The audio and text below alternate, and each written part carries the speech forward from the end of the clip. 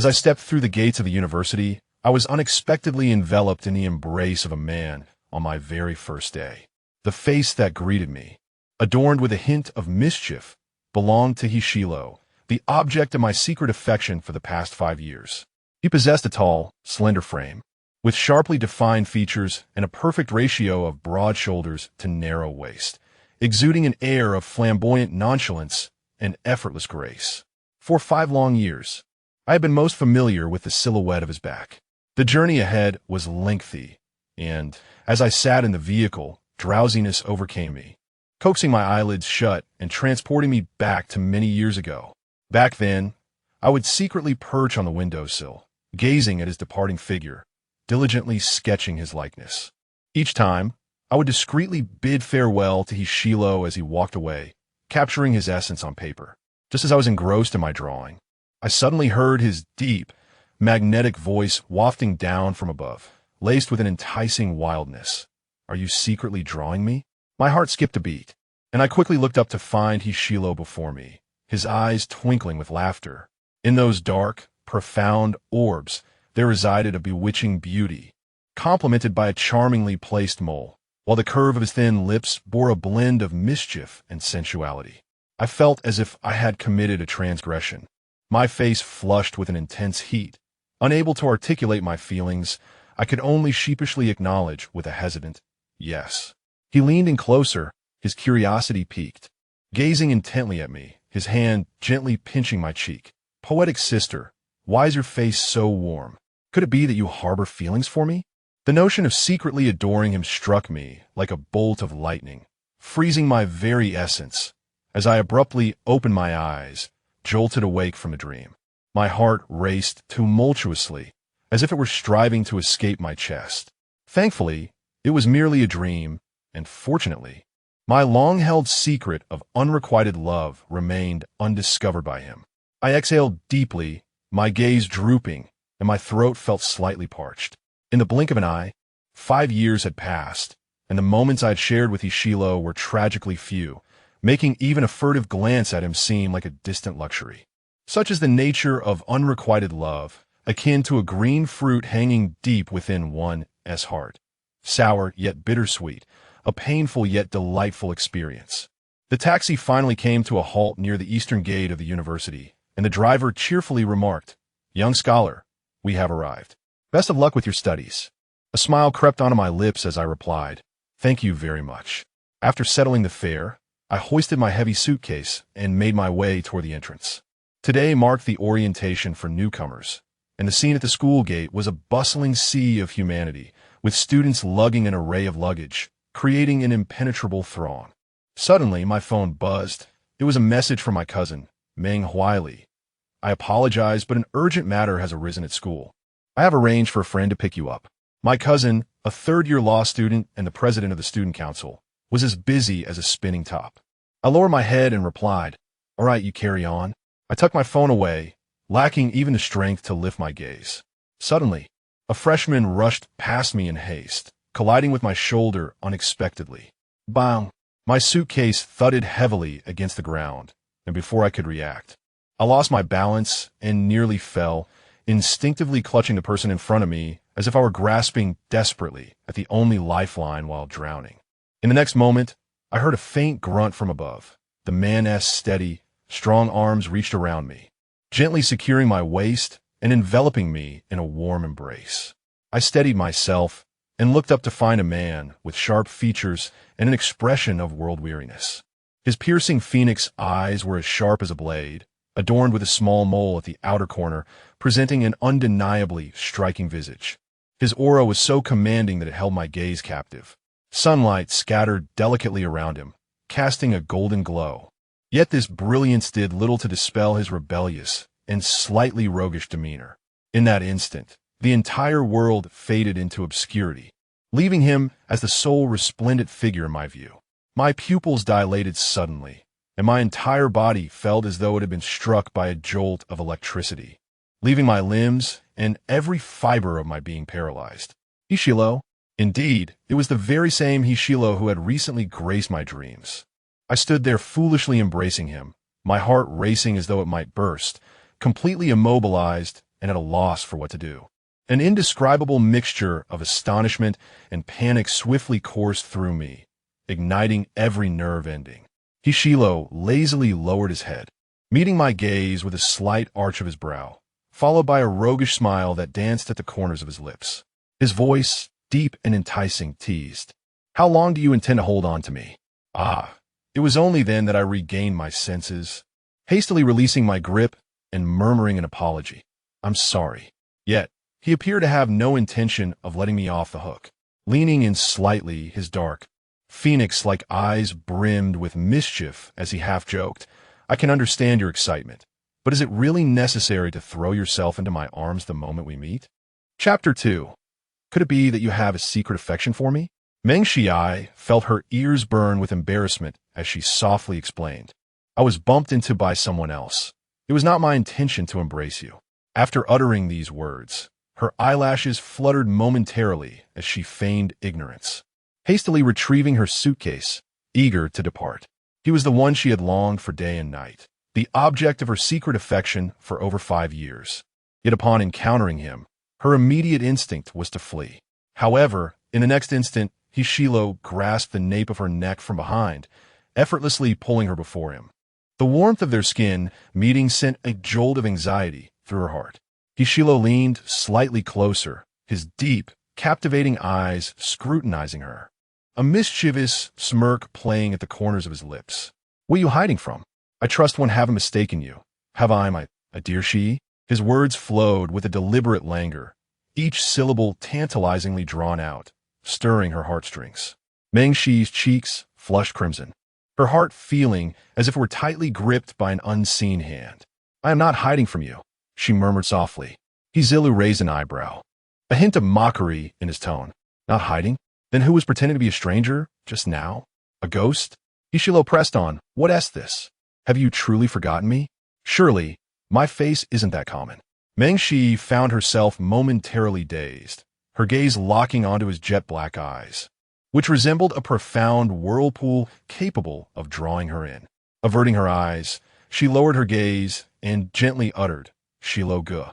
Meng Shi possessed the beauty of a Jiangnan maiden, her skin flawless like freshly fallen snow, her eyes bright and glistening, enveloped in a misty allure, pure and elegant like the willow leaves in an ink-wash painting, exuding a naturally gentle grace.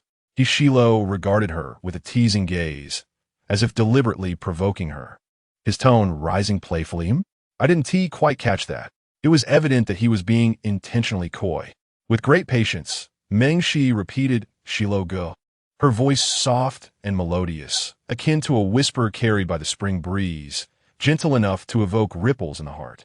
Hishilo seemed satisfied, yet not entirely so. He leaned in slightly, his gaze fixated on her. "After all these years, are you still afraid of me?" His penetrating gaze bore into her, as if searching for a telltale sign of her trepidation. Upon hearing these words, Meng Shi was transported back to their first encounter. At that time, she was merely in the second year of junior high. Following a family incident, she had moved in with her cousin, Meng Huili. The first time she met Hishilo, Meng Huili was attending to his wounds. The man appeared utterly disheveled, covered in injuries, half of his face stained with blood. Even the blue and white school uniform was soaked in red. He emanated an overwhelming aura, dark and terrifying, like a demon risen from the depths of hell. He turned his head, casting a wary and aggressive glance in her direction. At that moment, Meng Shi, with her pink backpack, looked up and felt as if her soul might flee in fright. She stood at the doorway, hesitant to step inside. Hishilo continued to stare at her coldly, enveloped in an aura of profound loneliness and desolation, akin to a wolf lurking in the shadows. Just by looking at him, one could tell he was undoubtedly a bad person. Meng Shi felt timid, too afraid to call out to him, let alone meet his gaze. At that moment, she was indeed afraid of him. Her thoughts drifted, gradually returning to reality. Meng Shi shook her head, her tone earnest. "No, I'm no longer afraid of you." She had once refrained from making eye contact because she truly feared him. But now, when faced with the object of her affection, one inevitably becomes insecure, sensitive, and timid. Moreover, the person she admired was so exceptional, so utterly unattainable. Mengshi shifted the topic. Did my brother send you to pick me up? Yes, Hishilo replied casually, extending his hand to press down on the handle of her suitcase. Allow me to carry that for you. The moment their skin made contact, Mengshi's fingertips instinctively recoiled slightly, a minuscule gesture. Yet, Hishilo perceptively sensed her discomfort. Leaning closer, his gaze probing as he inquired, Do you dislike me? His handsome face loomed larger before her, drawing nearer with every heartbeat. Mengshi found herself momentarily stunned, her heart racing uncontrollably, a soft blush blooming at the corners of her eyes. She obediently shook her head. No, yet you still evade me. Hishilo's sharp black eyes flickered with a hint of intrigue. He stepped closer, the distance between them diminishing further, his tone playfully rising as he asked, Could it be that you harbor a secret affection for me? Chapter 3. Shilo, can we avoid breaking up? As soon as the words fell, the air seemed to freeze. Unrequited love? Mengshi felt her breath hitch, her heart gripped tightly, as if by a vice, rendering her unable to breathe. Suddenly, her mind erupted in a cacophony, reason shattering into fragments. The secret she had concealed deep within her heart was laid bare without reservation. She clenched her fingers, feigning calmness as she replied, Who would have a crush on you? It was not until she felt she could hardly breathe that Hishilo leisurely straightened his posture, curving his body in a relaxed manner, and tousled her hair. Don't be nervous. I'm just teasing you. A weight lifted from Mengshi's heart, as if she had come back to life, and she let out a sigh of relief. She pressed her lips together, somewhat displeased. Please don't joke with me. I might take it seriously. All right, Hishilo replied nonchalantly, increasing the distance between them, his eyes narrowing slightly. The girl before him lowered her head, her eyelashes fluttering gently. Her voice was soft and melodious, reminiscent of the misty rain in the Jiangnan region, soothing yet devoid of any intimidation. Whenever their gazes met, she would shy away, as if harboring a guilty secret, resembling a docile little rabbit. Hishilo swallowed hard. Though he agreed outwardly, he found it exceedingly difficult to resist teasing her. A sudden impulse struck him to pinch her cheek. He mischievously wondered if a firmer pinch might bring her tears. Mengshi's dormitory was on the 6th floor. After parting ways, she did not rush inside, but instead peered out, quietly observing Hishilo's retreating figure. Standing nearly 6 feet 3 inches tall, he was strikingly handsome, with broad shoulders and a narrow waist, as if he had stepped out of a comic book. Even his silhouette was enough to captivate anyone. It was not until Hishilo's figure vanished around the corner that Mengshi managed to steady her emotions. As she stepped into her dormitory, Shengwan instantly turned to scrutinize her, her eyes brightening as she introduced herself with confidence. Shimban, Adan Samajo. Just call me Wanwan. The dormitory at the Imperial University was a 4-person suite, randomly assigned, and the roommates did not necessarily share the same major. Mengshi had checked the dormitory list. Only 3 of them would reside there this semester, with another roommate still yet to arrive. She nodded and smiled. Hello, I'm Mengshi, a Chinese language major. Shengwan was engrossed in gossip on the campus forum, having yet to finish unpacking, as she rambled on excitedly. Wow, Hishilo is incredibly handsome. No wonder so many people are after him. Mengshi's hands froze mid-task. After a brief moment of surprise, curiosity piqued, she leaned in closer. Wanwan, can I take a look with you? Sure. Come join me in this juicy gossip. Shengwan eagerly responded, promptly moving her chair closer and even bringing over a bag of sunflower seeds. Hishilo was famously known as the heartthrob of Imperial University, handsomely striking, his name frequently gracing the forum. Standing at 6 feet 3 inches, a junior majoring in electronic science, he consistently ranked first in both GPA and competitions. A true prodigy in engineering. Furthermore, it was rumored that he hailed from a wealthy family, though the veracity of that remained uncertain, as it was a tale oft repeated on campus walls. In summary, he possessed beauty, wealth, height, and intelligence. Such individuals, regardless of where they go, invariably attract attention and are well-liked. Mengshi gazed at the student photograph of Hishilo on the forum, somewhat entranced. The man bore a world-weary visage, with phoenix-like eyes and a beauty mark beneath his eye. His prominent nose and the sardonic smile at the corners of his lips conveyed a sense of irreverence. He did not possess the conventional good looks, but instead exuded an air of rebelliousness, indifference, and a lack of enthusiasm for anything. He was cold and heartless, untamable by anyone. Shengwan, munching on sunflower seeds, gradually displayed a look of disdain. Goodness, this man truly plays the field. The forum is rife with gossip about him. Swapping girlfriends as casually as one changes clothes. Meng Shi stood frozen, her expression stiffening. Shengwan, engrossed in her gossip, failed to notice Meng Shi's emotional turmoil and excitedly enlarged a picture, presenting it to her. Look quickly, look quickly. This is his new girlfriend. The Campus Belle by Choo Choo. These words fell upon Meng Shi like a bucket of icy water, chilling her to the bone. She was momentarily taken aback. A new girlfriend? These few words struck her like a sharp blade, piercing her heart and drawing forth a torrent of emotions. A wave of despondency spread through her limbs, leaving a bitter taste in her throat. The girl in the photograph was stunningly radiant, her red lips alluring and her demeanor proud and flamboyant. She stood beside He Shilo, her head tilted as she spoke, her smile exceptionally bright, while He Shilo wore a nonchalant expression. Goodness, she carries a limited edition Dior, Lady Dior bag. Shengwan exclaimed, her eyes widening in disbelief. He certainly knows how to spend money generously. My stomach hurts. I can't look any longer. Meng Shi lowered her gaze and turned to head to the restroom. A weight pressed heavily upon her chest, akin to being forcefully submerged in water. The relentless torrent suffocating her, overwhelming her senses with a feeling of asphyxiation. So, he has a girlfriend now. It was something I should have anticipated. A man like him would surely attract a throng of admirers, making it impossible for anyone to approach. Yet, as a secret admirer, she had no right to even feel jealousy. A message buzzed on her phone. Meng Huili, have you finished organizing? I'll take you out for dinner later and introduce you to some friends. Okay. That evening, as Meng Shi descended the stairs, she spotted several men surrounding her brother. Meng Huili, having not seen his sister for half a month, ruffled her hair and pointed to two unfamiliar boys beside him. These two are my roommates. The plumper one is named Lu Shiji, and the slimmer one is Jiangyu. You've met He Shilo before. We all share a dorm, so feel free to reach out to them if you need anything. Jiangyu waved at her. Lu Shiji, ever the extrovert, laughed heartily. Meng Huili's sister is like my sister now. Just call me Shiji Ge. Meng Shi obediently replied, Sure, Shiji Ge. Lu Shiji felt elated.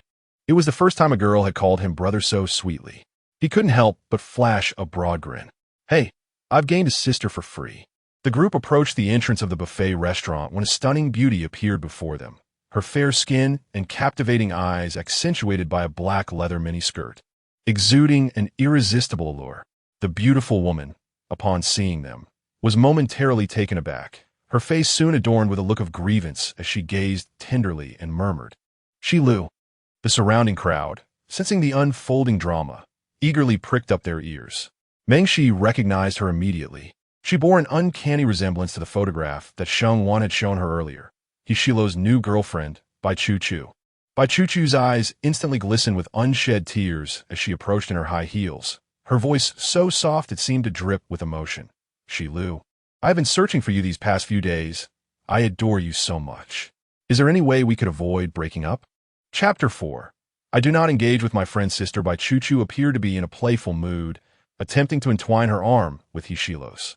However, He Shilo subtly distanced himself, maintaining a nonchalant demeanor, as if indifferent to her advances. A mischievous smile playing at the corners of his lips. I'm afraid I have a preference against long-haired girls. Bai Choo Choo, with her meticulously maintained wavy locks, immediately responded with a charming smile. I could cut my hair short, if that pleases you. Little did she expect He Shilo's lips to curl into a lazy grin as he replied, At this moment, I am rather fond of bald heads. His demeanor exuded a sense of emotional detachment, embodying the essence of a carefree spirit, unburdened by any attachments and indifferent to all things. Lu Shiji burst into laughter, for even a fool could discern the blatant rejection in He Shilo's words. Bai Choo Choo, biting her crimson lip, could no longer contain her emotions. allowing a single tear to fall. Hishilo, you heartless man, you shall inevitably face divine retribution. With a sense of indignation, she turned to leave. The onlookers seemed to relish the spectacle, processing the drama that had just unfolded. Suddenly, Lu Shiji leaned closer to Meng Shi, eager to share some gossip. This woman, while pursuing Hishilo, pretended to be the epitome of understanding and gentleness. Yet just last week, she collided with a waiter due to her inattention and shamelessly ridiculed him afterward. Ultimately, she received a breakup card from Hishilo, who never truly invested his heart. Meng Shi lowered her gaze and inquired softly, how long did they date? Jiang Yu chimed in, about half a month, it seems. Hishilo has been changing partners daily. I can hardly keep track of who is who. Now he is in a period of solitude, and I wonder who his next conquest might be. TSK, what a scoundrel. Thus, it became evident that Hishilo was currently single. Meng Shi's eyelashes fluttered gently. Suddenly, Lu Shiji raised his voice, mockingly imitating, Shilo, you have no heart. Hishilo glanced in their direction, a playful smirk gracing his lips as he languidly replied, what ill words are you speaking about me now? A flutter of anxiety gripped Meng Shi, compelling her to lower her head, her ears growing increasingly warm. Although she had not uttered any disparaging remarks, an inexplicable sense of guilt washed over her. Lu Shiji, unfazed, retorted, Shilo, are you truly unafraid of divine retribution? Hishilo took a long stride up the steps, his tone nonchalant as he carelessly stated, then let it strike me down. He appeared utterly disinterested in the world around him, even regarding life and death with a casual indifference, existing in a state of languid melancholy. Meng Huili escorted Shi inside, adopting a stern expression as he earnestly advised, education should remain your priority. Do not emulate certain individuals who engage in romance daily. You may find yourself inundated with exes, unable to keep track of them all. At that moment, Hishilo sat down with nonchalance, displaying no trace of shame. He reclined in his chair, exuding an effortless, languorous charm, with a hint of melancholic beauty radiating from his very being. In the dimly lit private room of the restaurant, the warm yellow light cast a soft glow on Hishilo's face, accentuating his alluring charm. He happened to be seated directly across from Meng Shi. Lu Shiji, with a playful demeanor, leaned towards someone and exclaimed, well, your reputation as a scoundrel is hardly a secret. Which student at the Imperial University is unaware? Yet some individuals, fully cognizant of your heartlessness, still find themselves inexplicably drawn to you. It's quite perplexing. As Meng Shi listened, a growing sense of guilt washed over her, and her nose tinged with a hint of acidity. She was indeed one of those individuals. She knew she ought not to harbor affection for such a person, aware that her unrequited love would yield no fulfilling outcome. Yet she could not help herself. This affection had taken root 5 years prior, quietly nestled in the depths of her heart, gradually growing stronger until it entirely consumed her. Even now, she found it impossible to uproot, unless her heart were to be excavated entirely. Jiang Yu was nearly brought to laughter by Lu Shiji's teasing. As he perused the menu, he half-jokingly remarked, Sister Shi, do keep your eyes peeled, and absolutely do not fall for a rogue like Shilo. Suddenly called out, Meng Shi's heart raced. Under the scrutiny of many, she suppressed her unease and anxiety, mustering the courage to nod slightly. Yes, I understand. At that moment, a piercing gaze fell upon her, impossible to ignore. Meng Shi followed the line of sight upward, only to find Hishilo staring intently at her, his fingers idly tapping the table, his eyes deep and beguiling. He let out a soft, mocking laugh, his voice lingering with a teasing lilt. Rest assured, friend-s sister. I want to make a move. It's an unspoken rule that one should not toy with a friend-s sister. Meng Shi was well aware of this unwritten code. Yet upon hearing his words, a wave of disappointment washed over her, akin to biting into a sour lemon, the bitterness pervading her being. The forums had previously detailed the types of girls Hishilo had dated. Without exception, they were bright, vivacious, and actively engaging. A stark contrast to Meng Shi's demeanor and appearance. She was not the type Hishilo would ever fancy. Lowering her gaze to sip her tea, the flames of desire within her began to dwindle, the warmth dissipating into the cold. Hishilo, positioned directly across from her, could clearly discern her expressions. The young woman, clad in a beige top with her hair tied in a side ponytail, possessed eyes as pure and clear as water, devoid of any impurities. When she smiled, she radiated a gentle, spring-like warmth, sweet and captivating, drawing one's gaze. However, the moment Meng Shi met his gaze, her smile vanished, and she busied herself with her food. He Shilo, with an unconscious smirk, felt a chill in his demeanor. Meng Shi was aware of his scrutiny, a faint interest evident in his gaze. Her hand, holding the chopsticks, grew somewhat rigid. Attempting to relax, she extended her leg, inadvertently brushing against Hishilo's calf. In that instant, Meng Shi's eyes widened in surprise. She quickly retracted her leg, inadvertently pulling Hishilo's leg closer. Hishilu raised an eyebrow, tilted his head slightly, and gazed at her with an air of nonchalance. A teasing smile played at the corners of his mouth as he formed the words silently. Inquiring, "Are you deliberately enticing me?" Chapter 5. Who is more handsome between him and me? What? Is he intentionally trying to entice him? Meng Shi felt her entire body stiffen, her heart racing, and her ears immediately turn hot. A little voice inside her screamed in frenzy, wishing it could burrow into a hole. To be honest, it was Ishilo's long legs that crossed over a significant portion of the space below.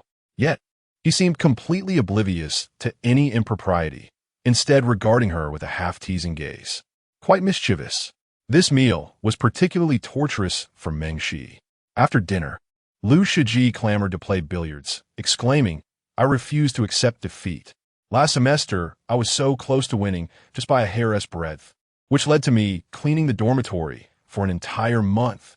Jiang Yu rolled her eyes, retorting, "That was a punishment you proposed yourself. Truly, you are both incompetent and insatiable." Meng Shi had no objections about where to go. She had never played billiards before, her eyes glimmering with curiosity. The billiards hall, located next door, was spacious and bright, minimalist yet tasteful. It was not until the waiter slightly bent down and called out to Hishilo, addressing him as boss, that Meng Shi realized this establishment was one of his private possessions. A wave of complex emotions surged within her, gradually spreading. The distance between them seemed even greater than she had imagined. Jiang Yu said, "Sister Shi, feel free to play and eat. Don't hold back. After all, boss he is generous with his hospitality." Meng Shi lifted her gaze, her eyes inadvertently landing on the alluring, sensual Adam's apple of Hishilo. He seemed to sense something, casting a fleeting glance her way, his tone casual. "What are you looking at?" "My body isn't for show." Immediately, Meng Shi felt a twinge of guilt and lowered her head. Upon entering the private room, she found several male students, all in their third year, who were quite close to Hishilo. Amidst the lively crowd, Meng Shi quietly settled onto a nearby sofa to observe. In the center of the group, Hishilo leaned over, cue in hand, his dark, piercing eyes fixed intently on the target ball. He exuded an untamed aura, reminiscent of a lurking wolf. Meng Shi watched him, captivated, as he wore a black t-shirt that subtly revealed his collarbone, exuding a cool, seductive charm, making it easy to imagine the strength of his muscles. With a swift motion, he struck the ball with apparent ease, yet the precision was immaculate, devoid of any hesitation. The cue ball made a calculated rebound, accurately potting the red ball into the pocket. Hishilo straightened up, remarking nonchalantly, "I'm just a bit rusty." The onlookers were momentarily stunned, followed by an eruption of admiration. "Incredible. Why are you being modest? How could you even make that shot? You're a genius. Seriously, bossy, are you going to leave us any chance to win?" Meng Shi sat quietly in the corner, her gaze cast downward. Hishilo stood out brilliantly amidst the crowd, a stark contrast to her presence. Meng Huili was explaining the rules to her in a soothing voice when suddenly a mobile phone rang. Another matter from school. The others chuckled, teasing, "Chairman Meng is quite the busy person, finally out for some fun." Lu Shiji noticed the worry in his eyes and said, "Old Meng, just go. Sister Shi has me to guide her." Only then did Meng Huili feel at ease to leave. Ruffling Shi's hair, "I'll take my leave now." Lu Shiji is indeed a true teacher. Sitting beside the poetic Shi, elucidating the rules of billiards in accessible language. However, Meng Shi finds herself enveloped in confusion, her mind consumed by every movement of Hishilo. His physique is truly remarkable, broad shoulders and a narrow waist, undeniably a male enchantment. As Sheng Wan aptly stated, he possesses a striking allure, captivating in every sense. Lu Shiji hands her a bottle of soda, inquiring if she might assist him in taking a photograph. Delighted, Meng Shi readily agrees and raises her phone to capture his image. The private room boasts 3 billiard tables, where Lu Shiji is engaged in a match, narrowly securing a victory. Once he concludes his game, he eagerly rushes over to see the photos, exclaiming, "How do I look? Am I handsome?" Meng Shi attentively composes the shots from various angles, her expression earnest as she compliments him. "Of course, you look handsome." Suddenly, a low, magnetic voice resonates, tantalizing her eardrums. Hishilo, unbeknownst to her, has finished his game and stands beside the sofa, smirking as he poses a question. In comparison to him, who is more handsome? At his words, Meng Shi freezes momentarily. Lu Shiji, equally taken aback, his eyes widening in shock, exclaims, "Hey, Hishilo, that's quite unfair. You're comparing our looks?" In the realm of ordinary appearances, Lu Shiji is considered above average. However, juxtaposed with Hishilo, it becomes a cruel comparison, too harsh indeed. Instinctively, Meng Shi clenches her fingers, adopting the role of a mediator. Both are handsome. Hishilo's lips curl into a mischievous smile, his gaze playfully challenging, as he half-jokingly asks, "But you can only choose one." Lu Shiji, never having encountered such audacity, winks fervently at Meng Shi, his eyes filled with hope and pleading. Overwhelmed, Meng Shi lowers her head, her voice barely above a whisper, each word drifting lightly. "Shiji, I suppose. Well, my dear sister indeed has discerning taste." Lu Shiji beams with satisfaction and dashes off to compete with others. Yet, while he departs in high spirits, another presence grows less cheerful. The atmosphere suddenly darkens, the air around them cooling perceptibly. Meng Shi dares not raise her gaze towards the imposing figure nearby. Moments later, the sofa beside her sinks slightly as a faint. Cool fragrance envelopes her senses. Hishilo settles beside her, his tone laced with curiosity. "You might need to visit an ophthalmologist." It is evident to all that he is merely jesting, yet he appears uncharacteristically earnest. After a brief silence, Meng Shi softly explains, "He brought me a bottle of soda and patiently explained the rules." She cannot disregard the hopeful glimmer in Lu Shiji's eyes. Moreover, she senses that Lu Shiji genuinely regards her as a sister and harbors sincere affection for her. Hishilo teases, "You are quite easy to please. A mere bottle of drink can win your heart." His tone carries an inexplicable hint of jealousy. After his statement, Hishilo rises, coldly remarking that he is leaving. Fearing he might truly be upset, Meng Shi quickly inquires in a hushed voice, "Where are you going?" The man replies, "Waiting." Meng Shi falls silent, her gaze fixated on the tips of her white shoes, lost in thought. Once Hishilo departs, the ambience transforms into a dull monotony, devoid of any excitement. She sat on the sofa for an extended period, anxiously awaiting the return of someone. As her thoughts wandered, a slender hand suddenly intruded in her line of sight. Hizilu, holding a glass in one hand, waved it gently before her. The rose and jasmine iced tea, a delicate blend of pale blue and purple hues, emanated a subtle fragrance. Light filtered through the glass, refracting into enchanting, dreamlike shards. Meng Shi, as if awakening from a dream, obediently tilted her head. "Is this for me?" Hishilo replied with a casual affirmation. Who else would it be for? Nearby, a few boys engaged in a game of billiards momentarily froze, their eyes widening in astonishment, as if witnessing the sun rising from the west. "Brother Lu, is this for real? You're actually giving someone else the drink you concocted? Damn, I've been craving it for so long, but never had a taste of your original Midsummer Night's Dream. What a waste." Meng Shi keenly picked up on the crucial detail, her disbelief palpable. "You made it yourself?"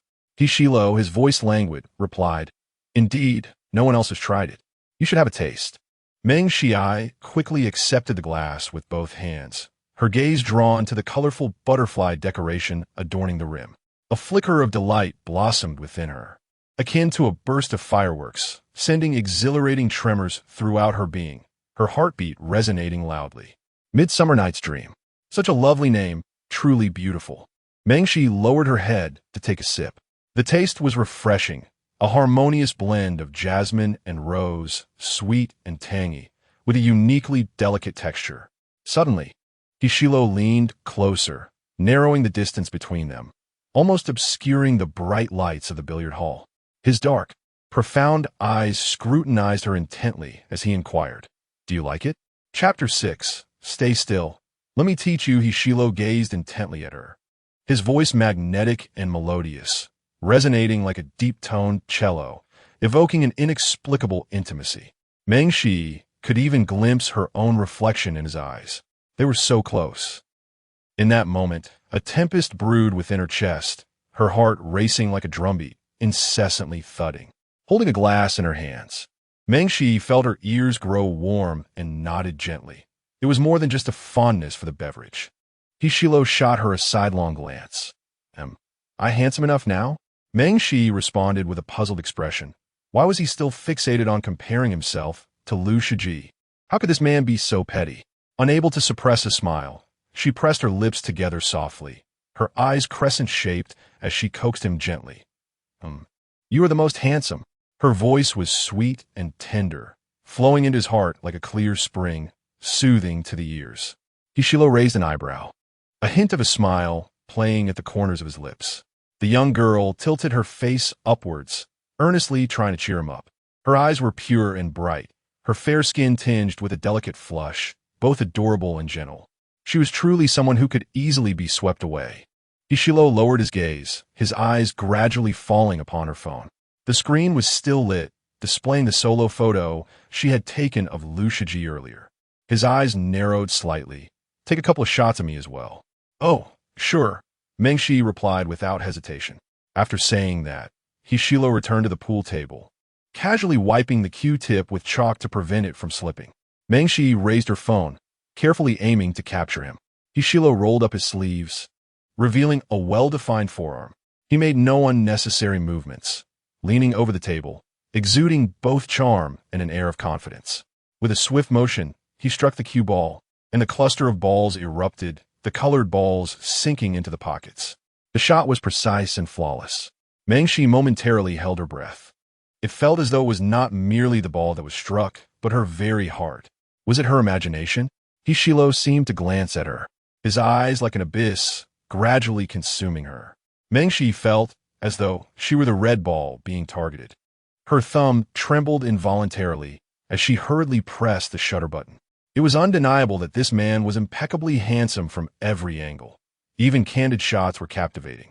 Even the slightly blurred photos exuded an ethereal ambience, accentuating his carefree demeanor, exuding an alluring charm.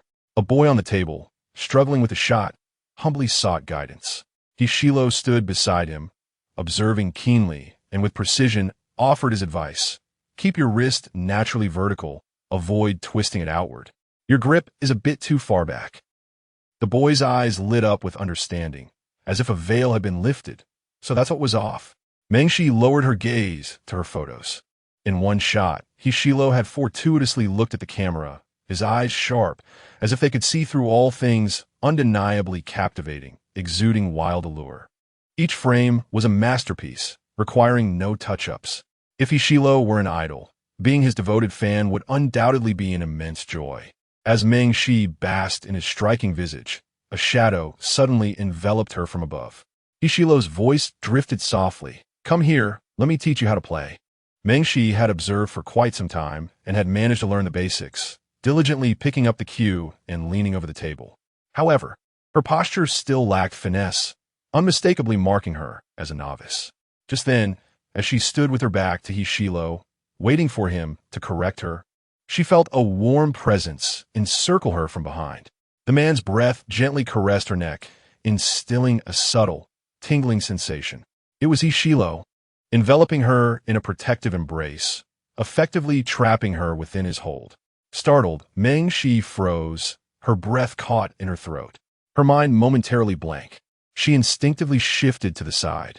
Yet, Hishilo swiftly pulled her back, leaning slightly forward as he placed one hand over hers. "Don't move, let me guide you." His voice lowered, his warm breath brushed against her ear, sending shivers down her spine. A faint blush crept across her cheeks, as the confined space felt increasingly stifling. The air felt thin, saturated with Hishilo's essence. Each word he uttered ignited a fire within Meng Shi, consuming her rationality, the flames coursing through her veins, heightening every nerve ending. Her cheeks flushed with warmth. Hishilo maintained just the right distance, neither too close nor too far, leaving a slight gap. Yet, from an outsider's perspective, the proximity was undeniably inappropriate. Fortunately, the nearby boys were engrossed in a heated competition, and Ishilo's figure shielded her, rendering them unnoticed. Meng Shi turned her head in confusion, meeting his piercing gaze, where she could distinctly see a mole beneath his eye and even count his eyelashes. They were so close that even their breaths seemed intertwined, creating an unbreakable bond. Hishilo glanced down at her, raising an eyebrow with a teasing smile. "What are you staring at? Is there something on my face?" He appeared entirely nonchalant, seemingly unaware of any underlying tension. No, Meng Shi's racing heart gradually cooled, her mind becoming clearer. Indeed, it was only her, the secret admirer, who brewed a tempest within her heart. Everything was but a soliloquy of her own making.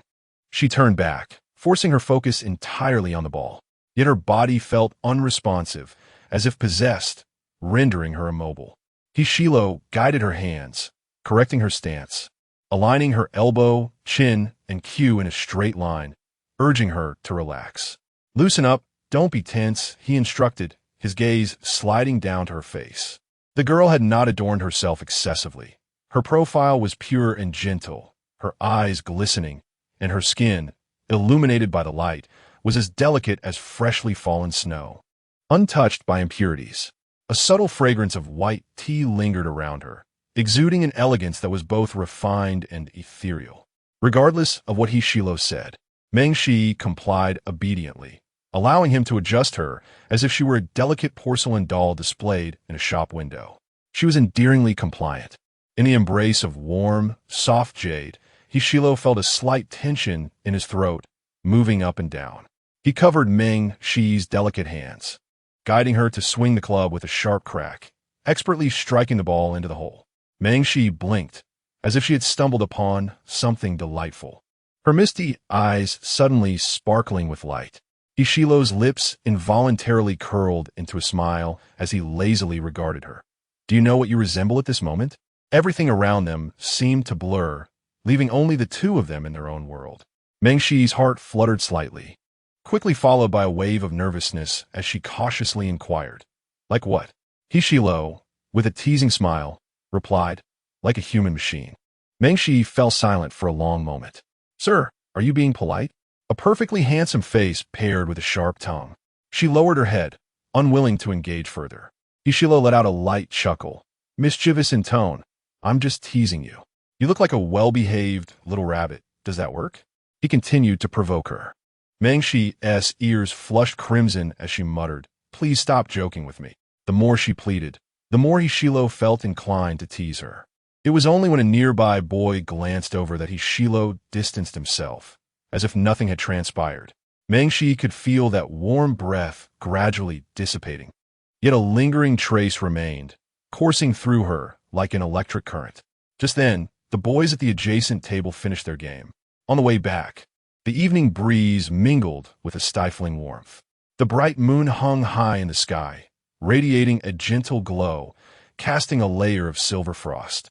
Jiang Yu was lamenting his loss, replaying the game in his mind. Lu Shiji was busy admiring his own handsome visage, occasionally exclaiming how striking he looked.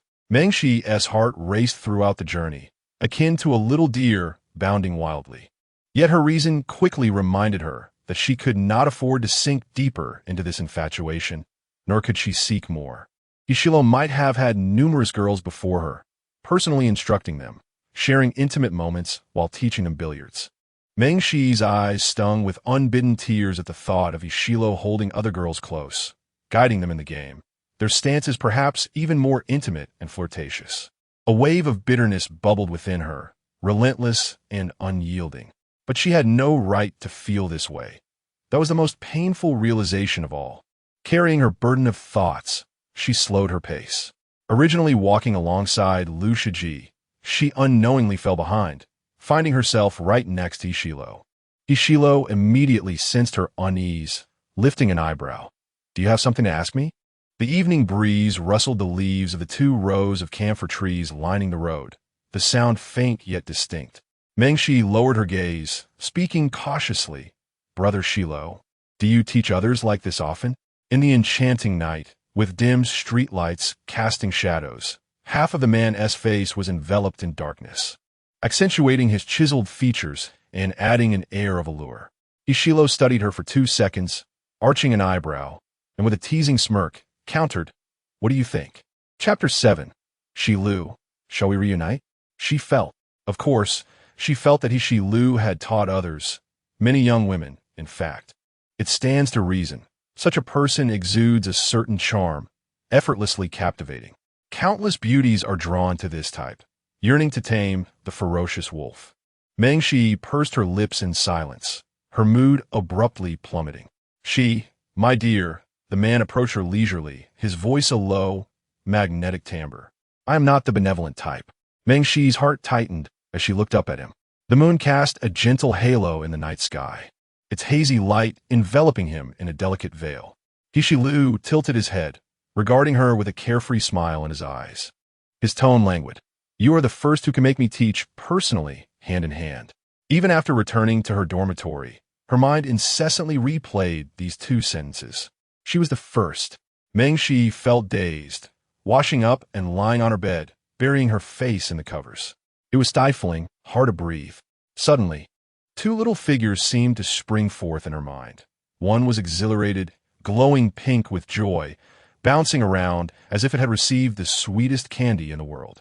The other, however, admonished her not to fall deeper. Men are known for their deceit, and who could discern how much truth lay in his words? Moreover, Ishilu was known for his playful nature. Perhaps he was merely jesting, trying to amuse her. Sleep eluded Mengshi. Suddenly, a WeChat notification chimed. "HXL request to add you as a friend, verification message. Ishilu." Just 3 simple characters stirred the fluttering heart of a young girl. Mengshi blinked slowly and clicked to accept. The profile picture was a blurred silhouette, cast in shades of gray and black, exuding a strong atmospheric quality. "Ishilu. Photo." Mengshi sent him the picture she had taken. After a brief pause, he replied, "Nice shots." Receiving the compliment, she couldn't help but smile, silently thinking, "It's simply because you're inherently good-looking." Her favorite was the photo of Ishilu gazing into the camera, as if looking through the lens towards her on the other side of the screen. He leaned over the table, backlit, languid yet elegant.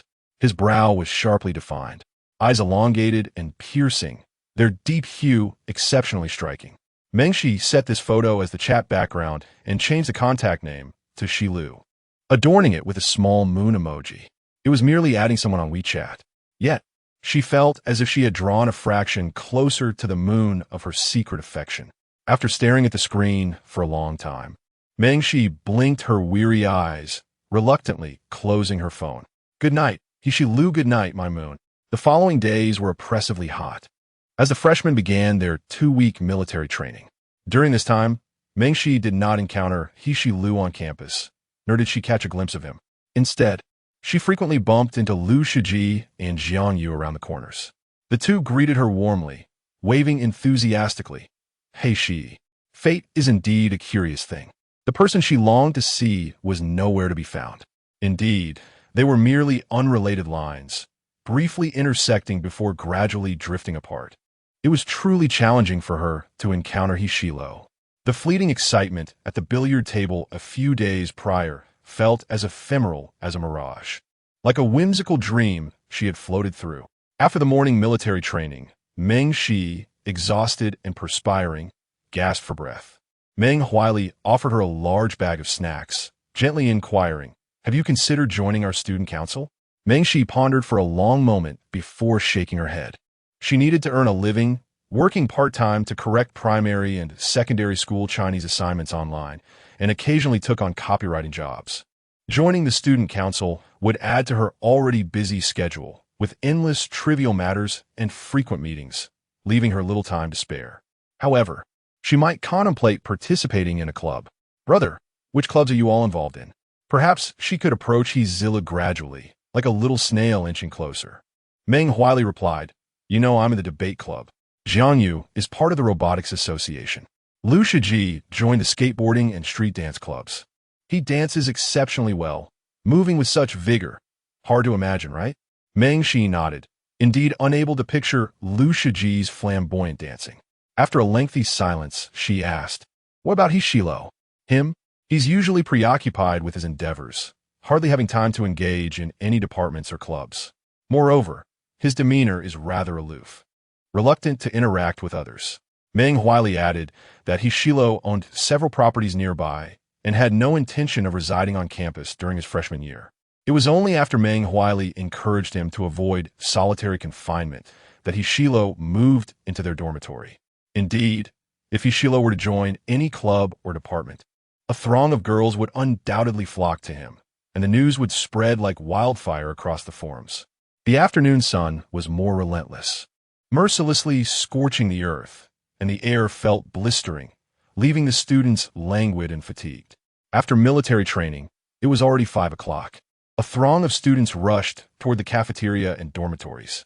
Feeling uncomfortable from the sun, Meng Shi decided to walk in the opposite direction, following the path by the artificial lake, finding solace beneath the shade of a tree while listening to music. Before long, a familiar figure caught her eye. The man was tall and statuesque, with broad shoulders.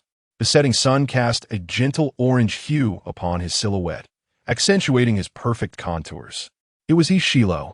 Meng Shi's eyelashes fluttered as she hastily removed her earphones.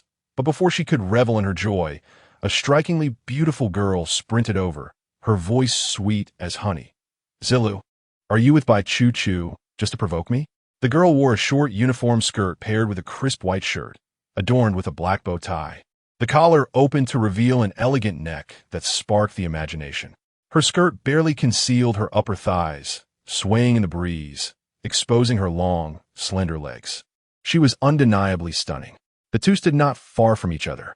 Unintentionally witnessing this scene, Meng Shi froze momentarily, wishing to retreat, but fortunately, a large tree provided ample cover. Ishilo's deep voice slowly emerged.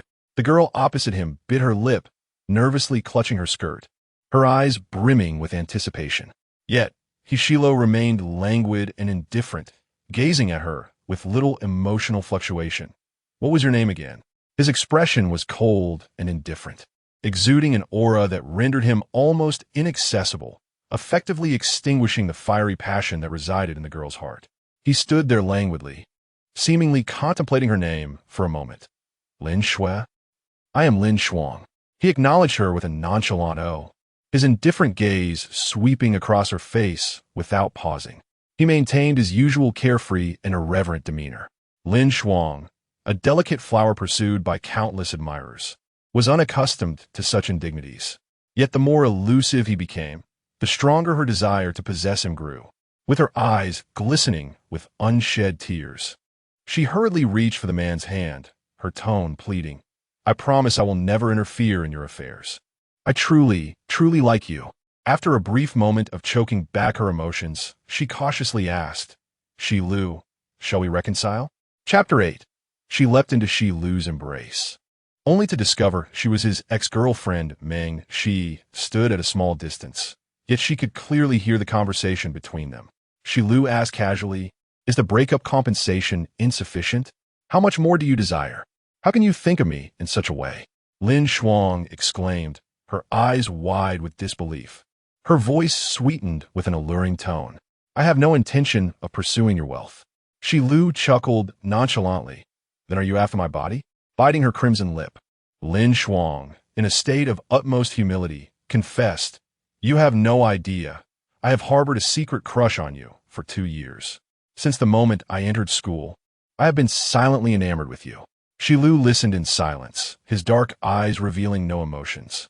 Instead, he glanced at a nearby tree, a hint of amusement playing on his lips. Lin Shuang gazed up at him, clutching his sleeve, her seductive voice trembling slightly. Shilu, I am available tonight. You may command me as you wish. As adults, they both understood the suggestive undertones of her flirtation. Shilu regarded her with a languid expression, his tone laced with ambiguity. You could be commanded in any way? Feeling his gaze upon her, Lin Shuang's heart raced. Her cheeks flushed with a noticeable blush, and she playfully responded, well, it depends on how you wish to play. Meng Shi discreetly observed their harmonious interaction, forcing herself to divert her gaze, fixating instead on the tiny ants crawling on the ground. Command? Was it a master-servant play? It appeared that Shilu indulged in such frivolities in private. Would he consent to her requests? Meng Shi's eyelashes fluttered like butterfly wings, her throat tightening as she suppressed a wave of bitter emotion that spread throughout her being. Then, Shilu's indifferent voice drifted over. In that case, I command you to vanish from my sight immediately. Is that acceptable? Upon hearing this, Lin Shuang shook her head in disbelief, as if struck by a tremendous blow. How could you say such a thing, Shilu? After venting her frustration, she bit her lip resolutely and, in a huff, departed reluctantly. Meng Shi raised her gaze to witness the girl's disheveled retreat, lowering her eyelashes slightly, remaining silent. She too was fearful, apprehensive that her own secret admiration might elicit a similar response. Disappear from my sight. Shilu leisurely began to walk towards her, the leaves crunching beneath his feet. Meng Shi reacted swiftly, adjusting her position to conceal herself behind the tree. After all, witnessing such a scene inadvertently was undeniably awkward. Suddenly, Shilu halted, standing still as he mockingly remarked, Is a certain little sister playing hide and seek with me? When did he become aware of her presence? Reluctantly, Meng Shi emerged from behind the tree. Shilu regarded her with a languid gaze, half of his profile bathed in the warm, colorful glow of the setting sun, dispersing the chill of his earlier indifference. Meng Shi softly retorted, I am no longer a little sister. I am already an adult. Hishilo was merely 2 years her senior. How could he still regard her as child? He extended his hand, urging her to come closer, seemingly unfazed, and lazily inquired, Did you hear everything? Meng Shi walked alongside him, responding honestly with a soft hum. Suddenly, Hishilo leaned toward her, his dark, tousled hair framing a pair of phoenix-like eyes that scrutinized her, akin to a fathomless, serene pool. Do you think I'm rather wicked? The distance between them abruptly closed, his warm breath brushing against her nose, imbued with a faint scent of cedar. Meng Shi shook her head, without a trace of hesitation, sincerely stating, You're not wicked at all. Hishilo raised an eyebrow, casting a sidelong glance at her. Dressed in military training camouflage, she appeared even more demure and gentle. Her eyes resembled 2 clear springs, her skin as white as porcelain, tinged with a delicate pink, reminiscent of the understated elegance of a white camellia.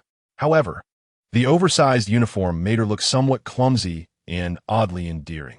Under his gaze, Meng Shi felt a twinge of nervousness, acutely aware of her own imperfections. Suddenly, Hishilo removed her military cap, adjusting it atop her head with a low, husky voice. Your hat is crooked. His fingers, long and slender, inadvertently brushed against the delicate skin behind her ear, transmitting a warmth that set her heart racing. Her ears began to burn as she whispered, Thank you. Hishilo, captivated by the girl's sincere and gentle gaze, felt an unexpected surge of interest. In a moment of mischief, he pressed down on the brim of her cap. Meng Shi found her vision obscured by the cap, plunging her into darkness, rendering her unable to see anything. Losing her balance, she fell forward without warning. With a swift motion, strong arms encircled her shoulders, pulling her into his embrace. Caught off guard, Meng Shi collapsed into his arms, clutching his lean, sturdy waist as if it were a lifeline, pressing herself fully against him. The military cap tumbled to the ground. Realizing the situation, Meng Shi tilted her head slightly, colliding with Hishilo's deep, enigmatic eyes. She could distinctly feel his searing body heat enveloping her, his essence intertwining with hers, pervading the air around them. In that moment, It felt as though time itself had frozen. Suddenly, Meng Shi recalled a forum post that Sheng Wan had shown her earlier, featuring official images from a prestigious swimming competition. Hishilo was the champion. One hand held a trophy while the other cradled a bouquet of flowers, exuding a carefree, rebellious charm, akin to a wolf that had captured its prey. Most strikingly, he wore a black swimsuit that clung to his physique, accentuating a body sculpted like a masterpiece.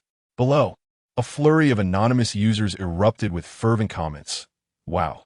Don't look there, it's a challenge. Instant failure. Though he didn't show off his abs. Isn't this even more tantalizing? Who understands? Oh my, that physique? I can't even imagine how good it must feel. Embracing his waist must be delightful. SOS. That waist suggests a strong reproductive capacity. Can I even say that? Sheng Wan, in a private moment, was quite direct, her eyes widening. Is that size for real? Truly, he embodies the archetype of a novel's heroic protagonist. Please, cease your words. Meng Shi hastily covered her burning face. Her cheeks were ablaze, and she dared not listen further, feigning disinterest in Ishilo, while secretly climbing onto the forum in the dead of night to save that photograph. And now, she found herself leaning against the man's chest, her heart racing as if it might leap from her chest, a blush creeping up her cheeks and extending to her neck. Her ears burned fiercely, and she felt as though she might combust from the heat. Her voice trembled as she stammered, Hishilo, why are you pressing down on my hat? My apologies, Hishilo replied, taken aback by nearly causing her to stumble. His voice was characteristically relaxed and carefree, a glimmer of amusement sparkling in his eyes. I merely wish to play with you. Meng Shi was decidedly displeased, glaring at him with the intensity of an irate kitten.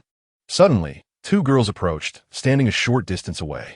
One of them quickly grasped her companion's arm, exclaiming, "Oh no, don't go over there. That couple is cuddling. Wait a moment, isn't that Ishilo? Good heavens, that girl is in military training attire. She must be a freshman, just a few days into the semester. And Ishilo has already swept away a new student? I heard he just broke up with his previous girlfriend a few days ago. What a cad." The two whispered, unaware that the subjects of their gossip could hear every word. Meng Shi's heart raced even faster, terrified of being discovered, as she hurriedly buried her face into Hishilo's embrace. Hishilo studied her for a couple of seconds, narrowing his eyes before suddenly inquiring, "Are you afraid of being seen by others?" Meng Shi nodded vigorously, letting out a soft, nasal sound of agreement. Was he not aware of the extent of his own infamous reputation? Hishilo seemed to perceive her thoughts with uncanny clarity, leaning toward her to shield her from the prying eyes of others, his tone teasing, "Is it that my little Shi finds me distasteful?" Chapter 9. Let her down. The two stood so close that they could count each other's eyelashes. Meng Shi was nearly pressed against him, acutely aware of the man's powerful arm resting on her lower back, its presence impossible to ignore. Her thighs felt somewhat weak. With a good-natured shake of her head, she murmured, "I don't dislike you." A low, muffled chuckle escaped Hishilo's throat, sending a delightful shiver through her. It wasn't until the two girls departed that Hishilo lifted her effortlessly, adjusting her upright. He hadn't anticipated that Meng Shi's waist was so slender, so delicate that even in her oversized military training uniform, it could be encircled with ease. He picked up his hat from the ground, brushed off the dust, and placed it atop Meng Shi's head, teasingly commenting, "Quite adorable." Meng Shi maintained a serious expression, her tone earnest as she declared, "I take back what I said earlier. You're truly wicked, mischievous, and troublesome." He always teased her and played pranks, taking advantage of his height. Hishilo casually ruffled her hair, his voice low and soothing, "Don't be upset. How about I buy you a cup of milk tea?" The moment the words left his lips, he was taken aback, hardly believing that he had actually uttered the phrase, "Don't be upset." He had never comforted anyone before, naturally assuming that offering food was a form of consolation. The sight of Meng Shi, so obedient and soft, inexplicably inspired a desire to pamper her, to treat her to more. Hishilo strolled over to a nearby milk tea shop and ordered a cup of seasonal milk tea with half the sugar. As the sun dipped below the horizon, golden red rays spread across the sky, casting an orange glow on the side of his face, making him appear even more enchanting. Like a burning flame, he looked as handsome as an oil painting, rendering even the magnificent sunset pale in comparison. Meng Shi felt somewhat dazed, questioning whether this was a dream. Noticing her hesitation, Hishilo raised an eyebrow, amusement glimmering in his narrow eyes. "What? Do you want me to feed you?" Hishilo was carefree and languid, always exuding an air of indifference, as if he were unconcerned with anything. Yet this very demeanor was even more alluring. Meng Shi's heart raced, and emboldened by an unknown courage, she nodded slightly. Why should Hishilo be the only one to tease her? She wanted to play with him too. However, Hishilo was not so easily toyed with. He promptly inserted the straw and held it to her lips, watching her with a leisurely gaze drink. Their proximity intensified. Meng Shi felt her ears flush under his scrutiny and quickly accepted the milk tea with both hands. Hishilo glanced at her. "Don't you want me to feed you any more?" "I don't want it," Meng Shi replied, unable to resist the urge to shrink back slightly, feigning calmness as she took a sip of the milk tea. The delicate sweetness flowed into her mouth, spreading warmth within her heart. "All right," Hishilo chuckled, playfully tapping her hat before walking away. Meng Shi obediently bid him farewell. It was only when the man, enveloped in the twilight-esque glow, had vanished into a mirror in the distance that Meng Shi pressed her hand against her fluttering heart, reluctantly heading back to the dormitory. Hishilo. She couldn't help but wonder when their paths would cross again. "She, darling. You're trending, you're trending." As soon as she arrived at the dormitory, Su Qingqing rushed over, her excitement palpable. She hails from the northeast, exuding a refreshing exuberance. With a straightforward embrace that nearly lifted Meng Shi off her feet, she left her head swirling with confusion. As Shengwan indulged in a facial mask, she retrieved her phone and showed her video. A candid shot from military training featuring Meng Shi's face prominently showcased on the school's official Douyin account. It was likely that they had deemed her attractive, thus airing a brief solo clip to draw attention. To her surprise, the video had gone viral, garnering countless compliments about her beauty. The girl on the screen donned a green camouflage uniform, her hair styled in a fishtail braid, illuminated by sunlight. Her dark eyes clear and pristine, reminiscent of a refreshing spring breeze. She radiated innocence and elegance, untouched by the world, with likes surpassing 1 million. The comments section resembled an enthusiastic audience. "Wow, beautiful girl, I'd love to take a bite out of you. Does this young lady have a Douyin account? I've fallen for her at first sight." While others look like leading ladies in idol dramas during military training, I resemble an NPC from a war film, looking as if I've been bombarded. Stop criticizing. My military training photos from back then were horrendous. My bangs were so greasy, they looked like a barcode. And my friend S. bangs turn into a cockroach, and Tinny, this beauty, is stunning. She is practically the campus flower without makeup.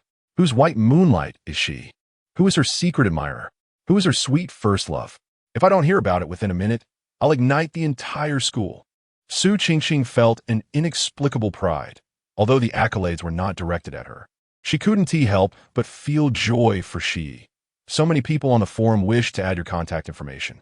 Shengwan pinched Meng Shi's cheeks. No wonder. 2 handsome boys came to add your WeChat during lunch, expressing a desire to get to know you. Unfortunately, Meng Shi had politely declined their advances. Su Qingqing, curious, inquired. "She, have you ever been in a relationship?" Meng Shi shook her head no. She found it difficult to speak of the person she admired. Moreover, during her school years, she had been consumed by her studies, fervently striving to gain admission to the prestigious Imperial University, leaving little time for leisure, let alone romance. What a waste. Su Qingqing lamented, her face full of regret. "If I had your looks, I'd date a whole football team of handsome guys. I'd have to experience a few sweet romances in college." Sweet romances. Meng Shi couldn't envision herself in such scenarios. Nor could she picture Hishilo in a romantic light. He seemed lethargic, disinterested in the world. Although his eyes occasionally sparkled with mirth, they lacked warmth. Remembering how she had embraced his waist moments ago, Meng Shi felt her cheeks flush, covering her face in embarrassment. The days of military training passed swiftly, with only a few days remaining. The recent weather had grown increasingly oppressive. Merely standing under the sun left one gasping for breath, let alone marching in the heavy military uniform. Even dogs seemed to shake their heads in dismay. The freshmen had become so desperate as to pray for rain. Yet not a drop fell, and the sun only grew more relentless. During lunch, Mengshi volunteered at the library, hauling numerous books, utterly exhausted, and had no time to eat. Consequently, her condition during the afternoon training was less than ideal. Her head spun, teetering on the brink of collapse. The female classmate beside her appeared somewhat anxious, tugging at her clothing. Your lips are turning pale. Are you feeling unwell? Perhaps you should request leave from the instructor. Suddenly, a coarse and resonant male voice echoed from behind. Request leave? Turning around, she found the chief instructor standing behind them, his expression far from pleasant. The formation that Mengshi was part of was personally guided by the chief instructor, who was notoriously strict. Every day, the freshmen were required to run a kilometer, and upon completion, they still had to maintain a military stance, which was considerably more exhausting than other formations. With a stern countenance, the chief instructor raised his voice, lacing his words with sarcasm. Lately, it seems that girls are constantly requesting leave from me, citing headaches or stomach aches. What is this? Can't you endure even this little hardship? Truly, women are so delicate. The female classmate silently rolled her eyes, feeling an urge to retort. How absurd. Many boys also took leave. Why did he never mention them? He seemed to target only the girls, making sweeping generalizations. Mengshi wiped the sweat from her forehead with a tissue, gently reassuring her. It's nothing. It will be over soon. I can hold on for a bit longer. The girl nodded. Okay, but don't overexert yourself. Under the scorching sun, they continued their training after assembly. Not long after, a sudden thud resonated in the girl's ear. Turning her head, she was startled to see Mengshi collapsed on the ground, immediately letting out a piercing scream. Concerned faces turned towards them, filled with worry. Instructor, let me take her to the infirmary. A red-haired boy eagerly raised his hand. The chief instructor promptly nodded, succinctly instructing, quickly assist her there. Everyone else, rest in place for a minute. Upon hearing the word rest, several boys behind them collapsed as if their souls had been drained, sitting down on the ground. Wow, Chungyu is really quick on the uptake. I envy him. He gets to be close to Mengshi. He must have been planning this for a while. Always sneaking glances at her. Oh, if I had known, I would have helped too. The infirmary must have air conditioning, right? I don't want to train. Mengshi had not completely lost consciousness. Her chest felt heavy, and one ear felt as if it were blocked, making it difficult to hear clearly. Chungyu supported her as they walked along a secluded path where few people were present. Are you okay? Mengshi did not respond. Chungyu lowered his gaze, studying the girl beside him, swallowing hard. Her porcelain skin was delicate, her eyelashes long and curled, a few stray strands of hair cascading down, beautiful and gentle, making it hard to look away. Since the video of Mengshi had gone viral, many boys in the class had privately discussed her, suggesting that such a pure and gentle girl would be delightful to be with. Chungyu felt increasingly heated, a glimmer of desire flashing in his eyes. While he dared not engage in any illicit activities on campus, holding hands or a gentle touch seemed permissible. He slowed his pace, intending to intertwine his fingers with Mengshi's. Suddenly, a shadow loomed overhead. Chungyu looked up, unexpectedly meeting a pair of cold, piercing eyes. Ishilo stood before him, half of his face concealed in shadow, exuding a strong, aggressive presence, like a lurking wolf ready to pounce, sending chills down one's spine. Chungyu stood frozen in place, a chilling sensation rising from his feet. Hishilu leaned toward him, exuding an overpowering aura akin to that of a predatory elite. His words deliberate and menacing. Put her down. Chapter 10. Feed her. She is so well-behaved in the sweltering summer heat. Golden sunlight filtered through the lush, verdant leaves of the camphor trees, casting fragmented shadows upon the ground. Mengshi felt as though she might melt under the relentless sun. In a daze, she seemed to be swept up effortlessly in a prince's embrace. She could feel a strong arm encircling her waist, and, groggily, she opened her eyes. Hishilo's face, alluring and wild, was tantalizingly close within arm's reach. He inclined his head slightly.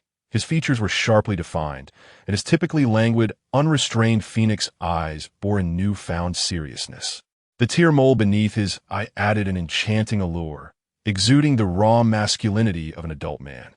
Though the air was parched and stifling, he was enveloped in a refreshing, pleasant fragrance that lingered at her nostrils, a balm to her senses. The interplay of light and shadow danced across Ishilo, weaving a stunning tapestry, dazzling and captivating. Mengshi was momentarily stunned, as if time itself had been paused in her mind. The rustling of leaves stirred by the wind, the incessant chorus of cicadas, and the thunderous beating of her own heart all melded together, creating a tumultuous symphony. Was it merely an illusion? Meanwhile, a girl concealed behind a nearby tree watched the pair intently, her fingers clenched tightly in a fit of jealousy. When Mengshi awoke again, she found herself lying on a bed in the infirmary, a fan gently blowing over her. Her heavy military training jacket had been removed, and the belt lay quietly beside her. She was left only with a thin green camouflage short-sleeve shirt. Ishilo lounged lazily against the back of a chair, his long legs crossed, his inky black eyes gazing at her with a languid curiosity. "You're awake?"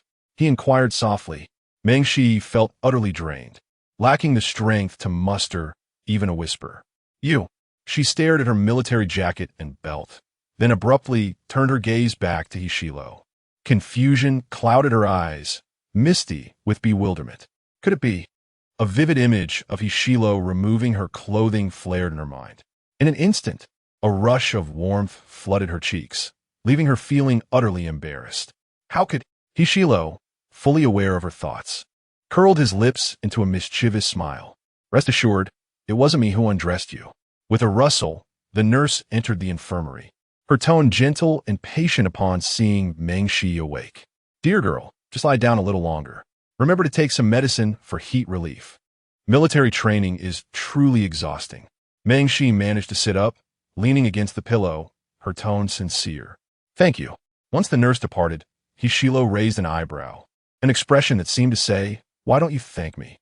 In that fleeting moment of eye contact, Mengshi felt as though she had been scorched, instinctively clutching the blanket. "Shilo, did you carry me here?"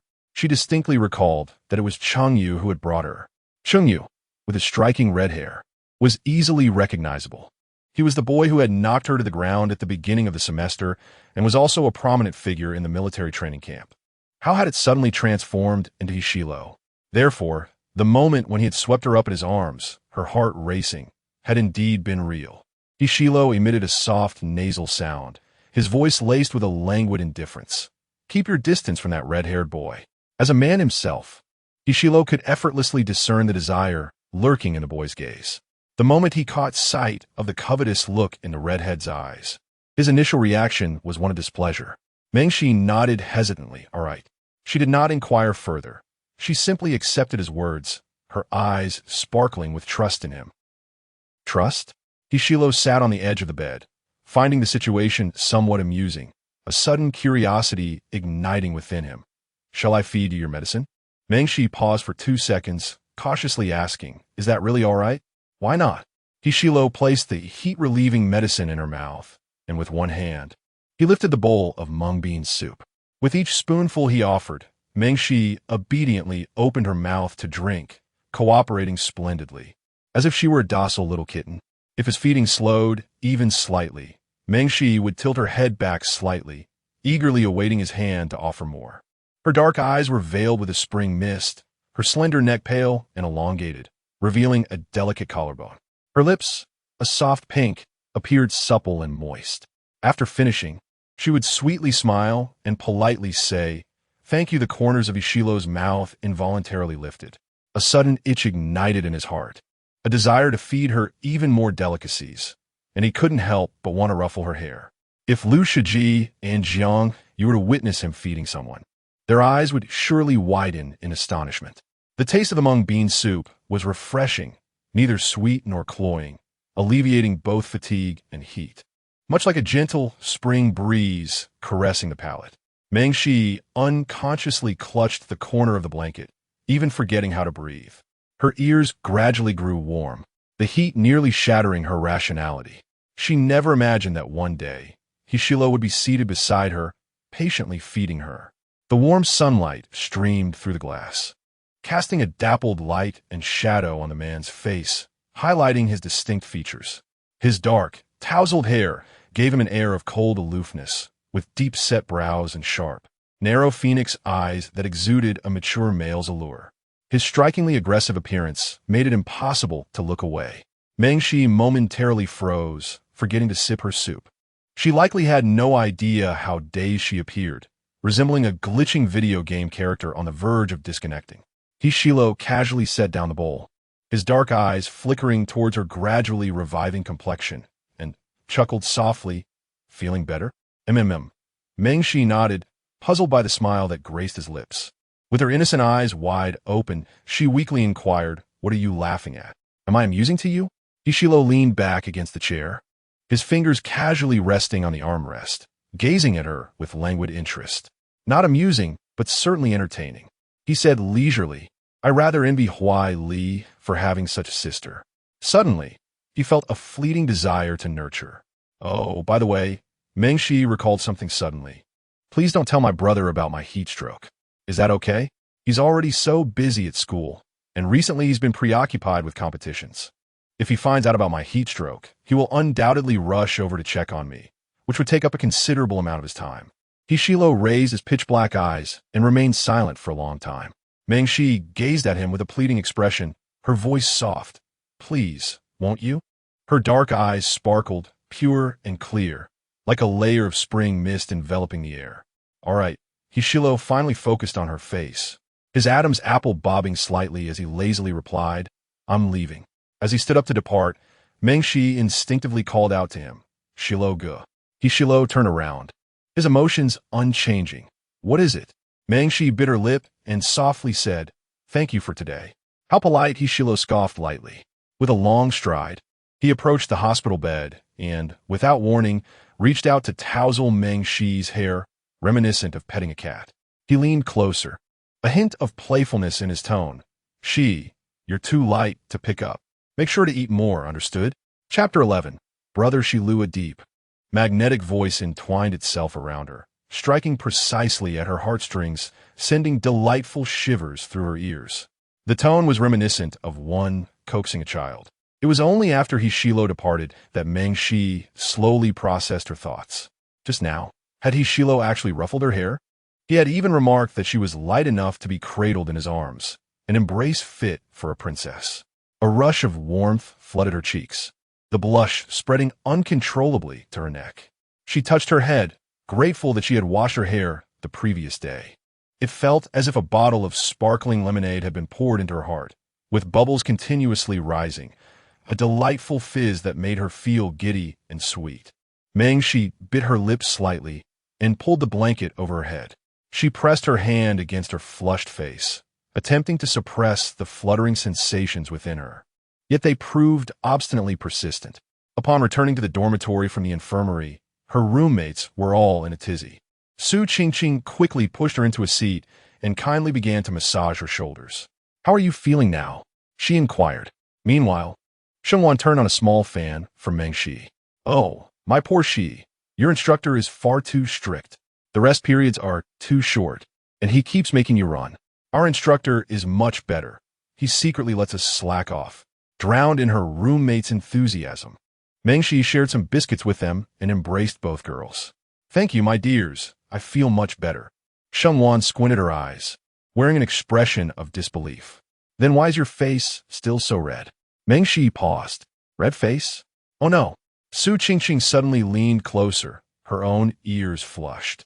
"See for yourself." Meng Shi. Su Qingqing pondered aloud. "This heat stroke effect is quite powerful. One might think you've been kissed by your idol." Meng Shi hurried to the restroom to check her reflection, clearly noticing the rosy hue at the tips of her ears, which had gradually spread to her fair neck. She fluttered her eyelashes, her heart feeling as if gently brushed by soft feathers. This was no mere heat stroke. It was something far more intoxicating. Ishilo's nonchalant gestures were enough to occupy her thoughts for an entire day. With a sigh, Meng Shi splashed cold water on her face until the pinkness subsided, allowing her to regain her composure. Suddenly, there were 2 knocks on the dormitory door. A girl peeked in. "Is Meng Shi here?" "There's a boy downstairs who says he urgently needs to see you." She did not specify who it was before closing the door and leaving. Shengwan pulled Meng Shi into her embrace, teasingly patting her as she quipped, "Oh, who is my Shi captivated this time?" Meng Shi shook her head, attempting to evade her, her voice soft. "Please, stop touching me there, it tickles." Shengwan laughed like a playful sprite, her mirth causing her to tremble. "Oh, Shi, why are you so sensitive? You'll have to be wary of your husband in the future." After finishing her jest, she patted Meng Shi's back, urging her to hurry downstairs. Meng Shi had no idea what this urgent matter could entail. As she descended the stairs, she caught sight of a familiar and flamboyant head of red hair. Cheng Yu stood at the foot of the stairs, and upon spotting her, he instantly brightened, approaching her with a warm smile. "Shi, how are you feeling? I've been quite concerned about you." Meng Shi took a subtle step back, pondering their level of familiarity. She recalled He Shi Lu's warning to keep her distance from him, her tone shifting to a polite detachment. "Thank you for your concern, but I am feeling much better. Is there something urgent you need?" Her voice was soft and soothing, akin to a gentle spring breeze. The girlesque complexion was porcelain-like, delicately flushed with a hint of pink. Her long, curled lashes framed eyes that sparkled with clarity. Cheng Yu swallowed hard, a warm sensation enveloping him, and countered, "Sure, do you know what time it is?" For reasons unbeknownst to her, Meng Shi found Cheng Yu's gaze unsettling. She glanced at the clock in the dormitory hall and calmly replied, "It's 6:30 in the evening." "No." Cheng Yu stepped closer, his tone tinged with excitement. "It's the moment I've been longing to see you, the very inception of my springtime infatuation." He hastily added, "Seeing you is of utmost urgency to me." This rather corny confession left Meng Shi momentarily speechless. After a brief pause, Cheng Yu picked up a cup of milk tea, intending to offer it to her. Meng Shi hesitated, summoning her courage to politely decline. "No, thank you. You should enjoy it yourself. I must be on my way." It was only after her figure disappeared around the staircase that Cheng Yu gradually regained his senses, a delightful flutter in his heart. With great confidence, he opened the group chat, exclaiming, "Ha, brothers, this time it's a sure thing. I can truly feel she has an interest in me." Immediately, responses flooded in. "Do tell. Do tell." Cheng Yu continued, "I offered her milk tea, and she blushed for ages, reluctant to accept, even worrying about me and telling me to take care of myself. Moreover, since the beginning of the semester, she has been stealing glances at me. During military training, while we marched in formation, she barely glanced at the other boys, just covertly watching me. His friends were envious. Wow, you're quite fortunate, Yugo." Cheng Yu chuckled. "Don't worry, within a week, I will win her over. Within a month, I'll coax her into a hotel with me." At 11 o'clock that evening, the lights went out. Meng Shi's phone suddenly buzzed. It was a message from the person pinned at the top of her WeChat contacts, He Shi Lu. Her fingers paused momentarily before she eagerly opened the message. "HXL, are you still feeling unwell?" Meng Shi felt her breath hitch. After much contemplation, she edited her response, typing, "Not anymore, I'm feeling much better. Thank you. HXL, all right, sleep early." Meng Shi fixated on the message, her heart fluttering, sending ripples of joy through her. In the warmth of her blanket, she quietly replied, "Good night." A simple message was enough to bring her a small thrill of happiness. In the deep of night, Meng Shi dreamt, transported back 5 years to her second year of junior high. During winter and summer breaks, fearing to trouble her mother, she often stayed at her cousin's house. It was in the sweltering summer that she first encountered He Shi Lu. She timidly hid behind her cousin, feeling a mix of fear and reluctance to speak. Too shy to meet his gaze. He Shi Lu is undeniably handsome, with features so exquisitely chiseled that they resemble a work of art. His strong facial structure possesses a striking intensity. Yet, he bears an expression of defiance and disdain for the world, particularly evident in his cold, piercing phoenix eyes, which exude a dark and untamed aura, seemingly dismissing all around him. It is as if the words "get lost" are inscribed upon his face. Even during conversations with his elder brother, his words are often laced with barbs. Meng Shi instinctively perceives him as malevolent, extreme, and formidable, akin to a gangster lord. Each time she encounters him, she discreetly slips away, On a day when torrential rain fell, no one attended Meng Shi's parent-teacher meeting. With a heart heavy with disappointment, she made her solitary way home. As she turned a corner, she unexpectedly came across a group of individuals who had tormented her at school. The ringleader, a boy smoking a cigarette, had been waiting for her arrival. He boldly approached, tearing her umbrella apart, his laughter audaciously mocking. "I heard your father just passed away. What a pitiful little thing you are. How about you call me Dad instead?" The boy's laughter was relentless as he seized her backpack, mercilessly stomping on it, crushing it underfoot time and again. The pink fabric soon sullied with mud. The others nearby cackled, egging him on. "Well done, mate. You've taken role-playing to the next level." As the downpour intensified, their taunts became increasingly crude. Soaked to the bone, Meng Shi felt her body stiffen, her hands trembling uncontrollably. With no surveillance in sight, she turned to flee, only to inadvertently plunge into the embrace of a man. With tears welling in her eyes, she looked up, and in that moment, she met the gaze of a pair of dark, indifferent eyes. It was her brother's friend, He Shi Lu. By then, He Shi Lu was already tall, his sharp, elongated eyes fixated on her, exuding a cold desolation that revealed no hint of emotion. Meng Shi instinctively recoiled, her neck shrinking as she timidly grasped his sleeve, tears brimming, and for the first time, called out to him. Shi Lu Gij, Chapter 12. The secret affection for my brother's friend Meng Shi was uncertain whether He Shi Lu would assist her. Just as she was about to flee, He Shi Lu unexpectedly thrust the umbrella into her arms, his voice icy. "Take this, close your eyes." Complying, Meng Shi obediently opened the umbrella while covering her eyes with one hand. He Shi Lu strode confidently into the rain, resembling a determined wolf, disregarding his opponents entirely. With movements swift, precise, and ruthless, as if he had engaged in countless battles before, the torrential rain pounded down, accompanied by the sounds of boys collapsing onto the ground and their anguished cries. The group of boys quickly scrambled away in disarray. With a subtle gap in her hand, Meng Shi glimpsed He Shi Lu approaching her. She bit her lip, feeling an inexplicable tension, and cautiously returned the umbrella, timidly murmuring, "Thank you, brother."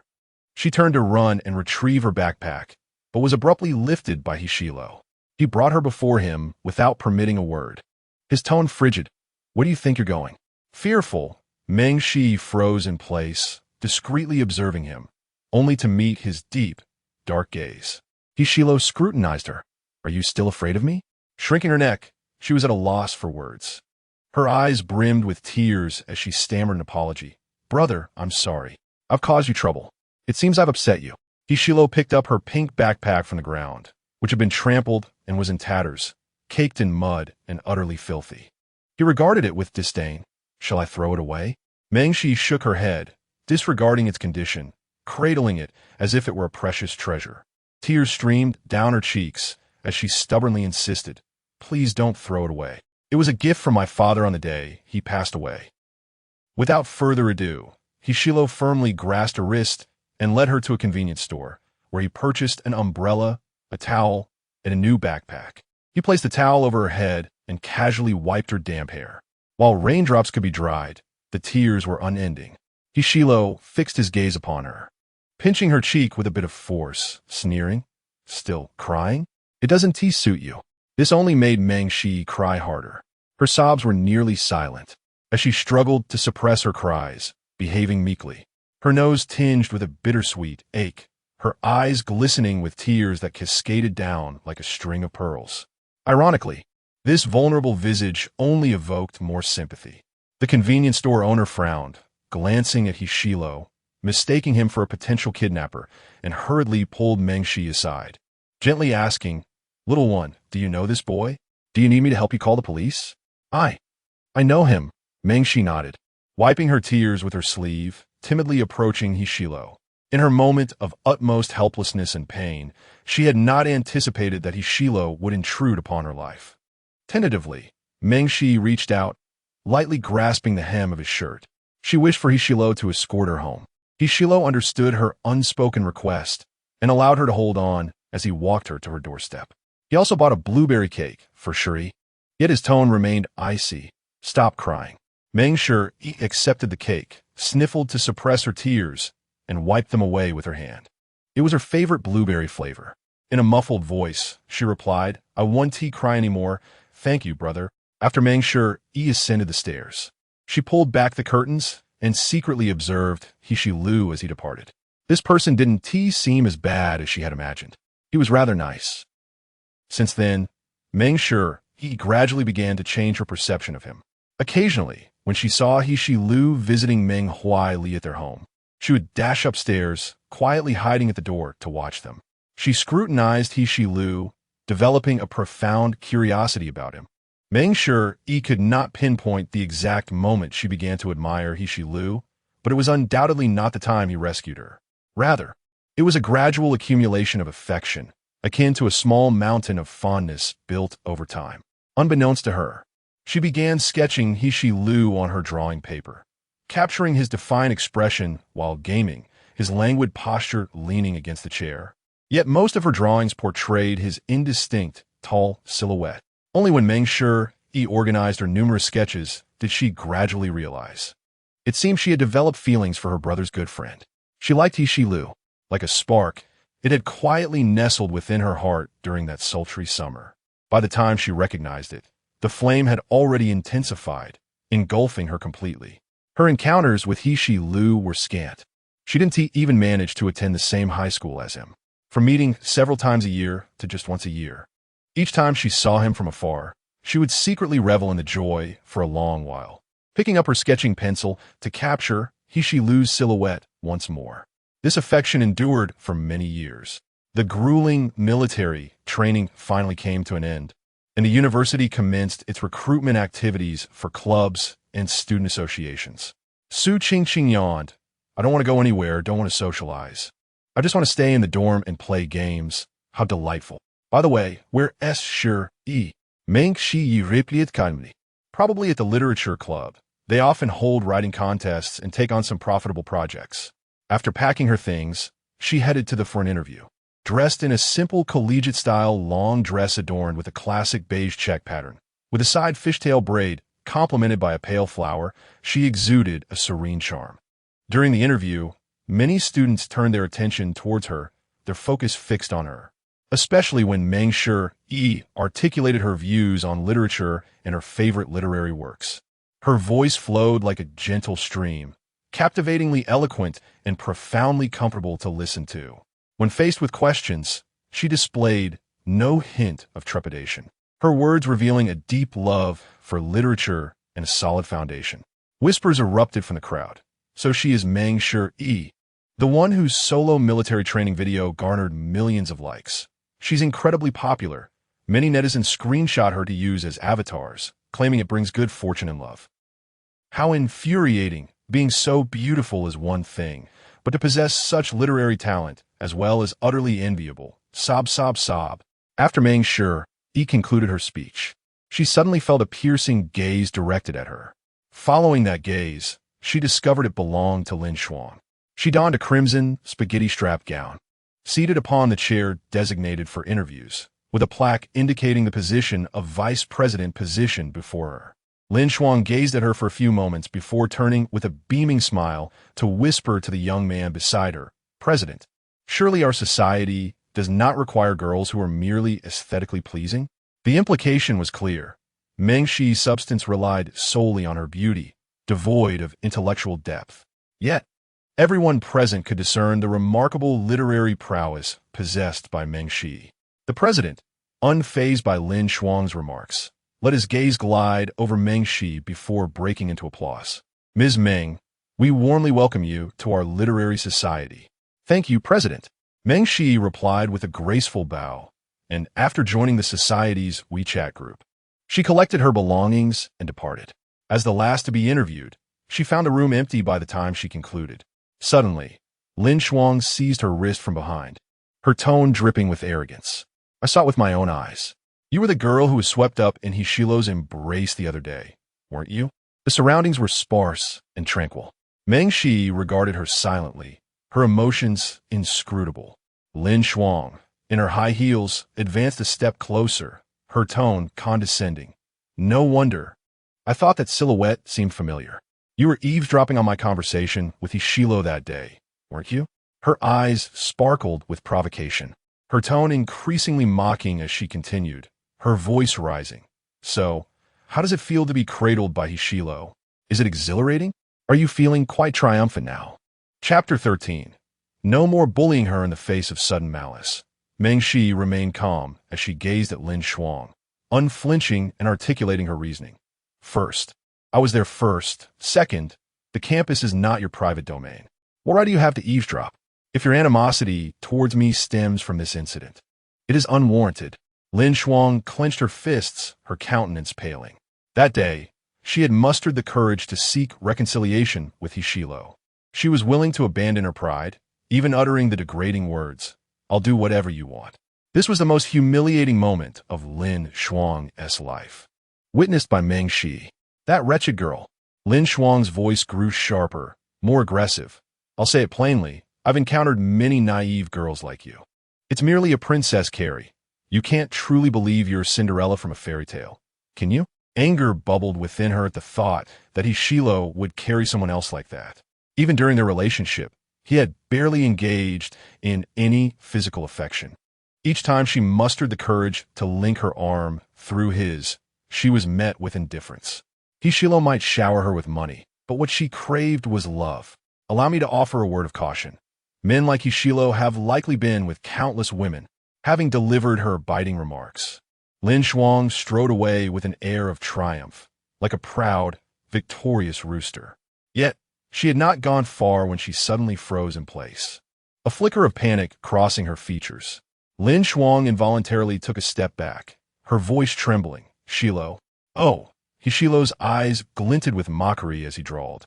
"Am I the unwelcome guest here?" Lin Shuang's heart sank with each passing moment. How'd he get here? What had he overheard? With an air of intrigue, Ishilo countered, "Please continue. I'm all ears. Have I been with several women?" "Shilo, Lin Shuang stammered, nearly in tears, yet unable to articulate a single coherent thought. She had always crafted an image of a gentle, composed woman, presenting herself as the epitome of elegance and intellect before Ishilo. This was her first exposure of such brazen arrogance. In truth, she wasn't certain if Ishilo had been intimate with other women, but she felt compelled to assert that he must be quite the charmer, provoking Meng Shi intentionally. Ishilo chuckled softly, his tone devoid of warmth. "Wasn't my previous statement clear enough?" Lin Shuang felt as though she were fracturing under the pressure, hurriedly pleading, "Shilo, could you give me another chance?" Ishilo lifted his eyelids, casting a glance at Lin Shuang that felt like a dagger piercing her heart. His voice low and menacing. Never bully her again. He exuded an aura of protection from Meng Shi. Lin Shuang was taken aback for 2 seconds, her eyes widening in disbelief. Ishilo was truly defending another woman. In his gaze, she even perceived a hint of disdain for her. In that instant, Lin Shuang stumbled backward, her chest heaving violently, utterly unable to maintain her composure. She almost immediately turned around and fled in disarray. On her way back, Meng Shi walked absent-mindedly. She felt little emotion towards Lin Shuang's provocation, but her mind was consumed by the thought. Ishilo, that kind of man, must have been with countless women. With her head bowed, Meng Shi failed to pay attention to her surroundings and, as she walked, collided into the warm embrace of a man. "Ah, I'm sorry," she murmured, lowering her head in apology, attempting to sidestep him. In the next moment, the man grasped her shoulder and drew her closer, his voice low and husky. "Not watching where you're going, little Shi." Meng Shi froze for 2 seconds, then looked up at the sound. A tall and striking figure stood before her, casting a shadow that enveloped her entirely, accompanied by a familiar and pleasant scent. It was Ishilo.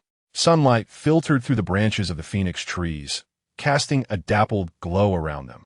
The man's brow was sharp, his features impeccable, his phoenix eyes slightly uplifted, adding an alluring charm, exuding a natural, languid aura.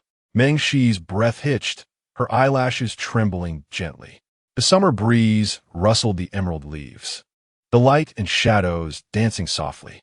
The air was fresh and invigorating, tinged with a hint of warmth. Ishilo's arm lazily draped over her shoulder. pulling her firmly against him, confining her space. Meng Shi felt the man's scorching body temperature and the heat radiating from him, enveloping her completely. It was so close. So very close. She felt a bit dazed. Shilo Gu. Meng Shi tightened her fingertips, biting her lip, attempting to inch away to create some distance. Yet, Hishilo pulled her even closer. Above her, his languid voice descended. What are you hiding from? Meng Shi looked up, unexpectedly locking eyes with the man's profound gaze. So near that she felt as if she might drown in it. She could hear her heartbeat, steady and loud, echoing in her ears. Unable to withstand his gaze, she soon faltered, slightly tilting her head. No, I didn't tea. Hishilo leaned closer, a light laughter dancing in his eyes. Still claiming you didn't tea? You always want to run away the moment you see me. Meng Shi's heart skipped a beat, her face flushing slightly. Her throat felt parched as she changed the subject. Shilo Gu, what brings you here? Hishilo's gaze settled on her face, raising an eyebrow slightly. Fate, perhaps. Liu Shiji had insisted on dragging him along to audition for the street dance club's recruitment. Finding it rather dull, he stepped out, only to spot a familiar little girl. Dressed in a light-colored collegiate-style long dress, with a side braid, she appeared pure and gentle, exuding an aura of tranquil obedience, both innocent and alluring. Meng Shi's skin was fair and luminous, resembling a patch of snow on a branch, giving a comforting impression. Unconsciously, Hishilo inched closer, playfully teasing. What's the matter? Little Shi, don't you want to see me? Meng Shi's voice was soft. Not at all. She usually wished for even a fleeting glimpse of him. Hishilo's gaze darkened as he leaned slightly towards her. What unflattering things did Lin Shuang just say about me? Unflattering things? Had Hishilo been nearby just moments ago? Meng Shi was momentarily taken aback, then spoke earnestly. She said, You have been with many girls. The last 3 words remained unuttered. Hishilo lazily lifted his eyelids, a mischievous smile playing on his lips as he leaned closer to her, exuding a searing warmth, and said slowly, So, do you believe it to be true? Chapter 14. No encounters with others. Meng Shi pressed her lips together in silence. She had always known. Hishilo was notoriously known as a charming rogue at the university, carefree and indulgent, having had countless romances without ever settling down. Which man could truly resist the allure of beauty? Was the essence of adult relationships merely to hold hands? Who would believe that? The thought of these ambiguous scenes made her heart ache, a sense of heaviness settling in her chest. She was not infatuated with Hishilo without reason. If that were the case, she would certainly be silently deducting points from him in her heart. Under Hishilo's unabashed and direct gaze, Meng Shi felt a flicker of nervousness, gently shaking her head, her voice dwindling. How could I know what is true or false? I'm not exactly hiding under your bed. Sunlight filtered through the leaves, casting dappled shadows on Hishilo's shoulder, enveloping him in a soft golden glow that rendered him difficult to look away from. He chuckled softly, his voice laced with a magnetic timbre, speaking earnestly. I've never been to bed with any other girl. At that moment, when Meng Shi met his gaze, she found herself momentarily entranced. His deep-set brow and sharply angled phoenix eyes bore an air of both intensity and coldness, exuding a formidable presence. Yet the tear mole beneath his eye was disarmingly enchanting, creating an illusion of profound affection. After a brief silence, Meng Shi murmured, I don't believe you. Hishilo was known for his carefree demeanor, often teasing her and making half-joking remarks. Shengwan had once warned her, men's words are often deceptive. Never believe them entirely. Don't doubt it, he replied leisurely, his tone languid. In truth, I am quite a traditional man, placing great importance on chastity. Meng Shi fell silent, finding his audacity rather astounding. Did this insufferable man have some misunderstanding about the concept of tradition? The air hung still for a few seconds. Hishilo casually inquired, What club are you in? Meng Shi obediently responded, The Literature Club. Hishilo raised his eyes to scrutinize her, unsure of the feelings bubbling within him. Upon seeing Meng Shi, he felt an irresistible urge to tease and play with her, much like one might feel compelled to pet a docile kitten spotted on the street. Suddenly, Hishilo reached out, his hand brushing towards her head, his fingertips grazing the tips of her hair. Meng Shi instinctively recoiled. "Don't move," he commanded in a husky voice, imbued with an alluring charm. Meng Shi's mind went blank for 2 seconds, leaving her standing still, compliant. The distance between them abruptly diminished, and she could distinctly sense the warmth of his breath enveloping her, swirling tantalizingly at her nose. It was like a current of electricity coursing through every nerve in her body, sending delightful shivers throughout. Her heart raced uncontrollably, threatening to leap in her throat, unable to suppress the fluttering sensation. Then, Hishilo gradually withdrew his hand, his long fingers delicately pinching a fallen leaf from her dark tresses. It was merely a leaf he had removed. What had she been anticipating? Meng Shi's heart plummeted from its lofty heights, a fleeting glimmer of disappointment passing through her clear, bright eyes. Suddenly, several figures entered her line of sight from a distance. Meng Shi was apprehensive about being seen, immediately distancing herself from Hishilo, awkwardly trying to hide to the side. In the next moment, Hishilo wrapped his arm around her waist, pulling her into his warm embrace. Taken by surprise, Meng Shi nearly cried out, only to be pressed against a nearby tree trunk, concealed in the shadows. Hishilo stood before her, propping himself against the tree. His voice languid. "What's wrong? Did you see an enemy and are so eager to hide?" His tall stature and sharp features exuded an air of undeniable authority. Naturally imposing, Meng Shi felt her back nearly touching the tree trunk, steadying her breath as she deliberately lowered her voice. "No, I don't want to be discovered." She certainly did not wish to be exposed, fearing rumors would spread across the campus for him, leading everyone to recognize her and compare her to other girls. Who knows, they might even dredge up a second version of Lin Shuang to warn her. Just the thought sent chills down her spine. Hishilo gazed at a figure in the distance before turning back to her, narrowing his eyes slightly, his tone teasing. "Not wanting to be discovered while being with me?"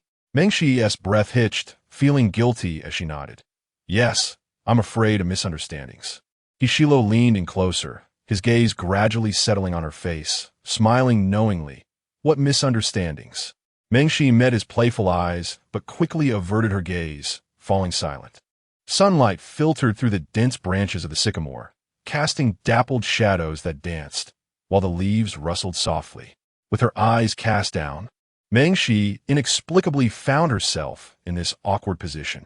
Pressed against the tree by Hishilo, she felt ensnared, surrounded by the scent of the man.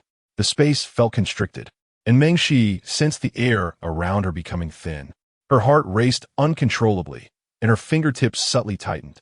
Hishilo's gaze lingered on her, his dark eyes deep as ink, inscrutable and devoid of emotion. Suddenly, he smirked, his voice carefree. "Tell me, doesn't this feel like we're having an affair?" Meng Shi jolted in surprise, her eyes widening. "What are you saying?" Her ears grew increasingly warm, and she quietly complained. "This situation is all because your scandals keep trending on the forums." Having had countless discussions, it was no wonder Hishilo would forget Lin Shuang's name. What a scoundrel. A true playboy. Hishilo glanced down at her. "What's this? Are you cursing me in your heart?"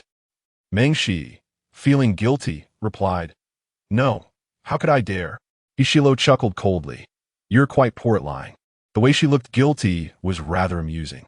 Leaning helplessly against the tree, she pressed her lips together, a faint blush creeping across her cheeks and ears, stark against her fair skin, as if she might burst into flame. Her eyes were bright and clear, glistening like a pool of autumn water, slightly indignant, yet all the more endearing. Hishilo paused for a moment before continuing. "I admit, I'm quite bad. I'm certainly no good man." Meng Shi thought to herself, "As long as you're aware of it." She lowered her head, unable to endure the prolonged proximity to Hishilo. It felt as though she were treading upon cotton, an experience so surreal that her legs threatened to give way, and she scarcely dared to breathe deeply.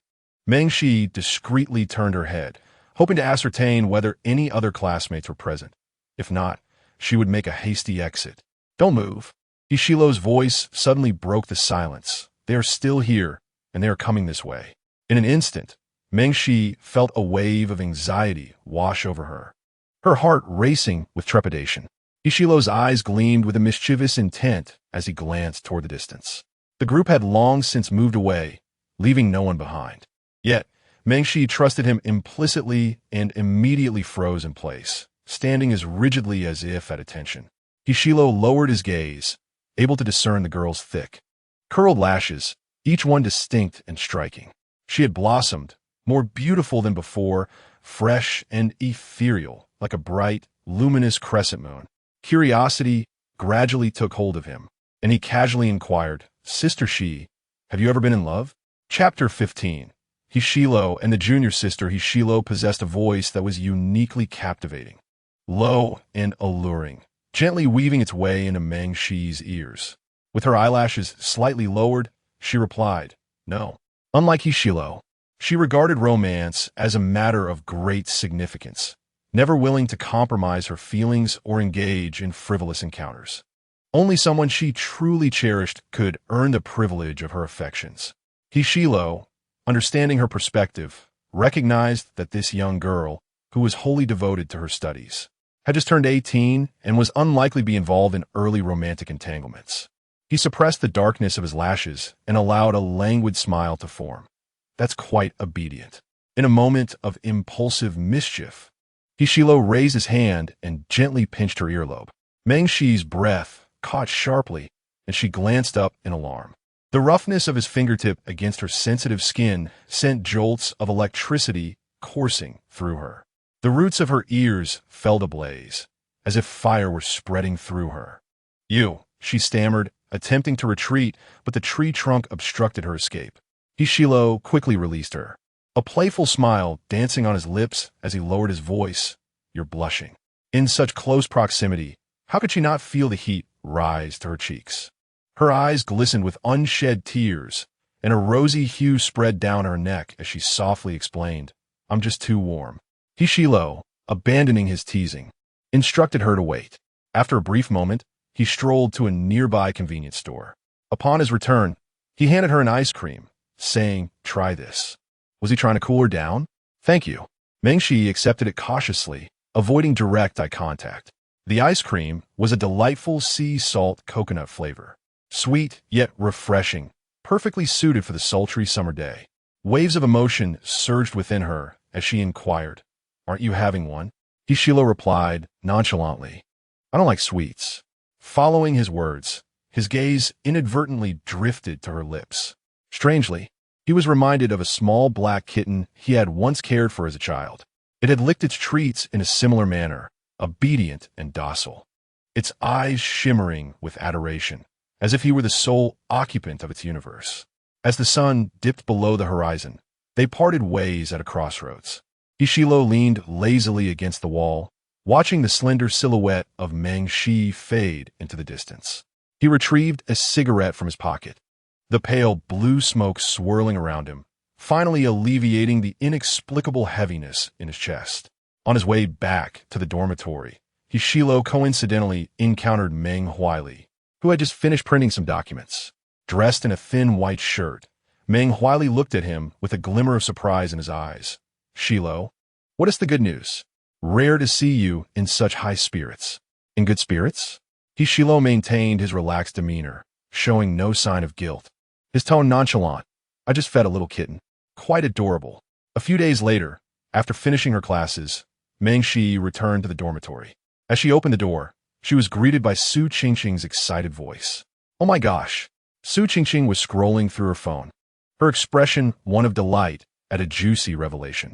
"You all need to see the forum. It's only been a short while since school started, and Hishilo is already dating a junior sister? What a scoundrel."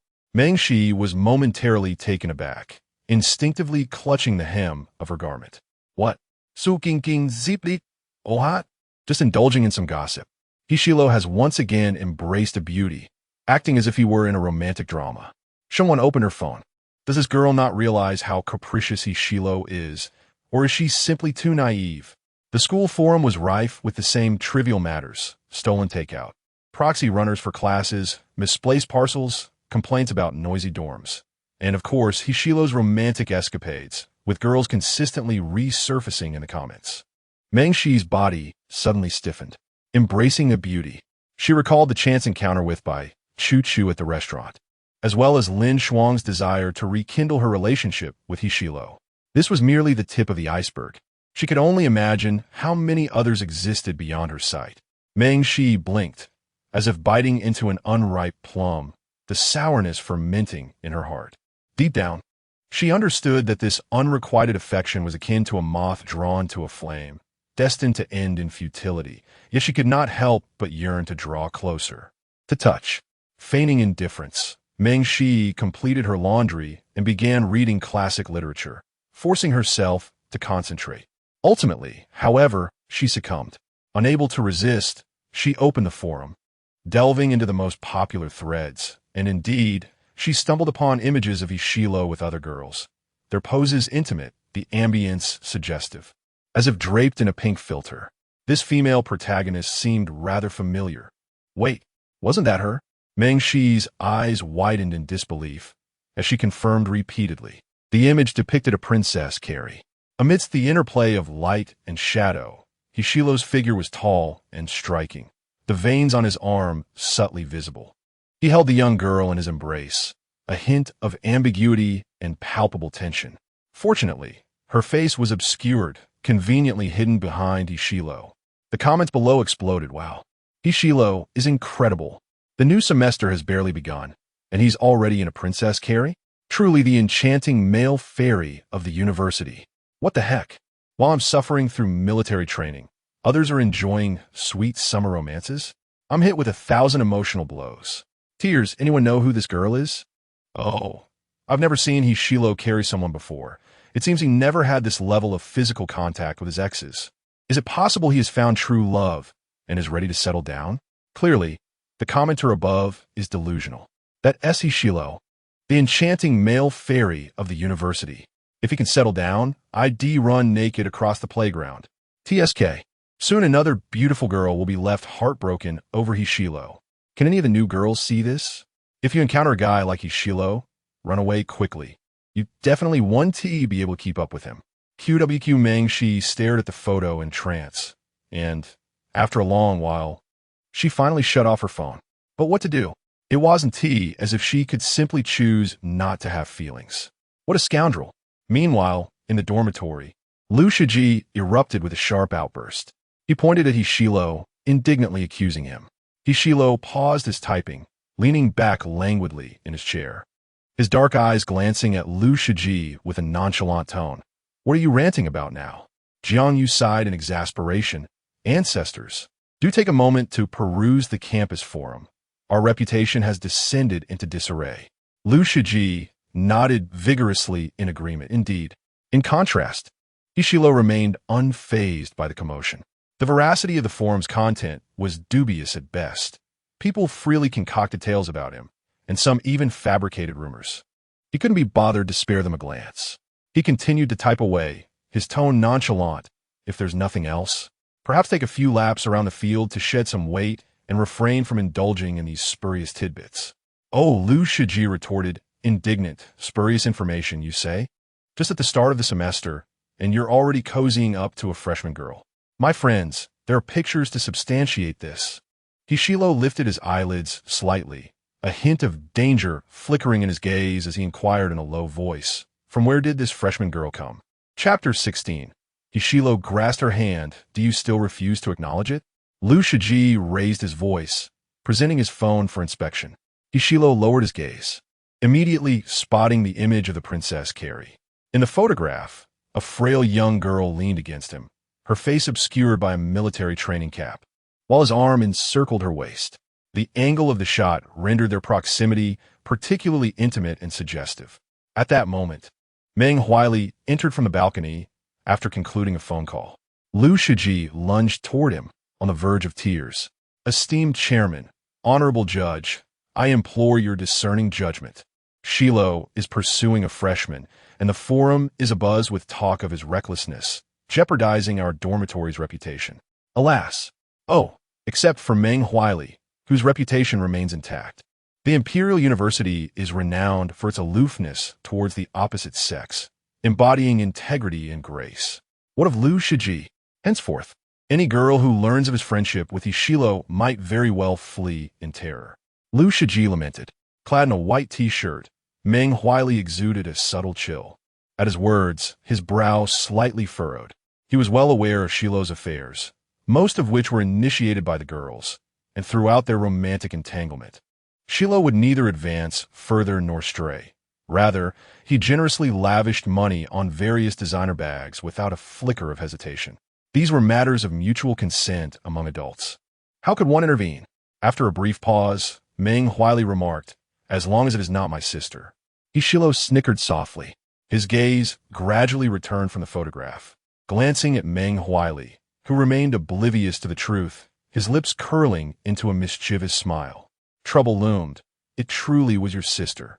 Meng Shi had not anticipated the peril of being near Ishilo, frequently at risk of being photographed. She was indeed fortunate that her face had not been captured. Over the next 3 days, Meng Shi's schedule was nearly filled to capacity. On this particular Friday, her class concluded at 8:30, and darkness had already descended. The crowd ahead was dense, forming a large circle, seemingly awaiting something.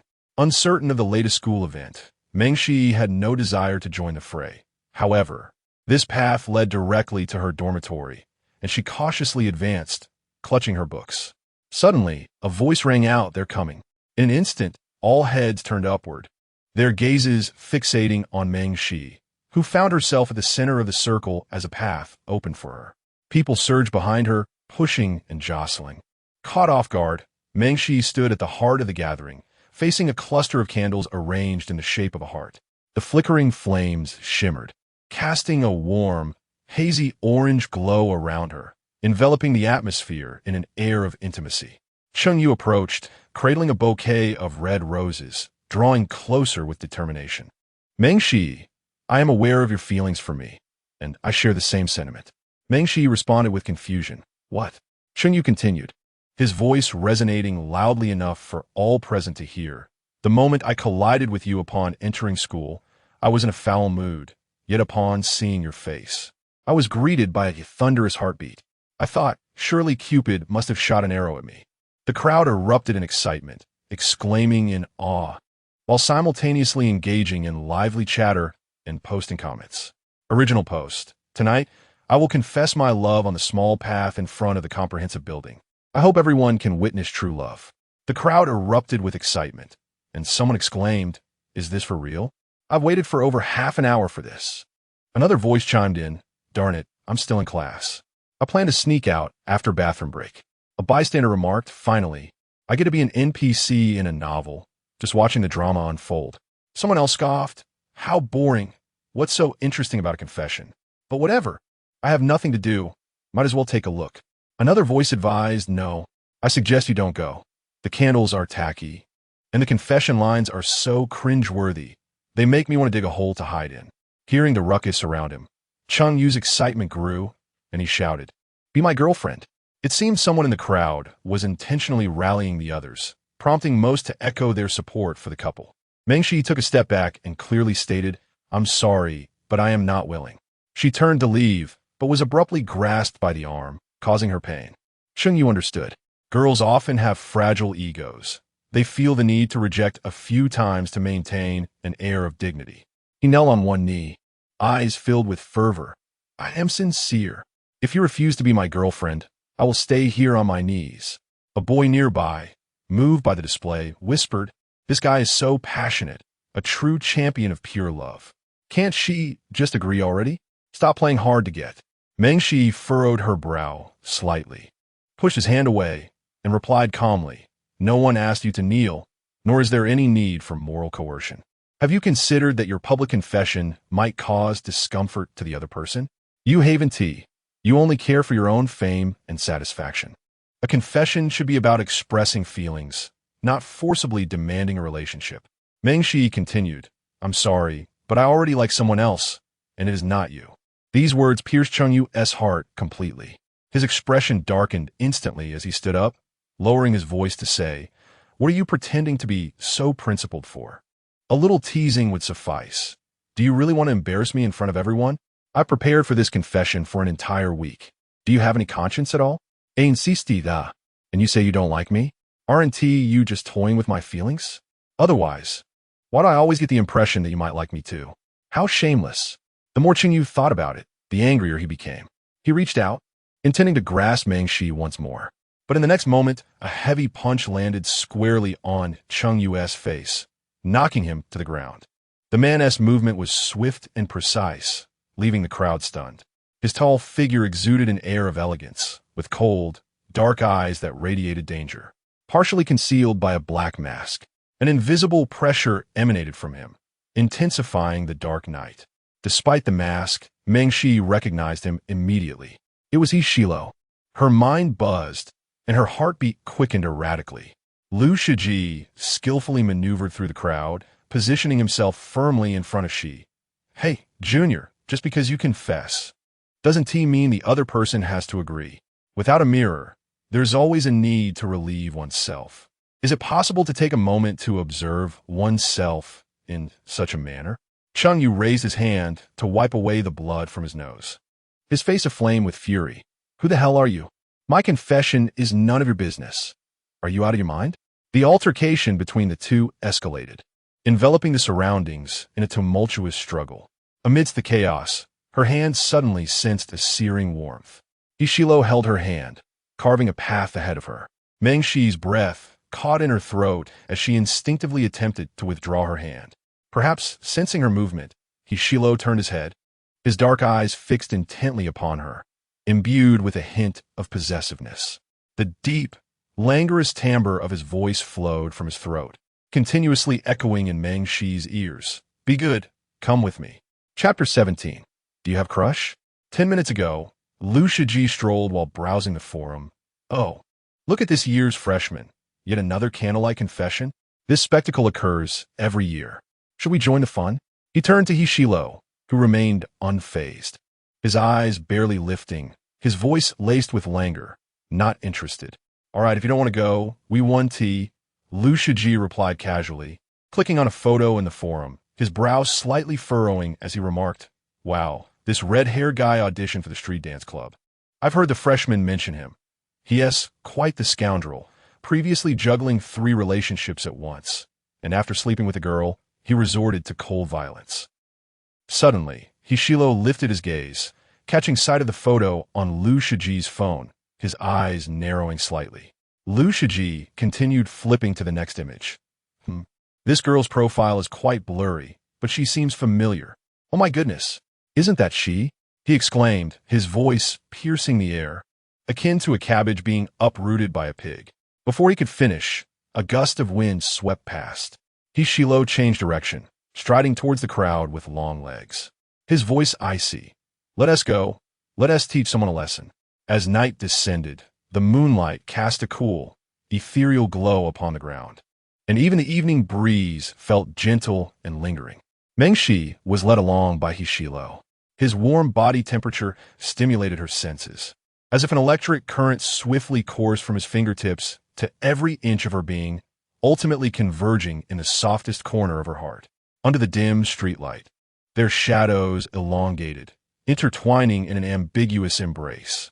Mengshi felt as though a fawn was racing within her chest, her breath quickened and disordered. They had held hands. It was Ishilo who had taken the initiative to grasp hers. Mengshi's gaze involuntarily fell upon his hand. Ishilo's hand was strikingly perfect, with clean, slender fingers, the prominent veins on the back of his hand resembling a sculpted masterpiece, imbued with a lethal allure. His palm was large, effortlessly enveloping her small hand. Mengshi felt as though she were walking on clouds, the sensation utterly surreal, as if she might plunge off a precipice at any moment. Unable to suppress the warmth rising to her ears, she cautiously murmured, Thank you, Shilo. Ishilo turned his head slightly, speaking languidly. Shall we take a stroll? Okay. Ishilo guided her to a less crowded path, behind the farthest teaching building, an area seldom visited by students. Mengshi bit her lip, suddenly recalling something, and softly asked, By the way, aren't we waiting for Lu Shiji to join us? After all, he stood up for me, and I'm a bit concerned about him. Ishilo chuckled lightly, his tone unhurried. Don't worry, he is quite resilient. He showed no hint of guilt for abandoning his comrade mid-journey. Illuminated by the warm orange glow of the streetlight, Hishilo's gaze drifted over Meng Shi. She wore a light-colored dress, adorned with a white camellia at the neckline, reminiscent of pure water melting atop a snowy peak, exuding a refreshing, untainted aura. A sultry evening breeze swept through, lifting a small portion of her skirt and revealing her fair calves. Meng Shi felt his gentle and delicate hand, as if it were made of soft silk. His eyes sparkled with a captivating clarity, fixed upon his mask, as she asked with concern, "Are you wearing a mask because you have a cold?" The surroundings were enveloped in silence, devoid of any presence. Ishilo removed his black mask with one hand and tossed it into the trash bin, leaning slightly towards Meng Shi. His voice took on a seductive lilt as he murmured, "I fear being recognized. Otherwise, we would find ourselves entangled in an explanation." He remained indifferent to public opinion. He had no reputation to uphold anyway. But Meng Shi was different. As they strolled along a secluded path, Ishilo held her hand firmly. A warmth crept into her ears, a mixture of inexplicable tension and exhilaration, stirring ripples within her heart. She even found herself under the illusion that they were on a date. What should she do? It seemed she was sinking deeper into this predicament, akin to being ensnared in a marsh. The more she struggled, the further she sank, until she was completely consumed, unable to escape. After what felt like an eternity, Hishilo finally released her hand, his dark eyes scrutinizing her intently as he casually inquired, "Do you have someone you like?" Meng Shi was taken aback, her blood momentarily freezing, and she instinctively retorted, "No." Her voice faltered, and she weakly reiterated, "No." Hishilo suddenly smirked, his gaze fixed upon her with an air of amusement. "I heard you. When she rejected Chungyu, she claimed to have someone she liked." Meng Shi had not anticipated that Hishilo would overhear that statement, and before she could concoct an excuse, his subsequent questions came swiftly, probing. "Is it someone from our school? What major? How old are they this year? Male or female?" One might think he was conducting a census. "I don't have anyone I like." Meng Shi regained her composure, maintaining her facade to dismiss his unfounded claims. Ishilo appeared unconvinced, his gaze penetrating and curious. "Really?" Meng Shi declared with conviction, "Yes." Ishilo's expression softened slightly, but then, with acute perception, he narrowed his eyes and lowered his voice. "There is someone." At that moment, they heard faint footsteps approaching, revealing a young couple. The girl was breathless, her voice trembling as though she were on the verge of tears. "It's my first time. Can we go to a hotel tonight? I'm so scared here. What if someone finds out?" The boy scoffed. "What is so great about a hotel? It's boring." As Meng Shi processed the scene before her, her pupils widened in astonishment. This place had no surveillance, and there were hardly any people at night. It was still school grounds. How could they engage in such acts here? And at this very moment, she had stumbled upon them. Bewildered, she glanced up at Hishilo, who regarded her with a composed demeanor. The unfamiliar girl's quivering voice reached her ears. "I know your living expenses haven't been issued yet. I can cover the hotel costs, and you're not wearing that right now. Why are you so concerned?" The boy's tone grew impatient. "We're already here, just do it." They remained in a tense standoff for a moment. Ultimately, the young man exhaled deeply, softening his demeanor, and whispered enticingly, "My dear, just take a contraceptive pill when the time comes. There's no significant side effect. Trust me, even if something were to occur, I swear I will take full responsibility for you." After a lengthy moment of hesitation, the young woman finally acquiesced, lowering her gaze. "Well, all right then, just be gentle." The two became so engrossed in each other in the corner beside the classroom building that their clothing rustled audibly as they began to undress. Seizing the moment when they first embraced, Hishilo quietly slipped away from Meng Shi. He walked until he reached a deserted and expansive area. Meng Shi remained in a daze, her mind frozen, her ears burning with heat, nearly feeling as though she might burst into flames. Help! Oh, how she wished to dig a hole in the ground and quietly crawl in, hoping no one would discover her. Just then, Hishilo suddenly leaned in closer, dramatically narrowing the distance between them, and gently cupped her right cheek with one hand, as if he had stumbled upon something amusing. "Sister Shi, why is your face so flushed?" Chapter 18. Shilo, please refrain from pinching me. Ishilo's breath was warm, infused with a subtle hint of mint, enveloping Meng Shi completely. He leaned in closely, his handsome face magnifying before her, the tear mole beneath his eyes strikingly prominent, exuding an alluring charm. Meng Shi felt her cheeks being gently pinched, her entire body tingling, her ears growing increasingly warm. How could she not feel embarrassed and flustered in such an intimate encounter? Despite being pinched, she held no resentment, her eyes glistening as she gazed at him softly. "Shilo, could you possibly stop pinching me? It feels rather ambiguous." Her fair skin turned a vivid shade of pink, akin to a blush of sunset, spreading even to her neck, rendering her all the more lively and captivating. She remained still, compliant in her plea. Hishilo playfully pinched her cheek, swallowed hard, and an impish smile unconsciously crept upon his lips. He finally understood why some individuals enjoyed such playful pinching. It was soft and undeniably relieving, quite entertaining indeed. Upon releasing his grip, a faint trace appeared on her right cheek, a delicate pink hue. His gaze thickened with intensity. Despite his gentle touch, the effect was surprisingly profound. The night mist gradually enveloped the surroundings, the evening breeze rustling the leaves of the parasol trees, casting soft, flickering shadows.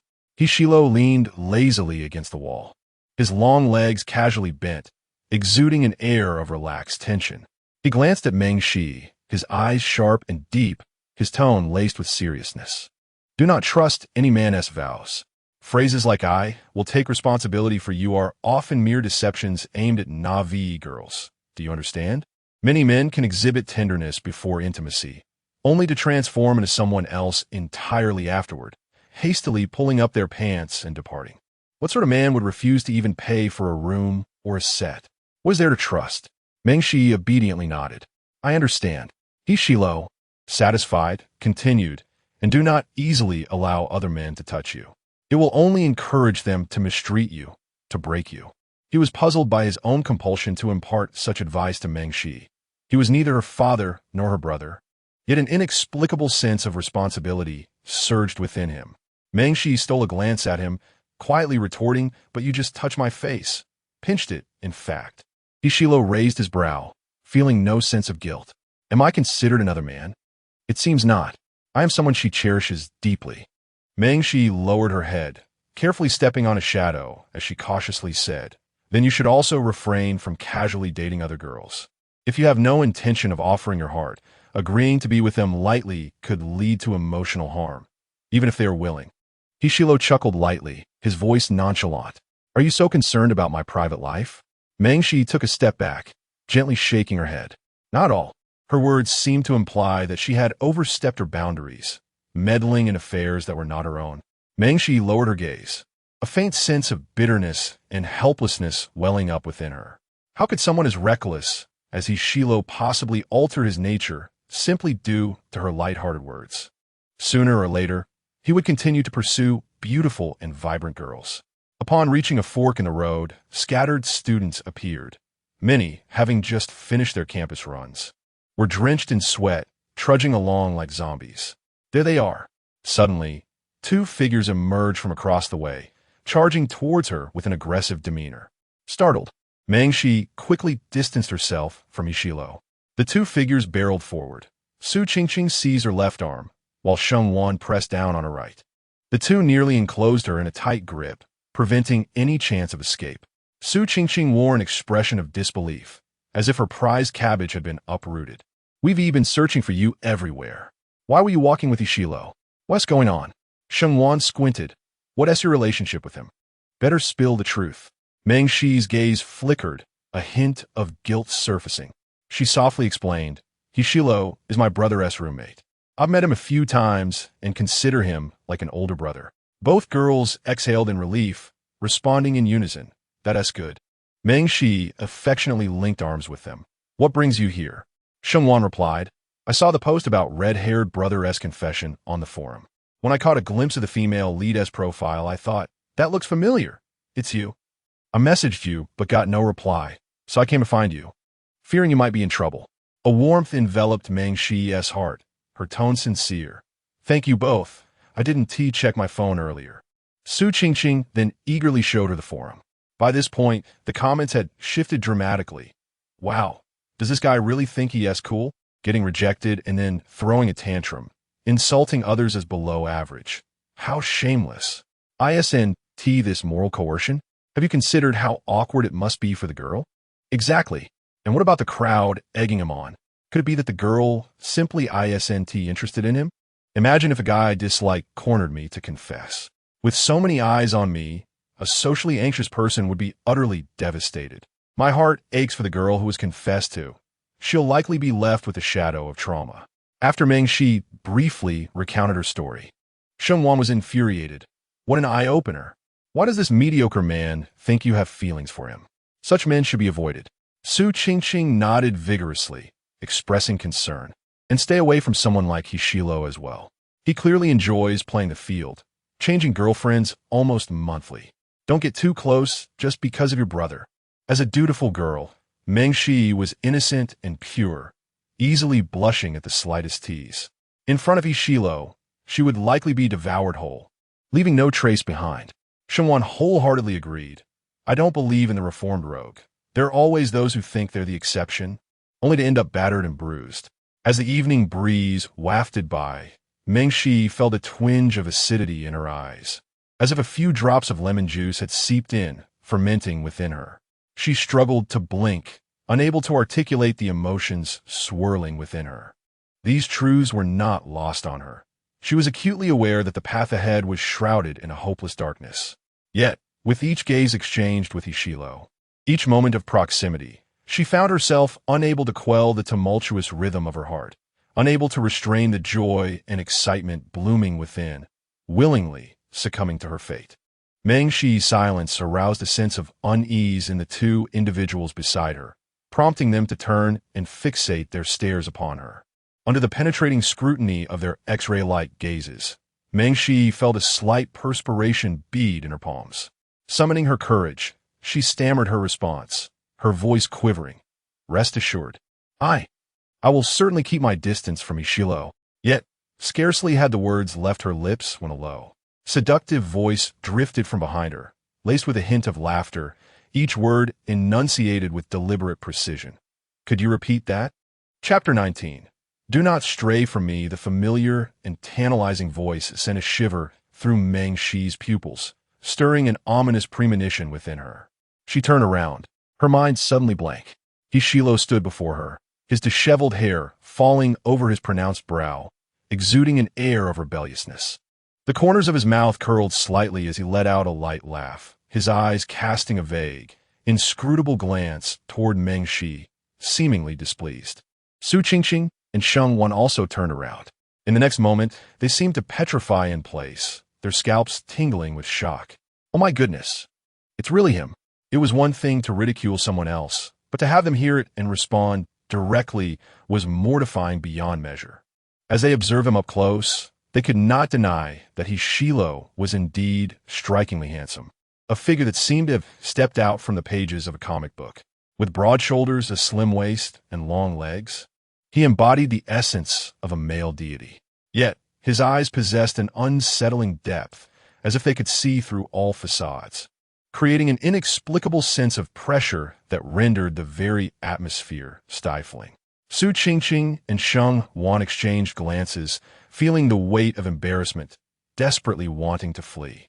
What to do, what to do, what to do? Meng Shi discerned their thoughts and whispered to them, "Why don't you head back to the dormitory first? I'll return later." All right. You should come back soon. We'll be waiting for you." They breathed a sigh of relief and fled like the wind. Meng Shi, they ran so fast. Only she and Hishilo remained in the stillness. The moon hung in the dark sky, casting a faint, ethereal silver light that gently enveloped his shoulders. The air was silent for several seconds, with even their breathing audibly clear. Meng Shi, feeling a pang of guilt, lowered her head, unable to meet his gaze. In the next moment, she noticed a shadow on the ground drawing closer to her. What should she do? She too felt the urge to escape. Hishilo approached step by step, his eyelids lazily lifting as he pressed a hand firmly on her shoulder, preventing her from fleeing. With an expression devoid of emotion, he inquired, "Who are we to distance ourselves from?" The spot where Hishilo's hand rested was intensely warm, as if flames were igniting beneath it. Mengshi gently shook her head, her dry eyes blinking in surprise. For 3 years in high school, she had immersed herself in her studies, sacrificing sleep and comfort, driven by the desire to inch closer to him, to gaze at him from afar. She even contemplated revealing her long-held secret crush to him, yearning for him to understand the tender emotions of her youth. Stammering, Mengshi diverted the conversation, asking, "What brings you here?" He seemed to have followed her, moving soundlessly until he suddenly spoke, startling her. Hishilo lifted the textbook he held, waving it in front of her, a teasing smirk playing on his lips as he remarked, "Have you decided to abandon your studies?" It was then that Meng Shi recalled witnessing a couple engaged in intimate activities in the woods, causing her immense anxiety. At some point, she had lost her book. So, Hishilo had come specifically to retrieve it for her. Her ears flushed slightly as she politely responded, "Thank you." Just as she was about to take the book with both hands, Hishilo abruptly raised it higher, arching an eyebrow with a nonchalant tone. "You haven't yet answered my question." Standing an impressive height of 1.90 meters, Mengshi found herself needing to tilt her head just to meet his gaze, let alone retrieve the book that was far beyond her reach. A delicate blush crept across her cheeks, and she wished for a hole to hide in. When silence lingered, Hishilo lowered his gaze, locking eyes with her. Anxiety gripped Mengshi, causing her palms to sweat slightly, her eyelashes fluttering incessantly. Especially at this proximity, Hishilo was almost too close for comfort, rendering the atmosphere even more perilous. With a soft voice, she ventured an apology. "I'm sorry. I was just trying to appease my roommate. It wasn't meant to be taken seriously." Hishilo regarded her with an expression of disbelief, a light scoff escaping his lips. "You ungrateful little thing. Please don't be upset." Mengshi reached out, gently tugging at his sleeve in an attempt to soothe him. The corners of her eyes began to redden, her once clear gaze now glistening with unshed tears, as if she had suffered some injustice. Hishilo's pupils darkened with intensity. If one were unaware, they might think he was the one who had wronged her. In reality, he was the victim here, wasn't he? With a light chuckle, Hishilo slowly enveloped her in his arms, his voice dropping to a husky whisper. "Who taught you to play billiards? Who carried you to the infirmary? Who was it that just held your hand to walk? Have you forgotten all of that? It's you, all of it was you." Mengshi replied, a hint of panic in her tone, fearing he might misconstrue her intentions. "I was just joking. Please don't take it to heart, okay?" She looked up cautiously, her eyes sparkling and sincere, devoid of any trace of deceit. The moonlight cast a gentle glow on her profile, accentuating her fair, delicate skin, reminiscent of a pristine sheet of white paper, graceful and enchanting. "Very well," Hishilo replied, rolling his Adam's apple. He released her shoulder, returning the book to her while playfully ruffling her hair, his deep voice laced with a warning. "From now on, you are not to stray too far from me. Do you understand?" It felt like a threat, yet it bore the essence of playful teasing. "Yes, I understand," Mengshi replied, clutching the book as she dashed back to her dormitory, her heart racing uncontrollably. The phrase "not to stray too far from me" echoed in her mind, and she instinctively covered her flushed face, a wave of giddiness washing over her. Noticing her silence, her roommate expressed concern. "Hishilo didn't treat you poorly, did he? I was quite harsh in my remarks about him, nearly calling him a scoundrel. Help, this is so embarrassing. I've heard he can be quite cold and unapproachable." Mengshi shook her head, her voice soft and reassuring. "He didn't bully me at all." Though Hishilo often wore a mischievous and teasing smile when around her, his actions, pinching her cheeks and tousling her hair, revealed a kinder heart beneath his seemingly impish exterior. After finishing her shower and settling into bed, Mengshi took a moment to thank Lu Shiji, sending him a few adorable emojis. "Thank you, Shiji, for standing up for me tonight. You were so cool. I owe you bubble tea." Upon receiving her message, Lu Shiji felt a surge of pride. "Oh, it was nothing, merely a trivial matter to me. By the way, my birthday is this Saturday, and I plan to go camping on the mountain. Huali will be joining as well. Would you like to come? The more, the merrier." Liu Shiji had just sent a message when Shilo pushed open the dormitory door and entered, maintaining a nonchalant demeanor. Liu Shiji casually inquired, "Shilo, are you going to hike and camp on my birthday?" "No," Shilo replied succinctly, his refusal unequivocal. Liu Shiji persisted. "Oh, come on. I've never been camping before. I've heard it's quite enjoyable. Are you really not going?" "I have something to do." "All right then," Liu Shiji responded, his spirits dampened like a wilted eggplant. After a short while, his eyes suddenly sparkled, and he perked up. "Hey, my poetic sister replied to me, and she's coming too." Our hiking group just gained another member." Shilo raised an eyebrow and cast a disinterested glance in his direction. "Ask me that again." "Huh." Liu Shiji felt puzzled but complied. "Shilo, for my birthday camping, are you going or not?" Shilo replied, "I will go." Liu Shiji exclaimed, "Big brother, are you out of your mind?" Chapter 20. A kiss on her lips that night. Meng Shi experienced a nightmarish dream, absurd and terrifying in its nature. In the dream, the night was thick as ink. The moonlight gently enveloped the small grove of the school, and the leaves rustled softly in the evening breeze. Two figures were entangled among the bushes, their physiques contrasting starkly. Shilo held Meng Shi's wrists firmly with one hand, while the other tightly embraced her slender waist, pressing her against him as though to meld her into his very being. An atmosphere of ambiguous allure permeated the air, weaving around them like a delicate veil. Shilo's voice was both seductive and laced with irritation. "Stay away from me." His fervent breath lingered against Meng Shi's neck, his tone laden with desire, sending shivers through her ears. Trapped in his embrace, she felt the heat radiating from his body and the rhythmic pounding of his heart. This was not how it should be. Her mind was clouded, a rosy hue blossoming on her porcelain face, her eyes glistening with unshed tears as she softly pleaded, "Shilo, please let me go." Yet, Shilo remained unmoved, pinning her to the ground, leaning over her with a wicked grin glimmering in his eyes. Punishment. Meng Shi felt utterly immobilized, on the verge of tears, her clear gaze misting with water as she whispered earnestly, "Please, not here. Doing this will get us caught." Her voice was soft and pure, like a babbling brook on a spring day, only serving to provoke him further. Desperately, she struggled to escape, but Shilo yanked her back with ease. Where could she hide? Shilo, towering above her, deftly unfastened her buttons, leaning down to meet her glistening lips, kissing the flushed skin of her ear and nibbling on her delicate collarbone. "Be good, my little she." The man was both mischievous and greedy, his hormones unabashedly enveloping her, relentlessly capturing her essence. Meng Shi, overwhelmed by his kiss, found her vision blurring and struggled to breathe. Tears streamed down her cheeks, soft whimpers escaping her lips, her entire body trembling gently. It hurt so much. How could Shilo treat her this way? Suddenly, a voice shouted from behind the trees, "Holy crap! Shilo is over here, hurry!" As the words fell, 2 or 3 students hurriedly approached, on the verge of discovering them. With a jolt, Meng Shi awoke from her nightmare. Her heart raced like a drum, her chest heaving violently, a thin sheen of sweat forming on her forehead. She felt utterly dazed.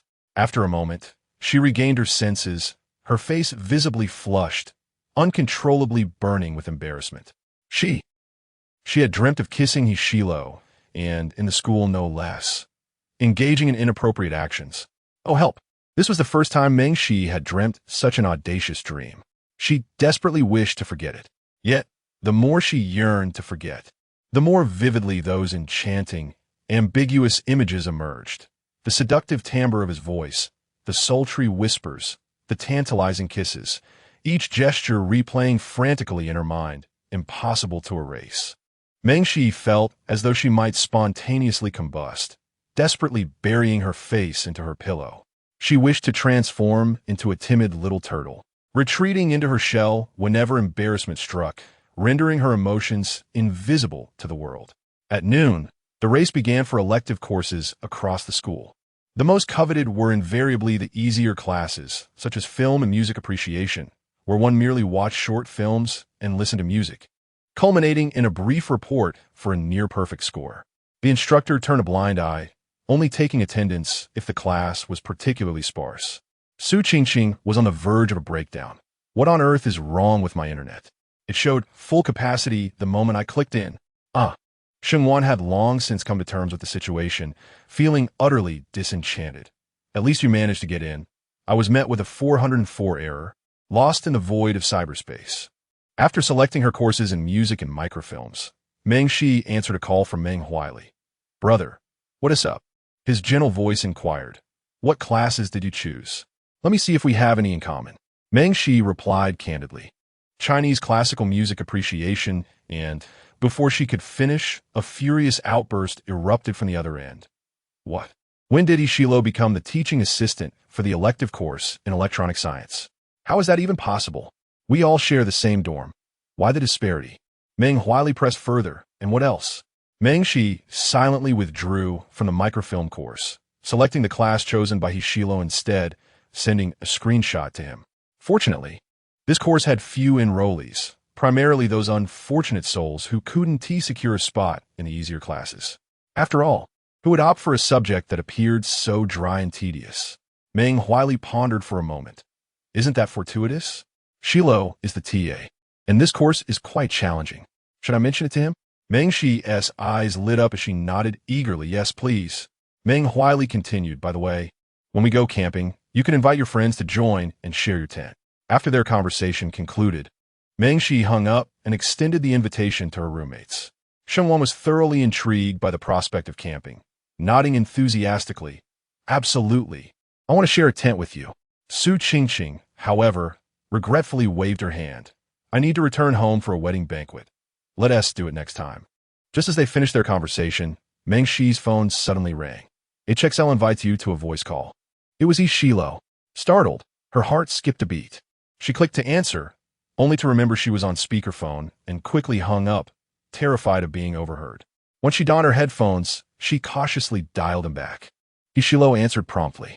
His voice, now resonating through the phone, was deep and magnetic, reminiscent of a cello, laced with a hint of seduction.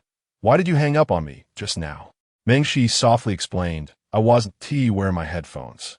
Moreover, she had just awakened from a rather difficult dream, suddenly feeling unable to face Ishilo. Her mind was filled with those bashful moments of him kissing her collarbone. Meng Shi shook her head abruptly. Indeed, beauty can lead one astray. Ishilo inquired. Huali mentioned to me that you chose this course. What prompted your decision?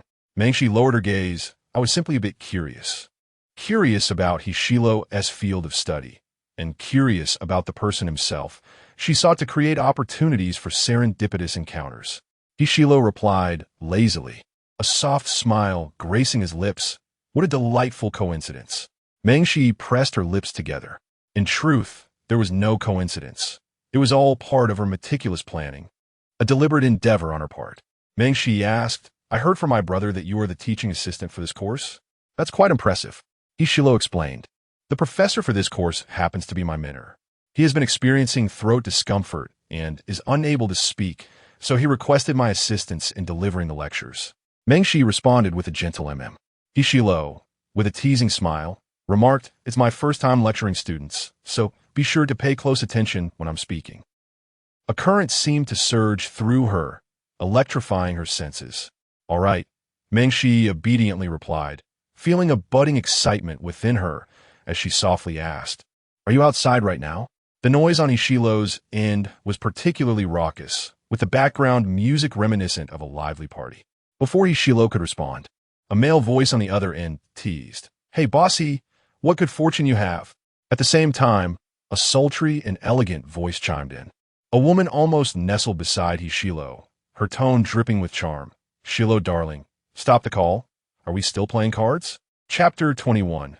Disinterest in the good girl. The soft, intimate, and suggestive word from the woman flowed into Meng Shi's ears like a bucket of icy water, chilling her to the bone and instantly dissipating all her previous excitement and joy.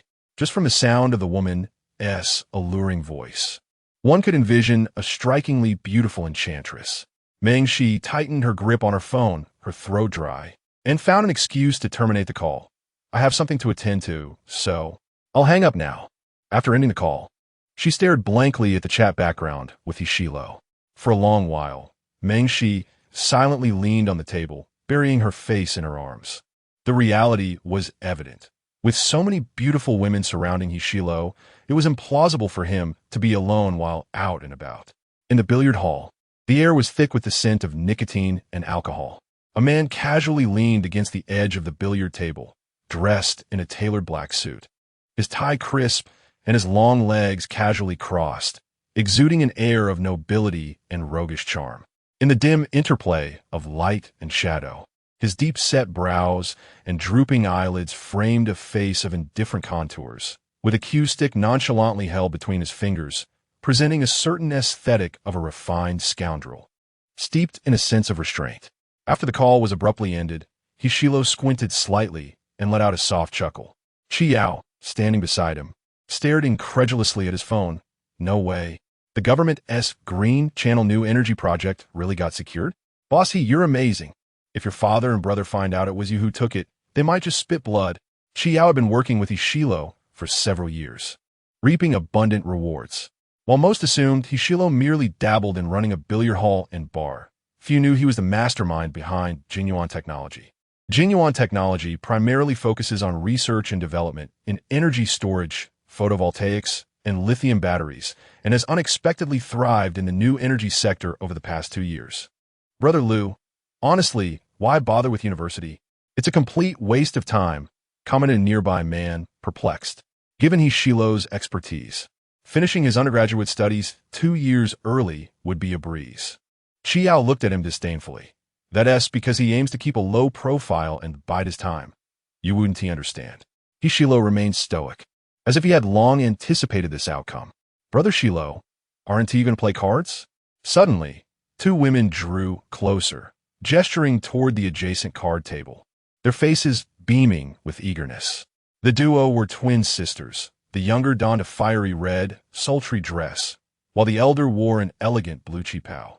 Their fair skin accentuated their alluring curves, captivating all who beheld them.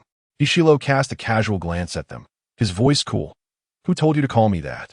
The younger sister took a moment to process his words before boldly inching closer, her body nearly brushing against Hishilo's arm. With a playful smile, she leaned in, her voice teasingly seductive, reminiscent of a mischievous fox, laced with subtle adult innuendos. So how should we address you then? Master? Or leave? Hishilo interrupted mercilessly. The 2 sisters were momentarily taken aback, their faces betraying discomfort as they reluctantly departed under Hishilo's piercing gaze. He carried a cue stick, exuding an air of nonchalance, seemingly indifferent to everything around him. Leaning forward, he struck the cue ball with a casual flourish. A series of sharp sounds followed as the cue ball rebounded off 2 cushions, accurately pocketing the last colored ball on the table with impressive speed and force. Hishilo straightened up, wiped the cue stick, and gazed at the white ball, his thoughts gradually drifting away. Suddenly, he recalled the moment he had taught Meng Shi how to play billiards, her soft and warm presence beside him, her nervous breaths delicate and cautious, her hands trembling ever so slightly. He also remembered yesterday at school when he had playfully pinched her soft cheek, and she had gently pleaded, Brother Shilo, could you please stop pinching me? Each time Meng Shi timidly addressed him as Brother Shilo, her eyes would dart away, secretly stealing glances at him. Her voice was gentle and refined, reminiscent of a crystal-clear mountain spring, soothing to the ears, and when she smiled, her lips would slightly purse, her eyes sparkling with light. It made one want to pinch her cheek. Chiao, standing nearby, clicked his tongue in mild regret, commenting, could you not be so heartless? These sisters are quite the sensation, one alluring and sultry, the other elegant and intellectual. It's a rare opportunity, yet you simply dismiss them. Hishilo paid no heed. Instead, he opened his phone and stumbled upon the official Douyin account of the prestigious Imperial University. To his surprise, a solo video of Meng Shi appeared before him. At that time, she was clad in her military training uniform and cap. The sunlight illuminated her face, highlighting her porcelain skin, untouched by the grime of the world, radiating an almost ethereal purity. The video had garnered over 200,000 likes. The comments section resembled a grand confession arena, attracting admirers of all ages. Who are you watching? Chiao caught a glimpse and raised an eyebrow, teasingly asking, how curious. Have you switched preferences? Ishilo's previous romantic interests had always been sultry beauties with striking features. He had never been seen with a sweet and innocent girl. Clearly, she belonged to an entirely different realm. The others turned their attention to them. Ishilo maintained a casual yet defiant smile, remarking, you're overthinking it. Chiao raised an eyebrow, playfully teasing, I've never seen you so engrossed in a video. Could it be that you fancy her? Ishilo turned off his phone, the tailored black suit failing to conceal his formidable presence, and scoffed lightly. I have no interest in goody-goodies. On that Saturday, the sky was brilliantly clear, the warm sunlight filtering through the lush branches, creating a dance of light and shadow. Shengwan had adorned herself with exquisite makeup, having perfected her curls with a curling iron. She turned to Meng Shi and asked, would you like me to do your makeup, darling? I promise you'll look stunning. Meng Shi gently shook her head, replying, no, that's all right. I'll just apply some mauve lip gloss. The two of them met at the north gate of the school with other boys. This trip to the mountains was a self-drive adventure with Meng Huili and another boy, whom they were not very familiar with, each driving their own car. Meng Shi had thoughtfully packed numerous lemon candies, which were not overly sweet, but particularly helpful for motion sickness, a remedy she found quite effective. As I cast my gaze, I noticed Hishilo languidly leaning against the wall at the school gate, his eyes slowly settling upon her, a smile both teasing and enigmatic gracing his lips. Meng Shi pressed her lips together, lowering her head slightly to evade his gaze. In her endeavor to present Hishilo with a gift in a manner befitting propriety, she had brought sweets for everyone present.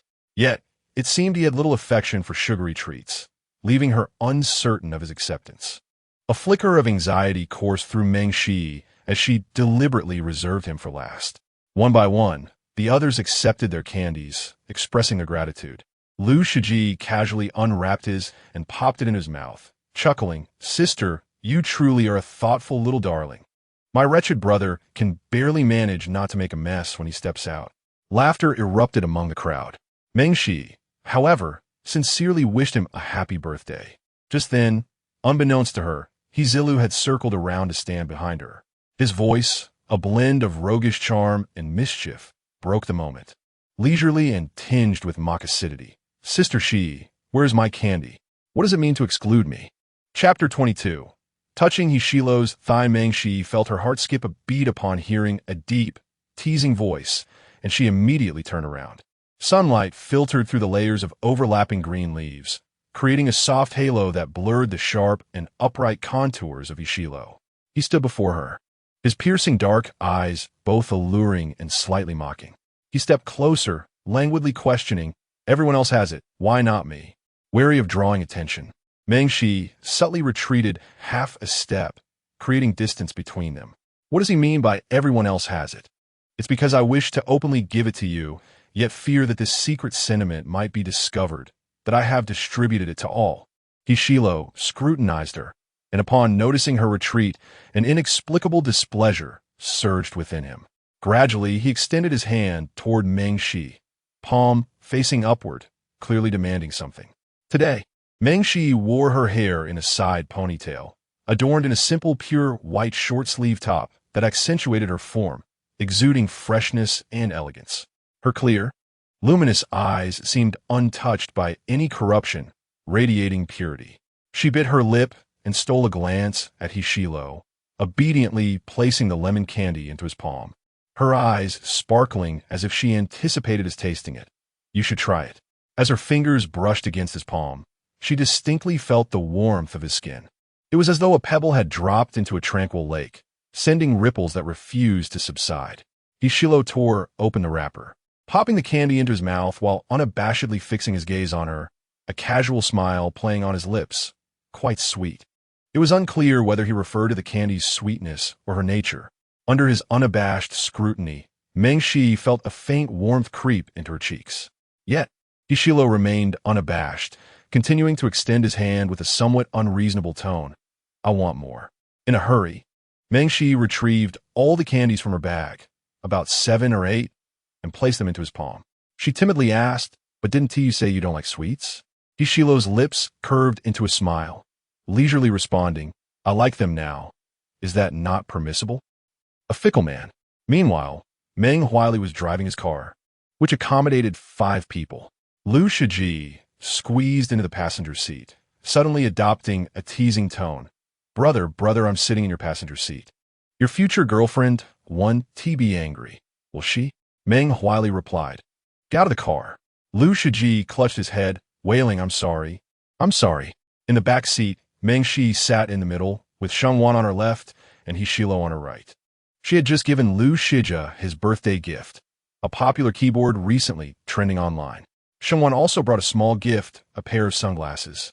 Perfect for the glaring sun these days. Liu Shiji was overjoyed. Oh, I've been eating a keyboard and sunglasses. Thank you both. Hishilo nonchalantly tossed a black bag to him, making it seem as if he were discarding trash. Just as Liu Shiji was about to unleash a torrent of curses, he opened the bag and was taken aback, his eyes nearly popping out. What the heck? My favorite figurine. It's out of print. Do you know it's skyrocketed to 6 figures? He resembled the pampered wife of a domineering CEO, tearfully exclaiming. He loud I think I'm truly falling in love with you, just like a mouse loves rice. Hishilo languidly leaned against the back of his chair, lifting his gaze with a faint scoff. Apologies, but I am a straight man. Meng Shi sat beside him, enveloped by his aura, her senses intoxicated by the subtle scent of cedar that clung to him, sophisticated, mature, and utterly delightful. The 3 of them sat in the back seat, feeling a tad cramped. Meng Shi pressed her legs together, yet they occasionally brushed against Hishilo, the thin fabric of their clothing creating a friction that ignited a warmth between them. This fleeting contact stirred her heart, sending ripples of exhilaration coursing through her. With her breath momentarily faltering, Meng Shi forced herself to divert her gaze, inching closer to Shengwan, indulging in their sweet camaraderie. At times, she found herself perplexed. She yearned to be nearer to Hishilo, to steal another glance at him. Yet when the distance diminished, an instinct to retreat overwhelmed her, as if she wished to hide away. The desire to approach battled against a fear of closeness. Hishilo was consumed with numerous tasks, his phone constantly buzzing with messages as he navigated a high-pressure work environment. Once he finished responding, he set his phone aside, casting a languid glance her way, lowering his voice in a teasing manner. Am I a hedgehog, so distant? One touch and I retract. Meng Shi remained silent, thankful for the loud voice of Liu Shiji in the front seat, which skillfully masked their conversation from prying ears. After a moment of contemplation, she raised her glistening eyes and nodded earnestly. Hishilo smirked lazily. All right then, I shall hold a grudge.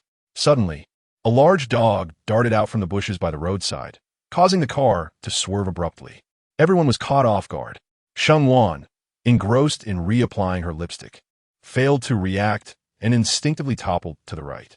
Meng Shi was no exception. She was pushed further into the fray, as if an invisible force had ensnared her, leaving her without any support. Unprepared, she collided directly into Hishilo's embrace. She hit his arm, a sharp pain shooting through her head, and instinctively raised her hand for support. Just then, a muffled groan escaped Hishilo's lips. His warm breath enveloped her, both restrained and tantalizing, weaving its way into her ear. Meng Shi's eyelashes fluttered, her fingers tingling as a rush of tension spread throughout her body. This sensation felt exceedingly remarkably and utterly wrong. She glanced downward, her hand alarmingly positioned between Hishilo's thighs. For a moment, Meng Shi was stunned, her mind racing with a myriad of escape routes from this predicament. Yet, Hishilo showed no sign of embarrassment. Instead, he looked at her flustered reaction with keen interest, leisurely asking, "And where exactly do you think you're touching?" Meng Shi, as if encountering a scalding hot potato, swiftly withdrew her hand, her voice barely a whisper, softer than a mosquito's hum. "I'm sorry." Her ears burned intensely, as if scorched by fierce flames, making even the act of breathing feel remarkably arduous. She fixed her gaze ahead, feigning nonchalance as she sat up straight. Yet, at that very moment, Hishilo, captivated by the blush blooming on her ears, felt an irresistible urge to tease her further. Leaning closer to her ear, his tone dripping with malice and mockery, he inquired.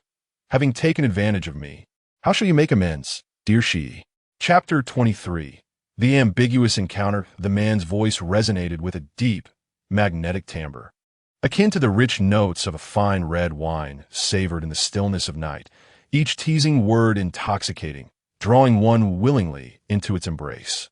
Meng Shi's head hung low, her fingertips tightly grasping the corner of her garment, feeling as though her heart were ablaze. Compensate him. How could she?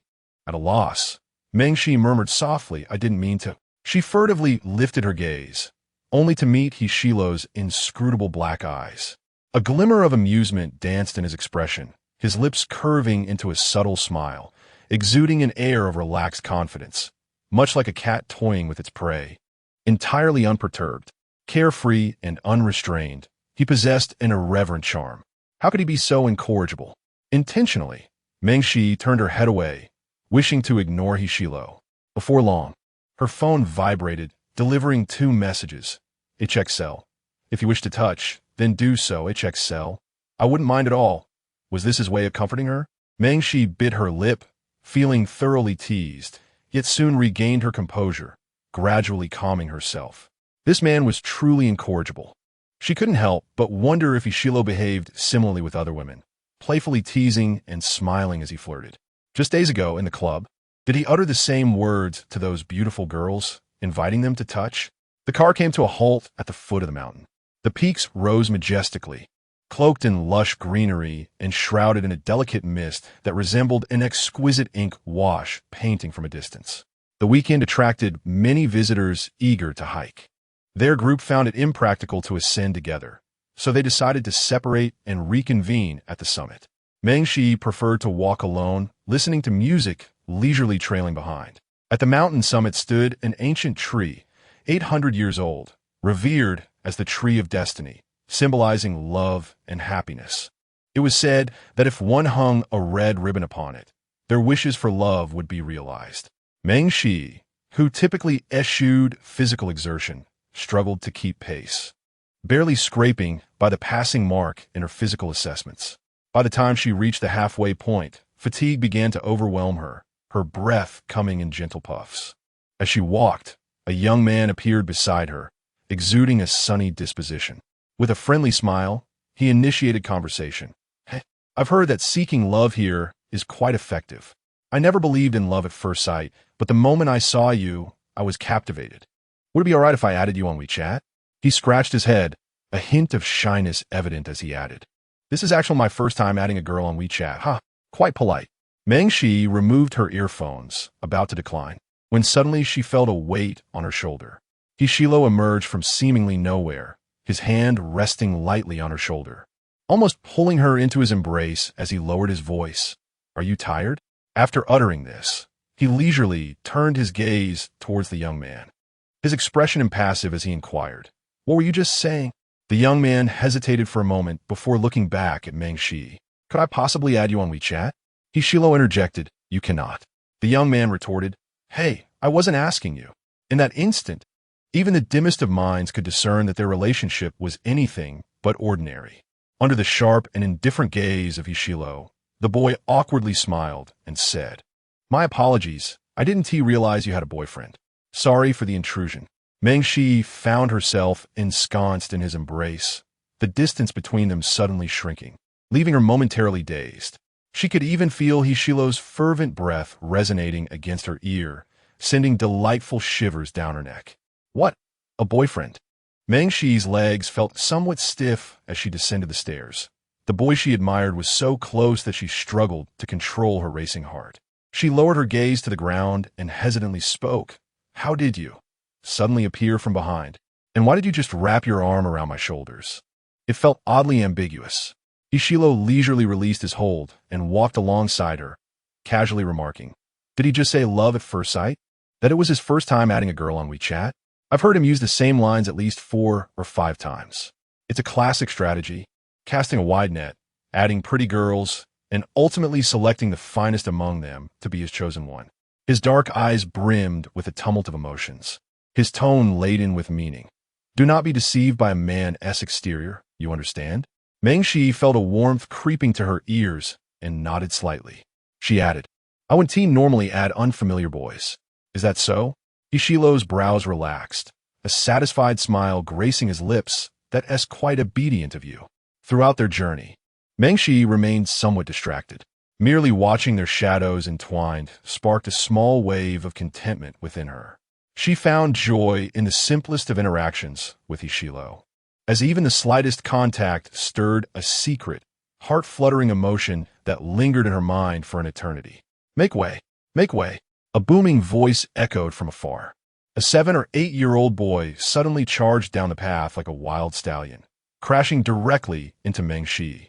Most people adhered to the right side of the path, maintaining an orderly flow, but this unruly child careened into the crowd, oblivious to the potential danger.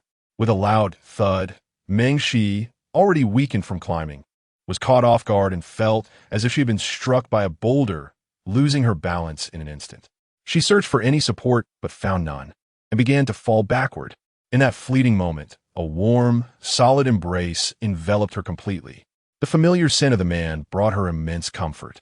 Ishilo secured her slender waist with one arm, drawing her closer, firmly encircling her waist from behind. Mengshi, unprepared, pressed against him. The defined veins on Ishilo's strong arm wrapped tightly around her waist. Ouch! Mengshi twisted her ankle, letting out a muffled groan, the pain nearly bringing her to tears. Behind her, Ishilo's intense breath enveloped her, almost consuming her entirely. The little boy also fell to the ground, his model airplane crashing beside him. He simply sat on the ground, refusing to rise, pointing at Mengshi and wailing, "Bad woman, wicked woman, how dare you push me? Pay for my airplane, pay me money."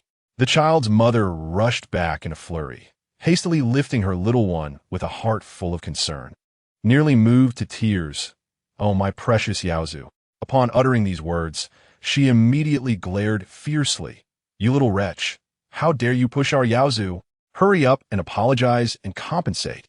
She exhibited no semblance of modesty, her voice ringing out for all to hear. "Everyone, come and see. There's been a murder. What has become of these young girls, harboring such wicked thoughts?" She continued to hurl a string of incomprehensible dialects. Mengshi could barely catch the words, her complexion pale, feeling as if the sprained ankle was ablaze with an excruciating pain that pierced to her very core.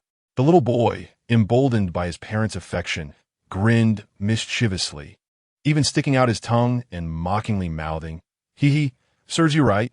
However, in the next instant, the unruly child found himself seized by the scruff of his neck, lifted off the ground unexpectedly, dangling perilously beside the railing. Ishilo hoisted him up, his voice chillingly cold, a smile that sent shivers down one's spine. Seeking death? Chapter 24. Afraid of hurting you, Ishilo lifted him effortlessly, akin to handling a chick. In an instant, the boy's mother displayed a sharp and spiteful demeanor, boldly exclaiming, "Our Yaozu was merely joking. How can a grown man hold a grudge against a child? How petty!" She was accustomed to bullying the weak and fearing the strong. Mengshi, the seemingly gentle and reserved university student, was the perfect target for her, especially as a young girl with a delicate disposition and a concern for her reputation. In a public setting devoid of surveillance, she felt emboldened, knowing they would not dare retaliate against her. Yet, Ishilo was an entirely different entity. A roguish smile graced his lips, his phoenix eyes glinting with a wild, untamed ferocity that instilled fear in those who gazed upon him. The young boy dangled in the air, his feet swinging helplessly. Undeterred, he boasted, "You wouldn't dare drop me. My grandfather is with the police. If you provoke me, I'll make you regret it." Typically, such bravado would silence any further provocation, but Ishilo appeared oblivious, calmly carrying him to the iron railing nearby. Situated halfway up the mountain, the view below revealed cars scurrying like ants, while the expansive, undulating peaks loomed in the distance, and the valley below seemed an abyss, unfathomably deep, evoking a sense of insignificance and powerlessness. As the boy peered down, his face turned pale, his legs suddenly weak, nearly succumbing to fear. His parents, frantic, stammered, "Do you have any decency at all?" Decency? Leaning against the railing with a languid posture, Ishilo's voice dripped with a slow, palpable menace as he chuckled lightly. My apologies. I just got out of prison and haven't learned that yet.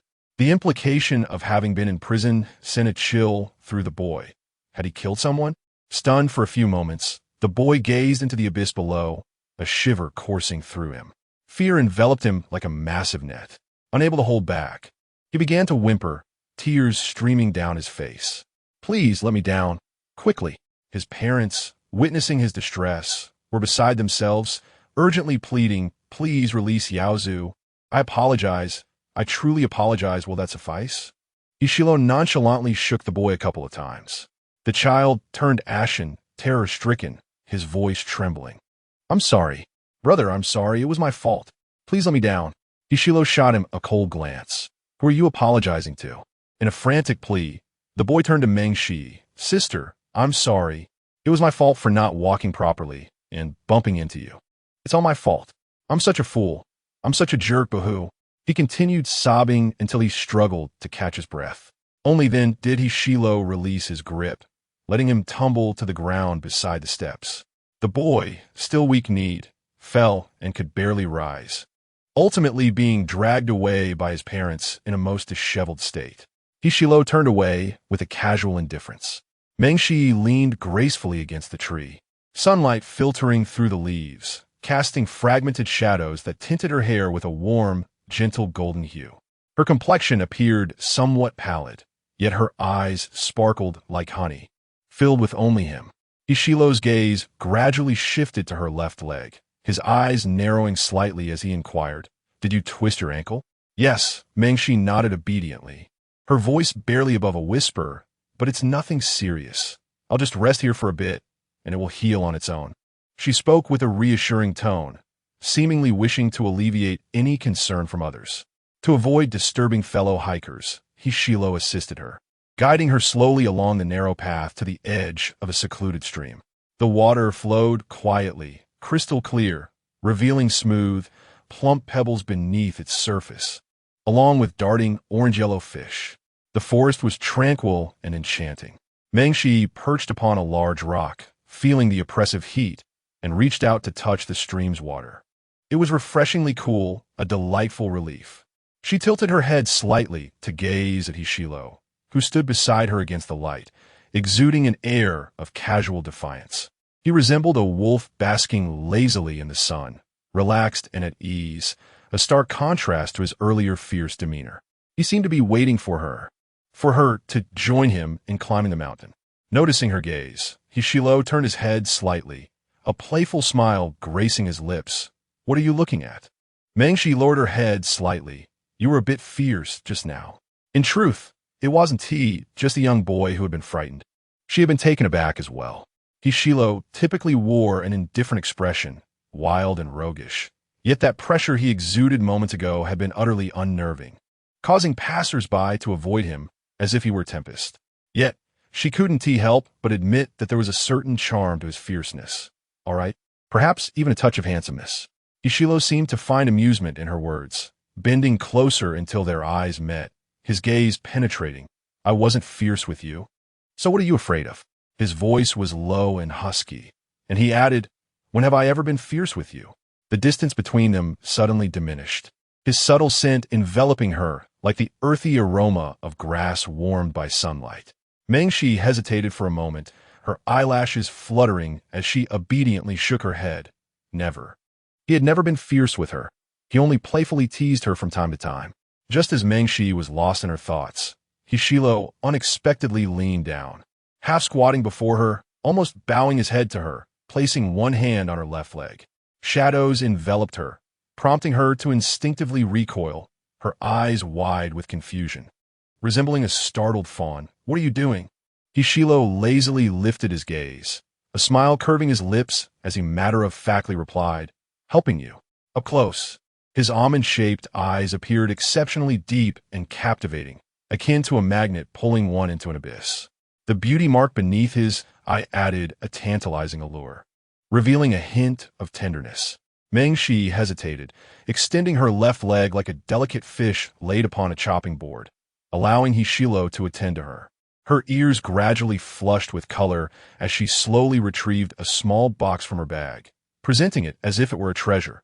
I also brought some ointment. In truth, her injury was not severe.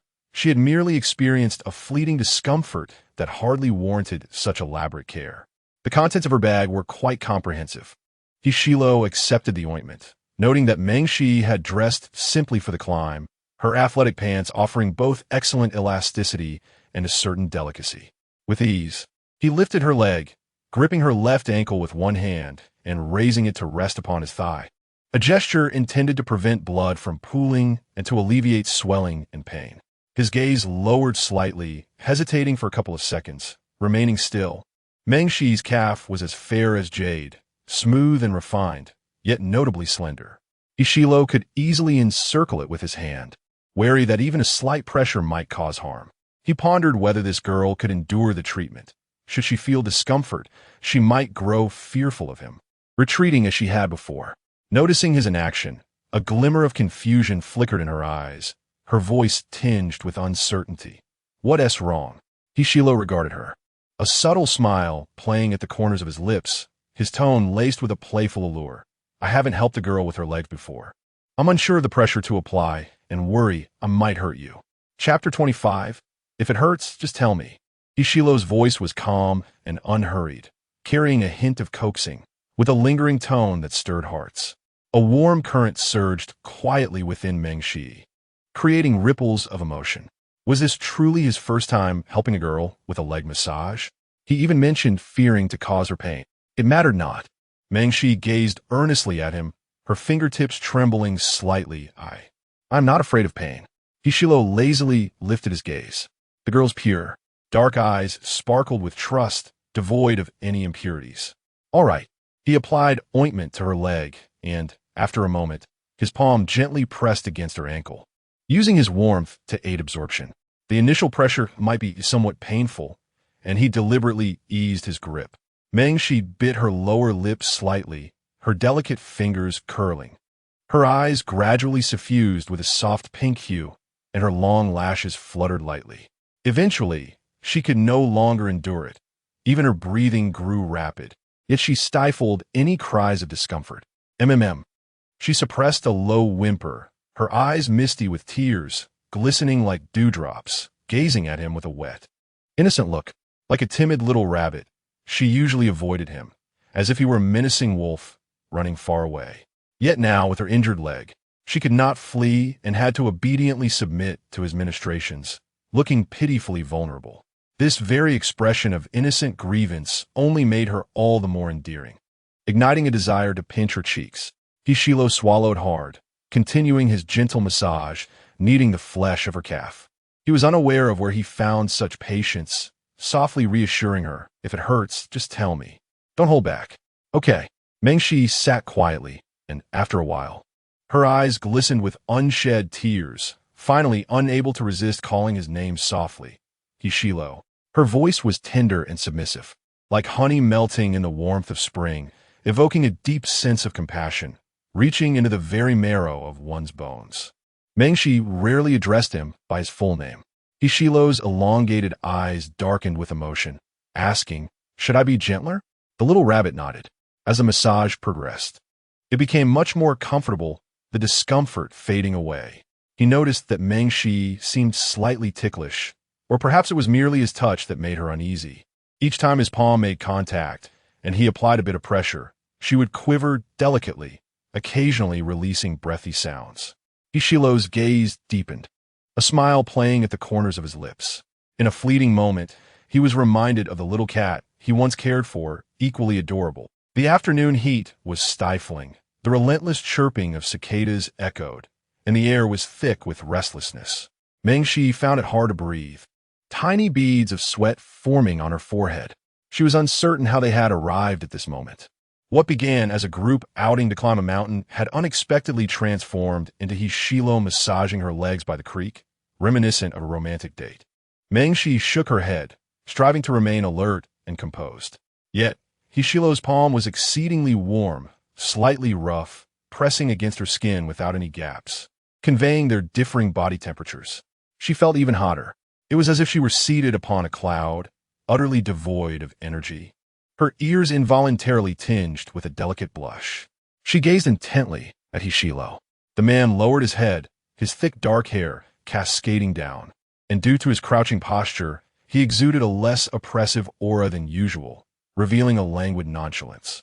It seemed he sensed something, suddenly lifting his gaze. Their eyes collided unexpectedly, and the atmosphere grew subtly charged. Meng Shi felt as if she had been scorched by flames. She pressed her lips together and slowly averted her gaze. The corners of Ishilo's eyes lifted slightly, and with a deliberate effort, he asked leisurely, "Are you comfortable?" His tone carried a hint of playful teasing. Meng Shi hesitated for a moment, focusing on her legs, and softly replied, "Yes, it's fine. Very comfortable." She truly felt nearly recovered. Standing up, she paused for a moment.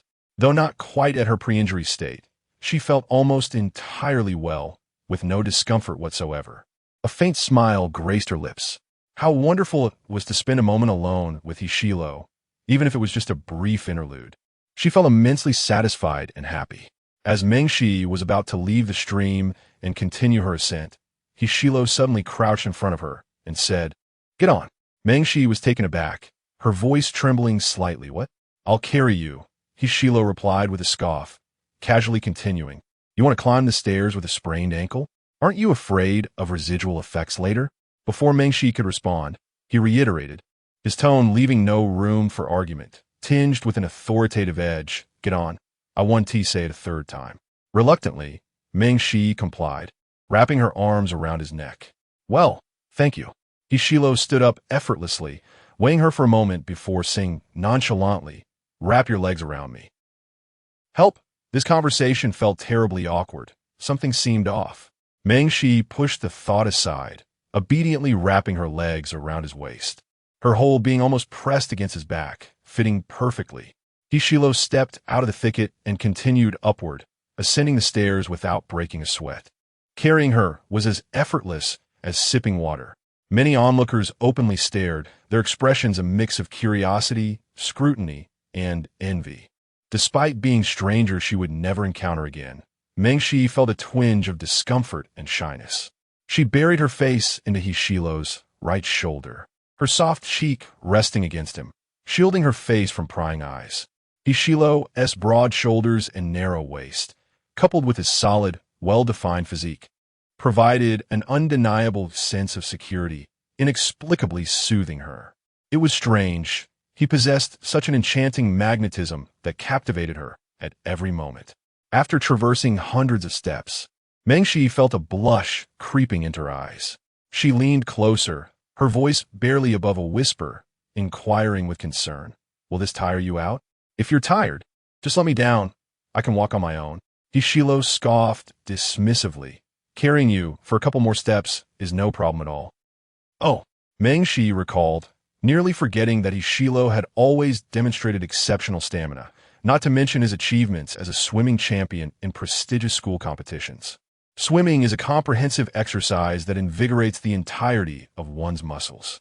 To attain the title of champion signifies a remarkable level of physical prowess and substantial lung capacity. Nearby, a few onlookers covertly cast glances and whisper amongst themselves, "Oh my, look at that young couple, carrying each other up the mountain. How romantic. Surely, they are on their way to the tree of fate to seek happiness." Meanwhile, I find myself laboriously climbing, panting like a bull, only to glance over and discover other couples seemingly reenacting a romantic drama. How infuriating. They ought not to flaunt their affection. Look over there. That man is extraordinarily handsome, even more charming than idle. The girl is equally beautiful. Her soft and adorable demeanor makes me want to take a bite. They truly are a perfect match. The murmurs of the passers-by, though soft, clearly reach the ears of the two.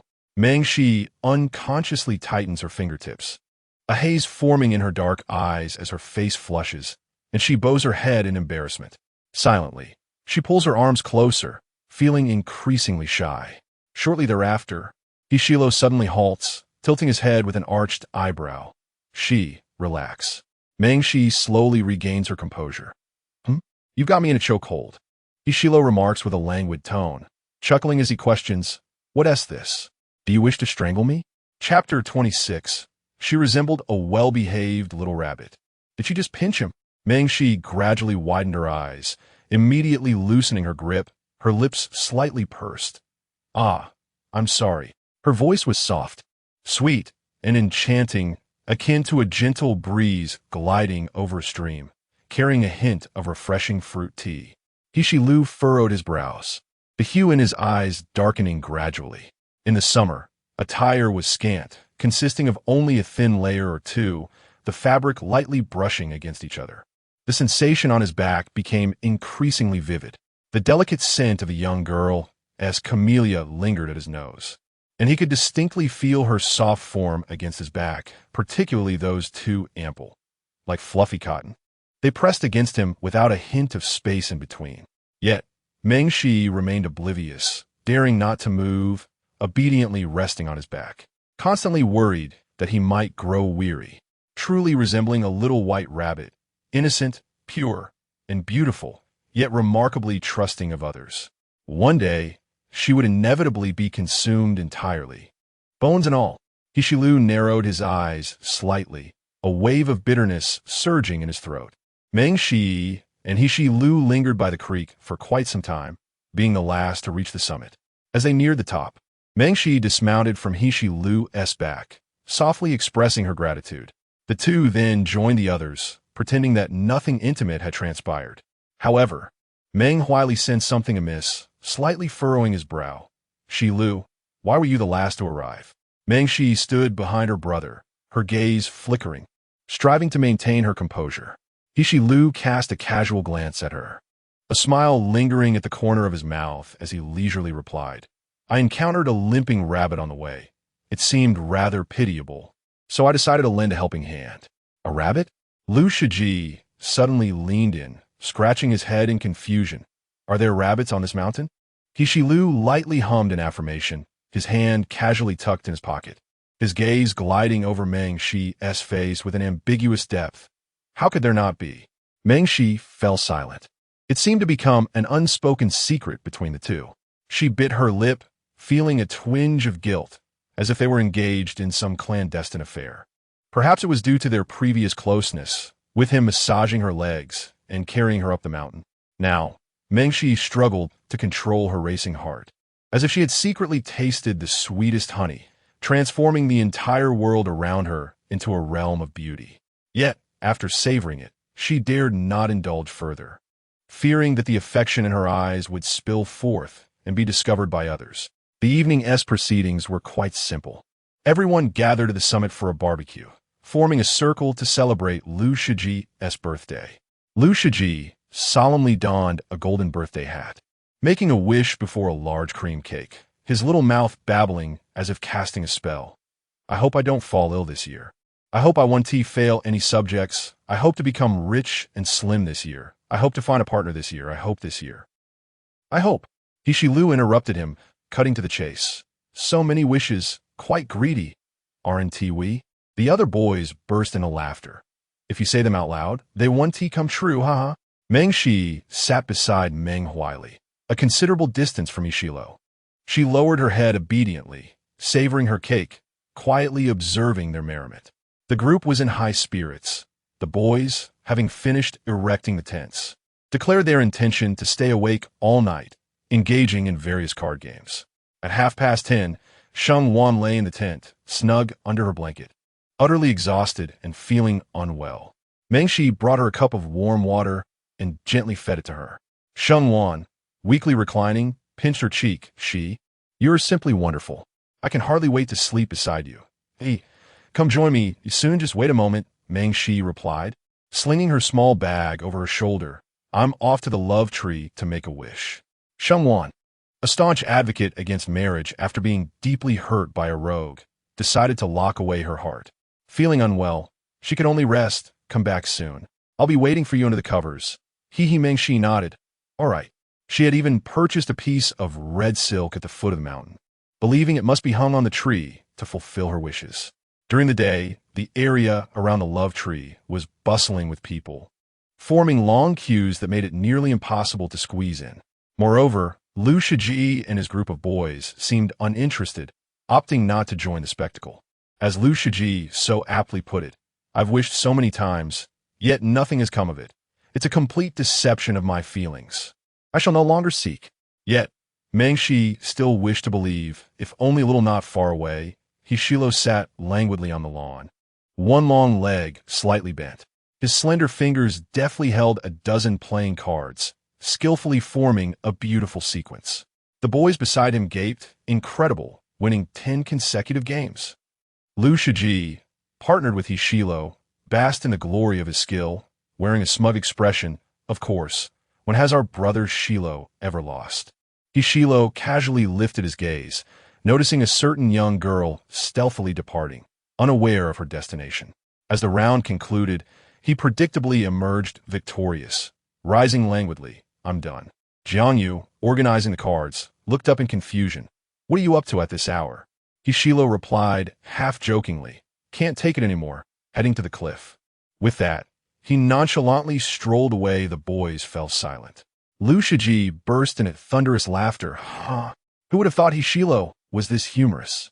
Meng Huili, returning after boiling water, remarked quietly, that's because he once genuinely contemplated suicide. Huh? Liu Shiji immediately ceased his laughter, turning serious. Really? Meng Huili lowered his gaze, yes. Hishilo's background was indeed troubling. He had battled severe depression and mental illness, resembling a puppet shrouded in a veil of gloom, devoid of any vitality. He had come perilously close to taking his own life as the night deepened. The moon ascended the treetops, casting a tender silver glow. Thick clouds enveloped the sky, obscuring even a single star. Mengshi traversed the quiet path and halted before the love tree.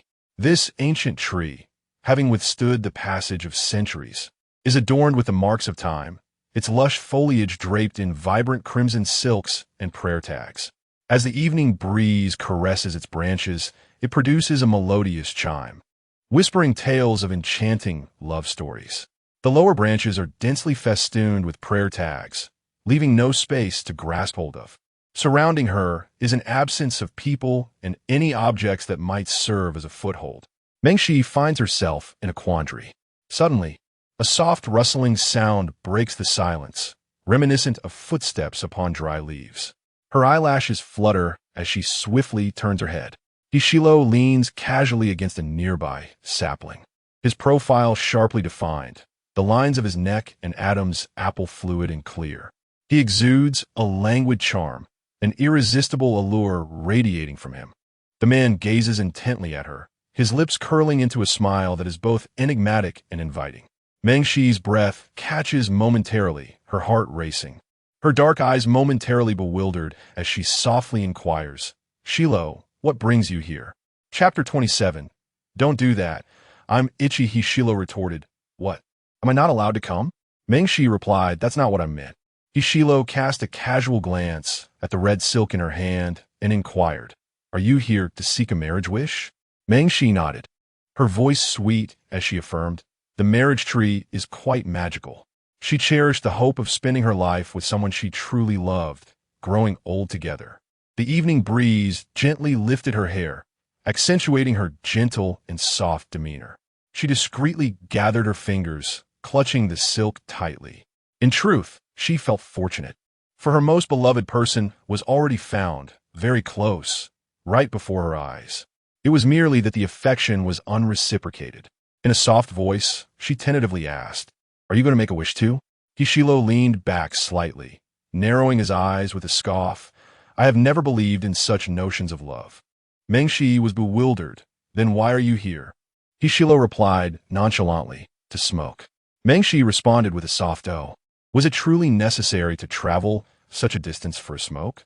Yet, deep down, she understood she had no right to dictate whether he smoked or not.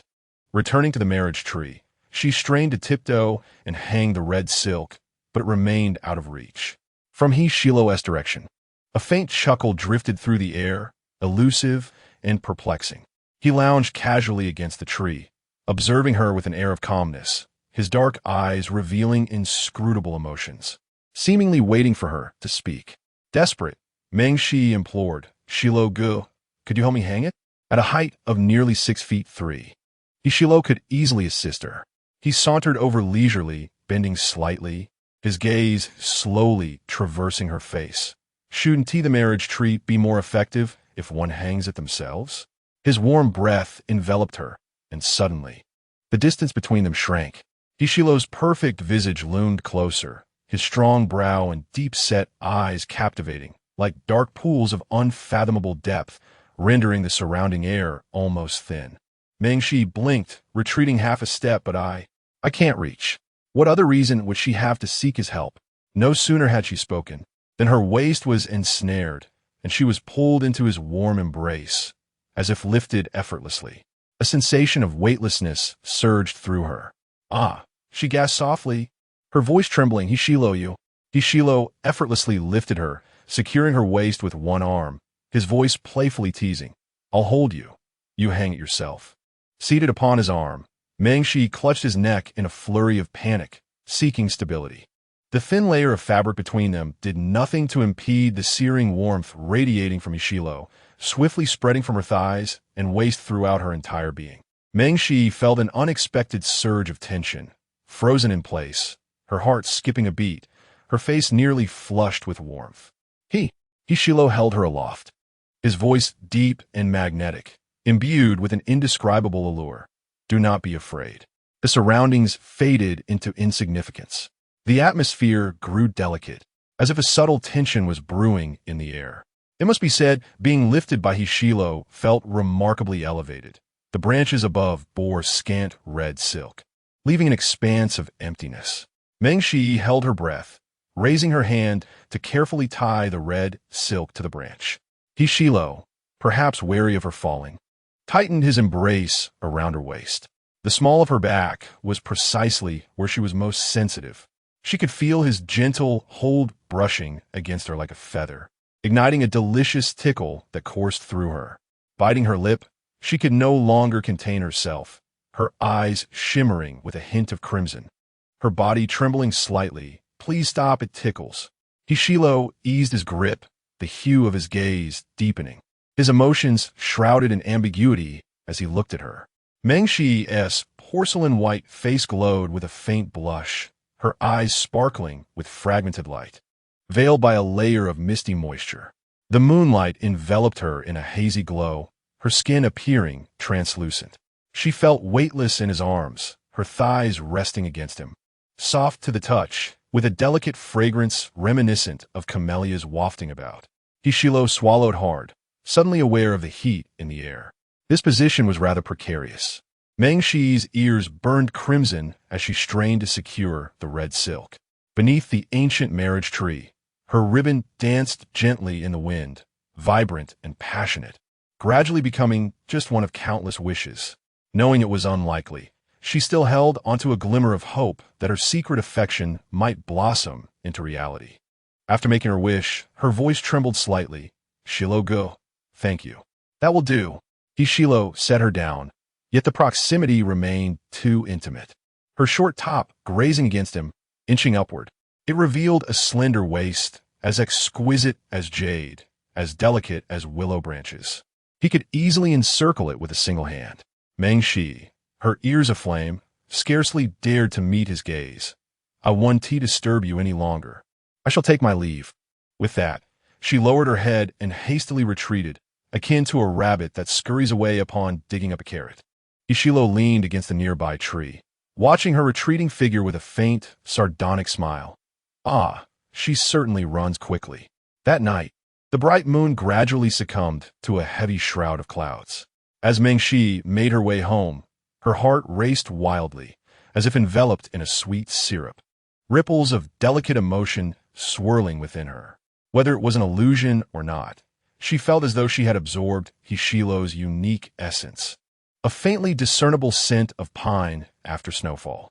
A subtle warmth coursed through her heart, lightening her steps. Suddenly, a dark figure emerged from behind, striking like a venomous serpent seizing its prey. Mengshi, caught off guard, was silenced by a strange man who forcefully covered her mouth and nose with a towel. The air filled with an acrid, unfamiliar scent. As Mengshi trembled uncontrollably, her mouth was covered, stifling her cries for help. She struggled desperately, her neck flushed from the pressure. Just as she managed to break free from the man's grasp, he seized her delicate wrist, yanking her back with great force. It felt as though an invisible net ensnared her, rendering her immobile. The man behind her, reeking of alcohol, held her tightly to prevent her escape. With his tousled blonde hair, he tightened his grip around her throat, his voice low and menacing as he warned, "Stop struggling, or I'll make you faint for a while. If you wish to live, comply, and I shall let you return." The disparity in strength between them was overwhelming. Meng Shi found it increasingly difficult to resist. Her legs began to weaken. A profound sense of despair and helplessness washed over her, engulfing her like a flood, leaving her breathless. She never anticipated encountering such a predicament. The surroundings were eerily silent, devoid of any potential saviors. She could only rely on herself, struggling for breath. Her blood felt as if it were solidifying from the chokehold. Summoning her composure, she nodded submissively, feigning acquiescence. As the man attempted to drag her into the nearby thicket, she seized the opportunity when his guard was momentarily lowered, channeling all her strength to topple him to the side, and together they tumbled down the slope. Chapter 28. Come closer into my embrace. The path up the mountain is rugged and uneven, overgrown with weeds and exceedingly steep. Meng Shi tumbled down the slope with him, the ground jarring and punctuated by sharp stones stabbing her back as if hammered by a fierce fist, causing her internal organs to ache with a searing pain. A wave of dizziness enveloped her, and she curled into a ball, her eyes reddening as she trembled to suppress her tears. Beads of sweat trickled down her forehead. The man fared little better, collapsing awkwardly to the ground. He hastily regained his footing, his eyes glinting with malice as he reached for Meng Shi. His face contorted with rage. "Damn it, are you trying to toy with me?" He lunged at her like a feral dog. Without hesitation, Meng Shi stood tall and struck his forehead with a sharp stone. The movement was swift, devoid of any hesitation. With a thud, the man staggered into unconsciousness, crimson blood slowly seeping from his forehead. Exhaustion washed over Meng Shi, her lips barely parting to draw in breath. She was not so feeble as to lack the will to resist. Once, Meng Huili had taught her numerous self-defense techniques for moments of peril. Little did she know they would prove invaluable now. Her eyes felt heavy with fatigue as she gazed upwards of the steep incline. The loose earth and stones made it perilous to descend, yet impossible to ascend again. In her search for a phone to call for help, her hands roamed over the man's body, but yielded nothing. As dusk descended, the mountain fell into an eerie silence. Meng Shi called out several times, but only the faint whisper of the wind answered her. Plop! A few raindrops fell onto the nearby leaves, cascading to the ground with a soft sound. An unsettling premonition surged within her. In the distance, the thick curtain of night loomed, heavy clouds pressing down like deep pools of ink, oppressive and terrifying, as if they threatened to engulf the entire mountain. Ishilo leaned languidly against a tree trunk, exuding an air of lazy elegance. The tips of his sharply defined fingers held a flickering ember, its glow wavering in the night. His eyes half closed, a shadowy depth lingered within. As he exhaled a plume of smoke, his chiseled profile, momentarily obscured by curling tendrils of pale smoke, radiated a melancholic beauty. After a while, the smoke dissipated. Ishilo extinguished the cigarette and began to stroll back, only to suddenly halt. Something reflective caught his eye amidst the grass. It looked familiar. Narrowing his eyes slightly, he approached it. If memory served, it was Meng Shi's phone, adorned with a sparkling silver bow. Beside it lay a towel, faintly tinged with the scent of a tranquilizer. The rain abruptly intensified, pounding the muddy ground with a cacophony of sound, splashing water everywhere. The distant mountains blurred under the deluge, as if on the brink of being submerged. The path between the peaks became drenched, the soil soft and sticky, rendering it treacherous. Meng Shi was soaked to the skin, her steps heavy and laborious. Desperate for shelter from the rain, she ventured further and deeper into the wilderness, completely devoid of any sense of direction. She found herself lost and unaware of how long she had been wandering. Suddenly, her foot slipped on the damp earth, causing her body to tilt precariously before crashing heavily to the ground, her knee colliding painfully against a stone. The pain rendered her somewhat numb. Meng Shi's eyelids grew heavy, her vision gradually blurring as an overwhelming sense of helplessness and fear enveloped her, making it difficult to struggle. She bit her lip, stubborn yet enduring, forcing herself to rise and continue on. Coupled with the pungent odor from the towel earlier, her consciousness began to fragment, making it hard to focus. Surely, Shengwan and her brother would notice her absence. They would come searching for her. She truly felt on the brink of collapse, utterly exhausted, longing for sleep. In a flash, the sound of footsteps echoed, the crunch of leaves underfoot creating an eerie, terrifying noise. An alarm blared in Meng Shi's mind, jolting her brain into clarity. She froze in place, her fingers trembling faintly as she crouched behind a tree, covering her mouth to stifle any sound. In the next moment, a shadow loomed over her, descending from above and completely enveloping her. Meng Shi's mind went blank, her heart racing. She turned abruptly, her pupils constricting in shock as Ishilo's handsome face emerged before her. His elongated, captivating eyes and tousled hair falling casually across his forehead rendered his face even more alluring and rebellious, making it impossible to look away. "Do not be afraid. It is me," Hishilo said, positioning his umbrella above her head, his voice deep and enticing. Meng Shi was momentarily taken aback, her heart that had been hanging in the balance finally settling, her throat feeling slightly parched. "You." She blinked several times to confirm this was not a mere illusion, and a wave of emotion washed over her. "How did you get here?" It felt surreal. Hishilo leaned closer, casually ruffling her hair, his tone nonchalant, yet comforting. "I came to find you, Shi." His beguiling voice echoed in her ears, resonating repeatedly in her mind. Her heart felt as though it had been stirred by a sudden gust of wind, creating ripples that refused to settle. Hishilo scrutinized her closely, sensing something amiss, and furrowed his brow, asking, "Did you inhale the sedative?" Meng Shi took a moment to respond, nodding slightly. Fortunately, she had not been exposed for long. She merely felt a bit drowsy and disoriented, and soon the effects of the drug would dissipate completely. Hishilo held the umbrella, his dark eyes glancing at her. Meng Shi's crop top was drenched by the rain, clinging tightly to her skin. The pristine white fabric was stained with brown mud, and even her hair bore traces of dirt. Her clear eyes were misty with moisture, her complexion pale. A few damp strands of black hair appeared, slightly disheveled, adding to her delicate charm. Hishilo swallowed hard, his gaze deepening as he reached up to wipe a small patch of mud from her face. "Let's find a place to shelter from the rain." "All right." Meng Shi shivered from the cold rain, her entire body recoiling, her eyelashes trembling incessantly. The torrential downpour raged, with each large raindrop striking the ground with the force of steel beads, fierce and relentless. Hishilo had previously found a transparent umbrella, small in size, which made it evident that it was somewhat cumbersome for two individuals. Meng Shi followed his lead, somewhat hesitant. Suddenly, she was caught off guard as she found herself enveloped in a familiar and searing warmth. Through 2 layers of fabric, Hishilo's arm encircled her shoulder, drawing her close to his sturdy chest. Meng Shi's breath caught for a moment, her body stiffening. In an instant, it felt as though scalding waves of water cascaded from the tip of her heart to every limb and sinew. Hishilo's enticing voice, mingled with the rhythmic patter of raindrops against the umbrella, slowly drifted in her ears. "Come closer into my embrace." Chapter 29.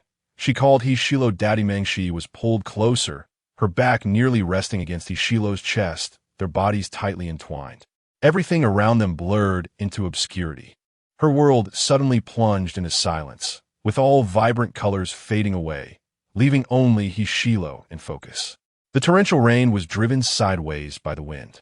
Hishilo stood against the gusts, shielding her from the downpour, the umbrella tilting toward her as he held her shoulder tightly, moving briskly through the rain. Meng Shi was well protected, scarcely touched by the raindrops. Her mind felt foggy, her consciousness dimming, her legs growing weak as if she were walking on soft clouds. Her heartbeat became increasingly erratic. She could barely discern the path beneath her feet, following Hishilo in a daze. She felt so cold, so sleepy, and she realized just how deeply she cherished Hishilo. After weaving through the storm for some time, they fortuitously discovered the entrance to a cave. Inside, the rocky walls were uneven, the space modest, yet provided an excellent refuge from the rain. Mengshi sank to the ground, leaning against the stone wall, her awareness gradually slipping away. Her head felt unbearably heavy. In a daze, she lifted her gaze. Ishilo stood before her, his black shirt thoroughly soaked, the thin fabric clinging to his skin, revealing the contours of his abdominal muscles, exuding an aura of masculine strength. He was irresistibly alluring, an intoxicating mix of wild desire and temptation. The sight of his wet form was more enticing than nudity itself. Mengshi found herself ravenous. A fleeting impulse to leap forward and take a bite. Ishilo suddenly glanced over, a hint of playful amusement in his tone. "What are you looking at?" "Sorry." Mengshi's cheeks flushed, and she hastily lowered her head, too shy to meet his gaze again. Ishilo, unperturbed, returned her phone, unlocking it to reveal little battery remaining, and promptly dialed Meng Huili's number. "Hello." Meng Huili answered instantly, his usually calm voice trembling slightly. "Gee, where are you? Are you all right?" In the background, faintly, there was the sound of Sheng Wan's worried sobs. "Wah, she baby, I've been searching for you for so long. I couldn't reach you by phone. It scared me to death." Mengshi took the phone, her voice weak and muddled. "I rolled down the mountain. Now, I'm in a cave with Ishilo. Everything's fine." Thunder rumbled ominously in the distance, akin to a beast growling repeatedly, as if brewing with rage, poised to unleash its fury. Mengshi's complexion turned pale, instinctively drawing her neck in, burying her face in her clothes, her eyelashes trembling incessantly. "Don't be afraid. I'm here." Meng Huili whispered soothingly. "Let Shilo take the call." Ishilo took the phone, placing it to his ear. "What is it?" "Shilo, I rely on you to take care of my sister." "Rest assured," Ishilo replied, a smile playing at the corners of his mouth, his tone deliberately elongated and ambiguous. "I'll take good care of her." Meng Huili's voice tightened with concern. "She has a history of trauma from a car accident. Thunderstorms trigger psychological distress. So please, beep." The phone died, shutting off automatically due to low battery. In the next moment, a blinding light sliced through the night sky like a silver serpent, illuminating the surrounding darkness with a flash of lightning. Almost immediately, a deafening thunderclap resonated, striking the eardrums. Ishilo set down his phone and glanced back.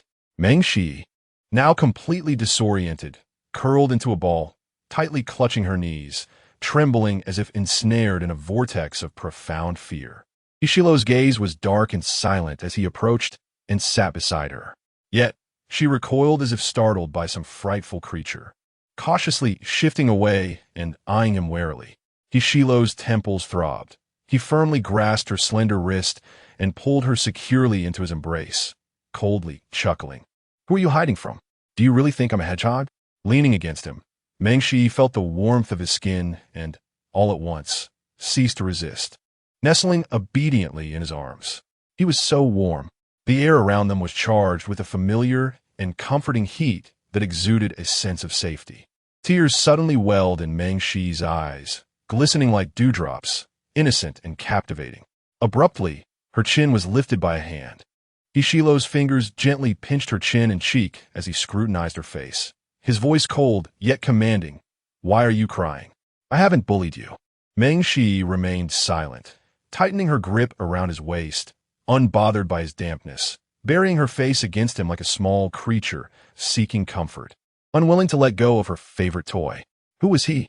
Mengshi had no idea, but she felt an overwhelming sense of comfort and warmth, desiring to remain by his side forever. Ishilo leaned against the rugged stone wall, his long legs slightly extended, humming softly. Now this is more like it. Mengshi's hands were restless, pressing against his firm abdomen before slowly wandering to his enticing lower belly, and then a muffled groan escaped Ishilo's throat, low and tantalizing, sending waves of shivers coursing through her. He swiftly grasped Mengshi's wrist with a casual, languid demeanor, teasingly inquiring, "What do you think you're touching?" Mengshi, feeling wronged, bit her lip and replied slowly, "I want to touch." The depths of Ishilo's eyes stirred with a rising tide. Well, even in her stupor, she remained a little vixen, audaciously curious. Hishilo leaned in closer, their gazes locking deeply, and he playfully asked, "If there's a fire, will you put it out?" Sensing his slight displeasure, Mengshi refrained from further wandering and gently poked his chest with her delicate fingers. In a soft, almost pouting tone, she complained, "It's so hard." Indeed, he was hard.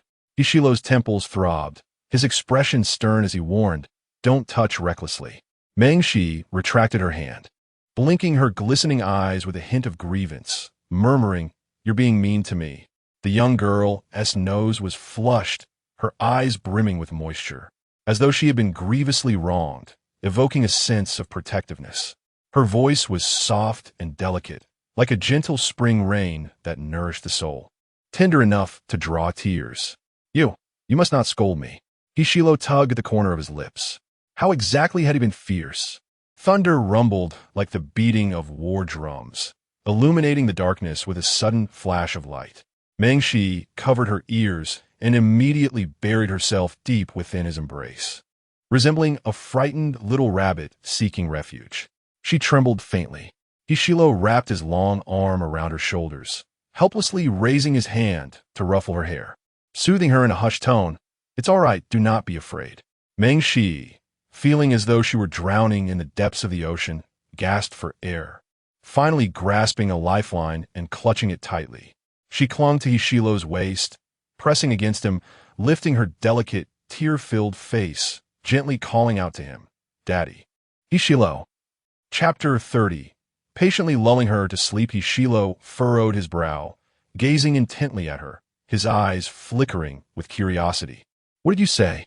Mengshi's eyes, clear and gentle, contained no impurities as she softly repeated, "Daddy." Hishilo sighed. "Well, looks like I'm an accidental father."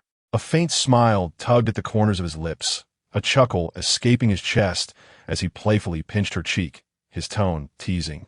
"Is that how much you wish to acknowledge me as your father?" Outside the cave, the rain poured down violently, each droplet resembling silver arrows cascading like a waterfall.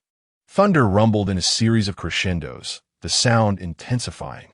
Mengshi's pupils began to lose focus, a sheen of sweat forming on her forehead as she seemed engulfed by unsettling memories, overwhelmed with anxiety and fear.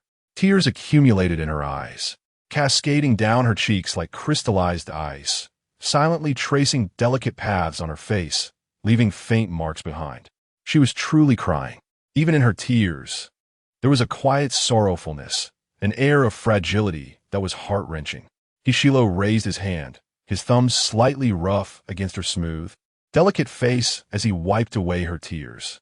Yet, they seemed endless. For each tear he brushed away, another rolled down. What shadows haunted her?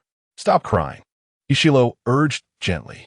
Mengshi, finally realizing her distress, looked up at him with a dazed expression, murmuring helplessly, "Don't go, don't go."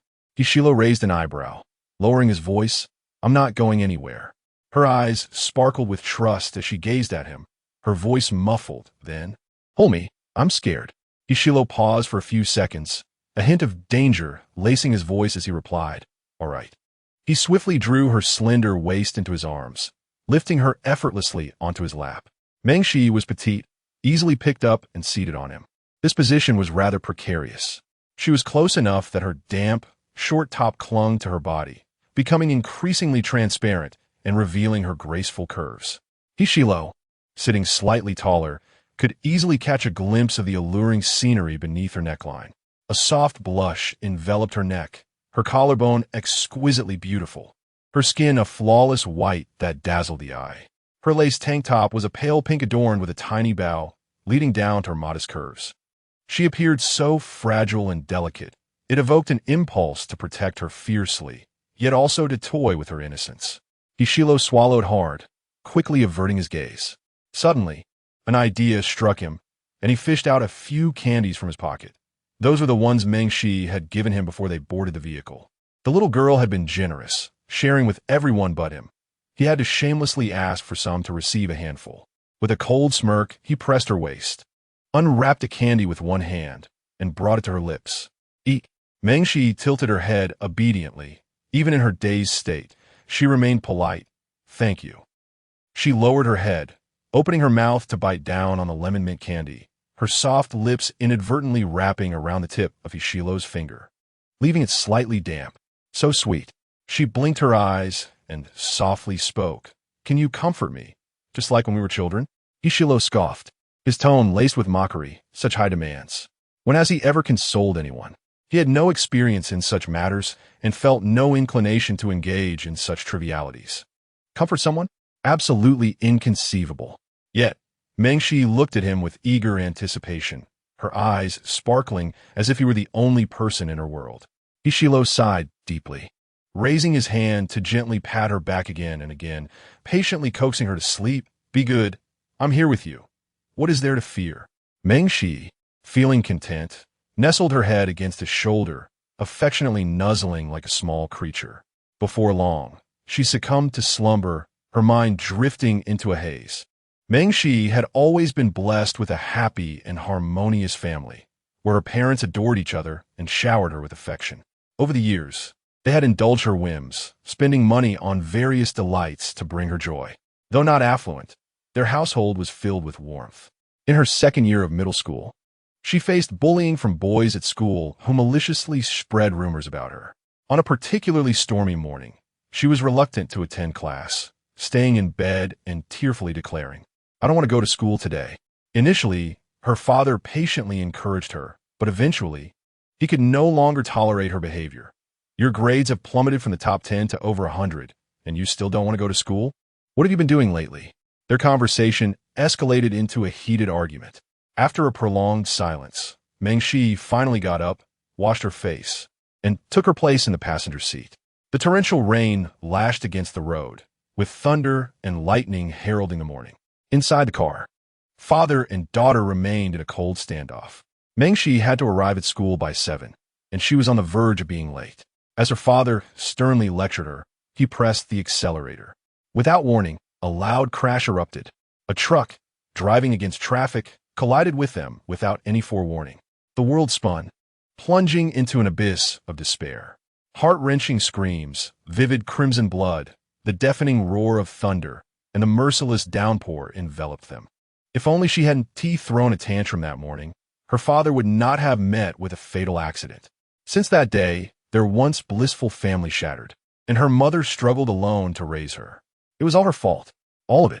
Mengshi slept for an extended period, and when she finally opened her eyes, the effects of the medication had completely dissipated. She slowly regained her senses.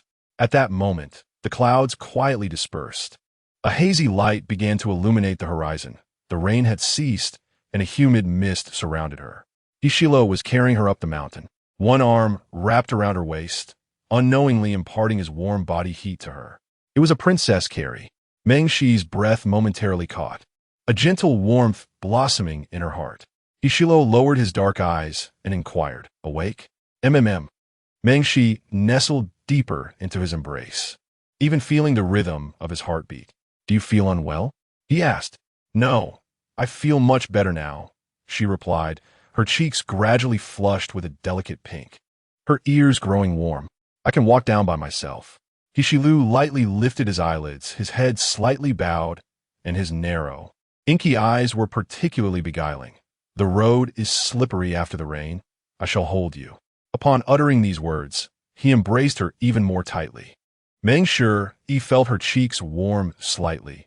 Unable to meet his gaze, her heart a tumultuous storm. What is this? She found it difficult to articulate the scene before her. It was as if all sounds had faded away, the surroundings gradually transforming into a dull monochrome. Hishilu appeared to her like a splash of color that had unexpectedly intruded into her world, vibrant and resplendent, evoking an irresistible desire to draw closer, to touch. It felt like a cinematic moment, where every action and expression slowed to a graceful pace, each frame exuding an exquisite romance. Why are you in a daze? Ishilu asked casually.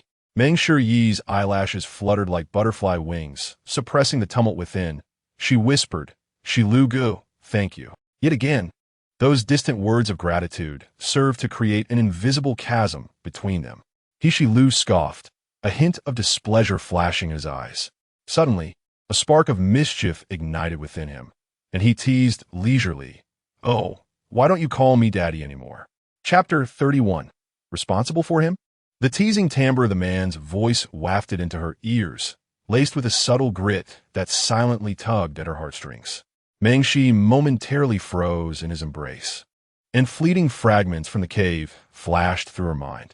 For instance, her pitiable pleas for Ishilo to hold her and comfort her, or the way she had touched his abs, remarking on their firmness and even trailing her hand lower, exclaiming about his hardness. She even remembered leaning against Ishilo, her eyes brimming with tears as she called him Daddy. Ah, how did it appear that she was the one engaging in inappropriate conduct? The more she pondered, the more embarrassed she became, her cheeks ablaze, almost as if they might catch fire. Her voice faltered, I don't remember. Perhaps it was best to feign ignorance for now. A wicked smirk graced Hishilo's lips as he carried her along, casually recalling, "Is that so? I wonder who it was that clung to me just moments ago." The instant I let go, she was in tears, overwhelmed with shame. Mengshi buried her face deeper into his embrace, unwilling to let him see her expression.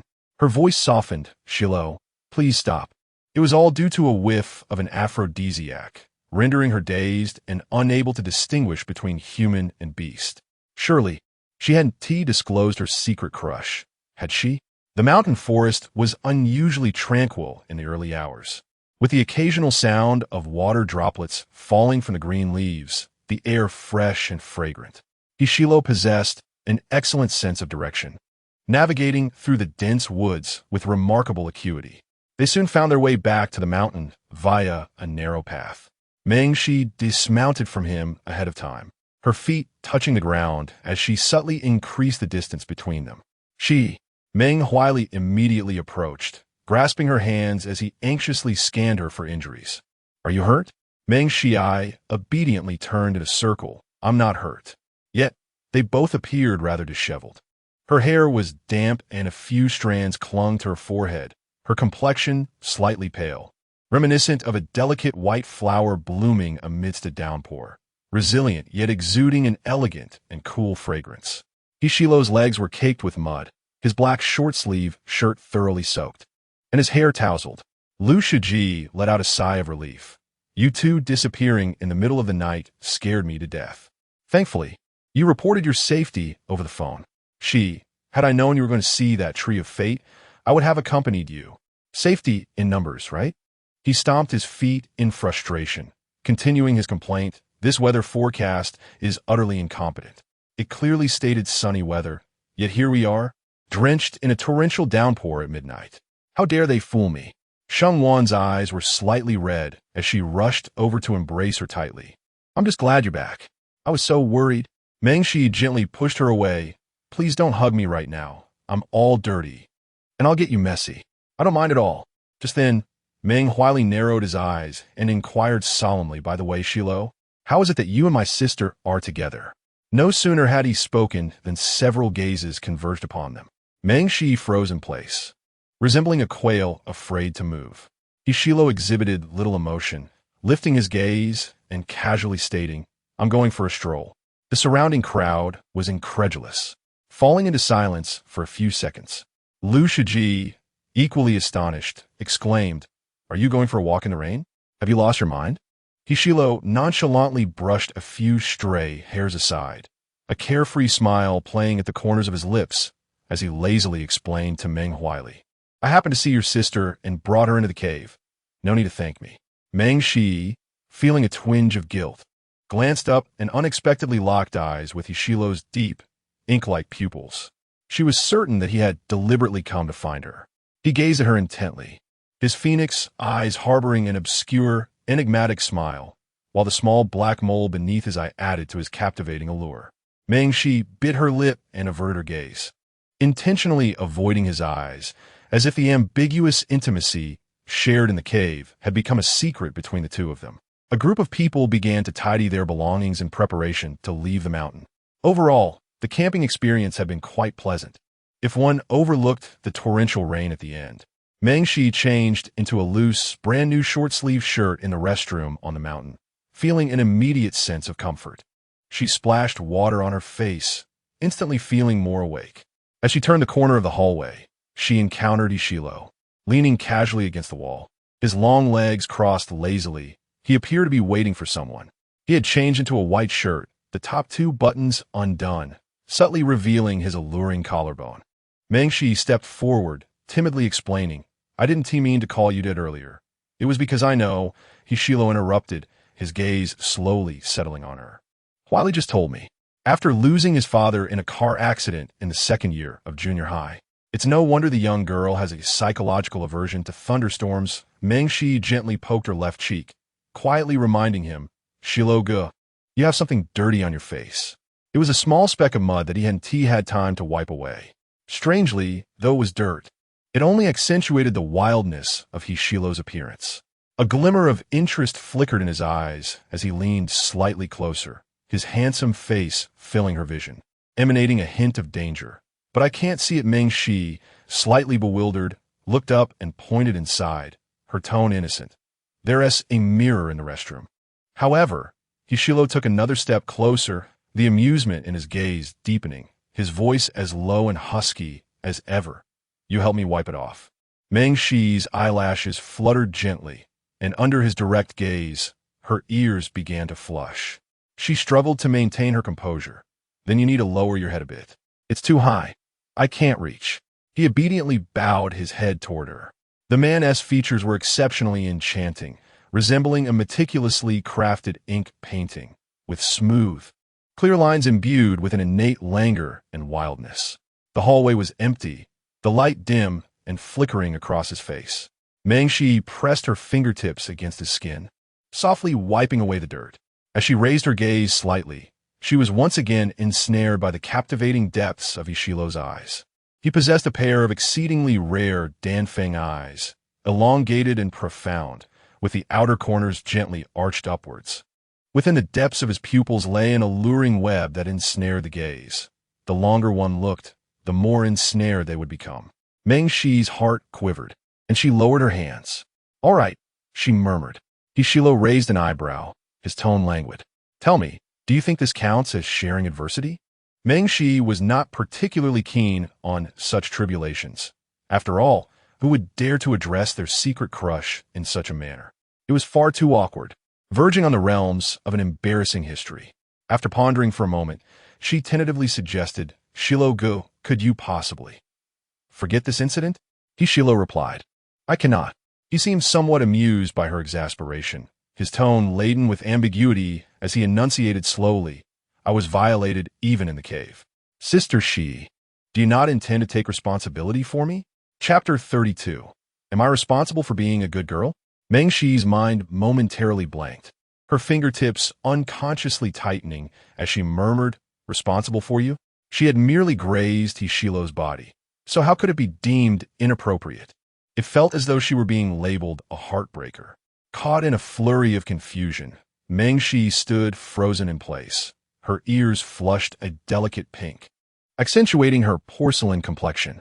Her dark eyes shimmered with a light reminiscent of gentle spring waters, sparkling with innocence and purity. Hishilo lowered his gaze upon her, a soft chuckle escaping from deep within his throat. The girl's long, curled lashes fluttered like startled butterfly wings, hesitant to meet his gaze directly. Rather endearing, indeed. "Pray tell, how should one be responsible?" Hishilo's expression darkened slightly, suddenly ignited by a mischievous desire to tease her further as the space between them diminished. Mengshi found herself at a loss for words, her thoughts a tangled web, her entire being enveloped in a rosy haze. Suddenly, unfamiliar footsteps echoed from the end of the corridor. Hishilo's brow furrowed slightly as he discreetly created distance between them. Seizing the opportunity, Mengshi hastily slipped away, clutching her chest as her ears burned with embarrassment. Hishilo was undeniably too alluring, especially when those enigmatic phoenix eyes were fixed upon her, swirling with tumultuous depths akin to the sea. In those depths, she could see her own reflection, enough to make one's heart flutter, to succumb, to drown, to gasp for air. For several nights thereafter, Mengshi dreamt of Ishilo's obsidian-like gaze. In her dreams, she found herself back in the cave on that stormy night, trembling in fear as thunder and lightning raged around her. Just then, Hishilo appeared, pulling her into his embrace while soothingly wiping away her tears. "It's all right. I'm here with you. What is there to fear?" He maintained his usual nonchalant demeanor, yet his eyes held a newfound softness and tenderness. As they drew closer, Mengshi nearly melted into him, the atmosphere thick with an intoxicating warmth, as if enveloped in pink bubbles that stirred one's heart. Abruptly, Mengshi awoke, her eyes flying open, her heart racing as she descended from her bed.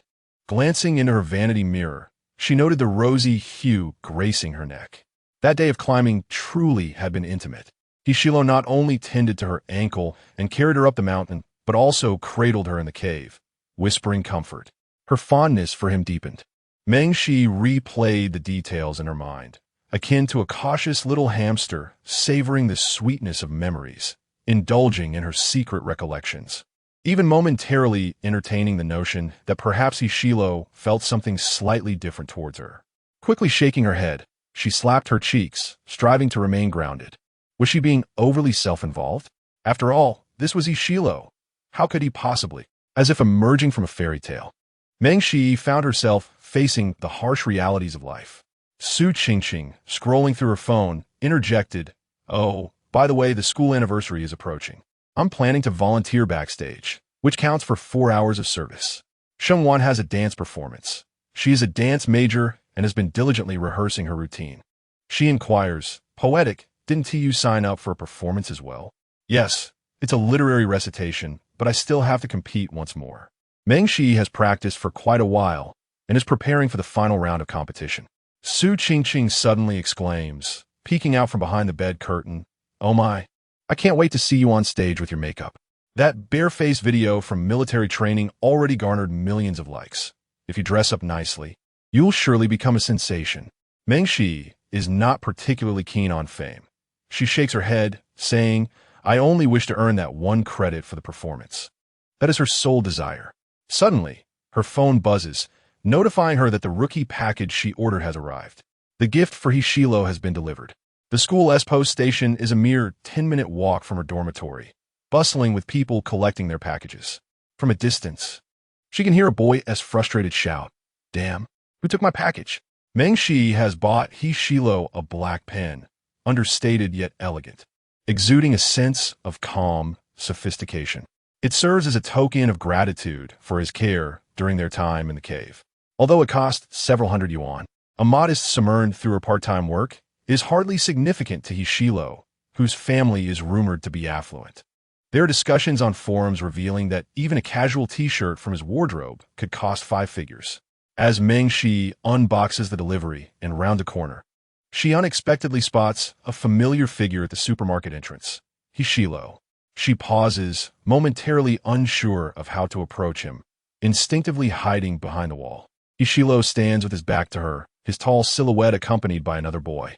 The boy casually opens a bottle of cola and teasingly remarks, "Shilo, the beauty from the journalism department next door has been wanting to add you on WeChat. She has been pestering me for half a semester. Are you going to give it to her? By the way, you've been single for quite a while. When will you start dating again?"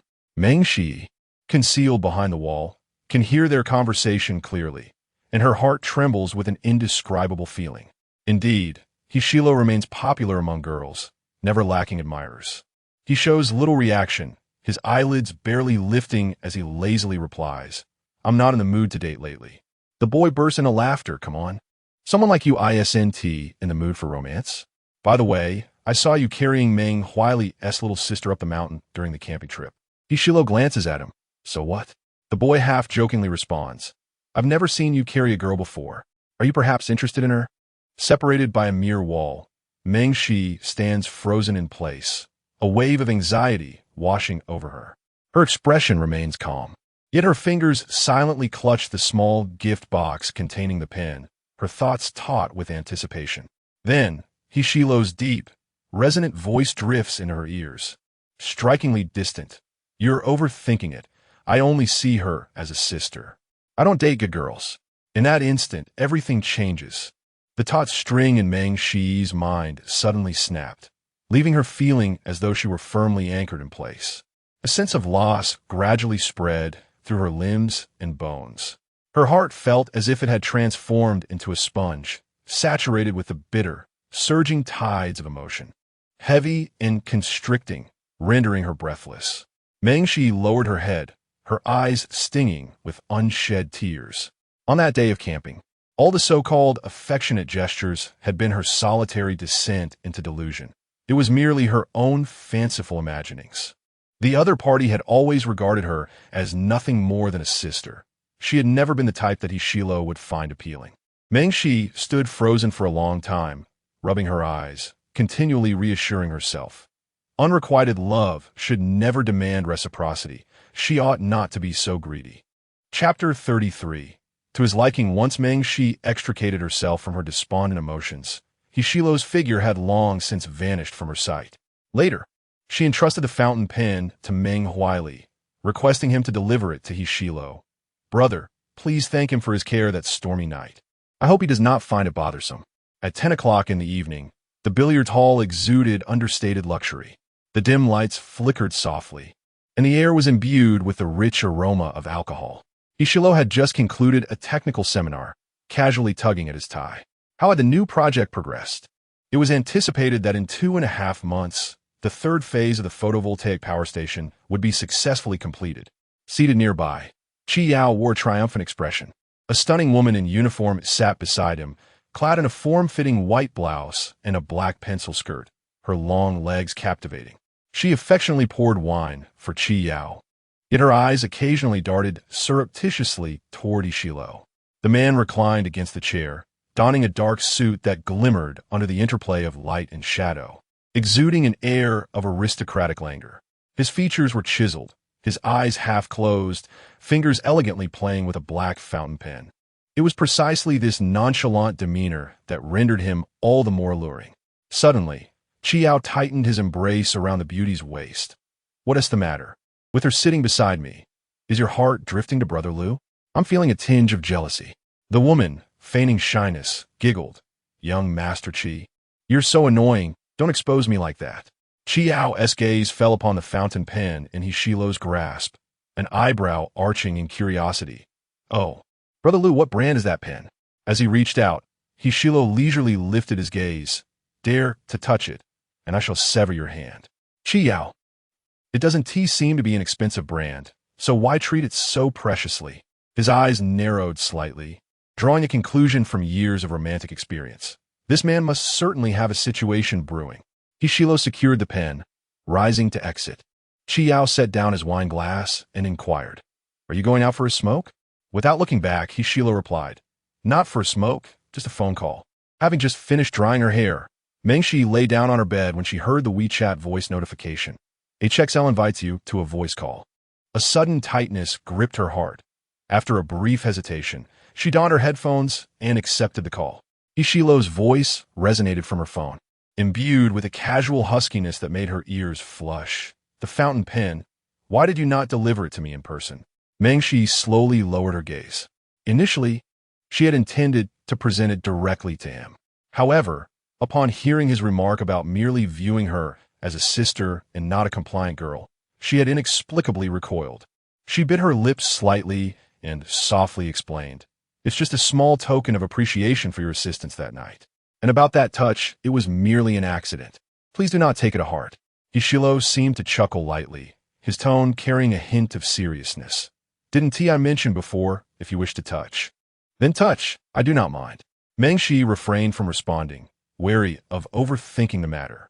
Yet, moments later, Hishilo continued, It is quite to my liking. He deliberately elongated his tone, leaving his emotions shrouded in ambiguity. In a moment of uncertainty, it was unclear whether the discussion centered around the pen's appeal or her allure to him. Mengshi found herself instinctively clutching the corner of her blanket. Merely hearing his voice sent shivers through her ears. Hishilo, infused each of his words with a hint of flirtation, igniting one's imagination, which perhaps explained his popularity among numerous girls. Yet, she remained acutely aware that Hishilo held no deeper intentions towards her, viewing her solely as a sister. Maintaining her composure, Mengshi replied softly, It's late. I must retire for the night. After a long pause, Hishilo responded, "All right, see you in Wednesday's elective class." Okay. Meng Shi promptly ended the call, pulling the blanket up to muffle her head. Hishilo stared at the disconnected voice message, his gaze lingering on the chat window with Meng Shi, a tempest of dark emotions swirling in his eyes. A few evenings later, Meng Shi attended the rehearsal for the school anniversary poetry recitation competition. She was vying for the role of the female lead, one of the participants with the most lines in the entire program. After stepping out of the restroom, she overheard a group of girls at the entrance conversing with an air of arrogance. "Don't worry, Lin Shuang. With your immense talent, the lead position is surely yours. I bet there will be a flood of confessions on the forum." One girl added, "I've never liked Meng Shi. Wasn't she just lucky during military training?" Anyone else would have shone just as brightly. A cluster of 2 or 3 girls surrounded Lin Shuang, showering her with adoration. As they encountered Meng Shi, a sudden wave of awkwardness washed over them. That is, Lin Shuang fixed her gaze on her, a sly smile curling her lips, igniting a spark of rivalry in her eyes. "What a coincidence, it's you again." Unprepared for Lin Shuang's presence in the competition, Meng Shi chose to disregard them and turned to leave. Some people's malice and targeted disdain are often inexplicable, requiring no further acknowledgement. Ultimately, 5 girls vied for the role of the female lead in the recitation. Lin Shuang's voice was notably melodious, her enunciation crisp and imbued with a sultry charm.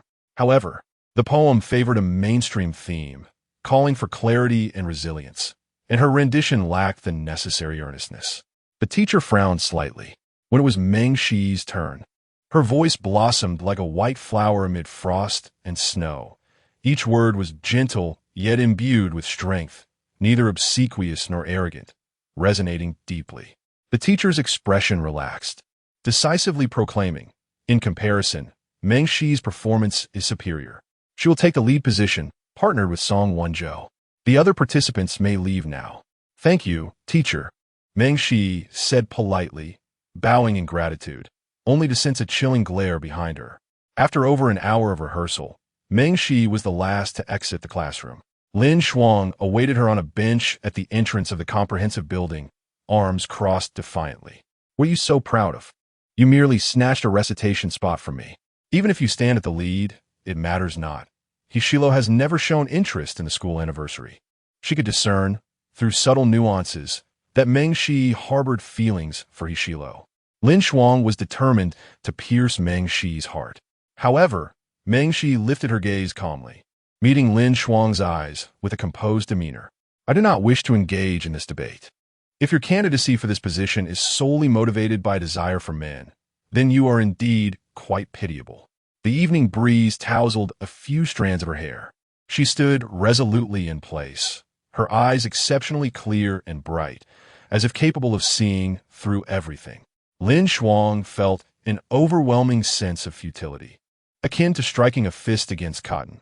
No matter how much she provoked her, the other remained composed and rational, even exhibiting a semblance of pity. This expression only served to infuriate Lin Shuang further.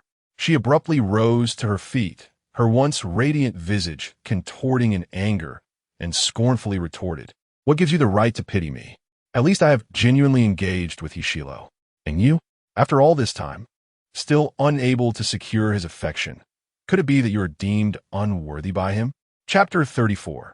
Hishilo's jealousy. Lin Shuang expressed her thoughts.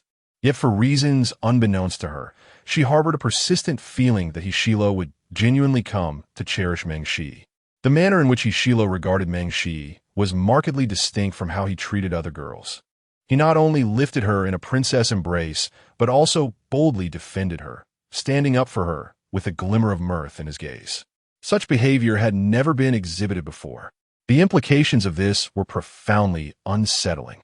The more she pondered, the more Lin Shuang felt an acute lack of security and a burgeoning sense of crisis. She had always believed that in Hishilo's heart, she ought to be the sole exception. Meng Shi, averse to stirring up trouble or inciting hostility, preferred not to engage in quarrels with other girls. However, she could not tolerate the ridicule of others, her tone growing increasingly frosty. "Instead of prying into others' private lives, perhaps you should attend to your own mental state." After such a prolonged separation, what right do you have to target other girls? The psychiatric ward isn't far from here. Meng Shi was slender, appearing as though a mere breeze could topple her, and her voice was gentle. Yet, as she approached with measured steps, an undeniable aura of force emanated from her. Each word was imbued with power, striking at the heart of the matter. Lin Shuang, a pampered young lady accustomed to indulgence, had never been subjected to such indignities. Her manicured nails seemed to sink into her flesh as she exclaimed, "How dare you call me insane?" With no one to oversee and devoid of fellow students. Lin Shuang suddenly raised her hand and swung with all her might. In an instant, Meng Shi seized her wrist, tightening her grip with an assertive tone. "Senior, resorting to violence would not reflect well on you." As her words fell, Meng Shi forcefully twisted to the side, bending Lin Shuang's forearm sharply. A cry of pain escaped Lin Shuang's lips, her wrist throbbing painfully, tears welling in her eyes. "Oh, that hurts," realizing she was outmatched both in wits and strength. Lin Shuang's face turned a shade of green, trembling with indignation. The more composed and rational Meng Shi appeared, the more Lin Shuang resembled a petulant jester. Reluctantly, Lin Shuang released her grip, her crimson lips curling into a subtle smile as she addressed Meng Shi. "Then I wish you a successful performance." Her gaze, laced with venom, betrayed the jealousy that threatened to overflow. The following Wednesday, Meng Shi attended her elective class in the evening, which spanned 3 consecutive segments. The other students remained oblivious to the fact that Ishilo would be serving as the teaching assistant. They arrived to class in a state of disarray, some even sporting unwashed hair and donning sleepwear and flip-flops. The class comprised 120 students gathered in the spacious and well-lit auditorium for new media. Meng Shi arrived early, selecting a seat in the middle.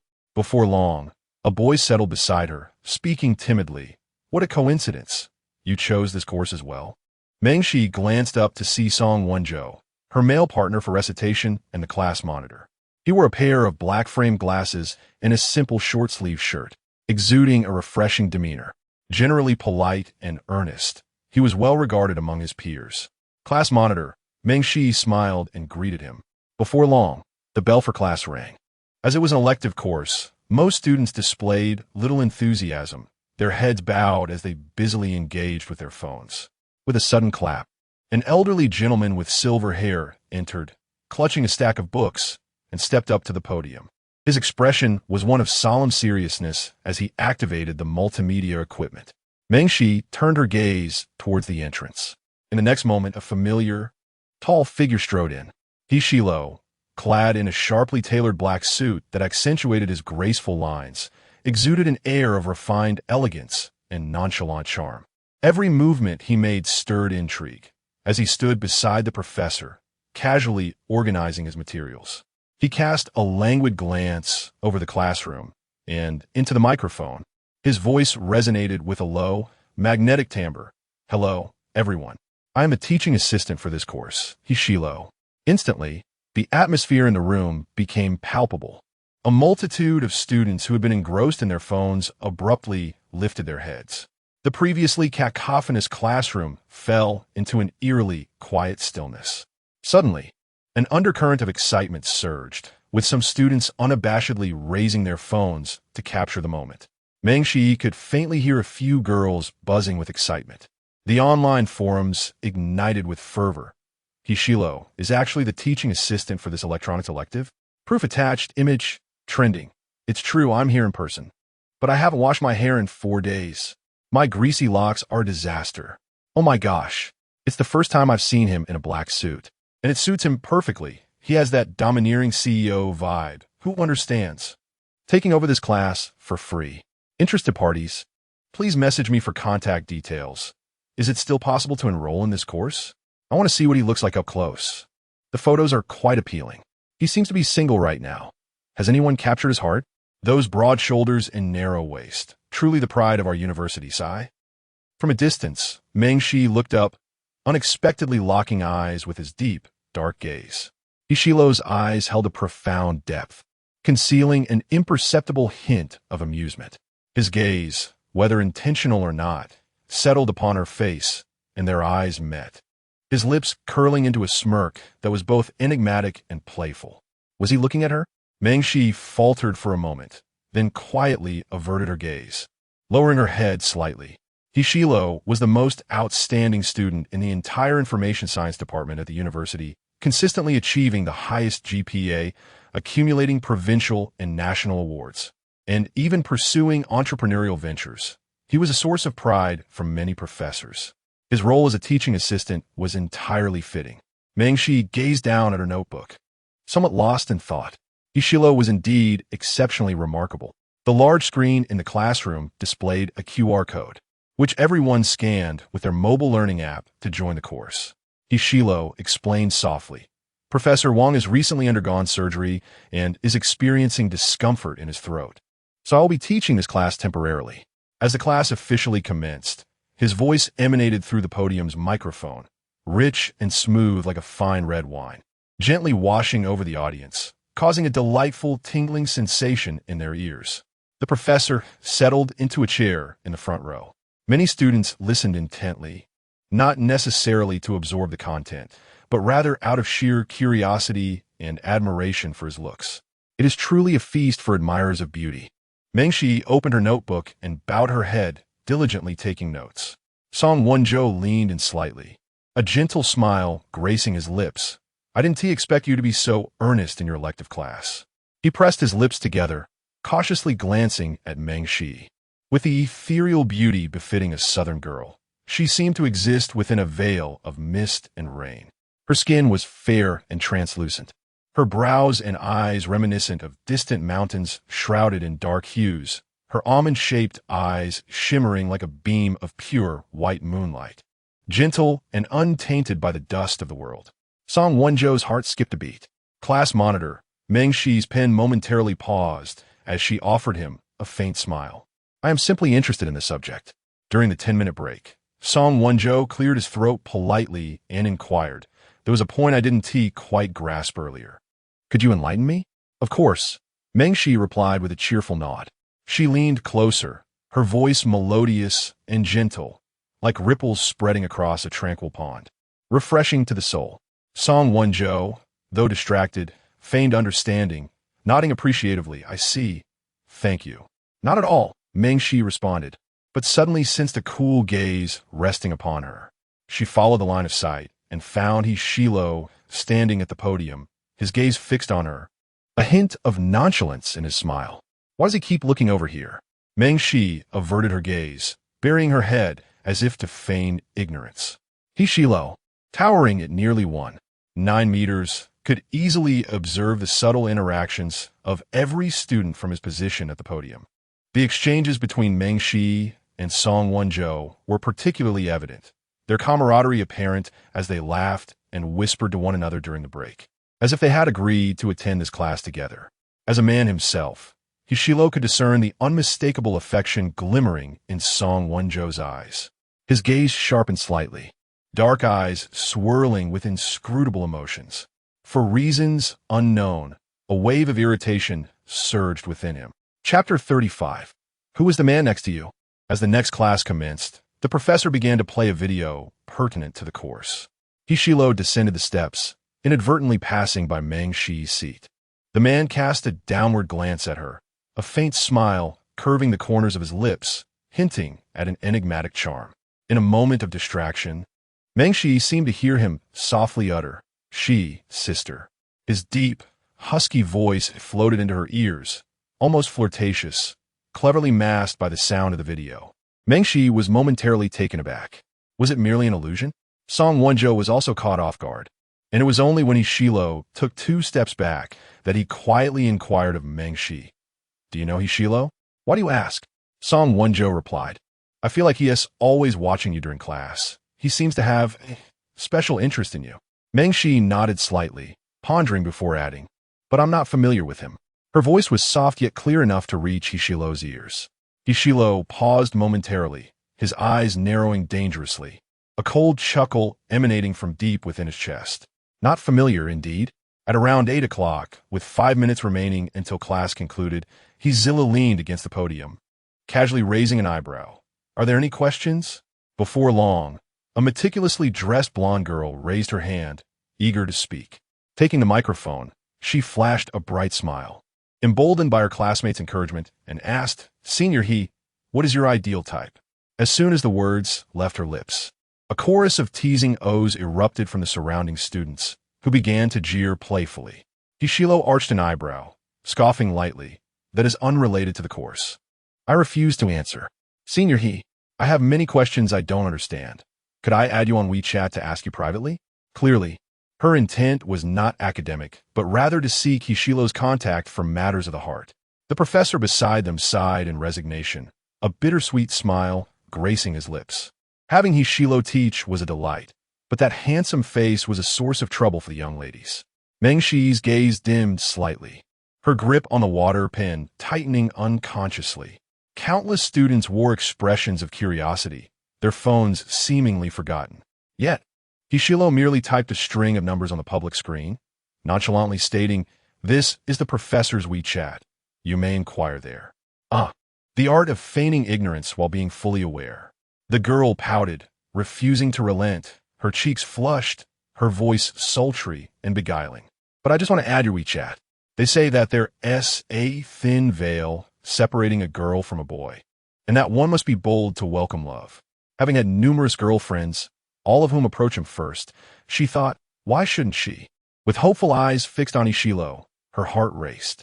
Hishilo, leaning casually against the wall, his black suit accentuating his roguish charm, replied in a laid-back tone. Devoid of emotion, "I'm sorry, but that comes at a different price."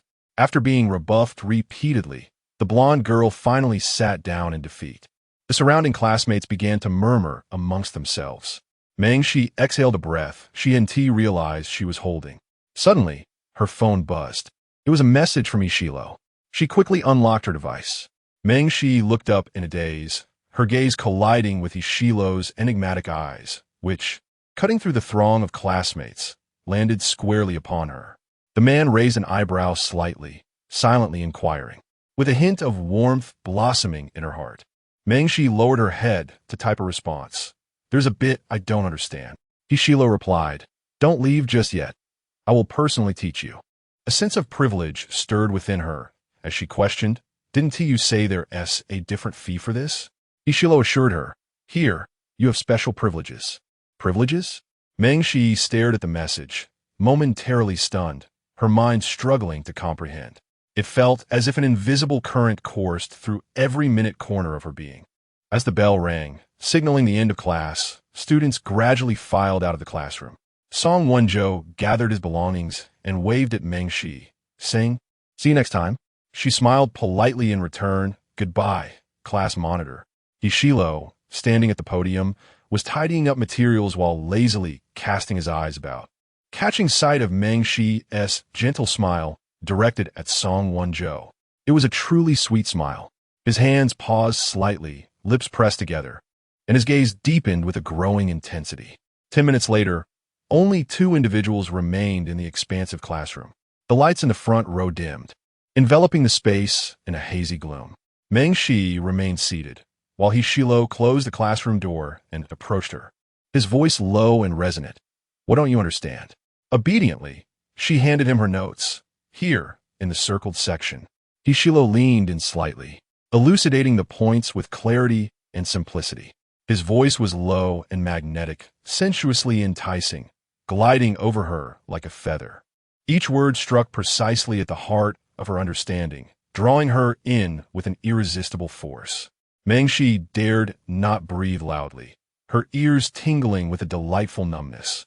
Gradually enveloped in a soft blush, her mind swirling in a daze. After he finished explaining, Hishilo turned to her and asked, "Did I explain it clearly?" She nodded earnestly, "Yes, very clearly." "Thank you." As she organized her notebook and lifted her gaze, she nearly collided with Hishilo's chin. It was then that she realized how close they were, close enough that his breath brushed against her neck, warming her. Hishilo sat beside her, leaning in, making it seem as if he had her securely nestled within his embrace. Startled, she recoiled as if she had touched a sensitive plant, her voice soft. "Shilo-gu, I'll be leaving now." Just as she attempted to rise, Hishilo suddenly grasped her wrist, gently pulling her back into her seat. She nearly toppled into his arms. Paralyzed with trepidation, a broken whisper escaping her lips, Hishilo. Hishilo met her bewildered gaze, a mischievous smile playing upon his lips as he drawled. You've asked your questions. Now, shouldn't it be my turn to inquire? What would he possibly want to ask? Meng Shi's heart raced uncontrollably. There was an undeniable danger in his gaze. Hishilo released his grip, his brows and eyes exuding a rebellious yet carefree demeanor. His tone laced with ambiguity as he inquired, "Who is that man who just sat next to you?" There seemed to be a hint of possessiveness and jealousy in Hishilo's words, a tinge of acidity lingering in the air. Meng Shi, her dark eyes reflecting confusion, replied, "What about him?" "Just a casual inquiry," Hishilo said, twirling a pen with one hand, elongating his tone, and gradually leaning in closer as he reiterated, "Who is he?" Meng Shi replied languidly, "He is the class monitor, Song Won-jo." Upon hearing this, Hishilo's gaze narrowed slightly, his index finger rhythmically tapping the table. As he pressed on with his questioning, "Did you arrange to attend this class together?" Meeting his direct and fervent gaze made Meng Shi shrink back slightly. Gently shaking her head, "No, it was merely a chance encounter." Hishilo raised an eyebrow, his tone seemingly nonchalant. "Are you quite close with him?" Chapter 36. Drawn into Hishilo's embrace, why does this person ask so many questions? Meng Shi pondered thoughtfully for a moment. Is it acceptable? She is the class representative and often interacts with the class monitor.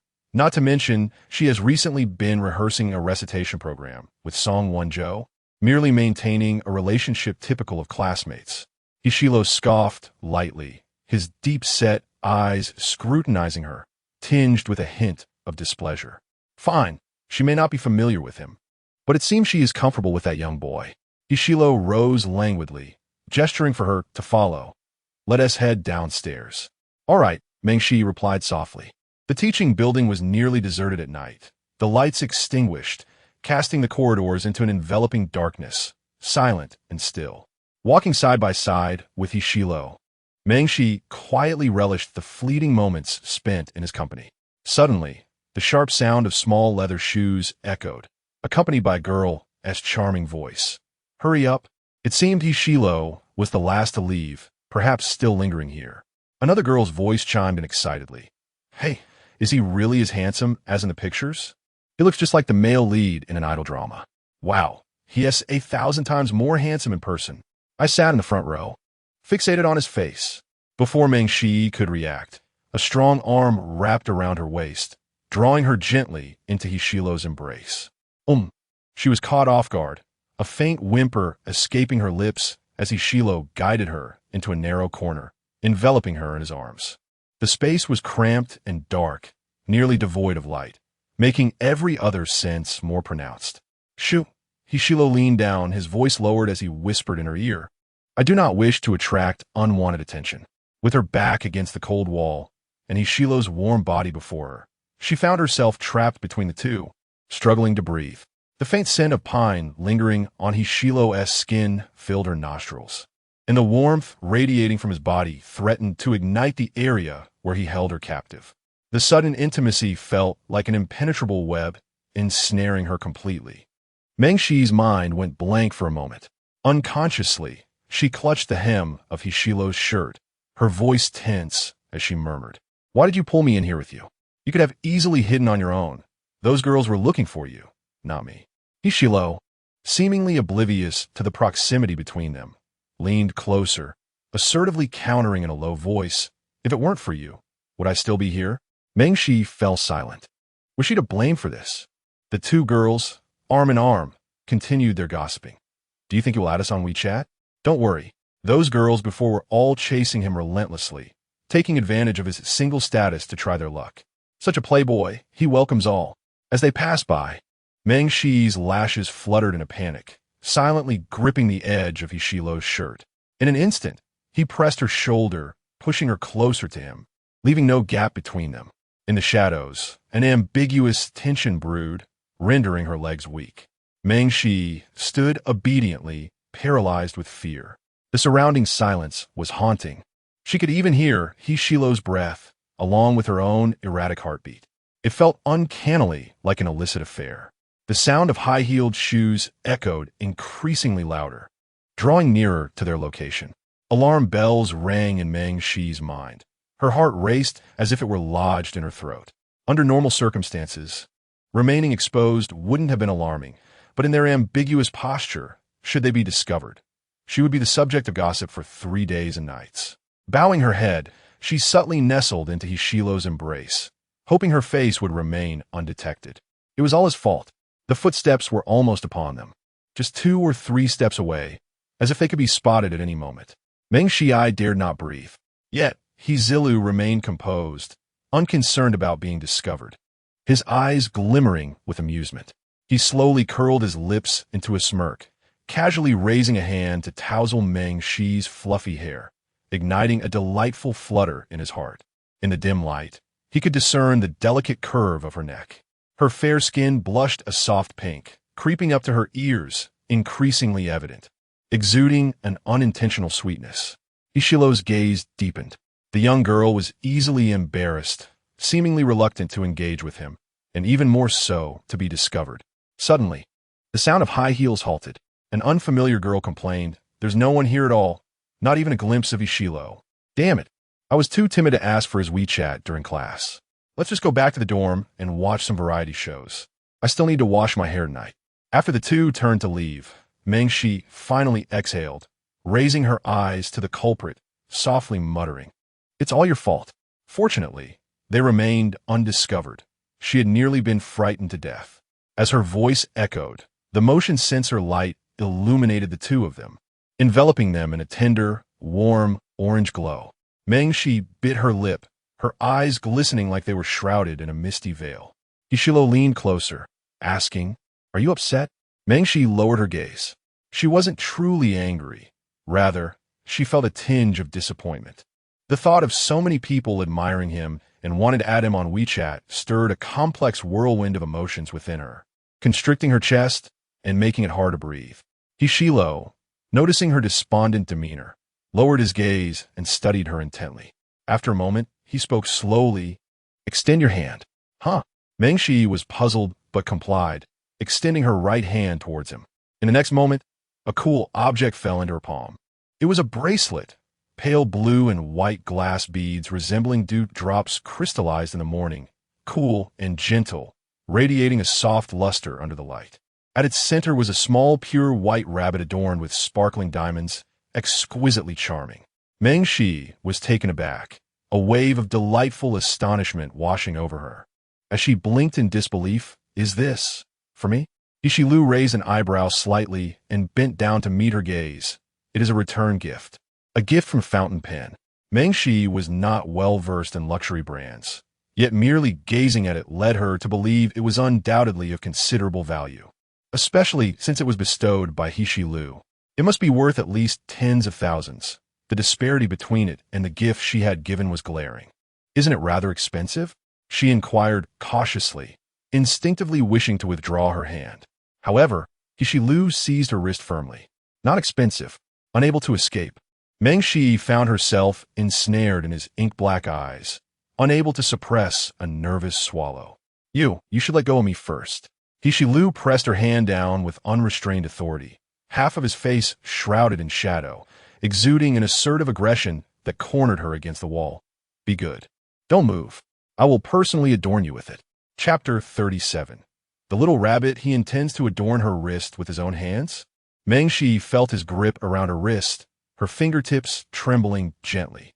Her heartbeat resembled a sudden downpour in the night, raindrops cascading urgently to the ground, splashing into countless delicate ripples, vivid and intense. Truly, it was utterly tantalizing. Meng Shi held her breath, quietly bowing her head, whispering softly, "Thank you." Hishilu's gaze swept over her quivering eyelashes, unable to suppress a low chuckle. The phrase "thank you" seemed to be the most frequent utterance from Meng Shi. While it was a courteous expression, it inadvertently created a distance between them, rendering their connection less intimate. Hishilu picked up the bracelet, unfastening the tiny clasp, and encircled it around Meng Shi's slender right wrist. Her wrist was delicate, so thin that the bone protruded noticeably, its lines flowing and graceful, as fair as snow, revealing faint blue veins beneath. As his fingertips brushed against her exquisite skin, Hishilu's eyes narrowed slightly, his Adam's apple moving subtly. It was astonishingly delicate. His palm could easily envelop both of her wrists. Firmly restraining her only after fastening the bracelet, did Hishilu release her hand, casting a glance at her dark lashes. Quite beautiful. It suits you well. Mengxi's cheeks flushed like the rosy hues of a romantic sunset as she gazed earnestly at the bracelet, unable to restrain her curiosity. Why a little rabbit? Hishilu arched his elegant brows, leaning closer to her, enunciating each word, because it resembles you. So near, he could count the individual lashes on Mengxi's eyes. Witnessing her clear and bright pupils reflect his silhouette, pure and unblemished. Hishilu leaned in closer, his voice languid and seductive. Do you like it? His heated breath enveloped her, overwhelming her senses, making it difficult to breathe. Mengxi met his profound gaze. In that fleeting moment, it was as if an invisible firework exploded in the air, dazzling and vibrant, etching itself into her mind. The voice-controlled lights suddenly dimmed. The surroundings were abruptly engulfed in darkness, an ambiguous tension quietly brewing in the air. She could only discern Hishilu's blurred outline through the soft, hazy moonlight filtering in through the window. As Hishilu approached her, Mengxi stepped back, only to find herself pressed against the solid wall, with nowhere left to retreat. Her breathing quickened, her throat dry, her voice soft and hesitant. I like it, as her words fell. The warm orange light flickered back to life, casting a serene glow upon them. Mengxi felt the urge to flee. Remaining alone with Hishilu any longer would lead her to succumb to her deeply buried, surging affections. She even yearned to leap into his arms. Brother Shilu. I must take my leave now. She managed to suppress the heat rising in her ears, attempting to step away. In the next moment, Hishilu suddenly braced himself against the wall, completely blocking her path, a glint of mischief flashing in his eyes. You're not leaving yet. Trapped in a corner, Mengxi looked at him in panic, her almond-shaped eyes glistening with unshed tears, particularly alluring. Hishilu leisurely inquired, Are you now familiar with me? Mengxi was taken aback. He had indeed heard her. Upon hearing her mention in class that she was not well acquainted with Hishilu, it became apparent that this was merely an attempt to obscure the true nature of their relationship. Hishilu, noticing her silence, felt a surge of discontent and, in a retaliatory manner, pinched her cheek, compelling her compliance. Are you familiar with him or not? His slightly coarse thumb pressed against her delicate, smooth skin, the heat of his body seeping through his fingertip, both intoxicating and numbing. With her face grasped in his hold, Mengxi refrained from resisting, casting a pitiful glance in his direction. I am familiar, perhaps most familiar with you. She felt a flush rise within her, as if she were being thoroughly squeezed, gently pushing against his chest, her embarrassment palpable. Please stop pinching me. Yet, he was not one to be so easily deterred. Satisfied with her response, Hishilu gazed into her lightly reddened eyes, and for a fleeting moment, something deep within him softened. However, he quickly succumbed to the urge to tease her further. With a penetrating gaze, he released her face, ruffled her hair casually, and before departing, left her with an enigmatic remark. Take good care of the bracelet, little bunny. What a nonsensical term, little bunny. The warmth in Mengxi's neck surged, her face betraying her with a blush as she raised her hand to cover it. Upon returning to her dormitory, she was still entranced by the lingering tension of their earlier interaction. Shengwan immediately noticed the bracelet adorning her wrist, her eyes lighting up. Where did you buy that bracelet? It's quite delicate and suits your temperament perfectly. It was a gift, Mengxi attempted to downplay, unable to resist sneaking a photo with her phone for identification. After repeatedly checking the price, her eyes widened in disbelief. 80,000? This small bracelet was worth 80,000 RMB. As if holding a hot potato, she hurriedly messaged Hishilu. This bracelet is far too extravagant. She simply could not afford it. A buzzing notification indicated his immediate reply. HXL, wear it obediently. Do not return it to me. Just reading his message conjured an image of Hishilu's rebellious demeanor. How could he be so domineering? She carefully removed the bracelet, placing it in its box, anxious to avoid any scratches or loss. The best course of action was to preserve it safely. If she missed Hishilo, she could simply take it out to gaze upon, which might bring her some solace. That Saturday evening, the long-anticipated anniversary celebration of the Imperial University finally arrived. The school placed great importance on this event, even broadcasting the festivities online. Beneath the grand stage, vibrant lights danced, and countless students had already taken their seats, animatedly discussing and raising their phones in anticipation of the show. Backstage, Mengshi sat quietly before a makeup mirror. A junior volunteer was applying her makeup, exclaiming while smoothing primer onto her skin, "Freshman, your skin is absolutely flawless. No dark circles at all?" Mengshi smiled sincerely at her. "Senior, your skin is lovely as well." Caught off guard by her pure, innocent gaze, the senior paused, her hand holding the foundation momentarily suspended, and she hesitated in her actions. Mengshi, puzzled, inquired, "What's wrong?" Nothing at all." The senior's gaze flickered with a hint of evasion. After 20 minutes, she finally adorned her with a flawless makeup look, rendering her even more enchanting than her natural self, imbued with an added touch of stunning allure. Mengshi seldom adorned herself with such bold makeup, and with a polite smile, she expressed her gratitude. "Thank you, senior." The senior responded with an indistinct murmur, avoiding her gaze entirely, and turned to leave, heading to apply makeup for the next girl. With her performance scheduled early, Mengshi had little time to prepare backstage. She quickly changed into her performance outfit, and, just as she stepped out of the fitting room, someone suddenly bumped in her shoulder with force. Looking up, she saw Lin Shuang, clad in a beautifully tailored uniform skirt, casting a provocative and triumphant smile at her before departing. Chapter 38. The campus goddess Mengshi graced the stage in a resplendent green gown. The exquisite dress was adorned with sparkling diamonds, reminiscent of tender shoots in early spring, with a gradient hue that accentuated her elegance and gentleness. As Song Wonjo approached, he paused momentarily, avoiding her gaze, and remarked, "You look very beautiful in that dress." "Thank you, class leader," Mengshi replied with a soft smile. "You look quite handsome today as well."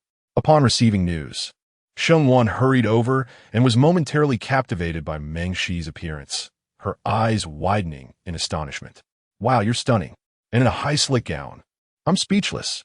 It feels like your entrance could overshadow everyone, and I mean everyone." Mengshi lowered her head, burying it in Shengwan's embrace. "Wanwan, you must be seeing me through a filter. It can't be that exaggerated."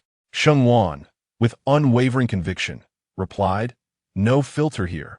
The moment I laid eyes on you, I was smitten. Trust me, you will undoubtedly set the forum ablaze today. By the way, I'm off to get ready. See you soon." "All right," Mengshi waved sweetly at her. With 10 minutes until her turn on stage for a recitation, Mengshi felt surprisingly calm. However, an unsettling itch suddenly coursed through her skin, making her rather uncomfortable.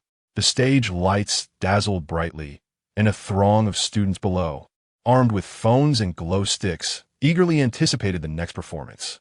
Not far away, behind a concealed tree, Lin Shuang gazed at the large screen, her eyes narrowing slightly, a triumphant smile gracing her crimson lips.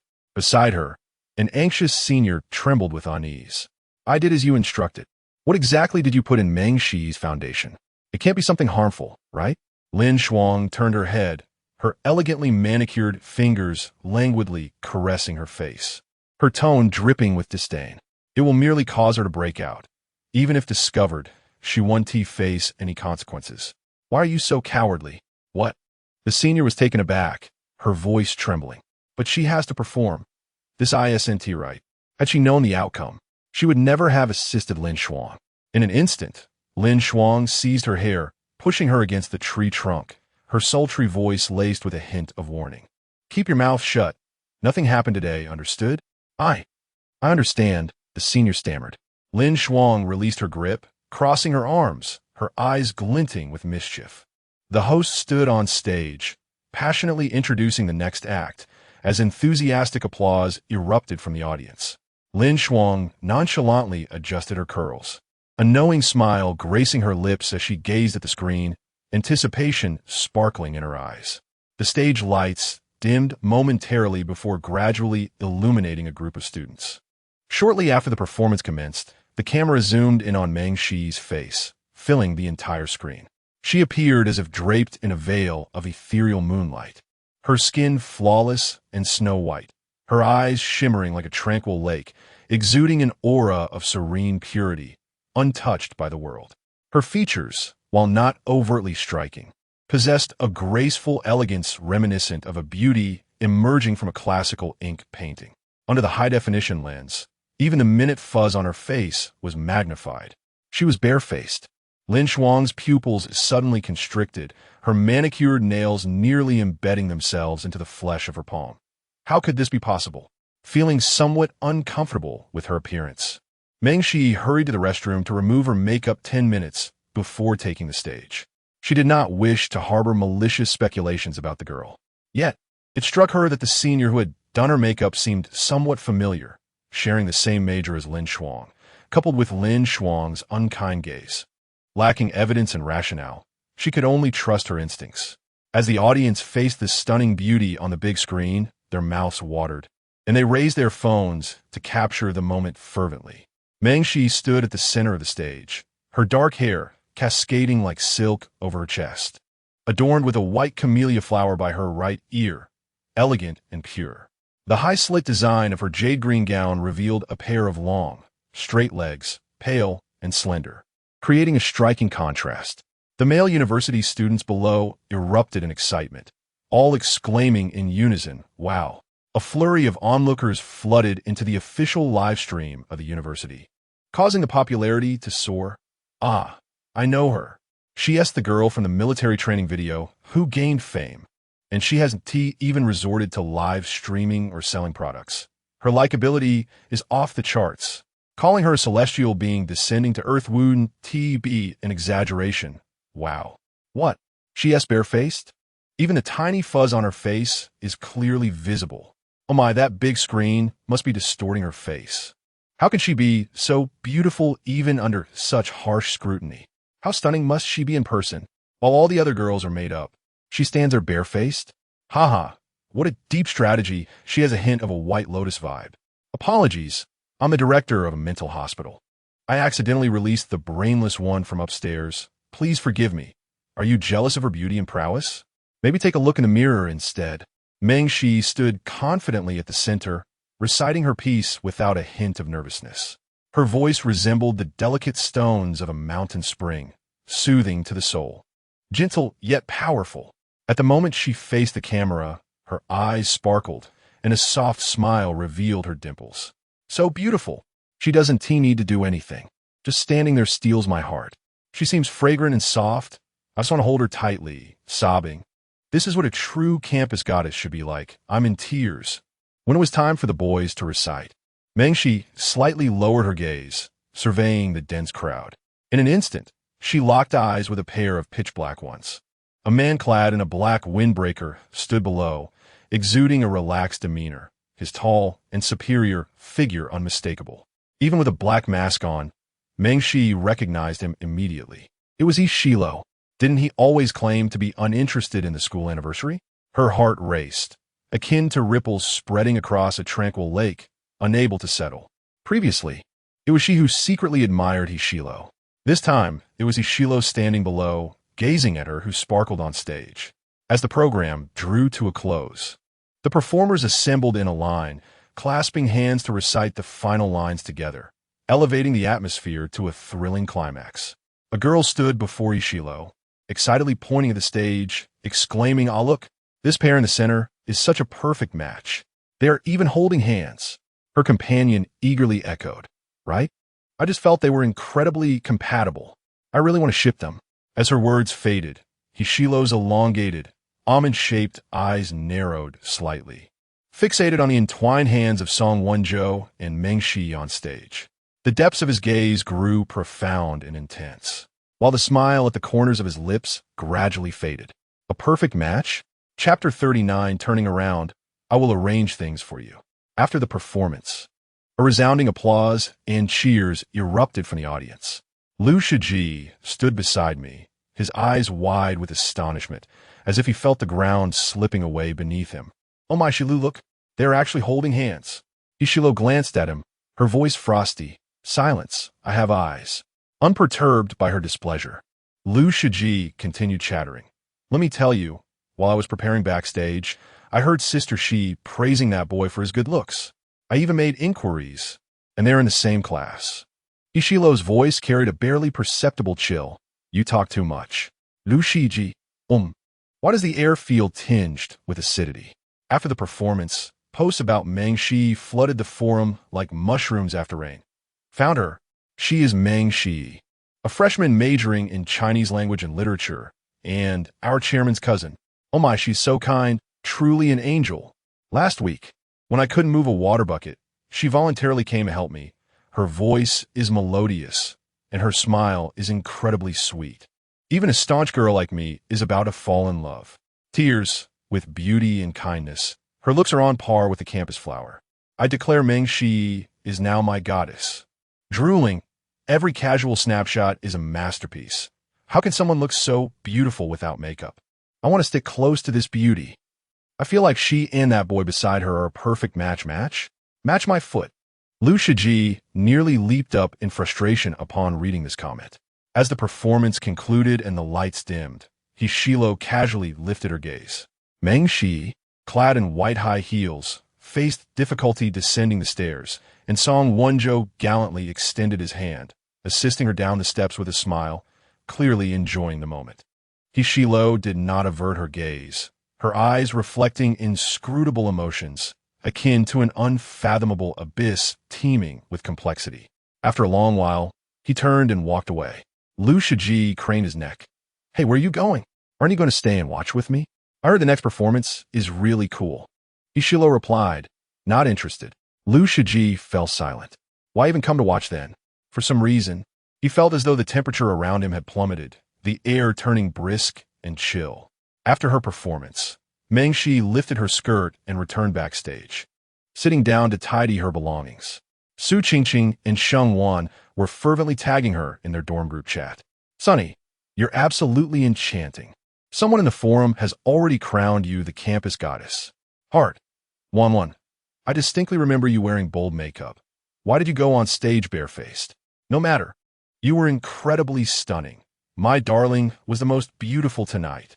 Meng Shi, is she really that enchanting? Meng Shi lowered her eyes, sending a kiss emoji to the two. There weren't many people around. Song Wonjo sat beside her, gently pressing his lips together, his voice warm. I was a bit nervous on stage just now. Almost misread my lines. Meng Shi looked up, smiling softly. Everyone performed wonderfully this time, including you, class leader. Song Wonjo was quite handsome, typically gentle and courteous, and conversing with him was always a pleasant experience. As Meng Shi engaged in conversation with him, a shadow suddenly loomed overhead. The sofa beside her sank as the familiar scent of cold pine enveloped her. Her heart skipped a beat, and she swiftly turned her head. Ishilo sat leisurely next to her, his long legs casually crossed, a nonchalant smile gracing his lips.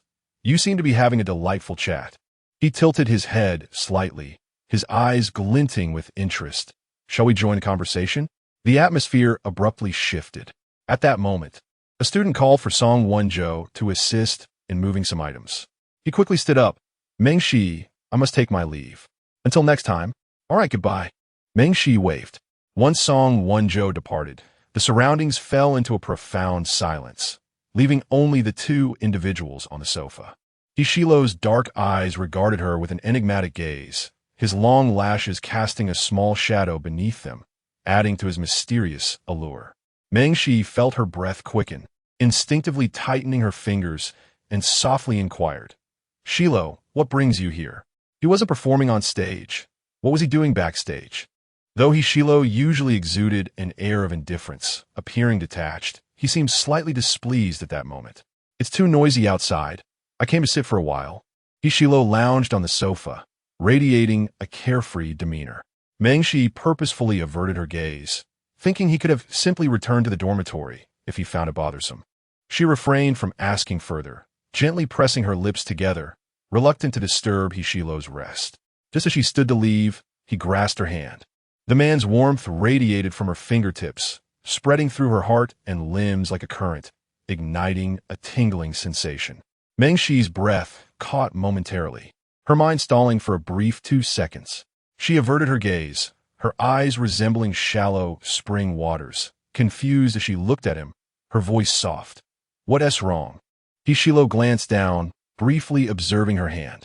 The girl's right hand was fair and delicate, her nails neatly trimmed, reminiscent of tender willow branches in spring. Soft and exquisite to hold.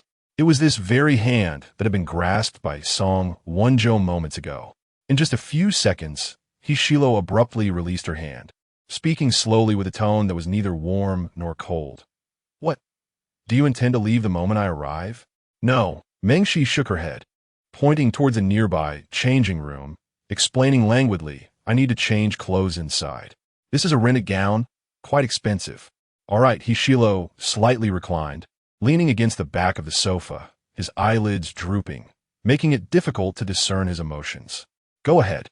The changing room was just adjacent, separated by a curtain of black fabric, the space within quite small. Meng Shi gently lifted the curtain, bringing her casual attire inside, and cautiously reached back to grasp the zipper. The gown was exquisitely crafted, nearly flawless, save for a slight complication with the zipper. It had been somewhat stubborn to pull up, and now it refused to come down. Cautious not to exert too much force, she endeavored for several minutes, her arms growing weary. Suddenly, a section of her long hair became ensnared in the zipper. A sharp gasp escaped her lips, accompanied by a soft whimper that echoed starkly in the stillness of the space. "What's the matter?" came Ishilo's voice from beyond the curtain. Meng Shi replied softly, "The zipper of my gown, it's stuck. Shall I assist you?" His voice was rich and magnetic, the final syllable drawn out, as if laced with subtle seduction. After a moment's hesitation, Meng Shi cautiously peered out, ensuring no one else was around before daring to lift the curtain and allow Hishilo to enter. His tall figure made the already cramped space feel even more confined, the air imbued with his warm, distinctive scent. As she lifted her gaze, her eyes met his piercing and profound ones, causing her heart to race erratically. A wave of regret washed over her, as she instinctively recoiled slightly, murmuring, "Perhaps I should just ask my roommate for help."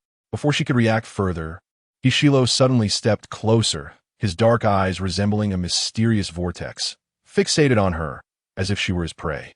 In a husky tone, he commanded, "Turn around, and I shall assist you." Chapter 40. Am I quite popular among boys? Hishilo stood before her, merely a step away, his tousled hair casting shadows from the overhead light as he gazed at her quietly. It seemed that his intentions were genuinely to assist her. Meng Shi bit her lip, turning her back to him, resigned to the situation. "Then please hurry." Hishilo chuckled softly behind her, his voice laced with a hint of nonchalance. "All right, I'll be quick," Meng Shi quietly reminded him, her tone gentle. "Oh, Shilo, be a little more careful. The dress needs to be returned undamaged, otherwise I'll have to pay for it." Hishilo evidently misunderstood her concern. "Don't worry, I won't hurt you." Whether it was her or the dress that mattered less to him, Meng Shi could not see his expression as she faced away, heightening her awareness of other sensations. His breath was barely perceptible, brushing against her neck, while the faint scent of cedar enveloped her, creating an almost suffocating intimacy that made escape feel impossible. The atmosphere around them grew increasingly charged. Meng Shi held her breath, feeling a twinge of discomfort. Hishilo raised his hand, pushing her dark hair to the front, his fingertips grazing the zipper, inadvertently touching her skin. The cold metal of the zipper contrasted sharply with the warmth of his fingers as they landed on her bare back, eliciting a shiver from her sensitive skin that reverberated throughout her body. "Don't tremble," Hishilo suddenly spoke. Meng Shi's heartbeat faltered as she stood frozen against the wall, submissively allowing him to take charge. Hishilo grasped the zipper, his deep gaze lingering on her. The long dress she wore featured an off-the-shoulder design, revealing her elegant swan neck and beautiful collarbone, with the delicate outline of her shoulder blades subtly discernible. The jade-green fabric accentuated her fair skin, soft and delicate, as if a mere pinch would leave a faint blush. As he carefully pulled the zipper, it emitted a soft sound as it reached her lower back. The fabric inevitably shifted, momentarily exposing a glimpse of her undergarment. A soft pink that caught Hishilo's eye. His fingertips hesitated, and he quickly averted his gaze, his throat tightening slightly. All done. His voice was gravelly, more languid than usual, sending an involuntary shiver through her. Mengshi let out a quiet sigh of relief, her ears tingling slightly as she softly expressed her gratitude. "Thank you. Don't mention it," Hishilo replied lazily, just as he was about to lift the curtain and step outside. Suddenly, excited voices from a group of boys outside erupted. "Wow, finally the performance is over. I was so nervous. My legs were shaking while I was on stage. Hurry up and pack. Let us go eat hot pot." Mengxi's pupils dilated, her heart nearly leaping into her throat. Instinctively, she grasped Hishilo's hand, her tone laden with anxiety. "Wait, don't go out just yet." She feared the implications of Hishilo emerging from the same changing room as her, not knowing what tales might unfold behind their backs. Hishilo raised an eyebrow, seemingly perceiving her anxiety, and cast a knowing glance her way, deliberately lowering his voice. "We have nothing to fear, do we?" Mengxi released his hand, clutching her chest, her back pressed against the wall to prevent her gown from slipping. The confined space intensified her sense of unease, making the air feel almost suffocating. A misty veil of pink enveloped her figure. Had Hishilo perhaps underestimated the proclivity of others to spread rumors? Today, they were seen together in the same changing room. Tomorrow, it would likely become a trending topic on forums. Shocking. Hishilo was actually caught in the backstage changing room with Mengxi. The day after might escalate, too. Hishilo and Mengxi engaged in scandalous activities in the changing room. "No, please." Mengxi's thoughts spiraled into chaos, growing more dismal with each passing moment, and she gestured for Hishilo to be quiet. Her eyes glistened with unshed tears, filled with a crystalline spring-like hope, pleading silently as she gazed at him, utterly unaware of how alluring her expression appeared. Outside, a group of boys continued their animated chatter, shifting from basketball to racing, and then to discussions of beautiful women. "By the way, that Mengxi looks quite stunning tonight. She's totally my type. She's even more attractive than celebrities. I wish she were my girlfriend." "Dude, maybe take a look in the mirror first. Do you really think you stand a chance? This freshman clearly has no shortage of admirers. Believe it or not, I actually took several photos of her. Those legs are truly something else." Upon hearing her name mentioned, Mengxi's gaze flickered, her long eyelashes fluttering. Hishilo leaned slightly closer, the intimacy of their proximity amplifying the atmosphere, their breaths mingling in the warm air. The changing room was dimly lit, and Hishilo's face, half shrouded in shadow, drew near with an air of intensity. His dark eyes bore down upon her as he leaned in to whisper, a barely there chuckle escaping his lips. "Seems you're quite popular among the boys, dear she." In that moment of eye contact, it felt as though a spark ignited, bursting forth in a riot of colors. Mengxi's breath quickened unexpectedly. She attempted to retreat, only to find her heels pressed against the cold wall. Hishilo reached out, his thumb gently caressing the white camellia by her ear, meticulously arranging it for her. Mengxi struggled to catch her breath, her cheeks flushed with warmth, and she could not help but softly ask, "Could you turn around?" Her voice trembled, her lips resembling dew-kissed petals, her eyes shimmering with a rosy hue, like a bashful little rabbit. Embarrassed beyond measure, she urged, "Okay." Hishilo languidly turned his back to her, adopting a casual demeanor. It wasn't until the boy's footsteps gradually faded that Mengxi's anxious heart began to settle. She exhaled in relief, cautiously parting the curtain just enough to confirm that no one was nearby. She hurriedly nudged Hishilo's back, whispering insistently, You should leave now."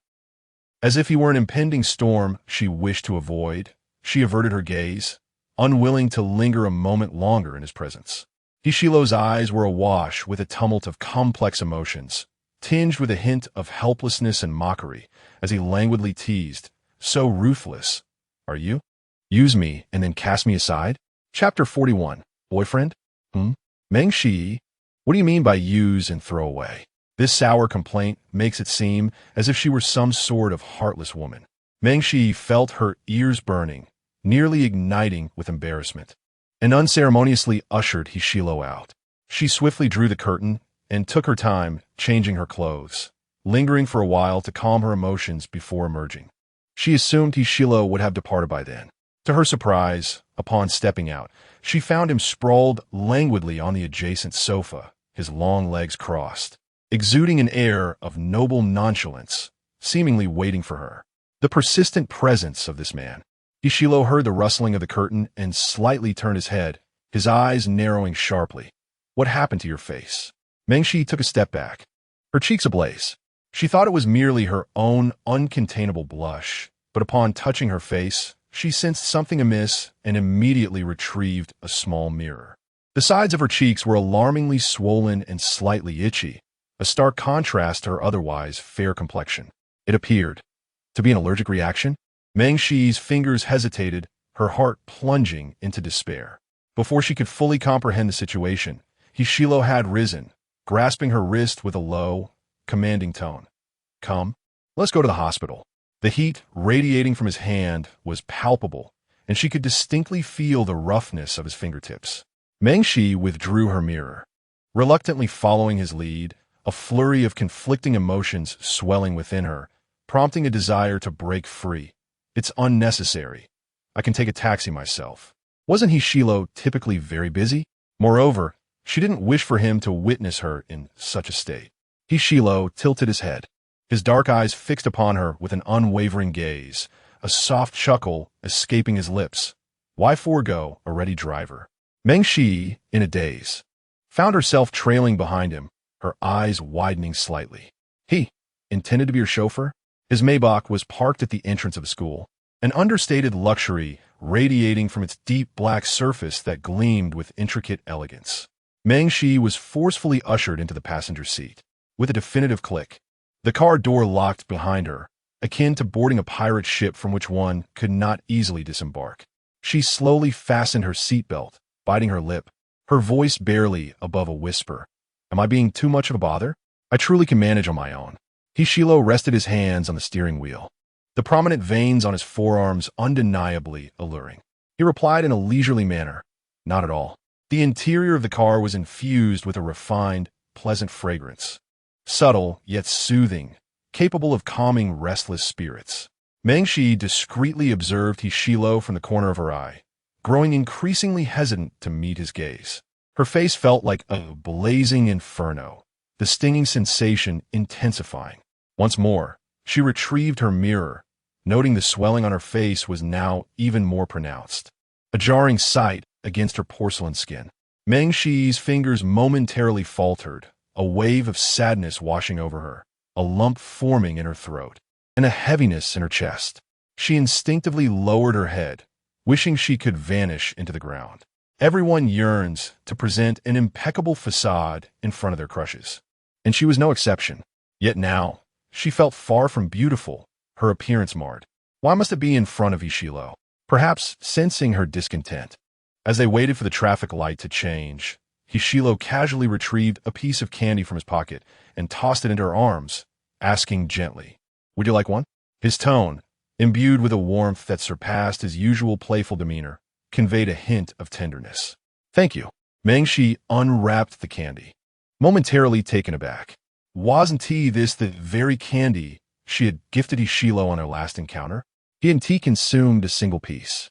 If he had no affinity for sweets, why had he requested it from her in the first place? A whirlwind of emotions swirled within her, leaving her somewhat dazed.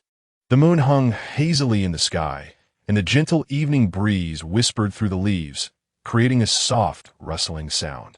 The hospital was not far from the school, and with few vehicles on the road, they arrived in about 10 minutes. Meng Shi had initially presumed Hishilo was merely acting as her chauffeur, kindly escorting her. To her surprise, he followed her inside. After completing the registration, the doctor indicated that her face was merely experiencing a common allergic reaction, caused by inferior preservatives in cosmetics. A course of medication and an intravenous drip would suffice, with a recommendation to maintain a light diet and drink plenty of warm water. Meng Shi even requested a mask from the doctor, burying the lower half of her face within it. like a turtle retreating into its shell. She gradually felt a sense of security enveloping her. Mengshi wished to avoid Hishilo. She felt unwell, her head spinning, and coupled with her uncomfortable emotions. Her eyes glistened with unshed tears, a hint of pink hue painting the corners, rendering them both hazy and sparkling. Hishilo pulled her closer, gently pressing down on her head, leaning in to meet her gaze with his dark and penetrating eyes. It's just an allergy. What is there to fear? Flustered, Mengshi averted his gaze, her voice muffled as she murmured, "But I don't look good right now." In the next moment, her chin was unexpectedly lifted by the firm grip of his hand. Ishilo's handsome face loomed large before her, a soft chuckle escaping his lips as he cradled her face with one hand, even through the thin barrier of the mask. Reluctantly, Mengshi raised her head to meet his gaze, her eyes colliding with his deep, dark pupils, which seemed to harbor unfathomable depths. His low, husky voice gradually filled her ears, reverberating against her eardrums, rebellious yet unrestrained. "I am here. Who dares to claim you do not look good?" In that instant, Mengshi stood frozen, the surrounding sounds fading into oblivion, leaving only Hishilo's voice echoing repeatedly in her mind. With an air of composure, Hishilo released his hold, saying, "I'll go fetch the medicine. You wait for me here." "All right." Mengshi settled onto a nearby chair, awaiting her turn for the infusion. The hospital was relatively empty that night, tranquil and serene, though the air was tinged with the unpleasant scent of medicinal herbs. Suddenly, a loud thud resounded. An elderly woman with white hair, leaning heavily on her cane, stumbled past, her unsteady steps causing her to almost fall. A basket of sugar tangerines she held tumbled forth, scattering across the floor, some rolling beneath the chairs. Seeing her struggle, Mengshi did not hesitate. She crouched down and began to pick up the tangerines one by one, cradling them in her hands as she returned them to the elderly woman. "Thank you so much," the elderly lady said, her hands trembling as she insisted on giving her 2 sweet tangerines. "These are delightfully sweet. One for you and one for your boyfriend." Upon hearing the term boyfriend, Mengshi felt a brief pause in her breath, her eyelashes fluttering slightly. The elderly lady, however, continued to smile with gentle warmth. The youth of today, a bit of shyness is perfectly normal," she mused, her discerning gaze having captured every moment. The young man leaning in, cradling the girl's face in a comforting gesture, almost leaning in for a kiss. "Oh dear, the young people nowadays are truly something," she chuckled. Mengshi pressed her lips together in silence. After all, they were merely strangers who had met but once, so she offered no further explanation, simply thanking her softly.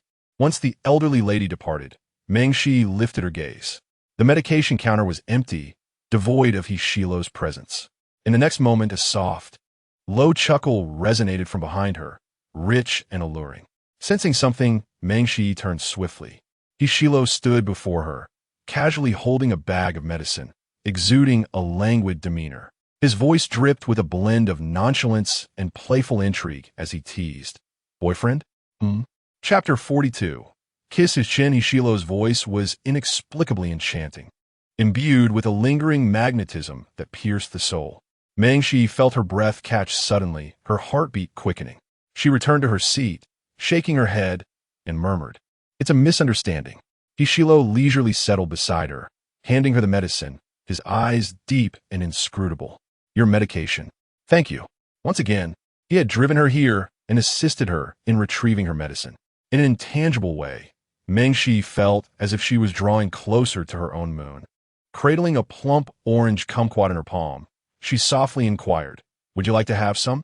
Mengshi gazed at him obediently, her doe-like eyes shimmering with moisture, sparkling as if they contained a multitude of radiant stars, reflecting his image within. Hishilo, with his legs crossed, appeared intrigued. "Peel it for me. Who is the patient here, after all?" Mengshi retracted her hand, bowing her head earnestly to peel the fruit, meticulously removing every white fiber before presenting it to him. Blinking her eyes, "Here you go." Hishilo lazily glanced over, scrutinizing her. "I only want a small piece." "All right." Mengshi complied obediently, breaking off a tiny segment for him. To her surprise, Hishilo suddenly leaned in closer. He actually lowered his head and bit into the fruit with his mouth. Meng Shi's pupils constricted sharply, as if jolted by electricity, and she instinctively pulled back her fingertip. The warmth of the man's breath lingered on her index finger, radiating an intense heat that sent delightful shivers down her spine. Yet, Hishilo seemed entirely oblivious to the intimate nature of his action. Savoring the kumquat and letting out a low chuckle, it truly is quite sweet. At that moment, Meng Shi's ears flushed with warmth, her throat tightening, rendering her speechless. Just then, her name was called for her treatment, prompting her to escape the scene as if fleeing. The nurse on duty that evening was gentle, administering the injection and advising her to keep an eye on the bottle and change it promptly. Meng Shi sat in the chair, quietly observing the liquid drip steadily from the bag. Though her body still felt somewhat unwell and woozy, she had no desire to look at her phone. She tilted her head slightly. Hishilo remained beside her, lounging comfortably against the chair's back, engrossed in a tablet filled with business-related content. Why hadn't he left yet? Perhaps Meng Shi's gaze was too direct. Hishilo turned his head, his eyes leisurely settling on her, his brow arching as he asked, "What is up?" Cautiously, Meng Shi spoke, "Are you planning to stay here with me? Who else would accompany you?" He replied, as if it were a matter of course. Meng Shi was momentarily taken aback. She found herself unable to articulate the tumult of feelings within her, as if a seed were quietly germinating, breaking through the soil when she least expected it. She wished for Hishilo to leave quickly, yet simultaneously desired him to stay and keep her company, a conflicting sentiment. Nevertheless, she relished the time spent together. Each moment alone with Hishilo felt like traversing a vibrant, fantastical dream. Even an additional second would suffice.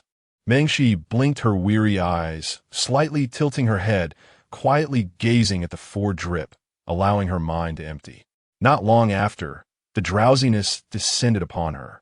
Her eyelids grew heavier, as if veiled by a thick, indistinct fog.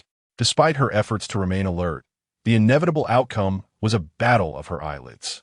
Meng Shi, in a state of drowsiness, had just closed her eyes when she promptly opened them again. Hishilo, typing away on his tablet, inquired in a low voice, "Why aren't you sleeping if you're tired? You need to keep an eye on the We still have the second bottle to administer." He seemed to find humor in his irritation, turning to question her, "Do you think I'm just going to sit here like a statue?"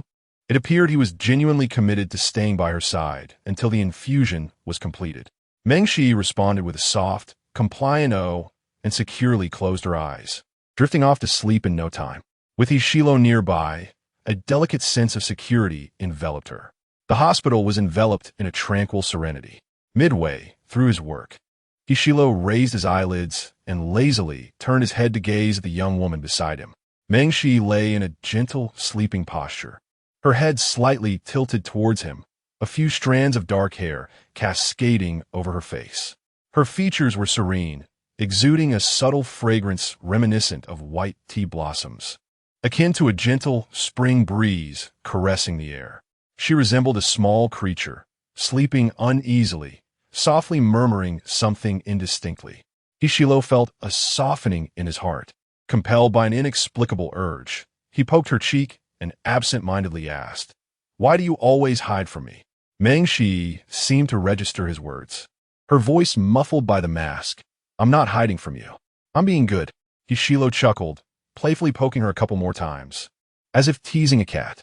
Meng Shi's voice was soft and tinged with a hint of grievance. "Please stop poking me. It's uncomfortable."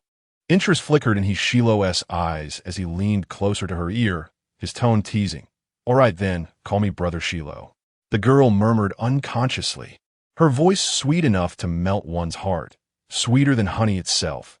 "Brother Shilo." Hishilo narrowed his eyes, an unfamiliar emotion stirring within him, his long, raven-like lashes concealing the depths of his thoughts. Meng Shi slept deeply, and when she finally awoke, the second infusion had concluded. She blinked her eyes open, turning her head to look. Hishilo was casually resting his chin on his hand, seemingly unaware of how long he had been watching her.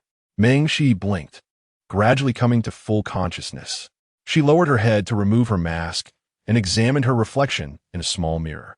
Her face bore a sickly pallor, appearing frail, though the previous swelling had completely subsided. Silently, she breathed a sigh of relief. Ishilo put away his tablet and stood up. Let us go. I'll take you home. As Meng-Shi settled into the front passenger seat of the Maybach, her face still tingling, she noted that the sharp, stinging sensation had significantly diminished. At that moment, her phone rang, an incoming call from Meng Huili. Upon answering, a worried male voice came through. Is everything all right? I couldn't find you after your performance. I called you several times and got no answer. Meng-Shi had silenced her phone during the four-drip to avoid disturbing others, and having fallen asleep, she had not checked her device. Brother, I am experiencing a slight allergy. I just returned from the hospital, but there is nothing to worry about. I am completely fine now. The other party sighed in relief. That is good to hear. I was quite concerned about you. Where are you now? Meng-Shi hesitated for a moment before honestly replying, I am in Hishilo's car. Meanwhile, the driver, Master He, was gazing at her with a subtle smile playing on his lips. Meng Huili fell into silence, and after a lengthy pause, he finally spoke. Hishilo? Hishilo responded with a casual his tone languid and composed. It's just on the way. Meng Huili replied, I truly appreciate it. Hishilo chuckled lightly, his words laced with meaning. No need for thanks. Your sister is my sister as well. After all, the little bunny had sweetly called him Brother Shilo while she was asleep just moments ago. The two exchanged a few more brief words before ending the call. Yet, upon hearing the term sister, Meng-Shi felt her fingers tighten around the hem of her clothing. A heavy weight seemed to press upon her chest, creating a suffocating discomfort that rendered her breathless.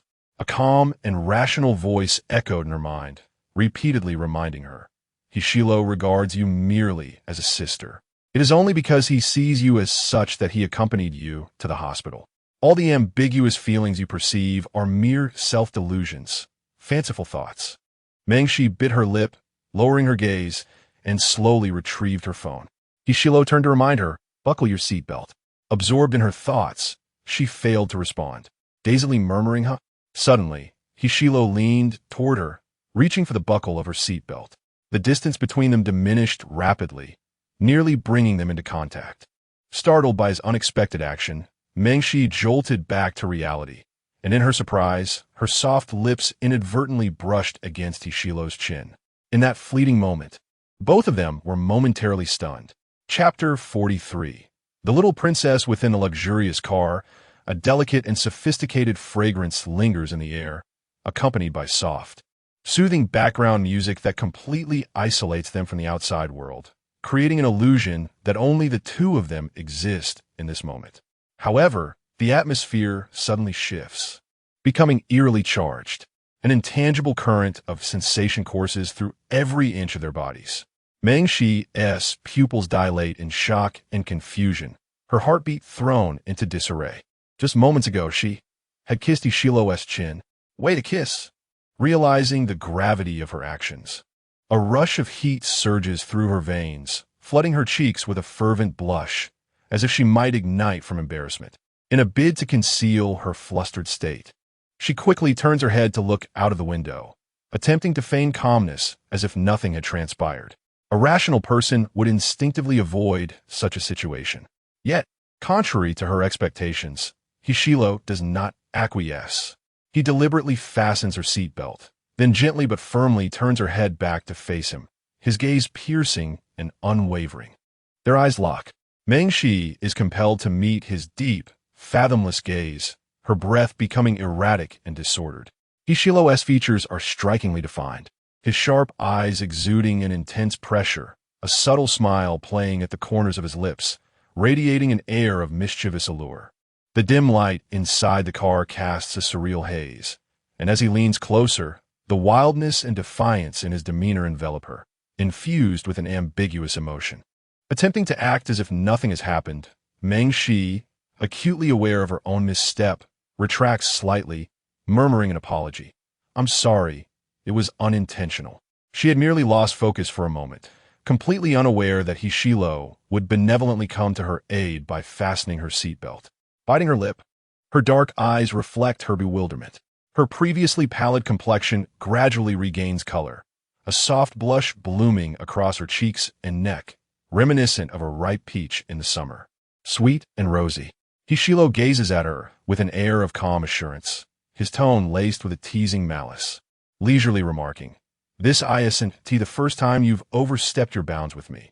One might think you've been coveting me for quite some time." His words linger, heavily laden with implication. Trapped within the confines of the car, she finds no escape, enveloped by the heat of Hishilo's presence. Her ears burn with embarrassment, and after a prolonged silence, she struggles to utter a word. His insinuation paints her as a deviant, a woman with a long-standing obsession for his physique. Mengshi hastily dons her mask once more, concealing her flushed face. Unable to meet his gaze, her voice barely a whisper. "Rest assured, I will never disclose this to anyone.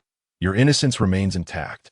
Hishilo cannot suppress a low chuckle, his laughter imbued with an indescribable magnetism and languor. The young girl is so innocent and pure, her eyes devoid of any impurity, obedient and easily flustered. A few casual remarks seem to strike a nerve, ruffling her feathers as if he had stepped on her tail. It is rather amusing. Unable to resist the urge to stroke her head and smooth her hair, Hishilo ceased his playful banter, started the car, and pressed the accelerator with one hand resting on the steering wheel. The night was deep and enveloped in darkness, the inky sky illuminated by moonlight that flowed gently like a tender stream. The trees lining the roadside were draped in a silvery veil, shrouded in a hazy tranquility. On her way back, Mengshi took a moment to message her roommate to assure her of her safety. "Sonny, you scared me. I thought you, a stunning beauty, had suddenly vanished. I called you just now, but you didn't answer." A warmth spread through Mengshi as she replied with several cute cat emojis, explaining that she had just finished receiving an 4 drip for her allergy and that there was nothing to worry about. "Wan, oh my goodness. Why didn't you tell us? We could have accompanied you. It must be so lonely hanging the 4 alone. Poor baby." Upon reading this message, Mengshi felt a twinge of guilt as she touched her nose. In truth, she was not alone. Hishilo, the so-called male demon from their university, was by her side. After a 10-minute drive, the Maybach came to a stop near the school's north gate, deliberately choosing a secluded corner. Hishilo remained seated, leisurely speaking. "I won't be returning school tonight. You can go in by yourself." "Alit, good be, Kiruye." Mengshi felt as if she had been granted pardon and hastily opened the car door to leap out, remembering to thank him politely before departing. Today had been exceptionally awkward. Not only had Hishilo witnessed her allergic reaction in all its swollen redness, but in an unfortunate twist of fate, she had also inadvertently kissed his chin. Her past indiscretions had only multiplied. As she pondered this, embarrassment washed over her, and she wished fervently to transform into an ostrich. Burying her head in the ground, just as she was about to close the car door, a low, magnetic voice called out, pulling her back like a gentle hook. "Shime." With her hand still on the door, Mengshi looked up, her breath catching. Hishilo lounged against the steering wheel, the mole beneath his eye exuding an alluring charm, akin to a deep vortex that enticed the senses. He had wanted to say something earlier in the changing room. A devil-may-care smile played on his lips, giving him an air of rebellious allure as he asked languidly, "Do you know what you look like standing on stage tonight?" Mengshi felt as if she were rooted to the spot, her eyelashes fluttering and her breath becoming shallow. "What did I look like?" "Like a princess in a castle." Hishilo's eyebrows arched slightly beneath the cover of the night, deliberately pausing for a few seconds, his voice rich and teasing. "A little princess." Chapter 44. The sudden apology. Hishilo's distinctive voice caressed her eardrums, thoroughly disrupting her thoughts. Mengshi's pupils contracted, her mind momentarily blanking out. For a fleeting instant, she could not perceive any surrounding sounds. Little princess? Her heart felt as though it had been fiercely gripped, only to be released suddenly, causing gentle ripples to spread throughout her entire being. With a dry throat, Mengshi softly uttered a farewell before promptly closing the car door and running away. Hishilo lowered the car window, casually watching her retreating figure as she entered the school. The young girl walked with a light and brisk step. Suddenly, she turned back, rose on her toes toward him, waved obediently, and then continued on her way. Hishilo was momentarily dazed, his eyes narrowing slightly as a quiet chuckle escaped from his chest. It was only when that slender and petite silhouette disappeared around the corner that he gradually raised the window. The faint scent of perfume lingered in the car, yet it abruptly transformed into a solitary and dreary atmosphere, becoming insipid and dull, as if something essential were suddenly missing. Ishilo glanced at the now empty passenger seat, casually picked up a cigarette from the side, and with a sharp flick, ignited the lighter.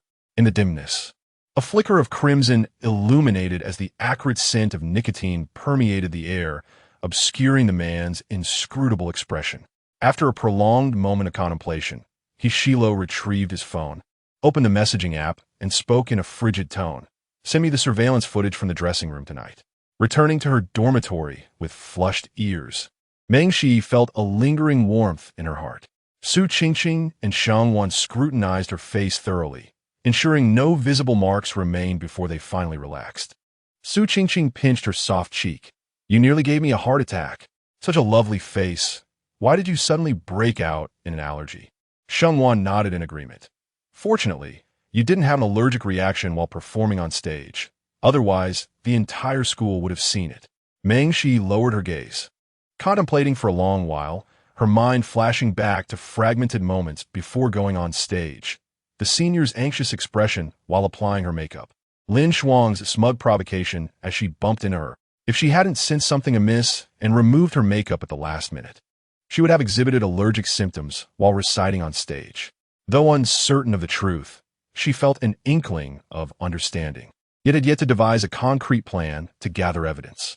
Perhaps due to the intravenous drip she had received, she was utterly exhausted, her mind still clouded. She collapsed on her bed and fell into a deep slumber.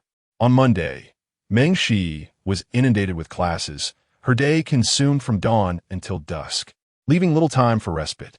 At 9 in the evening, Xiangwan received a notification. "Oh, by the way, I heard that our dorm might be getting another person soon.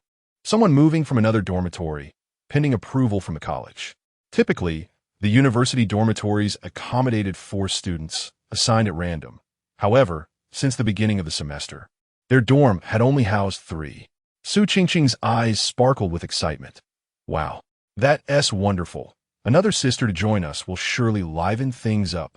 Mengshi paid little heed to her roommate's chatter, still lost in thoughts about the allergy. With a sudden knock, the door echoed unexpectedly. Mengshi approached to open it, and upon seeing the person before her, a flicker of surprise emerged in her eyes. Lin Shuang stood outside, clad in an ordinary t-shirt, her face unusually devoid of makeup. Remarkably plain, even bearing a hint of pallor. Her lips quivered, and her eyes were laced with a trace of terror, the source of which remained a mystery. Suddenly, she bowed deeply, apologizing. "Mengshi, I am truly sorry. I should not have targeted you out of jealousy, nor should I have incited others to tamper with the foundation you used during your performance, causing you to suffer an allergic reaction that necessitated a hospital visit. I sincerely apologize. I have profoundly realized my mistakes and promise I shall not repeat them." As she lifted her face, her eyes brimmed with crystalline tears, exuding a pitiful charm. "You will forgive me, won't you? I implore you to pardon me. You are so kind-hearted and magnanimous. You must forgive me, right?" Confronted with this unexpected apology, Mengshi took a half-step back, momentarily taken aback. The imposing image of Lin Shuang had been etched into her memory from their brief encounters. She had always exuded pride and arrogance, her tone laced with derision and belittlement. Even if confronted, she would undoubtedly refuse to acknowledge her wrongs. Thus, it was utterly surprising for her to voluntarily come and apologize. Xiangwan and Su Qingqing were also left in stunned silence, seeds scattered across the floor. Mengshi was perplexed by Lin Shuang's sudden transformation and responded calmly. "I hope you genuinely recognize your errors and will not repeat them. Acknowledging your faults is essential." However, Mengshi's tone shifted. "I am not inclined to forgive you. Not every apology merits forgiveness." She possessed her own principles and was neither a saint nor overly accommodating. While she could choose to forgive a mere verbal dispute, she could not extend the same grace when it came to physical harm. Lin Shuang clutched her phone tightly, which was still in use, her demeanor abruptly shifting. Like a tempest unleashed, she fiercely grasped Meng Shi's wrist, shrieking, "No, Meng Shi, you must forgive me. I beg you. Please say it. Affirm that you forgive me." Meng Shi keenly sensed something amiss. With a sigh, she lamented, "It appears you have not truly grasped the gravity of your actions. You are merely compelled to apologize to me." With that, Meng Shi wrenched Lin Shuang's hand away and resolutely shut the door, effectively isolating her outside. The other two in the dormitory remained frozen in shock. Shengwan finally reacted. "Oh my goodness. I just remembered, you told me there was competition for the C position involving Lin Shuang. I can't believe she was so unwilling to accept defeat that she sought to embarrass you publicly by causing an allergic reaction." Su Qingqing, rising in anger, exclaimed, "How malicious." With that, she seized a broom in her left hand and a mop in her right, adopting a battle-ready posture. "This wicked woman, I shall make her pay." "Wait." Shengwan promptly halted Su Qingqing. "You should check the forum. There's some major news." Meng Shi opened her phone, discovering a newly posted thread on the forum that had instantly ascended to the front page's hot topics. Evidence and solid proof. Unveiling the true nature of the broadcasting department SBL, Lin Shuang. The article unveils her past misdeeds. During her high school years at an international school, she captured intimate photographs of underprivileged girls to extort them. Leveraging her family's connections, she engaged in academic dishonesty by swapping papers to secure victories in national competitions. Furthermore, an audio recording from Senior revealed that just 2 days prior, Lin Shuang incited her to tamper with other girls' cosmetics. The evidence is irrefutable, with the recording having undergone judicial authentication. Within mere minutes, the comments below exploded in number, rapidly accumulating into hundreds. "Oh my. How could she threaten someone with intimate photos? That's truly vile." The more I read, the more horrified I become. Those who were victims of the paper swap must feel utterly devastated after 3 years of diligent preparation, only to be undermined by someone else. Is she out of her mind, adding things to others' cosmetics? What's next, poisoning? She must be expelled from the university. How can such a terrifying individual exist in our school? It's laughable. Wasn't Lin Shuang previously portraying herself as a gentle and kind-hearted person? It's utterly nauseating. Wait, isn't this girl one of Ishilo's former girlfriends? She was once praised as a campus goddess on the forum, wasn't she? It's truly frightening to think that someone like her shares my major and attends classes with me. It's chilling to ponder, both deeply and superficially. Oh my, I even added her on WeChat. I'll block her immediately, fearing that one day she might turn on me. Su Qingqing and Sheng Wan were increasingly astonished. Meng Shi, however, kept her gaze lowered. The entire situation unfolded seamlessly. Within a single day, Lin Shuang offered a public apology and disclosed her past. It felt as though it had been meticulously orchestrated. Meng Shi, not oblivious, could distinctly sense that someone was covertly assisting Lin Shuang. She bit her lip, opened her messaging app, and after considerable contemplation, sent a message. "Brother Shilo, did you instruct her to come and apologize to me?" Chapter 45. The temptation of wetness from Shilo after sending the message. Meng Shi waited for a considerable time, yet the other party remained unresponsive. The night was deep, and the shadows of the trees danced. Not far from the school's east gate, a dark Pagani lay in wait, hidden beneath the trees. Akin to a beast prowling in the night, poised to strike. Amidst the interplay of light and shadow, Hishilo leaned casually against the car, dressed in a black windbreaker. His legs lazily crossed, his deep-set eyes half closed. A cigarette dangled from his fingertips, exuding an air of nonchalance. Lin Shuang stood before him, watching as a post on the forum ascended to prominence, inundated with thousands of disparaging comments directed at her. In an instant, her legs weakened, and she collapsed onto the ground, screaming in despair, "I did as you instructed. You heard me apologize to Meng Shi over the phone, didn't you? Why can't you let me go?" Ishilo did not even lift his eyelids, his tone remaining indifferent. "She has not forgiven you." Lin Shuang dared not scroll further through the comments, her hands trembling as she pleaded with a tone of desperation. "I was wrong, Ishilo. Please, have someone delete the posts. Just say they were fabricated. I beg you, I will never dare again. Grant me one more chance." She could not comprehend how she had become so heinous. She had merely taken someone else's private photos and exchanged test papers. She had not committed murder or arson. Hishilo extinguished his cigarette with an impassive expression, grinding it into the ground, his sharp gaze exuding a sense of detachment. I warned you once before. Do not bully her. As Lin Shuang gazed into his narrow, jet-black eyes, a profound sense of despair surged within her. Hishilo, such a cold and unfeeling person, actually stood up for another girl and sought retribution on her behalf. Tears streamed down her face, presenting a pitiful, delicate appearance that evoked sympathy as her voice trembled. Shilo, I truly like you. I like you so much. Can't you forgive me just this once? Hishilo remained unmoved, letting out a light chuckle as he languidly opened the car door and settled inside, his tone still nonchalant. Did you think of the consequences when you did these things? Through the car window, Lin Shuang could not discern Hishilo's expression, yet she could sense his cold, unfeeling, and devoid of warmth. This was his true self. With resentment in her eyes, Lin Shuang stood up unwillingly. But my actions against Meng Shi were all because of you. How could you treat me this way? Hishilo, expressionless, started the car, resting one hand on the steering wheel. Lin Shuang, in disbelief, frantically pounded on the car window. Her beautiful features contorted in rage as she shouted venomously, I curse you. May you never find true love. May you meet a dreadful end. Yet, the only response was the sound of the car speeding away. Ah! Lin Shuang crumpled to the ground, utterly defeated. Hishilo sat within the car, shadows enveloping his face, consuming his expression entirely. He had heard similar words in his youth. Hishilo, I curse you to never find peace in death, to eternally dwell in the depths of hell. Suddenly, memories of a dark and painful nightmare from childhood flooded back. Hishilo merely smiled faintly, devoid of any emotional fluctuation.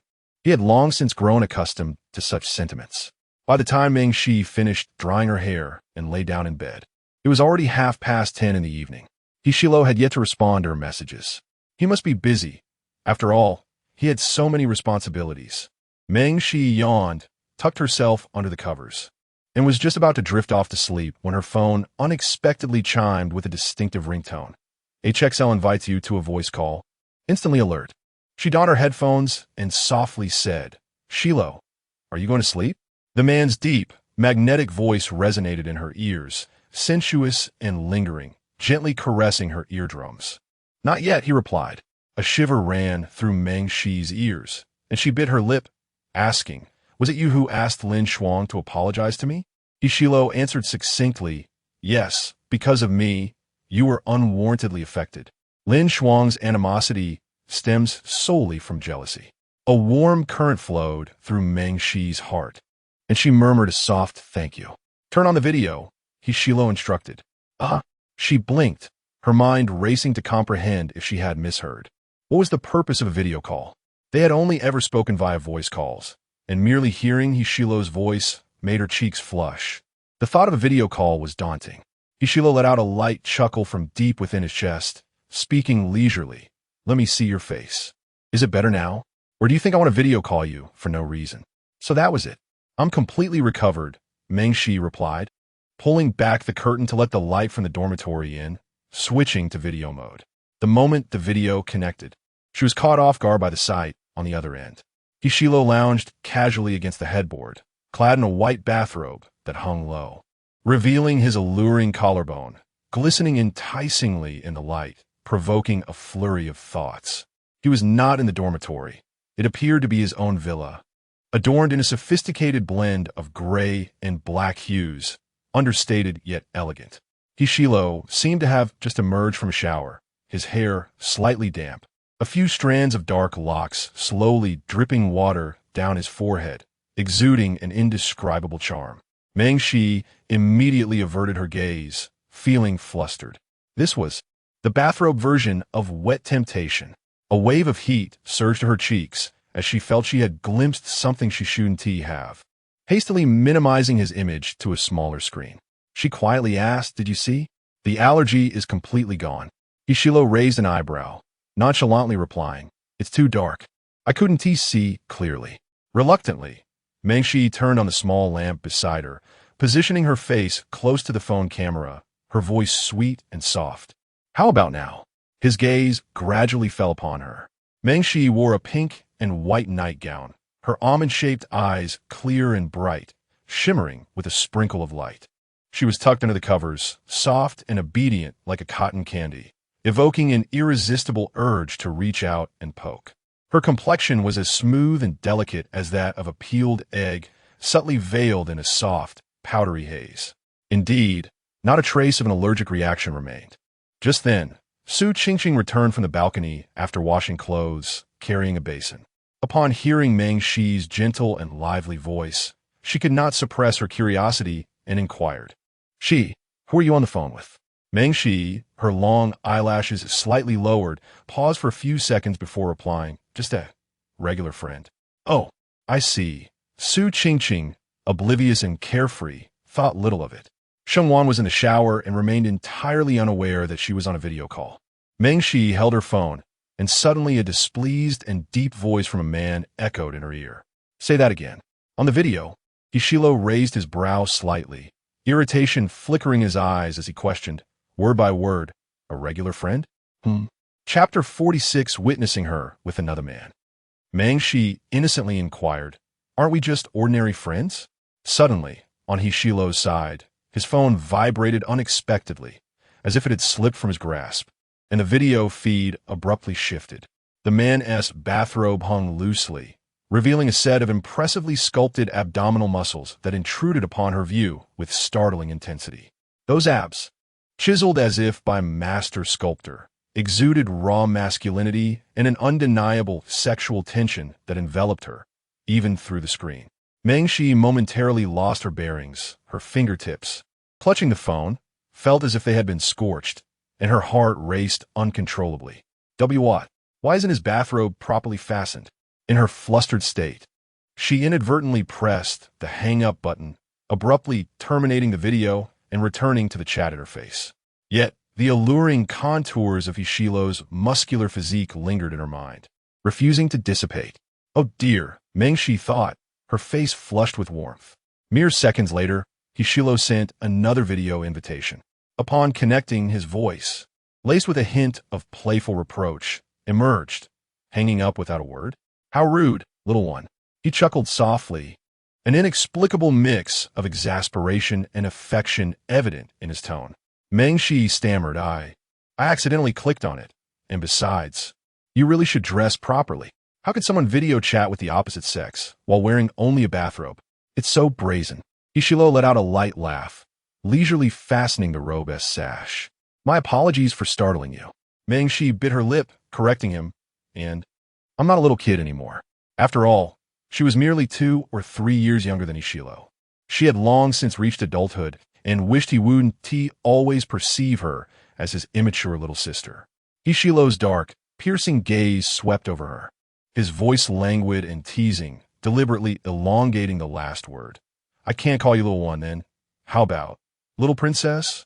His tone was frivolous yet casual, carrying an inexplicable tenderness through the currents of the headphones, evoking a sweet, tingling sensation as though he were right beside her. Huh. Meng Shi's heart skipped a beat, her fingers tightening slightly, as a veil of mist clouded her clear eyes. A hint of amusement danced in Hishilo's gaze. "Good night." Meng Shi feigned calmness, replying with a serene good night before ending the video call. She lay quietly on her small bed, and moments later, she silently pulled the quilt higher, enveloping her head in a cocoon of warmth. It felt as if a feather had brushed lightly against her heart, igniting an indescribable flutter of emotions. She remained hidden beneath the covers, secretly reveling in her joy for quite some time. A few days later, a post appeared on the forum announcing Lin Shuang's intention to take a leave of absence to study abroad. Lin Shuang had always been proud, basking in the admiration of others, like a flower surrounded by a throng of admirers. She had meticulously crafted an image of a beautiful and gentle rose, relishing the attention she garnered. However, this facade had now been utterly dismantled, revealing a decayed and repugnant reality beneath, prompting everyone to shun her and express their disdain for her reprehensible behavior. She was nearly driven to madness. In a bid to preserve the esteemed reputation of our university, let us maintain our distance from those who tarnish it. It is indeed disheartening that such individuals have the privilege to study abroad without consequence, seemingly relying solely on familial connections. How repugnant! I wish she would depart swiftly. She is less capable than a mere rubbish bag. Sukinking, visibili indigang, lamentet. It truly seems unfair that she has been granted such leniency. Otherwise, I would have taken a broom and mopped to deal with her. Meng Xiai, with a gentle smile, affectionately patted her hair, reassuring her that the departure of that individual was sufficient. Su Qingqing muttered, "That despicable scoundrel." Sheng Wan turned to Meng Shi and inquired, "Poetry? Isn't today a day off? Where are you headed this afternoon?" Meng Shi, slinging her crossbody bag, softly replied, "I am going to the orphanage." The orphanage nearby is merely a 10-minute drive from the university, housing primarily children with disabilities, including those with hearing impairments or developmental delays. Initially, Meng Shi's motivation for volunteering was to enhance her practical experience score for the comprehensive evaluation, ultimately aiding her in securing a scholarship. The tasks were relatively light, involving assisting with cleaning and patiently spending time with the children, providing them with affection and care. However, as her bond with the children deepened, she found herself genuinely enamored with the place. Importantly, the children were well-behaved and obedient, resembling little angels. Upon her arrival, the children would rush to surround her, sweetly calling out, "Sister Meng, you finally came to see us. Sister Meng, come and look at the drawing I just made. Are you hungry, Sister Meng? I have little cookies, and you can have them all. Sister, could you tell us some stories? I want to hear about the Little Mermaid." Meng Shi tenderly patted their little heads, saying, "Do not rush, my dears. Let me wash some fruit for you first." The director, a kindly and gentle elderly woman, stood nearby with a warm smile, saying, "Ah, Meng, you have arrived." Meng Shi greeted her cheerfully. "Director, how is your leg feeling today?" The director nodded. "Much better. Thank you." As she observed the scene of the children surrounding Meng Shi, a wave of complex emotions washed over her. She recalled a male university student who had previously come to the orphanage for practical experience, yet he had been reluctant to engage, preferring instead to play video games and occasionally uttering profanity. A little girl with intellectual disabilities had attempted to approach him, only to be brusquely pushed aside, falling hard to the ground. The director sighed. Nevertheless, Meng Shi was the most sincere student she had encountered among those who came for practical experience. She often spent her own money to purchase small toys and cars, cleaning them before gifting them to the children, exchanging genuine affection for their love, and naturally, the children adored her in return. As Meng Shi was about to enter to wash the fruit, she spotted a familiar figure. She paused momentarily. "Class monitor? Is it you?" Song Wonzhou had just finished cleaning and smiled. "I heard from other classmates that you were doing your practical experience here, and I happen to have some free time to come and give it a try." Meng Shi had spent 3 to 4 hours here, washing fruits, baking bread, and sharing stories. As evening approached, the director suggested she stay for dinner. "No, thank you." Meng Shi politely declined, stating she had classes that night and needed to leave, promising to return another time. After finishing his tasks, Song Wonzhou turned to Meng Shi and said, "How about we head back to school together?" At dusk, as the sun dipped below the horizon, it painted the sky with a breathtaking tapestry of colors. Passing by a bubble tea shop, Song Wonzhou suddenly halted. "Please wait for me here for a moment. I need to grab something." Meng Shi replied, "All right." Before long, Song Wonzhou returned, holding 2 cups of bubble tea, and handed one to Meng Shi. "This is for you," he said. "I also want to thank you for helping me with the data last time."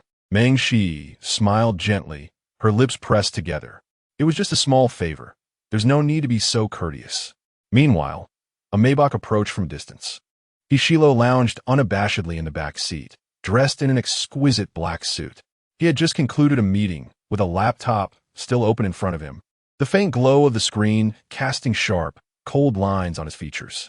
As the red light turned on, the luxury car came to a halt. Hishilo raised a hand to rub his brow and casually glanced outside the window. In the next instant, the sight of Meng Shi and Song Wonzhou together invaded his view unabashedly, seen through the glass pane. His dark eyes narrowed slightly, concealing an obscure turmoil within their depths. Chapter 47. Jealousy, a scene of turmoil outside a bubble tea shop. Song Wonjo stood beside Meng Shi, engaging her in light conversation, a smile gracing his lips, exuding an aura of sunshine.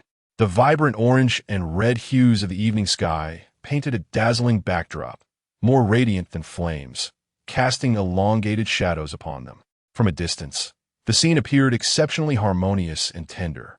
A maybach lingered in the shade of a tree, obscuring the remnants of the twilight glow. Ishilo's dark, penetrating gaze remained fixed upon the pair, an imperceptible chill emanating from him. Chi Yao, seated in the front, found himself unusually bored while waiting at a red light. He glanced at the rearview mirror, puzzled, and followed Hishilo's line of sight. "Oh," Chi Yao remarked, resting his hands on the steering wheel and raising an eyebrow. "Another couple on a date. How blissful." As soon as the words left his lips, he sensed an abrupt drop in the car's temperature, the atmosphere growing increasingly tense. Hishilo's eyes narrowed slightly, enunciating each word with deliberate precision. "Young couple?" Chi Yao replied with nonchalance. "What else could it be? Have you seen the bubble tea they're holding? That's the shop's newly launched couple set. One drink is called Perfect Union, and the other Good Fortune, marketed as a celestial pairing, mostly purchased by young couples. Surprisingly romantic. Isn't it?" Hishilo's dark eyes deepened with unspoken emotion, a tumultuous wave surging within him, enigmatic and elusive. Not far away, Song Wonjo abruptly paused, an inexplicable chill creeping up from his feet. He found himself glancing around, unable to shake off the feeling. Meng Shi inquired, "What's wrong?" "Nothing," he replied, inhaling deeply, perhaps a result of insufficient rest, as a sudden cold sweat broke out on his brow, feeling as if pricked by 1,000 needles. The journey back to the school was not lengthy, merely half an hour. Upon reaching the fork leading to the male and female dormitories, Meng Shi waved politely. Song Wonjo reciprocated, pursing his lips, uttering, "See you next time."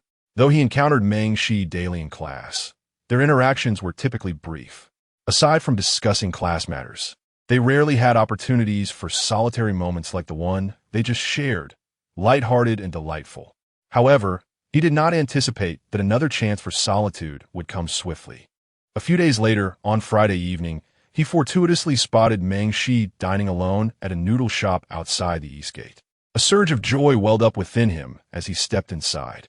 Meng Shi was savoring a bowl of fish-flavored shredded pork noodles when he unexpectedly took a seat across from her. "Class monitor?"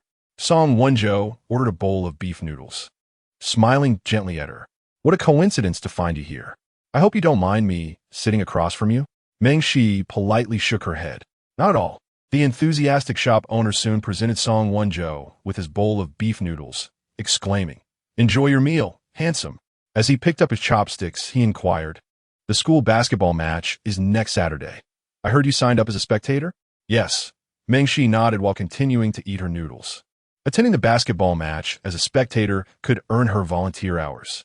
In truth, few individuals are inclined to watch basketball games. They are rather dull and lack intrigue. Far less enjoyable than engaging in conversation or playing video games in the dormitory. Most attend merely to accumulate volunteer hours. Credits and volunteer hours perpetually exert control over college students. However, the situation has changed since Hishilo participated in a basketball match last year, dramatically turning the tide in his favor with his striking charisma. The forums are now flooded with captivating images of him playing basketball, and the acclaim is resounding. Women are captivated by his good looks, while men are awed by his skills. Word has it that he will also compete this year, and the audience tickets are in high demand. Meng Shi managed to secure a seat through her years of honing her ticket-buying skills alongside Su Qingqing, sitting in the audience. Catching a glimpse of him from afar brings her more joy than sipping a sweet milk tea. Suddenly, Meng Shi recalls something. "By the way, class monitor, did you sign up for the basketball tournament?" "Yes. In fact, I was on the high school basketball team." "Surprising, isn't it?" Song Wonjo, wearing a pair of black-framed glasses, appeared quite scholarly, yet it was unexpected that he could play basketball. Indeed, it took her by surprise. Meng Shi smiled softly, her tone sincere. "I wish you a successful match." Song Wonjo shyly scratched his head. "Thank you, I will do my best." As night fell swiftly, the streetlights gradually illuminated the surroundings. At the east gate of the school, Liu Shiji lamented to the heavens. 3 years. A full 3 years. I'm utterly tired of everything around this school. Can't a few new shops open up?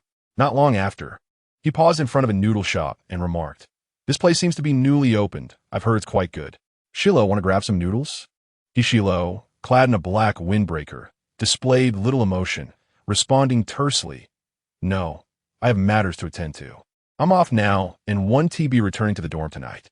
With that, he turned on his heel and walked down another path, his silhouette exuding an effortless grace, as if no one could evoke a sense of nostalgia within him.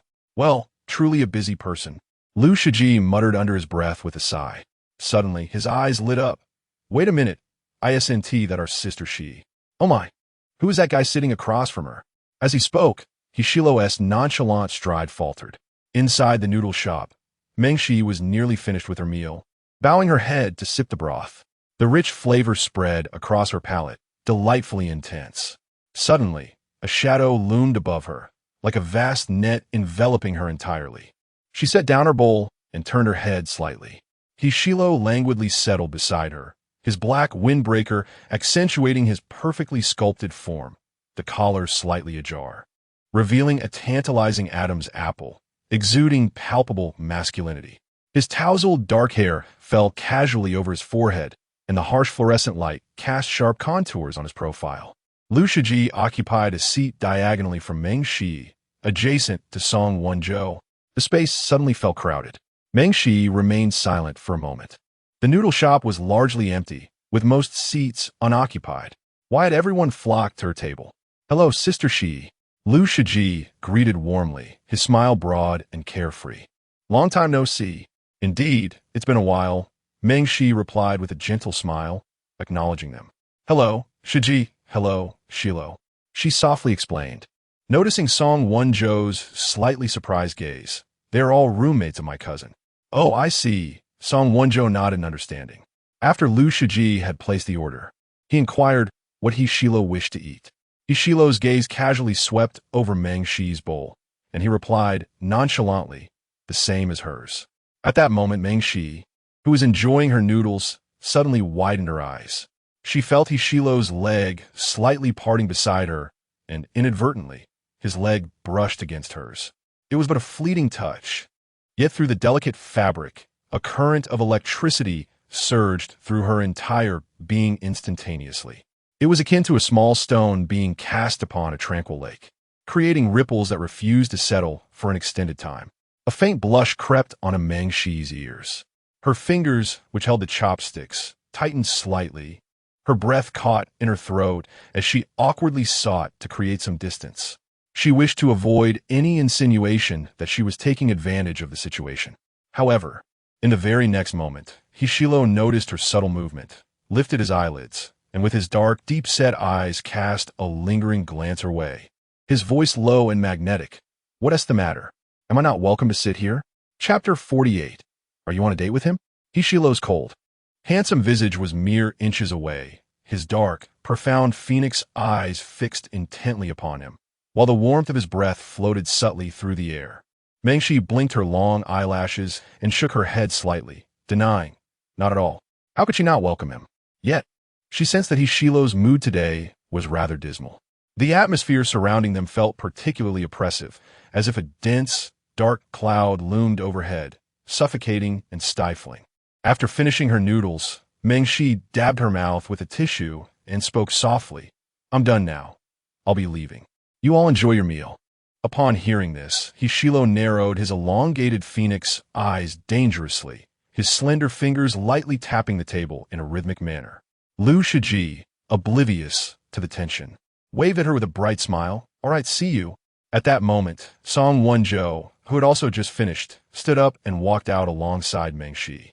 To an outsider, it would appear as if the two had come together for a meal. Hishilo coldly lifted his eyelids, his gaze fixed on the departing figures of the two, as a phrase from Qi Yao suddenly surged in his mind. What else could this be if not a date for a young couple? His eyes darkened once more, becoming murky and profound, resembling an unfathomable whirlpool, chilling to the bone. The boss approached with a plate in hand, announcing, "Your noodles are ready." 2 bowls of noodles were placed on the table. After a few moments of silence, Hishilo set down his chopsticks, stating, "I have no appetite. I won't be eating." Liu Shiji's eyes widened in disbelief. "What? You're not going to eat now that the noodles just arrived?" Hishilo rose, his tone indifferent. "I have urgent matters to attend to. I'm leaving. Enjoy your meal." With that, he ensured to cover Liu Shiji's share of the bill as well. A question mark slowly formed above Liu Shiji's head as he stared at the 2 bowls of noodles before him. Was this man a chameleon? Initially refusing the noodles, claiming he had to leave, only to step into the noodle shop moments later, and now he was not eating again? Had he been possessed by a ghost? Liu Shiji silently scoffed, grabbing the untouched bowl and placing it before himself. "Wasting food is not acceptable. If you want to eat, I shall." The evening breeze rustled the dense leaves, creating a soft sound. At this hour, the students at the east gate of the university were few in number. Not long after Mengshi exited the noodle shop, she was caught up with by Song Wonjo, who walked beside her and inquired, "Where are you headed?" With a gentle smile, Mengshi replied, "I'm off to the bookstore to buy a dictionary." "Oh right," Song Wonjo recalled. "I also need to pick up the dictionary the teacher mentioned. Let us go together." The bookstore was located near the east gate, surrounded by a cake shop and a milk tea shop, frequently visited by young couples on dates. Inside the bookstore, it was quiet, illuminated by warm yellow lighting that cast a gentle, cozy ambience. The air was filled with the soft, elegant strains of piano music. Mengshi had always cherished reading physical books since childhood and had delved into many classic literary works. After wandering about for a while, her gaze fell upon a book with a black cover perched atop the highest shelf. She had watched the film, but had never read the original novel. She raised her hand, eager to grasp the book, but it remained just out of reach. Mengshi stood on her tiptoes, yet could barely touch the volume. Just then, someone bypassed her and swiftly pulled the book away with a decisive motion. Mengshi could only watch in dismay as it was taken from her grasp. And this was the last copy in the store. Although it was available online, she felt a tinge of disappointment. The person who had taken the book lingered beside her, his voice deep and casual. "Oh, it's you again?" The man's cool fragrance enveloped her, his warm breath lingering at her neck, sending shivers down her spine. Mengshi's mind took a moment to register, and she quickly turned around. Hishilo leaned casually beside her, his gaze fixed intently upon her. A striking beauty marked by a mole beneath his eye. They stood in close proximity, causing her heart to flutter momentarily. She discreetly took a half step back to create some distance. "Kiroye?" she inquired, recalling that his bowl of noodles should have just arrived. "Do you eat that quickly?" Hishilo cast his eyes downward, his tone languid. "I'm here to buy a book too." Mengshi blinked, glancing at the book in his hand, and murmured softly, "Oh, what a coincidence. We both chose the same one." From her vantage point, she could see the alluring prominence of his Adam's apple gently moving up and down. Her ears flushed slightly. Not wishing to disturb him, she turned to leave. Hishilo's fingers paused, watching her retreating figure, and instinctively, he took a step forward to follow her. When Mengshi approached the cashier, Song Wonjo trailed along, engaged in conversation with her. The two appeared unexpectedly harmonious as they exited the bookstore, still laughing and chatting. Hishilo's eyes narrowed slightly, a dark current swirling within, as if capable of consuming everything in its path. That evening, darkness enveloped the sky. Mengshi emerged from the bookstore, cradling a dictionary. As a gentle evening breeze caressed her face, the rustling leaves whispering around her, Song Wonjo was still discussing matters concerning their school. Suddenly, her phone buzzed twice. "HXL, turn around." "HXL, I'm waiting for you." Mengshi froze and promptly turned back. Hishilo leaned lazily against the wall beside the alley, his posture exuding a relaxed elegance, half of his face concealed in shadow, obscuring his enigmatic emotions. It seemed he had been waiting for her for some time, beckoning her with a hand to come closer. Mengshi's breath hitched slightly as she turned to say, "Class monitor, you should head back. I have something to attend to." A flicker of disappointment crossed Song Wonjo's eyes, yet he refrained from pressing further, responding gently, "All right, I'll head back then. See you next time." Mengshi jogged toward Hishilo. As she neared the alley, Her delicate wrist was suddenly grasped. His large, warm hand enveloped her slender skin, transmitting their shared warmth. Hishilo effortlessly drew her closer, his dark eyes betraying no emotion. Mengshi was compelled to draw closer, hastily tilting her head, gazing at him in confusion, even catching a glimpse of her own reflection in his eyes. A wave of warmth surged from her wrist to her cheeks. Startled, Mengshi fluttered her eyelashes and replied in a soft, sweet voice, "WH. What is the matter?"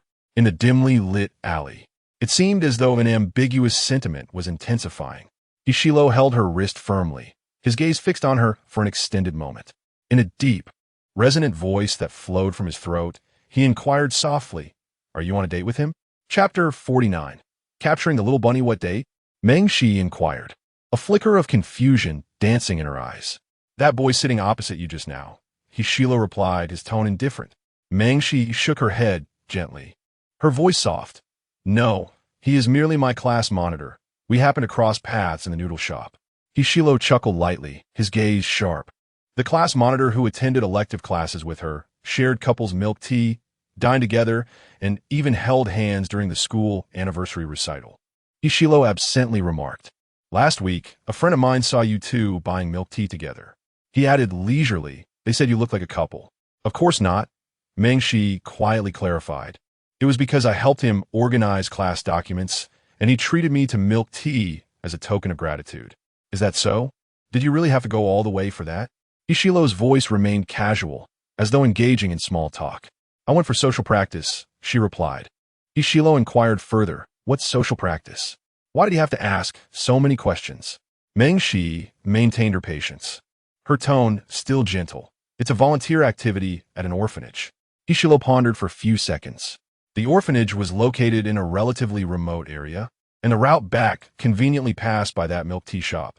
His eyes narrowed slightly, astutely seizing the crux of the matter as he tightened his grip on her wrist, leisurely asking, "Did you go there for social practice with him?" "We just happened to meet." Mengshi obediently shook her head, her good-natured tone protesting. "Are you ever going to stop bothering me?" He had taken the book she intended to buy and held her wrist, preventing her from leaving. And now he continued with his incessant questioning. Hishilo's brow relaxed, a smile playing at the corners of his mouth. Half teasing, "I'm merely concerned about our dear junior's romantic affairs, worried that you might be taken away by a bad person." Mengshi lowered her head, muttering softly, "I think you resemble a bad person." Hishilo chuckled, leaning in closer, his gaze unabashedly fixed on her face, like a wolf eyeing a little white rabbit. His words laced with significance. "So, would you be willing to let me take you away?" Hishilo leaned in gradually, his eyes dark and intense, as if they could engulf her entirely. When he spoke, his tone was always playful and carefree, as though joking, yet it carried an intimate allure, each syllable laced with subtle hooks that stirred her heart. Mengshi bit her lip, momentarily breathless, her back pressed against the cold wall. With Hishilo's imposing figure before her, it felt as though the air around them thinned, her thoughts becoming muddled. What did he mean by taking her away? She took a small step back, and Hishilo moved closer, his tall form nearly enveloping her, exuding an overwhelming presence. Mengshi instinctively held her breath, a mist of unspoken emotions clouding her eyes, and she did not respond to his question. She wished to flee, but the man pressed her closer still. Mengshi softly lamented, "What are you doing?" Hishilo raised his brow slightly, his dark, elongated eyes revealing a casual smile, "Just leading the little rabbit." He guided her into a tranquil, deserted alley. Mengshi's body tensed, feeling the warmth from his hand seep directly into her heart. She bit her lip, flustered. "W, what are you pressing me for?" Hishilo raised an eyebrow. "I'm afraid you might run away." He bore the visage of a cunning wolf, as if he might devour her whole in the next moment. She didn't seem to run away upon seeing him, did she? His gaze fell upon her empty wrist, and he spoke leisurely. "I didn't get the chance to ask earlier. Why aren't you wearing the bracelet I gave you?" Today, Mengshi donned a cream-colored knitted top with a V-neck, exposing her delicate, fair collarbone, her skin as smooth as jade, which rendered her both serene and alluring. Upon hearing the question, she hesitated for a few moments, struggling to find the right words. Hishilo fixed his gaze on her, his fingers tightening slightly. During the last school celebration, wearing a formal dress without the bracelet was quite understandable. However, not wearing it today could only imply she didn't like it. Meng Shi earnestly shook her head. I do like it. I'm afraid of losing it. I've had many bracelets before. Either they broke, or I couldn't find them. Hishilo replied, if you lose it, I'll just get you 10 more. What is there to fear? Meng Shi's eyes widened slowly, momentarily speechless. 10? Given Hishilo's lavish generosity, that would surely cost over $1 million. She obediently shook her head, saying, I'll wear it next time. Hishilo's furrowed brow relaxed, his demeanor languid, his mood significantly improved from earlier at the noodle shop. He tucked the book into Meng Shi's arms and presented her with a small cream cake, her favorite blueberry flavor. Meng Shi felt a flutter of excitement, staring at the book in her embrace, momentarily dazed. Now, even she could comprehend that Hishilo had hastily snatched this book in the bookstore just to tease her. Before she could react, Hishilo reached out, gently patted her head, and departed with a simple good night. Good night. Hishilo seemed preoccupied, not intending to return to school, striding in the opposite direction, gradually merging with the dim twilight. His silhouette was tall and slender, broad-shouldered, exuding a strong sense of security. His gait still casual and carefree. Meng Shi remained rooted in place, quietly watching as his figure faded into the distance, silently observing him disappear from her view, just as she had done countless times before. Meanwhile, Hishilo, indifferent and nonchalant, appeared disinterested in everything. He never truly cared for others, never lingered over things, never turned back for a last glance. Yet, at that precise moment, in that fleeting second, Hishilo turned around, his profound and tranquil gaze meeting hers, harboring an indescribable sentiment that subtly fermented in the air, elusive and unfathomable. The warm yellow light of the street lamp cascaded over the man, enveloping him in a delicate and ethereal filter that accentuated his sharp contours, stretching his shadow long and slender. From a distance, his expression remained obscured. Meng Shi's breath hitched, her heartbeat suddenly erratic, as if a vibrant cluster of sparks had ignited within her chest, radiating through every cell. She immediately averted her gaze, turning briskly to enter the school gate, concealing her flutter of excitement. Upon returning to her dormitory, she discovered a new roommate had moved in. The girl was clad in an expensive black dress, her chestnut curls framing a beautifully made-up face as she organized an array of designer handbags. In contrast, Su Qingqing's expression was far from pleasant, appearing quite agitated as she coldly retreated to the balcony to do laundry. The dormitory, usually filled with a cheerful and relaxed atmosphere reminiscent of a cozy nest, now felt stifled, overshadowed by a heavy cloud of tension. The silence was eerie, devoid of any sounds. Concerned for Su Qingqing, Meng Shi sent a message to Sheng Wan. What's wrong with Qingqing today? Su Qingqing, hailing from northeast China, was known for her straightforward and generous nature, adored by many for her love of lively social interactions. Before the arrival of the new roommate, she had already planned what gift to present. Sheng Wan replied, elucidating the situation. Su Qingqing had gifted the new roommate, Qi Yuexin, a local specialty from her hometown. However, while Qingqing was out getting hot water, she overheard Qi Yuexin on the phone, stating, "There's a girl from a rural area in the northeast in our dormitory. She looks so plain, and the specialty she gave me looks cheap. I just threw it away." Su Qingqing, possessing a fiery temperament, did not hesitate to confront her. "What do you mean by that? What's wrong with being from the countryside? Who are you insulting?" Qi Yuexin, dismissively shrugging her shoulders and smiling sweetly, replied, "I apologize. I was merely stating a fact. If my words have truly affected your self-esteem, then that is indeed my fault." Typically carefree and light-hearted, Su Qingqing was momentarily taken aback by those hurtful words, her eyes welling with tears, leaving her speechless. The specialty she had gifted was a type of pastry, wrapped in an overly festive and garish red packaging, which admittedly lacked elegance. Yet the pastries themselves were delicious and clean, even if one did not favor them. Such a blatant insult seemed unnecessary. Initially, she had been concerned that the new roommate might struggle to fit in, so she had brought an extra box in hopes of fostering goodwill, never anticipating such an outcome. Sheng Wan responded, I too did not foresee that conflicts would arise immediately upon her arrival. I had intended for the four of us to enjoy a hot pot together and gossip. Su Qingqing returned from doing her laundry, her energy depleted as she slumped over the table. Meng Shi comforted her via WeChat. Qingqing, next time please save me a piece of pastry. Even if others don't want it, I absolutely love them. She even sent a cute bunny emoji to pat her on the head. Su Qingqing discreetly rubbed her eyes and quickly replied, "Oh dear, my eyes are about to burst into tears." She added, "I have already adjusted myself. Some mountain pigs simply cannot digest fine bran, and that is their loss." Oomph. After all, they were merely acquaintances sharing the same living space, and not all roommates could become close friends. For several consecutive days, the conversations in the dormitory dwindled. Qi Yuexin's wardrobe was crammed with designer bags and clothes, exuding an air of a spoiled young lady. While she was organizing her belongings, a delicate photo frame suddenly fell to the ground with a crisp sound, drawing the attention of those nearby. Inside the frame was a photograph of a man.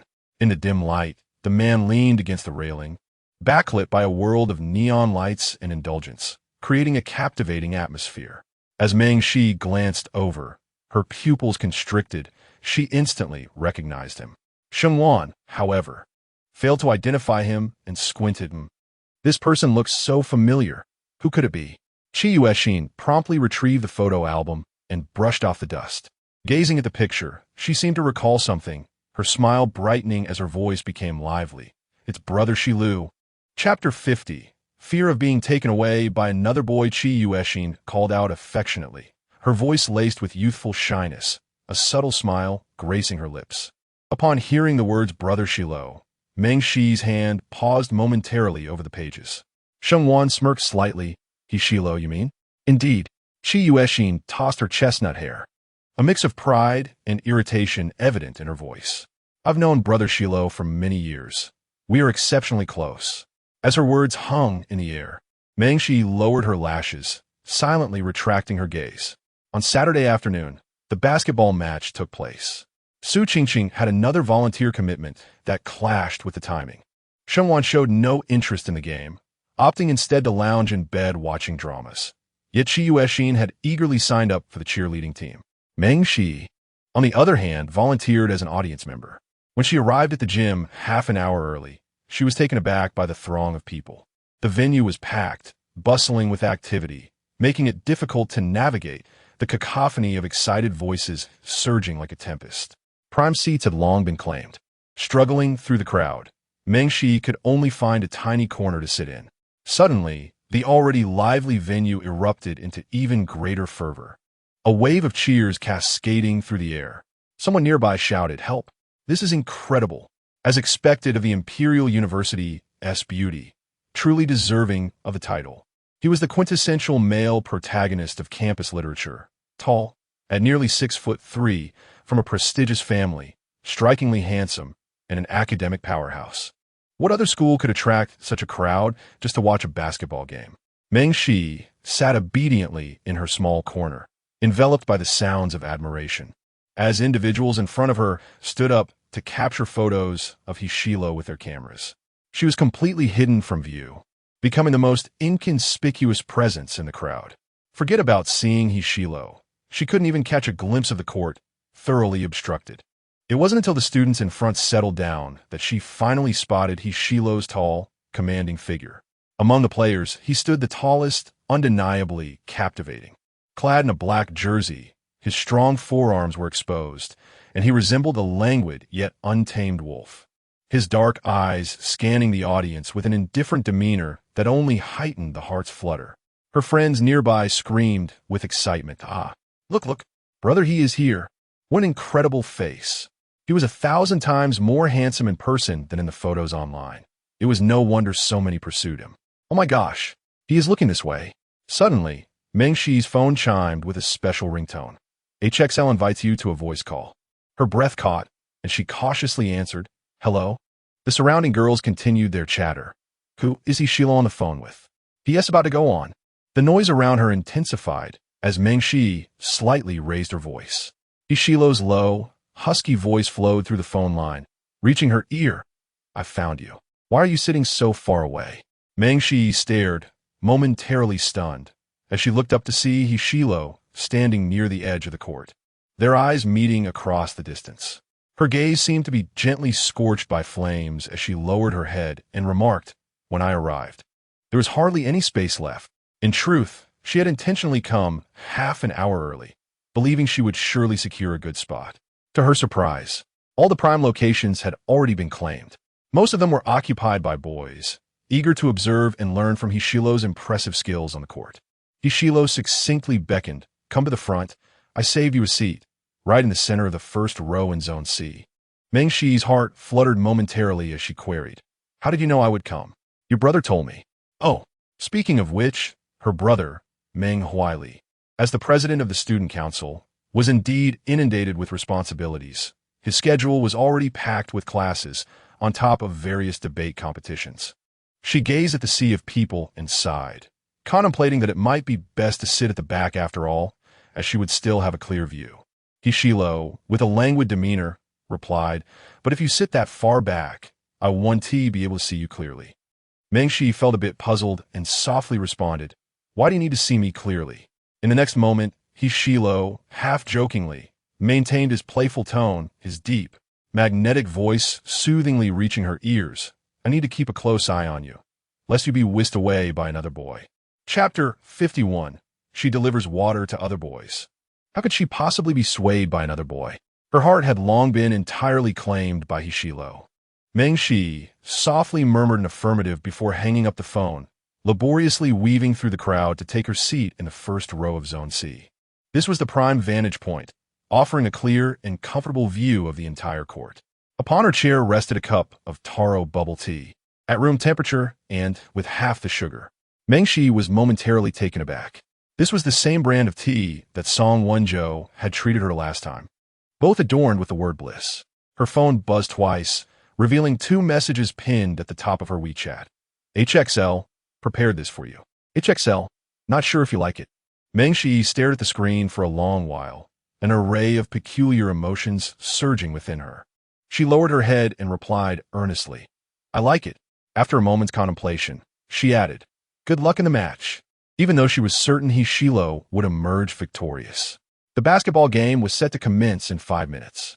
The players from the opposing college exuded a particularly boisterous demeanor, many being first-year students, strutting onto the court with bravado. They were largely incensed by the throngs of girls pursuing Hishilo. Shallow, foolish, gold-digging women. Did they only chase after him for his wealth? What was there to admire in someone who resembled a talentless internet celebrity?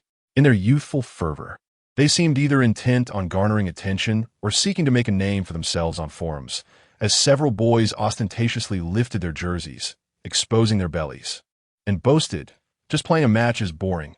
Let us spice things up. How about the losing side treats the winners to dinner?" Yet, Hishilo's team paid them no mind, meting out a palpable silence. Their pent-up frustration ignited as they jeered mockingly. "Hishilo, are you afraid of losing? Too timid to play with us? Ha, what kind of man are you?" Hishilo, however, seemed oblivious to their taunting, casting a disinterested glance their way, still too apathetic to engage. It was a spectacle that was both exhilarating and bewildering. The girls seated in the front row covered their eyes in disbelief. Goodness, why on earth are they suddenly lifting their shirts? How absurd. Oh no, my eyes have been severely assaulted. What is there to flaunt with that mere patch of flesh? No abs at all, and they're acting as if they got something impressive. Could Hishilo not take a cue from them? I wish to see Hishilo's abs, ha. The boys who had lifted their shirts remained unfazed, even believing the girls were merely shy, their confidence swelling further. The match commenced. It seemed as if the boys had conspired, all fixating on Hishilo, eager to snatch the ball from his grasp. A boy seated beside Meng Shi held up his phone to record, evidently a fervent admirer of Hishilo, shouting in fervor, I'm so enraged. My hero crushed them." On the court, however, Hishilo exhibited no signs of tension, moving with effortless grace, as though engaged in a mere practice warm-up. Wild and rebellious, his shooting was swift, precise, and fierce, each motion exuding an effortless grace. The veins on his forearms slightly protruded, radiating an intense aura of vitality. As he leaped, his jersey billowed upwards, revealing a segment of his powerful torso, pale and enticing. Meng Shi's gaze lingered on his exposed midriff, her ears tinged with a faint blush, her eyes darting in a flustered manner. Beside her, a male student erupted in enthusiastic cheers, nearly leaping onto his chair.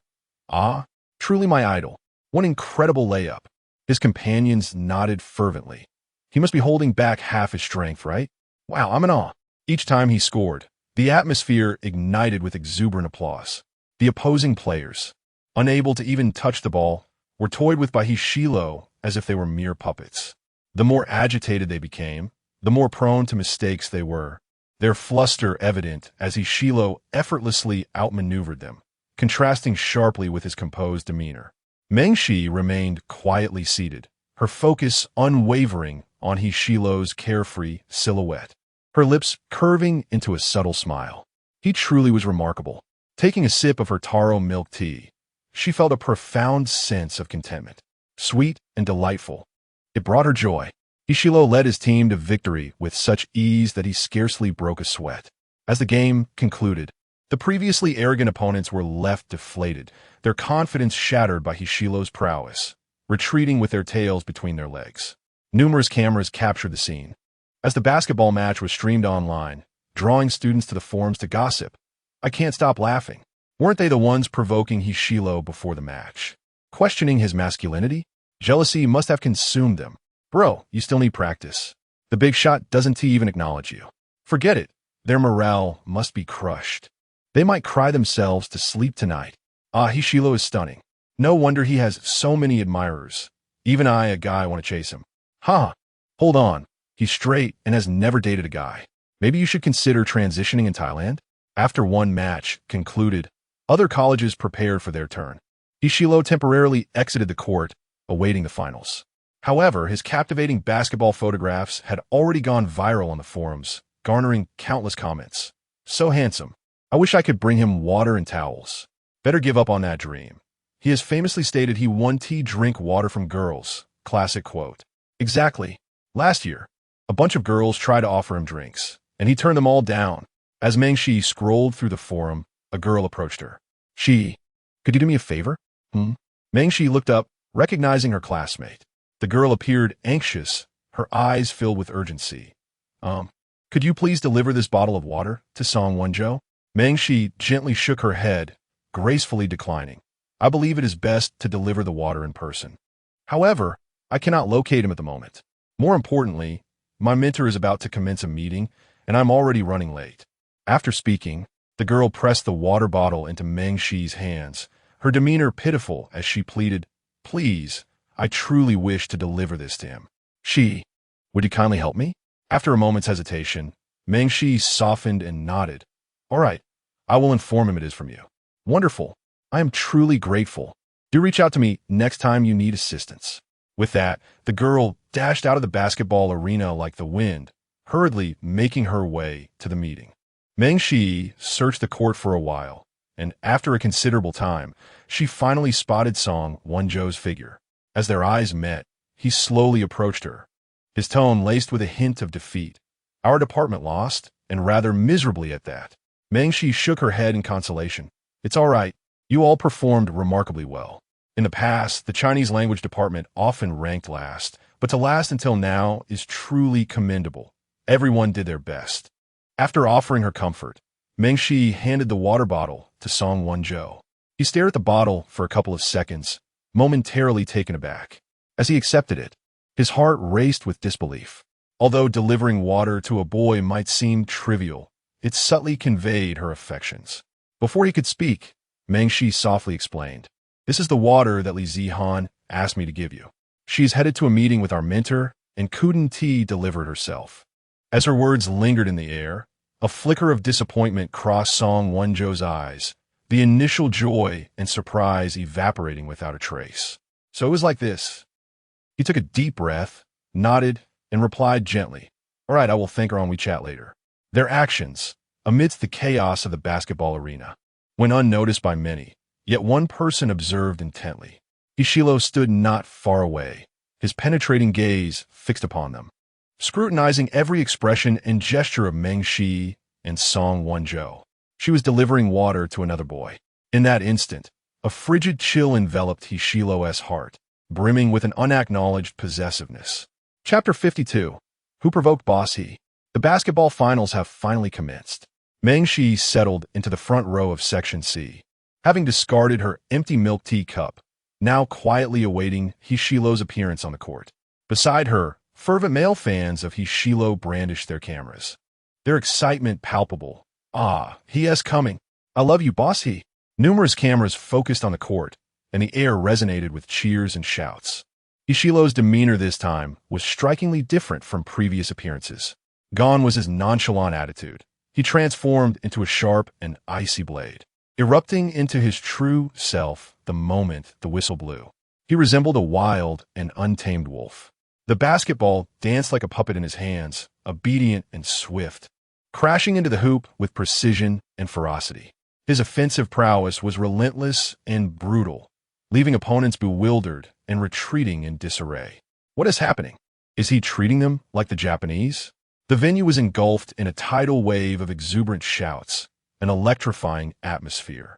Students from the Imperial University watching the live broadcast were left in astonishment. Wait, why is he suddenly playing so fiercely? This doesn't make sense. Didn't he play like this in last year's finals? Who provoked him? It feels like he's in a bad mood, wanting to unleash his frustrations on the court and end the game quickly. So, who exactly upset Boss He? Oh no, that cold demeanor makes him even more handsome. Oh my, he's practically a divine idol. I can't imagine how many girls at Imperial University secretly adore him. He truly has no flaws, absolutely stunning. The photographer even captured a close-up of He Shilo. The man soared high into the air for a slam dunk, his slightly disheveled dark hair contrasting with the fierce glint in his elongated eyes. The veins on his pale forearm stood out as he executed the dunk with fluid grace. Clean and decisive, his wild charm seemed capable of shattering the lens. The photographer knows what we love to see. Please reward him with a drumstick. Thank you, this is breathtaking. He is truly handsome, a real man. I feel like he is really displeased. He could knock me dead. Screenshot. The male lead from my campus novel finally has the face to match. Oh my drooling. He Shilo collaborated seamlessly with his teammates to conclude the game at lightning speed. The match was an overwhelming victory, and he was undoubtedly the MVP, the best player on the court. Even those unfamiliar with basketball could sense his formidable prowess. The opposing team was nearly left in a state of despondency. Meng Shi, seated in the audience, was captivated by him. Among the throngs of people on the court, her gaze remained fixed on He Shilo, unable to waver. This was He Shilo, the pride of the heavens, wild and unruly, an irresistible presence that commanded admiration. After the match, countless admirers sought to surround He Shilo, yet he simply walked away, opting not to attend the awards ceremony as he turned and exited the basketball arena. A teammate hurried after him, asking, "Bro, they're giving out awards? Aren't you going?" He Shilu languidly stood outside the venue, casually lighting a cigarette and nonchalantly remarking, "I don't wish to go. You all may collect it." Oh, and what about tonight's celebration banquet? The Academy will reimburse the meal expenses. What would you like to eat? We are all ears for your suggestions. Although each player was indispensable, He Shilu, being the MVP of the match, naturally commanded greater attention for his opinions, as it was his prowess that secured their first victory. However, he merely responded with indifference. "I have matters to attend to. I shall not go." Very well then. The teammates, sensing his discontent, could only depart in disappointment. He Shilu remained expressionless, leaning against the wall outside the gymnasium, as the cacophony from within gradually faded, leaving an air of desolation and solitude around him. Suddenly, images of a girl delivering water to other boys infiltrated his mind. He wondered what she had discussed with that amiable class monitor, her lips adorned with a sweet smile, her bright eyes sparkling, as she willingly offered a bottle of mineral water. It evoked an instinctual desire to pinch her cheeks, to draw her into his embrace, to compel her not to gaze at other boys. Little white-eyed rabbit, why doesn't she ever bring me water? He Shilu scoffed. And once he recognized the absurdity of his thoughts, he tilted his head back, inhaling deeply and closing his eyes. An inexplicable irritation clawed its way to the surface of his heart, an unwelcome sensation that refused to dissipate, leaving him far from comfortable. Alone in the stillness. The tips of his fingers ignited with a vibrant crimson flame as the pale blue smoke began to obscure his outline, rendering him increasingly wild and unruly. After the match and award ceremony concluded, most of the crowd had dispersed. Meng Shi, feeling the heat cause a sheen of sweat, washed her face in the restroom and spent some time on the phone with Su Qing and Sheng Wan. By the time she gathered her belongings and stepped outside, the surroundings were eerily quiet, devoid of life. She glanced down at her phone just as she exited the gymnasium. Suddenly, thud, a basketball came hurtling towards her forehead without warning. A sharp pain radiated throughout her body, and her mind buzzed, rendering her vision dark and her thoughts disoriented. After a brief moment of dizziness, Meng Shi crouched down, cradling her head to recover. A boy clad in a jersey rushed over, assisting her to her feet and apologizing profusely. "I'm so sorry. It was unintentional." "Freshman, how about this? Let me add you on WeChat, and I'll treat you to dinner tomorrow." "It's all right," Meng Shi replied, standing up and rubbing her forehead. Her voice calm. "No need to treat me." Yet the boy persisted, his eyes betraying a cunning calculation as he insisted. "Come on, little freshman, just add me on WeChat. I accidentally hit you. I must treat you to dinner." Meng Shi inhaled deeply, politely declining. "Really, it's unnecessary." His tone grew increasingly anxious, clinging to her with a hint of impatience. "What is the harm in adding me on WeChat? It's not like it'll cost you anything. Why be so aloof?" Before he could finish his sentence, another basketball soared through the air, striking him squarely on the forehead. The young man suddenly collapsed to the ground, his voice abruptly silenced. Meng Shi turned around in bewilderment. Not far away, Hishilo, standing against the light, approached her step by step, his tall and slender figure sharply defined, exuding a potent sense of aggression. His entire face was shrouded in shadow, rendering his emotions inscrutable and enhancing his aura of danger. Hishilo halted before the fallen young man, casting a downward glance at him, mimicking the earlier tone of the other. "Apologies. It was unintentional," his voice laced with a hint of sarcasm. While firmly guarding Meng Shi behind him, Hishilo politely inquired of the young man, "Would you care for a fist?" Chapter 53.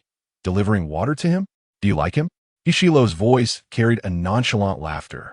Yet this cold chuckle was all the more unsettling, sending shivers down one's spine. It was evident that his mood was rather foul. The boy, upon recognizing Hishilo, paused for a couple of seconds, feeling as though he had unwittingly walked into the line of fire. Gritting his teeth, he could only apologize as he retreated.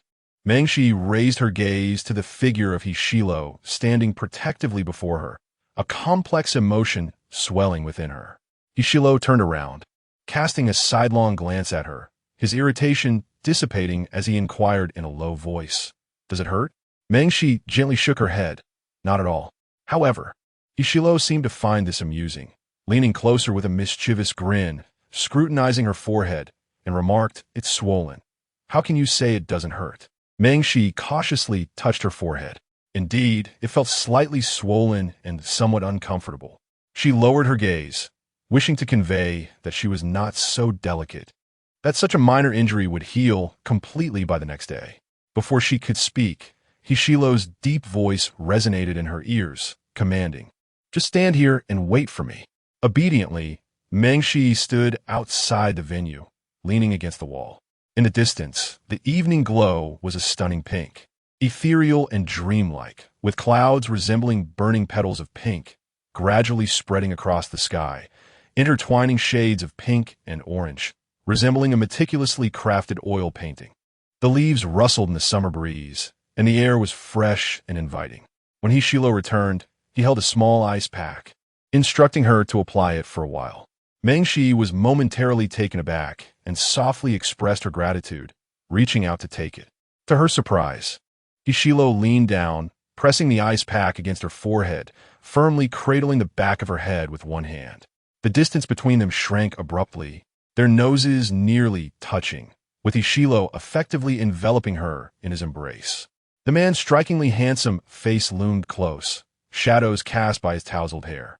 And as he lowered his gaze, the mole beneath his eye appeared both alluring and provocatively bold. Mengshi felt as though she were firmly anchored to the spot, her legs immobilized, only able to sense the powerful thudding of her heart within her chest, echoing loudly. She leaned against the wall, her escape blocked by Hishilo's presence, feeling trapped with no avenue for retreat. Kiluye. Mengshi's soft voice trembled slightly.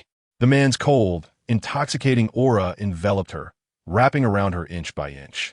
Hishilo bent slightly, his penetrating gaze fixed upon her, asking, "Is it comfortable?" Surrounded by the intense heat of Hishilo's presence. The coolness of the ice pack contrasted sharply against her forehead. Mengshi felt a sense of suffocation. Nodding slightly, "It's comfortable." Hishilo scrutinized her expression intently, a small part of his heart experiencing a gradual collapse. The young girl stood obediently in place, hesitant to move, and due to their height difference, had to tilt her head slightly to meet his gaze. The delicate, fair visage was enveloped in a gauzy veil of blush, her eyes glistening with a misty sheen, reflecting only his silhouette. She appeared pitiful, akin to a little rabbit with a mere bruise. Hishilo leisurely remarked, "That boy earlier was not careless. It was intentional." Intentional? Mengshi's eyes widened in confusion. She did not recognize that boy. There was no grudge between them.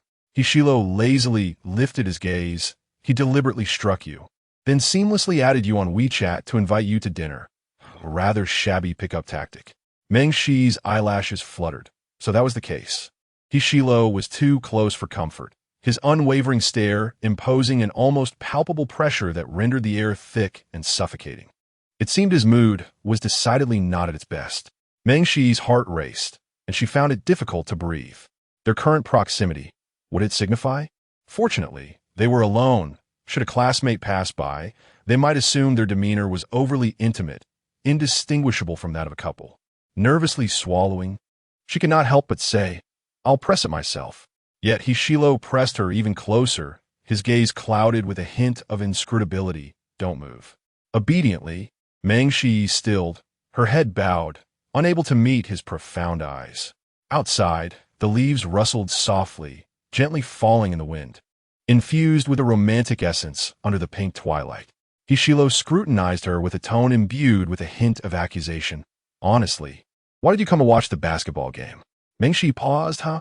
To Hishilo, this reaction hinted at her unease. He lowered his gaze upon her, his elongated eyes narrowing slightly, suppressing the turbulent emotions within, his voice deeper than before. "Is it to cheer for your class monitor? You came to support him?" After a moment of contemplation, Mengshi shook her head. "I came to accumulate volunteer hours. I also want to..." Gathering her courage, she lifted her head, meeting Hishilo's gaze earnestly. "I want to cheer for you." "Oh, really?" A faint smile graced Hishilo's lips, his demeanor still carefree. Yet his tone was laced with incredulity. "You're here to cheer for me, huh?" Mengshi nodded obediently, yes. Her fingertips tightened slightly, a hint of perspiration forming in her palms as she silently awaited Hishilo's response. He merely regarded her lazily, skepticism evident in his eyes, and let out a soft scoff. "Little liar." "Truly, I am not deceiving you," she insisted. Hishilo's voice was low and languid as he leaned closer, his gaze profound. "If you're here to cheer for me, then why did you run off to deliver water to your little class monitor? Do you fancy him?" Mengshi paused momentarily. How did Hishilo know she had delivered water to Song Wonjo? Had he seen her? Moreover, there was something peculiar about the tone in which Hishilo posed that question, a dissonance with his usual indifferent demeanor. She responded honestly. "It was a last-minute meeting for the girls in our class, and they asked me to deliver water to the class monitor." Hishilu listened attentively, his gaze narrowing dangerously. He had just posed 2 questions, yet Meng sure he only answered the first. He pressed her closer, his tone casual as if engaged in light conversation, and asked again, "Do you like him?" "I don't like him," the girl replied softly. As her words fell, Hishilu's brows lifted slightly, and a semblance of relaxation washed over his features, accompanied by a noticeable shift in the atmosphere around them. It turned out to be a misunderstanding. After some time had passed, Hishilu finally removed the ice pack and released his grip from the back of her head, glancing at her forehead. It's not swollen anymore. As the distance between them grew, the intense heat radiating from him dissipated. Meng Shi felt considerably more at ease, although her heart still fluttered. She murmured, "Thank you." However, Hishilu had no intention of letting her off easily, raising an eyebrow with intrigue. "How do you intend to thank me?" "Well, what do you want me to do?"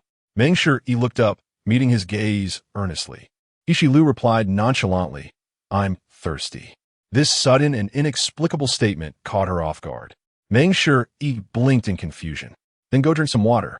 Hishilu chuckled lightly, a teasing glimmer in his eyes as he deliberately mimicked her tone. "But I don't have any water." Why was he imitating her? Meng Shi felt a surge of irritation and quietly reminded him, there's a vending machine nearby. Yet Hishilu seemed indifferent to her suggestion, simply fixating his gaze on her.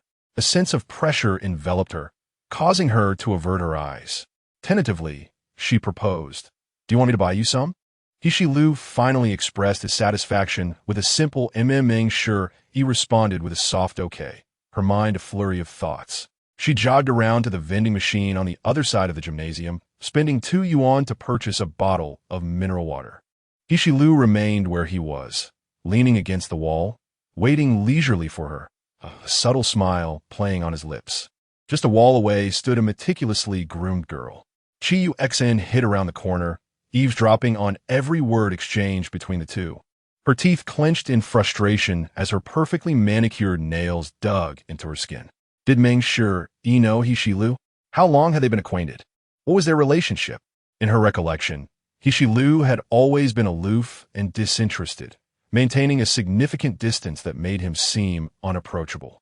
How could he exhibit such a tender tone? How could he possibly apply an ice pack for someone else? Even when he had questioned Meng Shi about her feelings for others, his tone had hinted at jealousy. However, Chi Yuxin quickly dismissed this absurd notion. It was impossible. Someone like Hishilu could never feel jealousy. Absolutely not. She repeatedly reassured herself in her mind, regaining her composure. She elegantly approached Hishilu before Meng Shi returned, extending the bottle of water in her hand and flashing a charming, sweet smile. "Shilu Gij, what a coincidence to find you here. Are you thirsty?" Chapter 54. "You are quite sweet." Chi Yuxin stood before Hishilu, her gaze fixed upon him, eyes brimming with fervent anticipation. Her lips curled slightly, and with her chest puffed out, she exuded an inexplicable confidence. After all, she had known Hishilu for several years. How could Meng Shi possibly compete? Hishilu maintained his posture against the wall, legs casually crossed, exuding an air of languid indifference as he glanced in her direction. Chi Yuxin, the niece of his companion Chi Yao, was someone he had encountered on multiple occasions. Yet, his expression remained unchanged, his voice cool and distant, carrying an air of aloofness. "I'm not thirsty." No sooner had the words left his lips than Chi Yuxin's countenance darkened. Just a moment ago, Shilu Gij had been telling Meng Shi about his thirst. This was clearly a veiled rejection, made in consideration of her uncle Chi Yao. But why? Why was it that she was deemed unworthy, while Meng Shi was not? What made Meng Shi so special? Chi Yuxin struggled to maintain her composure, masking her disappointment with a feeble smile. "All right then, Shilu Gij, I shall take my leave. Until next time." As she turned to depart, Hishilu's voice called out lazily, "Wait a moment." Chi Yuxin spun around, hope rekindled, her heart racing with anticipation. "What is it?" Hishilu's tone was indifferent. "You've been eavesdropping for quite some time. Haven't you?" In an instant, Chi Yuxin felt as though she had plunged into an icy abyss, her entire being stiffening. He was aware of everything. "Shilu Gij, I didn't mean to." The interruption was merciless, as Hishilu coldly cut her off. "Don't call me that next time. We're not that familiar." Stunned, she stood in disbelief. Her eyes began to burn, trembling hands betraying her turmoil, even as the metallic taste of blood filled her throat. I understand." She fought back tears, turning to flee, jealousy and resentment flashing in her eyes. Before long, Meng Shi returned with the purchased water. She offered Hishilo the bottle of mineral water, her voice soft like the misty rains of Jiangnan. Here you go. Hishilo accepted the bottle and took a sip instinctively. Meng Shi, her gaze lowered, inquired softly, aren't you not supposed to drink water given by girls? Hishilo let out a light laugh, as if uncovering a flaw in her logic, and scrutinized her leisurely. How did you know that I don't drink water given by girls? Meng Shi, biting her lip nervously, replied, that's what others say. Indeed, I do not drink water given by girls, Hishilo said, rolling his throat with a smirk as he leaned closer to her. However, Shimame, you are the exception. Hishilo couldn't help but ruffle her hair, his tone laced with a hint of affection. Off you go now, little one. Oh. Meng Shi was momentarily dazed, still processing the implication of being an exception. Did he truly view her as a little sister? Surely not. Within her heart, a new, daring notion began to blossom. There must be a hint of something special in Hishilo's treatment of her, a flicker of concern, a whisper of affection, perhaps. At the crossroads of their separation, Meng Shi turned to gaze at Hishilo's silhouette once more. However, this time, she was taken aback to find Hishilo standing still, his eyes fixed upon her. In that fleeting moment, she could distinctly hear the thunderous rhythm of her own heartbeat. No longer was she merely observing the retreating figure of Hishilo. He was now looking at her. At this instant, she felt an intense sense of proximity to her own moon, as if it were almost within her grasp. After a brief return to her dormitory, Chi Yueshin stormed in with an icy demeanor. Her expression was exceedingly grim, even rolling her eyes dramatically. The once lively and warm atmosphere of the room dissipated instantly. It appeared that Chi Yueshin wished to escape the shared space, quickly applying lipstick and tidying her designer handbag before departing. Su Qingqing finally registered the situation. Wait, did she just roll her eyes at me? Shengwan pondered for a moment, conducting a serious analysis. If I am not mistaken, it seems she directed that toward Shi. Moreover, I could distinctly sense a wave of malice approaching. Su Qingqing frowned in confusion. That shouldn't be the case. Why would she inexplicably target Shi? What is going on between you two? Meng Shi replied candidly, I have no idea. Ever since Chi Yueshin moved in, there has been little interaction between us. We share merely a conventional roommate relationship. Just as Meng Shi was about to speak further, her phone buzzed twice. Hishilo had sent her an image of an empty water bottle. HXL, it's finished quite sweet. Meng Shi felt a bit bewildered and typed back in confusion. It's just ordinary mineral water. How could it possibly be sweet? In the next moment, Hishilo sent a voice message. His voice was languid and magnetic, with a casual allure that was particularly captivating. He said, what I mean is, you are quite sweet. Chapter 55. Do you have many sisters? In the conference room of Jingyuan Technology's office building, Hishilo sent out a message, and a slow image of a blushing little rabbit surfaced in his mind. If Meng Shi were standing before him, she would surely cast her gaze downward, her eyes glistening with tender moisture, struggling to utter a word, utterly endearing. This made him irresistibly want to squeeze her tightly and tease her mercilessly. Seated in a swivel chair beside the conference table, Chi Yao raised an eyebrow with a smile. Oh, boss he, what are you pondering? You seem in good spirits. The competing company this time was formidable, their newly developed technology evidently targeting Jinyuan, yet Hishilo appeared unfazed, smiling nonetheless. Truly, a person destined for greatness perceives adversity as opportunity. He is indeed a warrior among titans, and with such a mindset, success is inevitable. However, Hishilo casually remarked, I'm contemplating getting a little rabbit. What? Chi Yao's eyes widened in disbelief. You like rabbits? Hishilo seemed to recall something, the corners of his lips curling slightly, as if conversing with him, but more like indulging in his own thoughts. I suddenly realized I quite like them. I want to see her every day and can't bear the thought of anyone else touching her. Brother Liu, I heard you had a cat when you were young. As soon as the words left his mouth, Chi Yao realized the impropriety of his comment, his tone turning solemn. I'm sorry, I didn't mean to bring that up. That little black cat had met a particularly tragic end. An invisible pressure enveloped Hishilo, and after a long pause, he exhaled slowly. It's fine. Let's go out for a drink tonight. Chi Yao nodded eagerly. Sounds good. I've been swamped lately. It's been ages since I last had a drink. In the VIP room of the club, the dazzling crystal chandelier refracted light in a luxurious display. Hishilo sank into the center of the sofa, exuding an air of carefree elegance, a faint smile gracing his lips, seemingly in a delightful mood. As the group indulged in their revelry, Chi Yao received a WeChat message from his little niece. Chi Yueshin, I saw the moments you posted. Is brother Shilo drinking too? Where are you? Can I come join the fun? Irritated, Chi Yao lit a cigarette. His expression dark as he replied, What does that have to do with you? Stop fixating on Hishilo. I'm serious. Someone like him will inevitably reach the pinnacle of success, far beyond the grasp of someone as superficial and foolish as you. Focus on your studies, understood? Chi Yueshin, please, I promise this is the last time truly. Just let me see him once, please. TT, pleading, crying, Chi Yao. When Chi Yueshin arrived, she had meticulously applied a radiant and exquisite makeup, dressed in a sexy black sequin miniskirt and high heels. She accentuated her slim waist and long legs, her fair skin exuding an alluring charm. Yet, Hishilo didn't even lift his eyelids. One might question if he was indeed indifferent to romance, given his numerous past relationships. Chi Yueshin bit her lip, sitting at the edge of the sofa, maintaining a cautious distance from Hishilo. Upon reflecting on the events at the basketball court this afternoon, a profound sense of resentment and jealousy surged within her. Why was brother Hishilo so inclined to let Meng Shi fetch water instead of accepting her water bottle? Moreover, it was evident that Meng Shi harbored feelings for Hishilo as well. Otherwise, she would not have appeared so joyful in their dormitory. Alarm bells rang in Chi Yueshin's mind, and an inexplicable sense of crisis surged within her. Hey, Chi Yao, seated beside her, remarked coldly, Don't say I didn't warn you.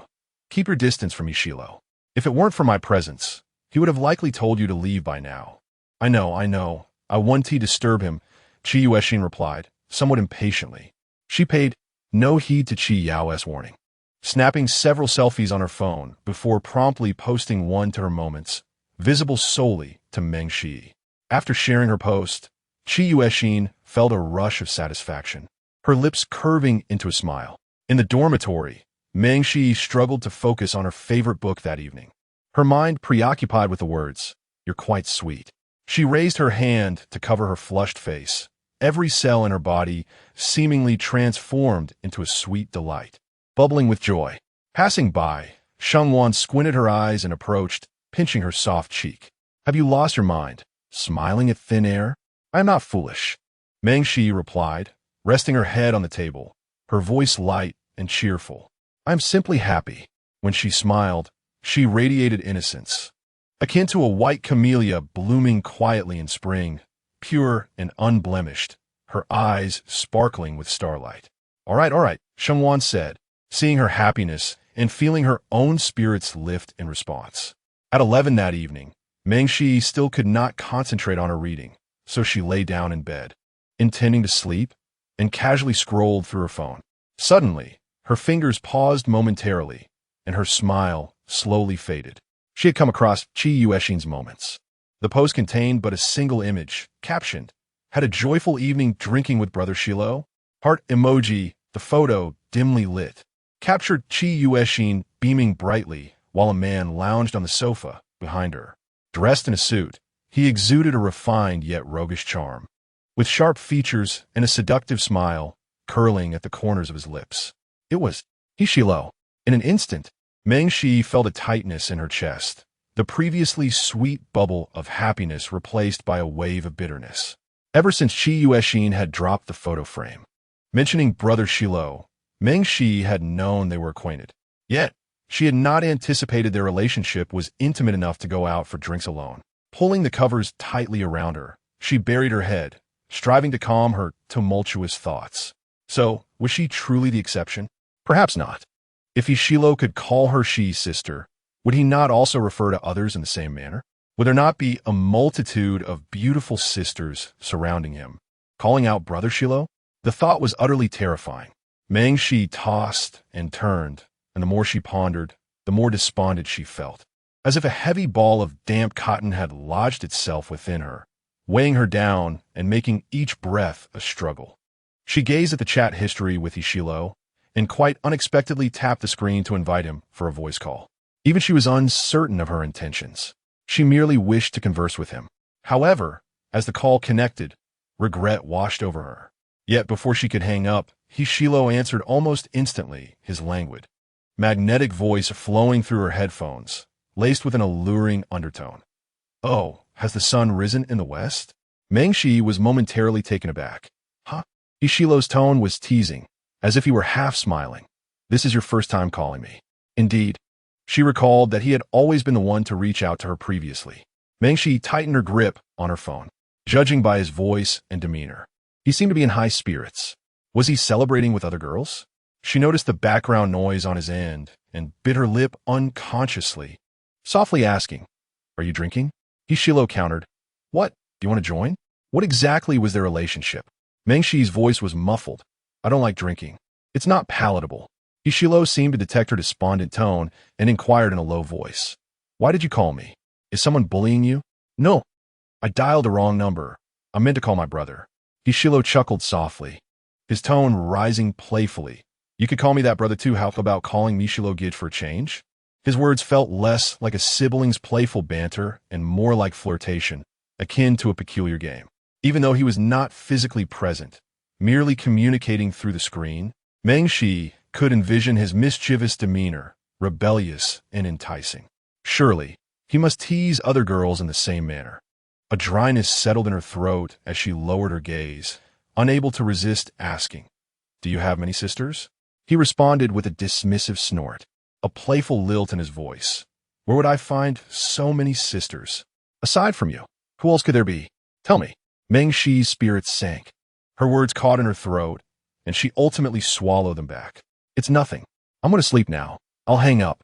After ending the call, Mengshi stared blankly at the screen, slowly blinking her weary eyes. In the next moment, he sent a video call invitation. After hesitating for a few seconds, she accepted, and the screen illuminated with his figure. Ishilo's sharp, striking features came into view. His suit jacket slightly undone at the collar, revealing a hint of his pale skin, exuding an aura of restrained allure. He leisurely scanned the screen, raising an eyebrow. "Now tell me, who else is my sister?" Chapter 56. "Only want to play with you." Hishilo's piercing Danfeng eyes narrowed slightly as he fixated on her through the screen, radiating an unyielding determination to obtain an answer. Mengshi pressed her lips together, hesitating for a moment before her voice emerged, somewhat hoarse. "Chiyu Eshin. Do you know her?" Hishilo replied, "She's the niece of a friend." "I know her, but we've hardly met." "Why?" Mengshi swallowed nervously, her voice barely above a whisper. "Are you currently with her?" "She's my roommate, and I saw her post on social media a photo of you both drinking together. Are you checking up on me?" Hishilo abruptly interrupted her. In that instant, Mengshi's pupils constricted, jolting her into awareness. What was she doing? She had no right to feel jealous, nor did she possess the authority to ask such questions. It all seemed utterly absurd and overstepping. With her fingers tightly gripping the blanket, Mengshi cautiously apologized. "I'm sorry, I didn't mean to offend you." "Little she," he said, his tone languid yet serious as he leaned back, his gaze intensifying. "I had no idea she would be there, and I've never initiated any interaction with her, let alone played with her." He added with a hint of gravity, "I've never called anyone sister." "Oh." Mengshi paused for a few seconds, her previous feelings of frustration and gloom dissipating gradually. On the phone screen, Hishilo leaned in closer, his deep-set eyes scrutinizing her, a playful smile gracing his lips. "I only enjoy playing with you, my sister."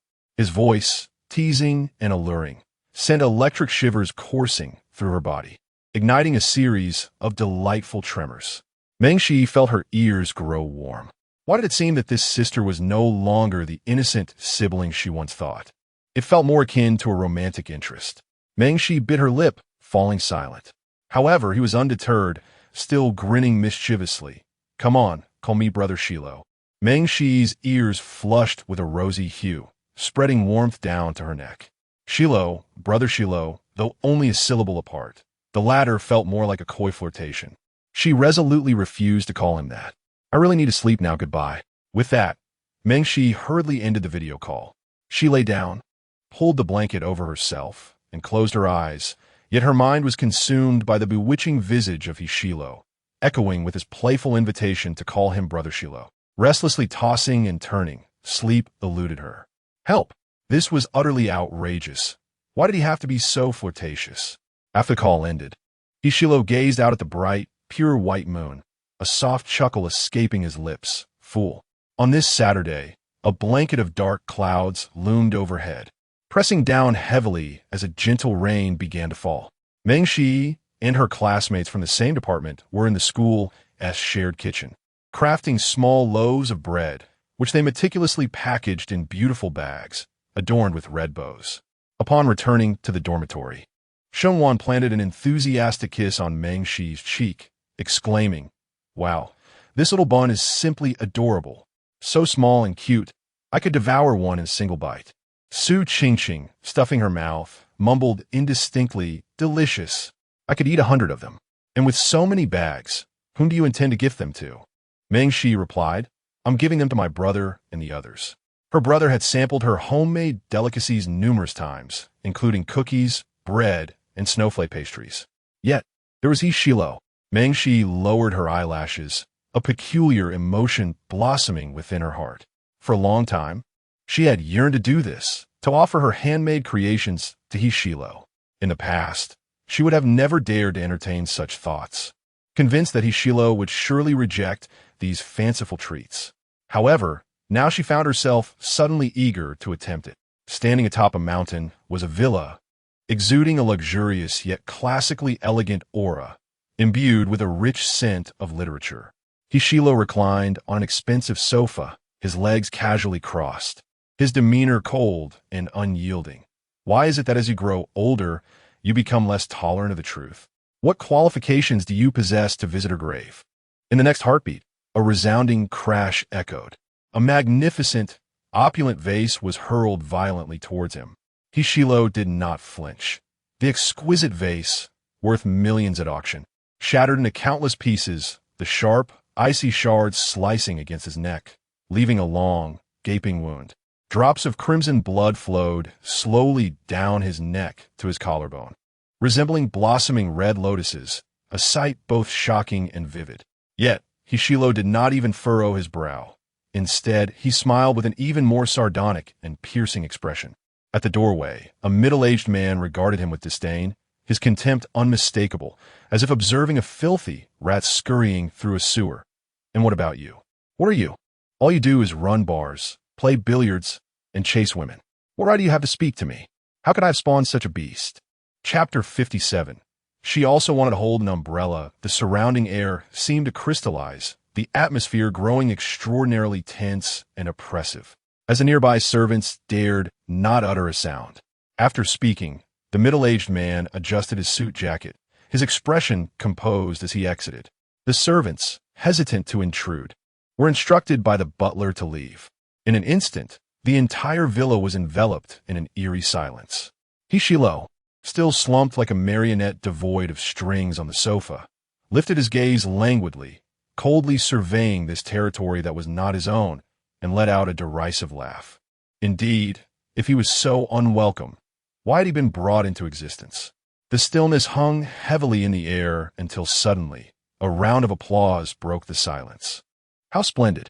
Hishilo turned his head towards the sound, his eyes following the spiraling staircase. A young man with silver hair stood on the second floor, clapping, his expression playful and mocking. "Hicheng, my dear brother, today marks the 14th anniversary of our mother's demise. Why not join me in visiting her grave?" Hishilo's eyes revealed no emotion, a hint of sarcasm evident, as if he were observing a mere jester. Seeing that he received no response, Hicheng's smile deepened, and he mused aloud.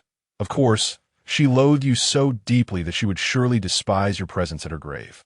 He continued, "Did you notice the envelope on the coffee table? A little gift for you as surprise."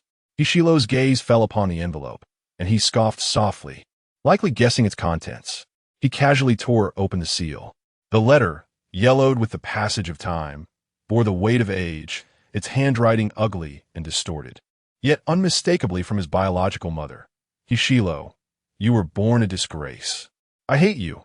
I would gladly strangle you with my own hands. Why do you not just die? I curse you. May you never find peace. May you descend into hell. Her hatred for him ran deep, wishing for his demise. And they had never shared any semblance of maternal affection. Hee-chung smirked, resting his hands lazily on the railing, his eyes betraying a wicked delight. I went to great lengths to find this for you. So what do you think, brother? Do you like it? He sought to discern some other emotion on Hishilo's face, yet was met with profound disappointment. Hishilo showed no signs of emotional fluctuation, his eyes resembling an emotionless, dried-up well.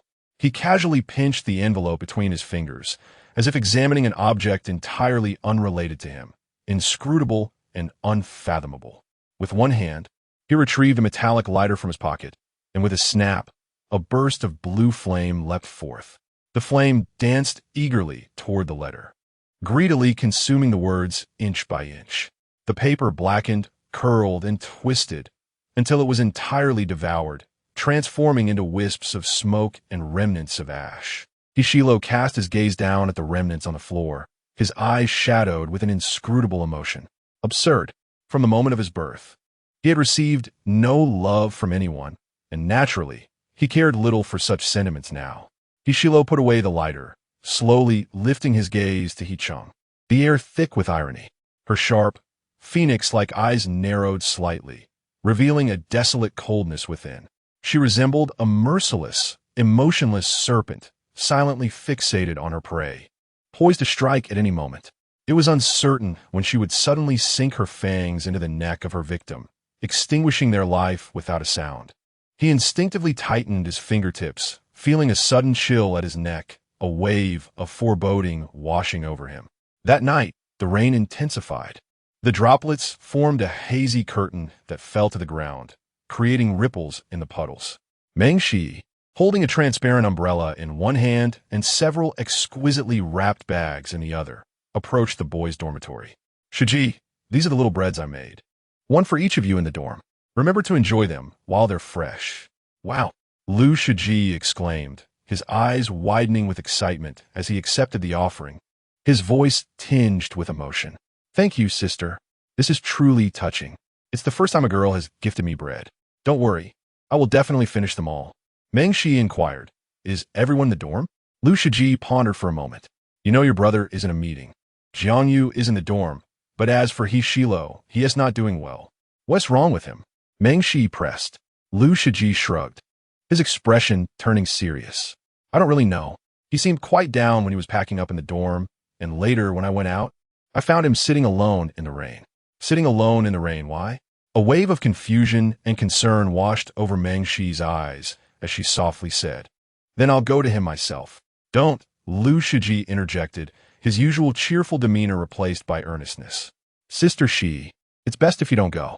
He is not in a good mood, and even my attempts to comfort him were in vain, let alone if you were to go. But he has been out in the rain. He'll surely catch a cold. Meng-shi couldn't hide her worry. Biting her lip, her voice was heavy, but she ultimately resolved to run in the direction Lu Shiji had indicated. The campus of D University sprawled widely. According to Lu Shiji, it was a small path behind the distant Jishua building, nearly devoid of students. The autumn air grew heavy, and the evening breeze was chillier than before. Meng-shi held her umbrella and walked through the rain for over 10 minutes, searching in confusion until she finally paused behind a tree. Surrounded by silence and dimness, Hishilo sat with his back to her on a bench by the lawn, lazily leaning against the backrest, seemingly savoring the moment.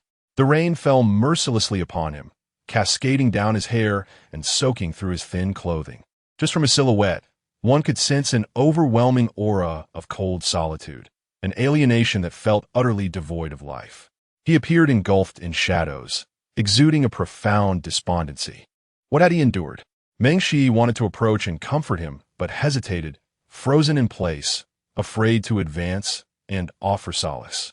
Would someone like Hishilo, when in despair, resist the comfort and companionship of others? Would he prefer solitude, repulsed by the proximity of others?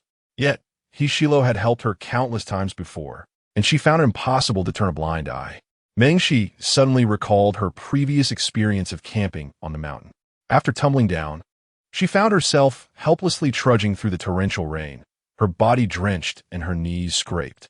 It was then that Hishilo appeared behind her without warning, not only draping a coat over her shoulders, but also tilting an umbrella towards her, inviting her to lean into his embrace.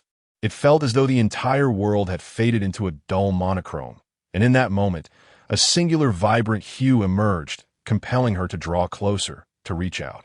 She yearned to hold the umbrella for Hishilo just once.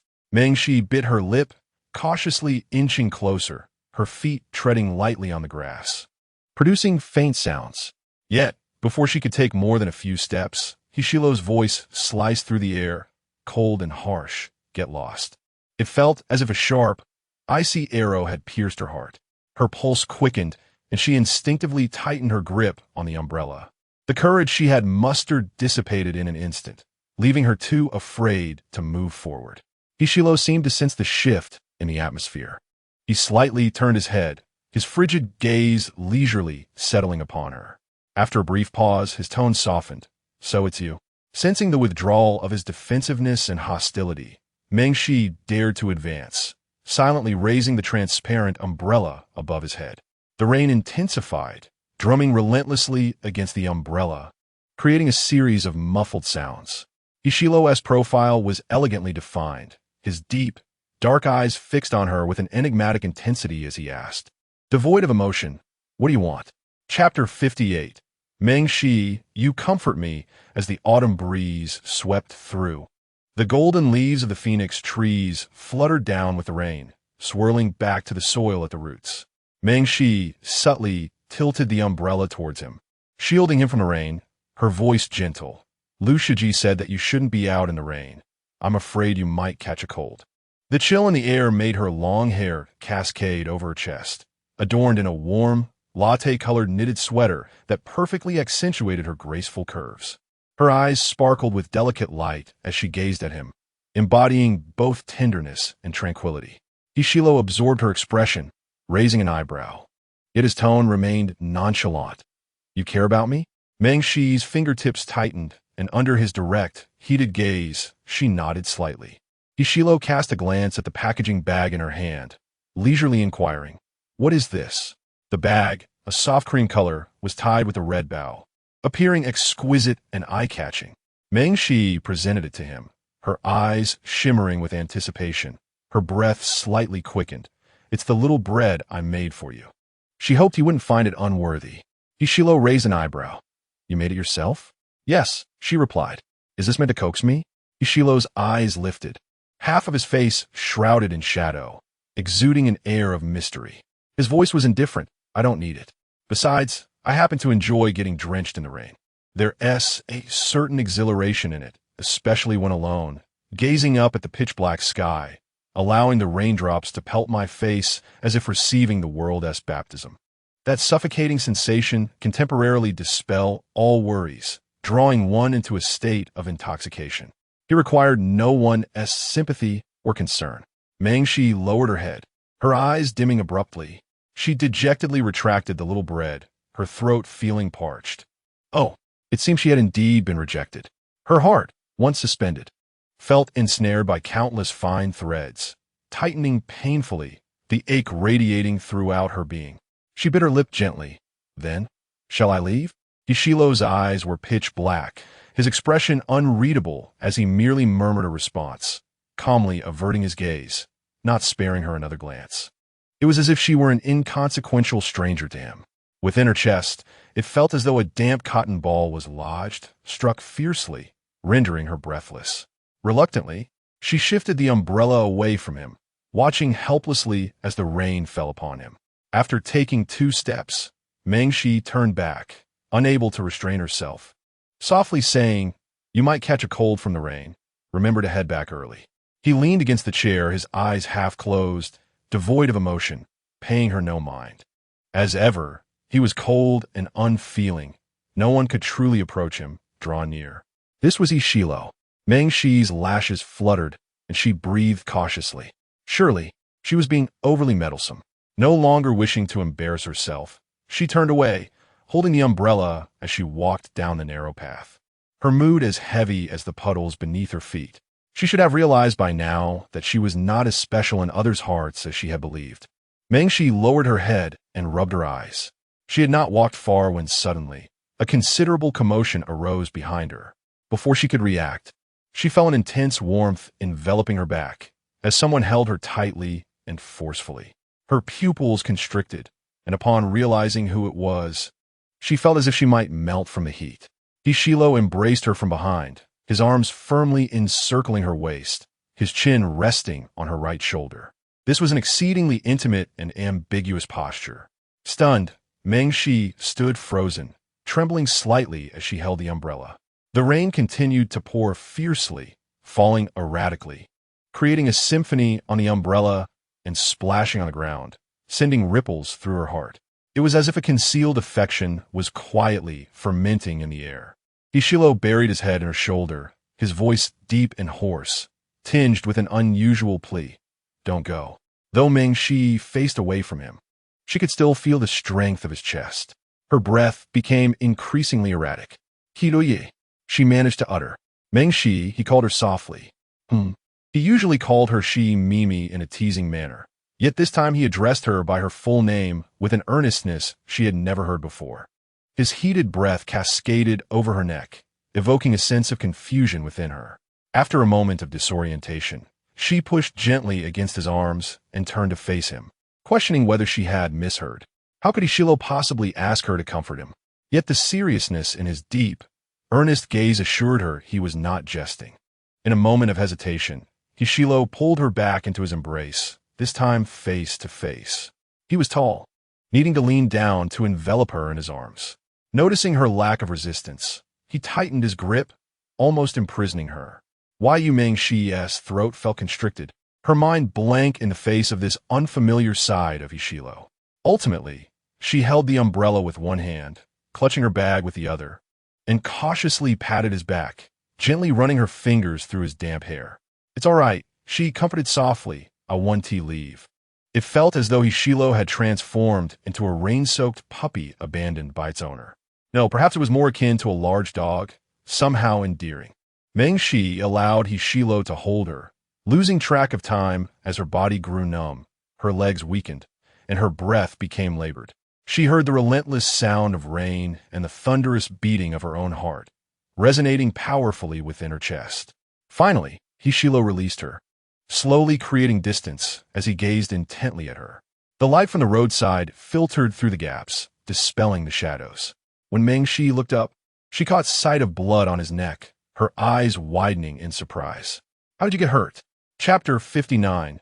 The rainy brother upon the delicate, pale skin of Hishilo. From his neck to his collarbone, there lay a conspicuous scarlet mark, strikingly vivid.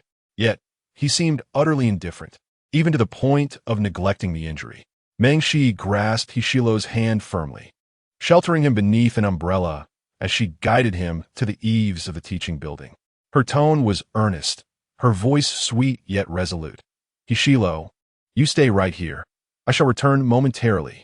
Hishilo lifted his eyelids, his eyes as dark as ink, flickering with a peculiar and intricate emotion. No one had ever addressed him in such a manner before. It was disarmingly endearing. Intrigued, Hishilo allowed a faint smile to play upon his lips, rolling his Adam's apple as he obediently replied, All right. Mengshi vanished into the curtain of rain, akin to a sprightly little rabbit. Hishilo stood beneath the eaves, quietly gazing at her, taking in her slender, petite silhouette until she was out of sight. Moments later, Mengshi hurried back, breathless, clutching ointment and a pristine towel in her hands. She lifted her clear, bright apricot eyes, filled solely with thoughts of him. Lower your head a bit. Let me dry you off. As twilight descended, the surroundings grew dim. The silvery moonlight enveloped her, casting a soft, ethereal glow that outlined her graceful profile. Hishilo rolled his Adam's apple again, dutifully bowing his head towards her. Mengshi dried his damp hair and back with the towel, then gently applied it to his face, stating earnestly, All right, now I will apply the medicine. Can you loosen your clothing a bit? Hishilo's gaze drifted to the ointment in her hand. Leisurely, he began to unfasten the buttons of his collar, one by one. unveiling his shirt and revealing the left side of his collarbone. Go ahead, apply it. The heat radiating from the man enveloped her entirely, like an impenetrable web, ensnaring Meng Shi with its intensity. She pressed her lips together, holding her breath, her expression serious, as she grasped a cotton ball with tweezers to disinfect the wound. She momentarily faltered, unsure of how to proceed. In that instant, Hishilo, as prominent Adam's apple, bobbed up and down, sharp yet alluring, exuding an irresistible charm as he languidly remarked, "What are you so tense about?" "I'm not." Meng Shi swallowed nervously, holding her breath as she cautiously wiped away the coagulated blood. The wound appeared alarming, both brutal and heartbreaking, likely inflicted by something sharp. Coupled with Ishilo's unusually somber demeanor that evening, it was not difficult to surmise that something unfortunate had transpired. Concern etched on her face, Meng Shi inquired, "How did you get this injury?" "I accidentally scratched it," Hishilo replied nonchalantly, as if the pain was not his own. Meng Shi responded with a firm tone, "Then you must be more careful in the future." Hishilo glanced down at her, the corners of his lips involuntarily curling upwards, and he replied leisurely, "All right then, I shall be more cautious from now on." Meng Shi dipped her finger in the ointment, gently applying it to the junction of his neck and collarbone. Her earnestness in applying the ointment to him was palpable. Her crystalline eyes shimmered with sincerity, and a faint fragrance of white camellia enveloped her, exuding an innocence that was utterly enchanting. Meng Shi meticulously smeared the ointment, her movements delicate and cautious, her gaze brimming with affection and concern, as if he were the sole inhabitant of her universe. The evening breeze was cool and gentle, caressing a strand of hair from her forehead, which danced against Hishilo's chin. A sudden warmth surged within him, igniting an unusual heat in his chest, while he studied the girl before him with intense focus. Her raven-like lashes cast shadows beneath her eyes, concealing the obscure tumult of emotions swirling beneath the surface. Outside, the rain had softened, its rhythmic patter against the ground becoming a mere whisper. Once Meng Shi finished applying the ointment and secured the cap, her voice was tender as she spoke. "This ointment, when applied generously, may sting a bit, but it is truly effective. You should be able to endure it, right?" She recalled a time when she had accidentally cut herself on shattered glass, blood flowing incessantly until this very ointment brought her relief. Its effect was remarkable, albeit accompanied by a fiery sting akin to salt on a wound, a sensation that felt like flames consuming her, causing her immense pain. In her previous experience, she had cried out in agony, her features nearly contorted. Yet, Hishilo displayed no change in expression, seemingly unfazed by the discomfort. Meng Shi felt a wave of reassurance wash over her. However, Hishilo broke the silence. "I cannot endure it." Meng Shi paused, contemplating for a moment before responding. "Then bear with it." "I cannot," he retorted. "What shall we do then?" A glimmer of mischievous mirth flickered in his eyes as he leaned closer, his voice laced with a tempting invitation. "Blow on it for me." He spoke with a nonchalant bravado. "Just a gentle blow, and it will no longer hurt." Meng Shi found herself justifiably suspicious of his teasing. Yet, acknowledging the ointment as true, stinging nature, she furrowed her brow, pondering seriously for a brief moment. Ultimately, she tilted her face up toward him, inching closer to softly blow on his wound. Her breath was slow and cool, reminiscent of gentle spring rain, instantly alleviating the fiery discomfort. Unbeknownst to her, Hishilo's fingers subtly tightened. Once she finished, Meng Shi innocently gazed up at him, her voice a whisper. "Is it any better?" Hishilo swallowed hard, responding with a soft, non-committal sound, his dark eyes shrouded in mystery. How easily this little bunny could be deceived. What if she were to be led astray by other boys in the future? He leaned closer, almost as if compelled, and unexpectedly cupped Meng Shi's face in his hand. Her skin was delicate and soft, akin to cotton candy, surely sweet and tender to the bite. Yu Meng Shi gasped, her eyes widening in surprise as she instinctively took a step back. Her ears flushed crimson, her neck retreating slightly as her voice quivered. "What are you doing? Why are you suddenly pinching my face?" Hishilo released her, casting a glance at the meticulously wrapped bag by her feet, and boldly declared, "The bread. I shall take it." Meng Shi picked up the bag of bread. puffing her cheeks in indignation. "I want to give it to you." She wore an adorably fierce expression, making her even more endearing. Hishilo slightly raised his brow, playfully teasing, "Are you really not going to give it to me?" "No," Mengshi replied in a muffled tone. "You were the one who said you didn't need it." She had dismissed her good intentions and urged her to leave, only to suddenly embrace her from behind. Are men truly so contradictory? What is this talk about enjoying the rain? Rain-loving brother, indeed. How pretentious. Hishilo hadn't anticipated her lingering irritation. A subtle smile curved at the corners of his lips as he softly coaxed. "Shall we disregard what I said earlier? I haven't had dinner, and I'm quite hungry." Mengshi scrutinized him for a considerable time, and upon hearing he hadn't dined, she slowly untied the bow of the ribbon, presenting it to him, indicating that he should take it himself. Yet, Hishilo audaciously pressed for more, insisting on being fed. What sort of person does he think he is? Believing himself to be a spoiled little princess? Truly difficult to please. "Forget it," Mengshi replied, with a smile lingering at the corner of his mouth. Hishilo ceased his teasing and reached for a small bun. The adorable rabbit-shaped bun, filled with sweet red bean paste, was something Mengshi had carefully crafted, small enough to be devoured in a few bites. She couldn't help but sneak a glance at Hishilo's reaction. As he bit into the bun, his gaze remained intensely fixed on her, as if he were not biting into bread, but rather into her. The fervent and unrestrained stare was impossible to ignore. In an instant, Mengshi recoiled her gaze as if shocked, daring not to look at him again. Hishilo spoke slowly, "It's quite delicious." Having said that, he brazenly snatched the entire bag of buns from her hand, displaying a domineering and uncouth demeanor. This bread thief, Mengshi thought, so insufferable. However, she could distinctly sense that Hishilo's mood had markedly improved. The air of desolation and solitude had vanished without a trace.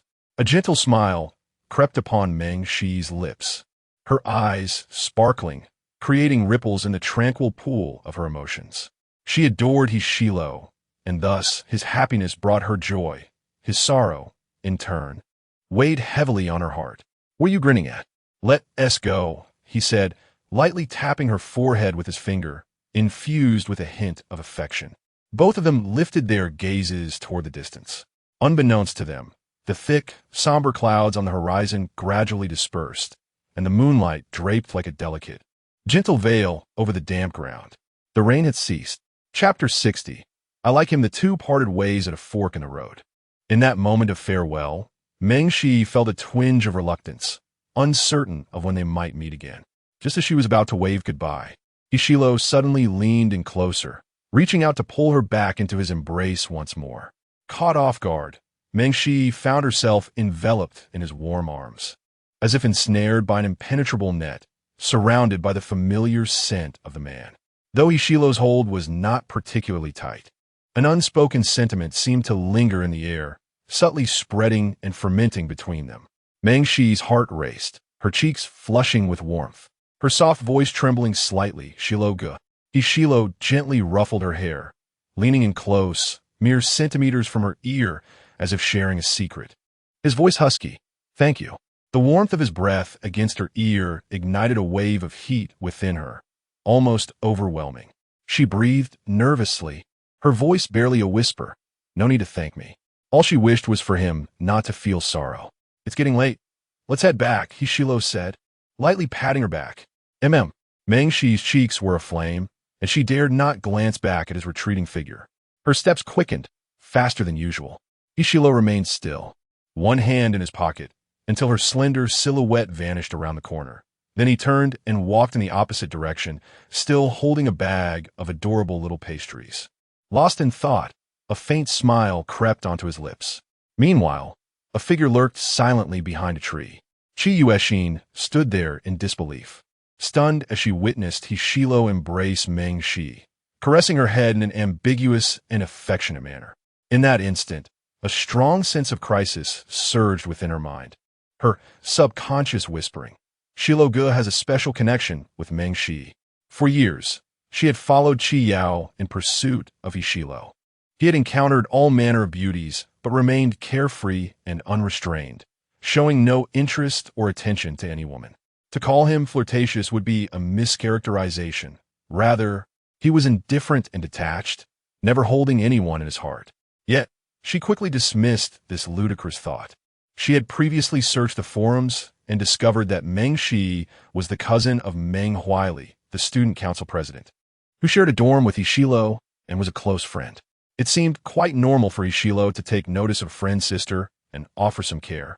Did it not? This did not imply anything significant. Chi Yueshin clenched her fingers, narrowing her eyes, a deep darkness flickering in her gaze, accompanied by a fleeting sense of disgust. The streetlights cast a faint warm glow, and after the recent rain, there were few people wandering outside.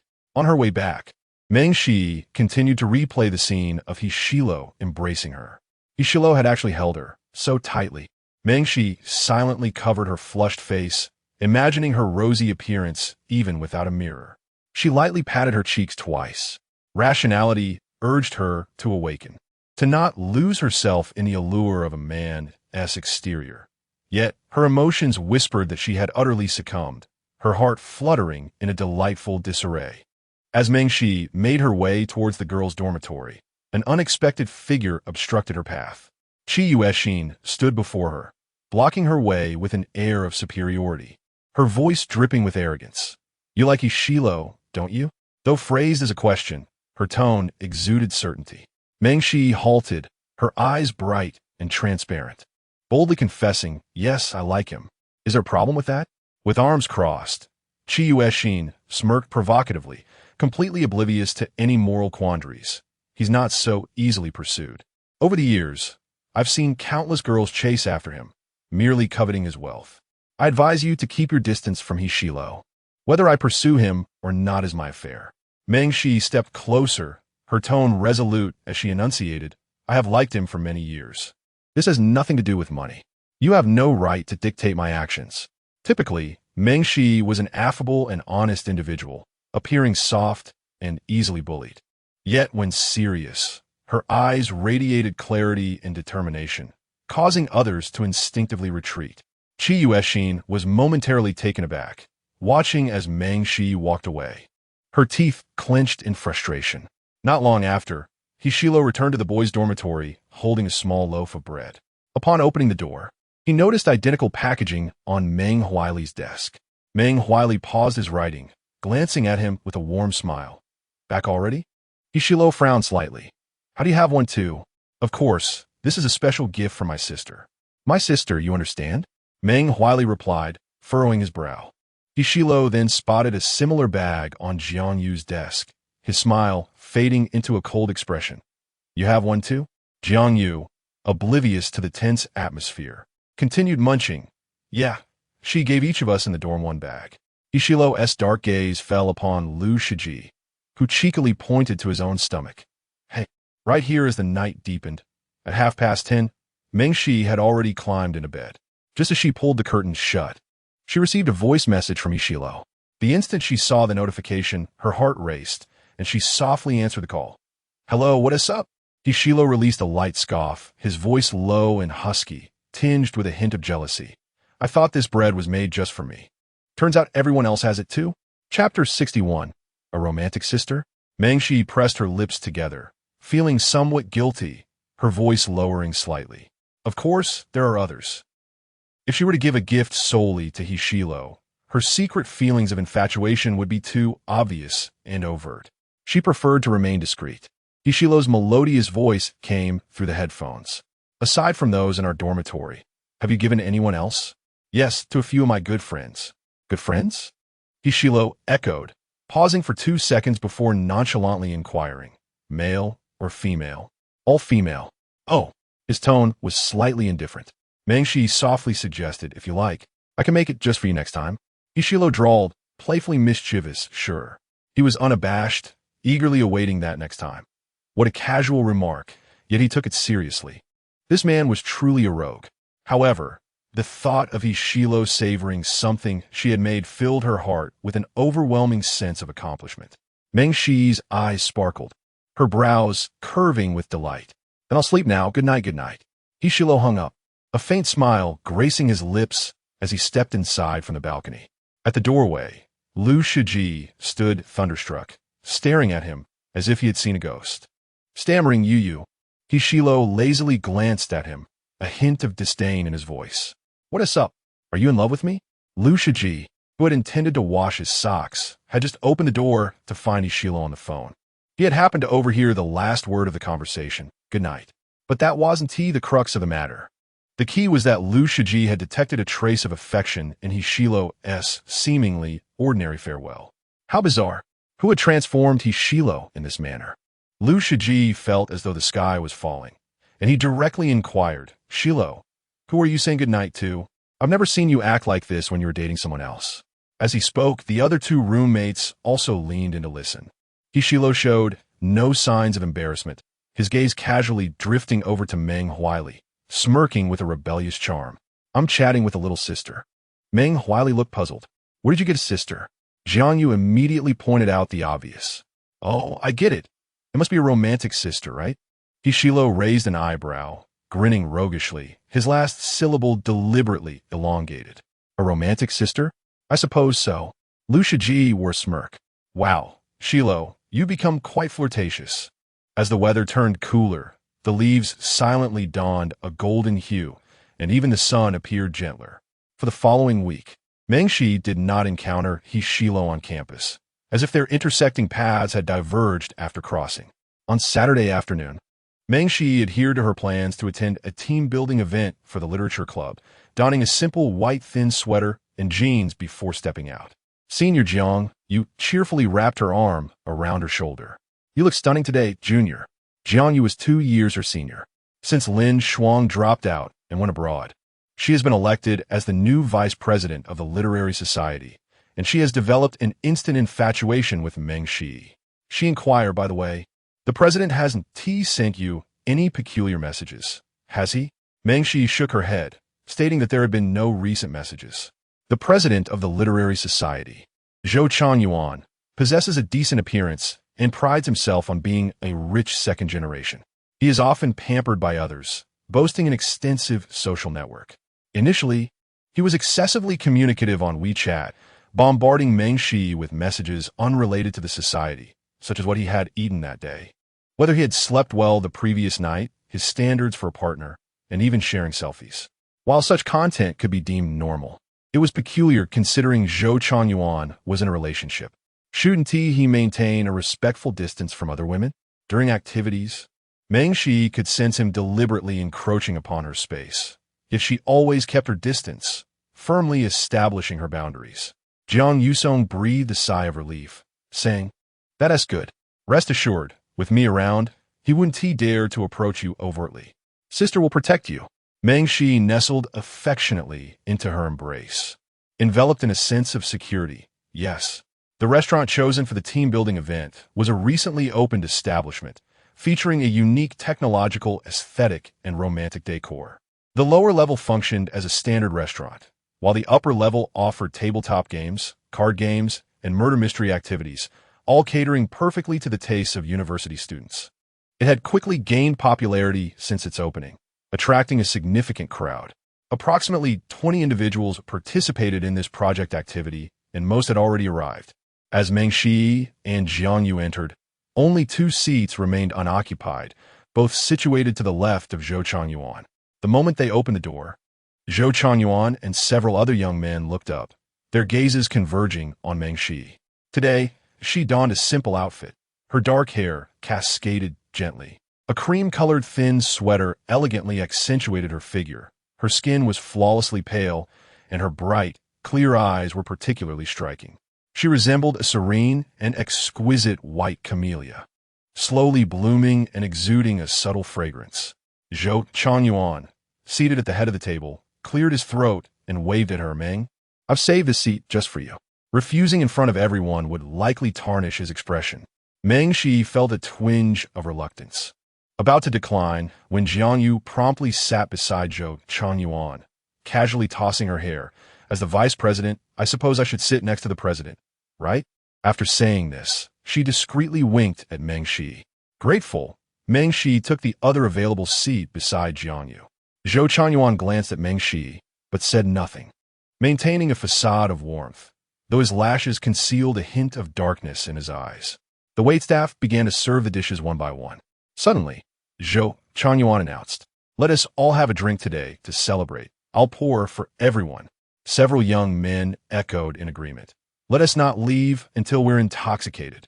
The girls offered no objections either. Afterward, he opened a bottle of wine and began to pour around the table. When it was Meng Shi's turn, he had just finished pouring and opened a new bottle. Meng Shi met his pitch-black gaze and instinctively sensed danger. She spoke softly, "President, I won't drink anymore. I'm allergic to alcohol." The allergy was a pretext. The truth was she simply did not wish to drink. However, Zhou Changyuan's tone abruptly darkened. "Just an allergy? Is a little bit too much for you? You're not refusing to drink because you look down on me, are you?" A heavy accusation was cast upon her. Merely declining to drink had somehow transformed into disdain for him. The culture of drinking at the table, its origins unknown, had infiltrated even the most unexpected circles, with some students adopting the same behavior. A few boys nearby joined in the raucous teasing. "Exactly. You finally made it out. How can you not enjoy a drink?"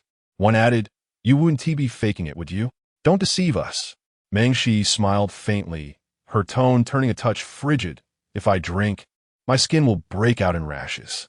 It's quite severe. I might need to be hospitalized." "Surely, the president can understand my predicament, given your generous nature." Had it not been for her prior absences from numerous team-building activities, the group would not have insisted she attend this time. Otherwise, she would have preferred to abstain. Zhou Changyuan found himself momentarily speechless, caught off guard by her words. Jiang Yu, seizing the moment, picked up a nearby drink bottle and half-jokingly remarked, "President Zhou, don't bully the girl." Coincidentally, she added, "I'm on my period and can't drink either. I'll just share a drink with she." Zhou Changyuan glanced at Jiang Yu and conceded, "All right." The dinner proceeded pleasantly, the food indeed delightful. Meng Shi consumed a generous portion of her drink, its tangy sweetness utterly addictive. After the meal, the group moved upstairs to a pre-booked game room to play werewolf. The game room, while not expansive, was well-equipped. Snacks, beverages, sofas, a large screen, and an assortment of playing cards and board games. Little wonder this restaurant thrived, perfectly catering to the hearts of university students. Laughter and cheers filled the air, and time flew by quickly. Midway through, Meng Shi suddenly felt a bit lightheaded, sensing something was amiss. Even when she needed to use the restroom, she went with Jiang Yu, feeling a comforting sense of safety. As another round of werewolf commenced, Meng Shi, drowsy and leaning against the sofa, murmured, "I'm so tired. I'll sit this one out." Jiang Yu, puzzled, whispered, "How strange. I feel a bit sleepy too." "Jiang, why don't we head back early?" She instinctively wished to leave this place. Meng Shi sunk deeper into the sofa. After voicing her thought, the light around her became hazy and disorienting. Her mind clouded and unable to think rationally. It seemed she could not control herself at all, her heavy eyelids closing involuntarily. She was indeed very tired. When Meng Shi drowsily opened her eyes once again, she had no idea how much time had passed. The once boisterous room had transformed into an eerie silence, an unsettling atmosphere enveloping the space. In the game room, only Zhou Changyuan remained. As the man approached step by step, his towering shadow loomed over Meng Shi, a smile that was both playful and enigmatic gracing his lips. "Meng, it seems you have indulged a bit too much. How about I escort you home?" Chapter 62. No one can bully you at this moment. Zhou Changyuan offered a faint smile, appearing gentle on the surface, yet there lingered an unsettling aura that sent shivers down one's spine. Everyone else had long departed. Meng Shi dug her nails into her palm, using the pain to maintain her consciousness. She and T consumed alcohol, so why did she feel slightly intoxicated? What about Jiang Yu? Did Jiang Yu drink that bottle as well? Is she all right? Zhou Changyuan leaned closer, his hand brushing aside the loose strands of Meng Shi's hair from her forehead, murmuring softly, "That bottle was not a beverage at all. Rather, it contained a potent liquor. I deliberately placed it beside Jiang Yu, and she fell for it, just as I anticipated. She is now inebriated and has been assisted back to school, so do not expect her to seek you out." While he spoke, Meng Shi subtly extended her hand, striving to reach for her phone nearby. However, Zhou Changyuan had already anticipated her every move, swiftly snatching the device away, his eyes gleaming with malice and mockery. Meeting his unabashed gaze, Meng Shi delivered a cold, deliberate warning. Do not even think about doing anything to me. That would be a crime. Zhou Changyuan, it's not too late for you to turn back. Zhou Changyuan's smile was both gentle and chilling. What crime? I am merely being kind, wishing to assist a drunken junior. Junior? He continued. Every time I took the initiative to message you before, you hardly acknowledged me, which saddened me. The thought of soon having Meng Shi at his mercy stirred excitement within Zhou Changyuan. Meng Shi gazed past him, momentarily stunned, her eyes widening. Wang Linlin, what are you doing here? Wang Linlin was Zhou Changyuan's girlfriend. Upon hearing this, Zhou Changyuan instinctively turned to glance at the entrance, only to find it empty, devoid of any presence. In that fleeting moment, Meng Shi delivered a swift punch to the back of his head, pushing the door open and darting outside with remarkable speed and agility. Curse it! Zhou Changyuan fell to the ground, realizing he had been deceived. With a cold smile, he quickly regained his footing and pursued her. The disparity in strength between the genders was stark, and Meng Shi, already dazed from intoxication, could not run fast. She would soon be caught. Resolutely, Meng Shi bit down on her lip, forcing herself to regain clarity. A metallic taste quickly filled her mouth as she navigated the dimly lit corridor, her efforts becoming increasingly arduous. A profound sense of helplessness and fear engulfed her like a tidal wave, leaving her gasping for breath. In the lobby on the first floor, the manager wore a broad smile as he reported the month's revenue to Hishilo. Upon noticing the two female attendants in a state of panic, he immediately furrowed his brow. Hizong is here. Why are you two in such a hurry? The female attendants exchanged nervous glances, approaching to explain. Manager Chun, Hizong, we saw in the surveillance that a boy is chasing a girl. We suspect the girl is intoxicated and disoriented, and we're going to clarify the situation. Another female attendant raised her hand. By the way, I just found this in the game room. It appears to be a broken bracelet or necklace. Ishilo glanced down, noticing she held a handful of pale blue and white glass beads, along with a pure white rabbit charm. In an instant, Hishilo's expression darkened. Akin to the foreboding of an impending storm, his gaze sharp as a blade, and his thin lips pressed into a straight line. The two female attendants were taken aback, shivering slightly, and stammered. Mr. He, do you have any concerns? Hishilo strode purposefully towards the staircase, suppressing a tempest of fury and malice, leaving behind a terse remark. There's no need for anyone to come. I shall go myself. Manager Chen had never witnessed such a chilling and severe demeanor from Mr. He. The palpable aura of intimidation surrounding him was overwhelming, instilling a profound sense of reverence. He remained frozen in place, unable to regain his composure for a considerable time. Meanwhile, upstairs, Meng Shi's heart raced like a drum as she exerted every ounce of strength to run forward. Yet her legs felt as heavy as lead, refusing to move. Zhou Changyuan drew closer, his excitement growing. Meng Shi, nearly devoid of energy, gasped for breath, her vision gradually blurring and her consciousness slipping away. At the corner of the corridor, Meng Shi unexpectedly collided into a man's embrace. The familiar warmth of his presence enveloped her completely, wrapping her in a cocoon of comfort, steadily filling the void in her heart with a profound sense of safety. Time seemed to pause, actions slowing to a crawl. Dazed, Meng Shi lifted her gaze. Hishilo approached against the light, his expression obscured, his face shrouded in shadow, tall and imposing. Her pupils dilated in sudden shock, as if the world around her was fading to monochrome, only for a vibrant hue to emerge, illuminating her being. Hishilo extended his arm, encircling her shoulders, drawing her into his embrace, his voice low and soothing, yet rebellious in tone. Sister Shi, I am here. No one can bully you. Chapter 63. Could you hold me? Meng Shi stood behind him, the world around them enveloped in silence, save for his melodious and beguiling voice. It was reminiscent of that fateful day in the second year of junior high, when she had sprinted backward only to collide abruptly into Hishilo's embrace. Memories quietly retraced their steps, intertwining the once dim and indifferent Hishilo of yesteryears with the present-day audacious and carefree version of him. Once more, He stirred a tempest within her heart, igniting resplendent sparks upon her very soul. Zhou Chuanyuan halted his pursuit, witnessing Hishilo positioning himself protectively in front of Meng Shi. Feigning seriousness. Hishilo, I advise you not to meddle. Meng is merely a junior I've known for quite some time. She is currently inebriated, and I am simply escorting her back to school. Who would have expected her to react so dramatically? Hishilo stood before him, expressionless, towering over him with a piercing gaze that exuded a chilling malevolence, suddenly scoffing. Do you take me for a fool? In the next instant, Hishilo seized his head, forcefully smashing it against the corridor wall with swift, decisive action, devoid of any hesitation. Bang! Zhou Chuanyuan collided with the wall, agony seizing his head, utterly defenseless.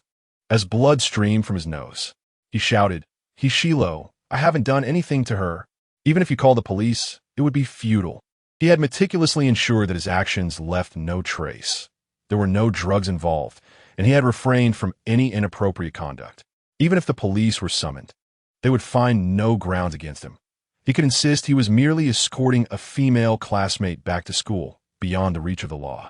Yet Hishilo, with a scornful gaze, showed no signs of relenting, relentlessly driving his head against the unforgiving wall. A cold smile lingered at the corners of his mouth, seemingly unafraid, exuding an air of fearless malevolence, akin to a venomous serpent devoid of any sentiment. As a fellow man, Zhou Chuanyuan keenly sensed an unusual undercurrent in Hishilo's demeanor. It appeared that Hishilo harbored deeper feelings for Meng Shi. Enduring the excruciating pain, Zhou Chuanyuan leaned closer to Hishilo, pleading, Bro, please stop. What is there to be so angry about? We could all have fun together, the three of us. It's not impossible. No sooner had the words left his lips than Hishilo tightened his grip around his neck, delivering blows with increasing ferocity, each strike resonating with the sickening crack of bone. Seeking death? Although Hishilo's expression remained inscrutable, this demeanor only heightened his ruthless intensity. Ah! Zhou Chuanyuan cried out, cradling his head in agony. There are cameras here. How dare you hit me? How could you? He had anticipated that Hishilo would temper his actions out of concern for the surveillance.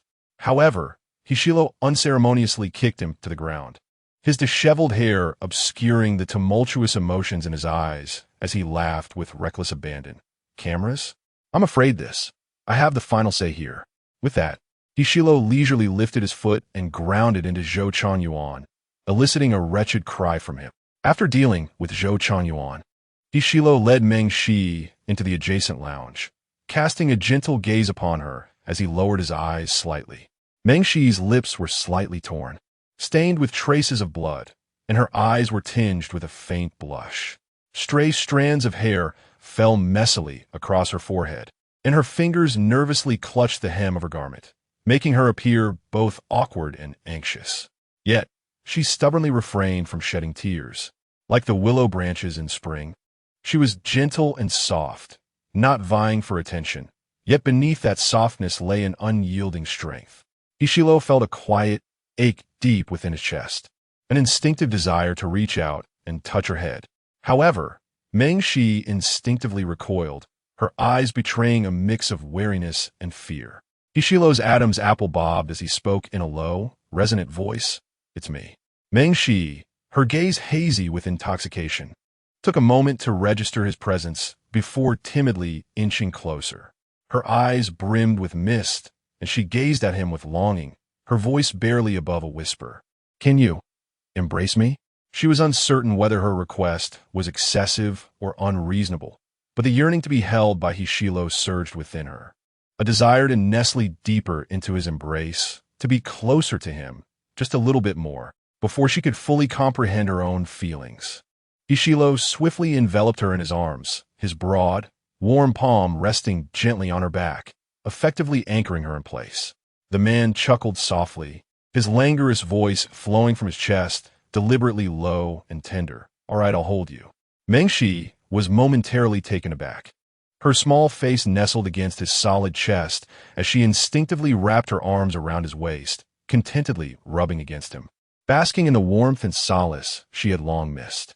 Hishilo looked down at the fluffy head before him, reminiscent of a small creature seeking comfort, softly nuzzling against him, adorable beyond measure. Hishilo patiently patted her back, allowing the moment to linger before gradually creating some distance. Just when he thought he had managed to soothe the young girl, he noticed her eyes growing redder, her beautiful apricot-colored irises shimmering with unshed tears. Moments latte. 2 crystalline droplets slipped down her cheeks. Hishilo raised his hand, his rough thumb brushing against her soft, pale face, gently wiping away her tears as he smiled and asked, "Why are you still crying?" Meng Shi's gaze was vacant, her tone filled with despair as she murmured, "It's gone." While drying her tears, Hishilo inquired, "What has gone?" Meng Shi's thick, curled eyelashes fluttered like butterfly wings, trembling as more glistening tears fell. She pointed her empty left wrist, her head drooping in sadness as she softly sobbed, "My bracelet, my little bunny bracelet. It's gone." This was a bracelet given to her by Hishilo, an incredibly precious gift. The more she spoke, the harder she cried.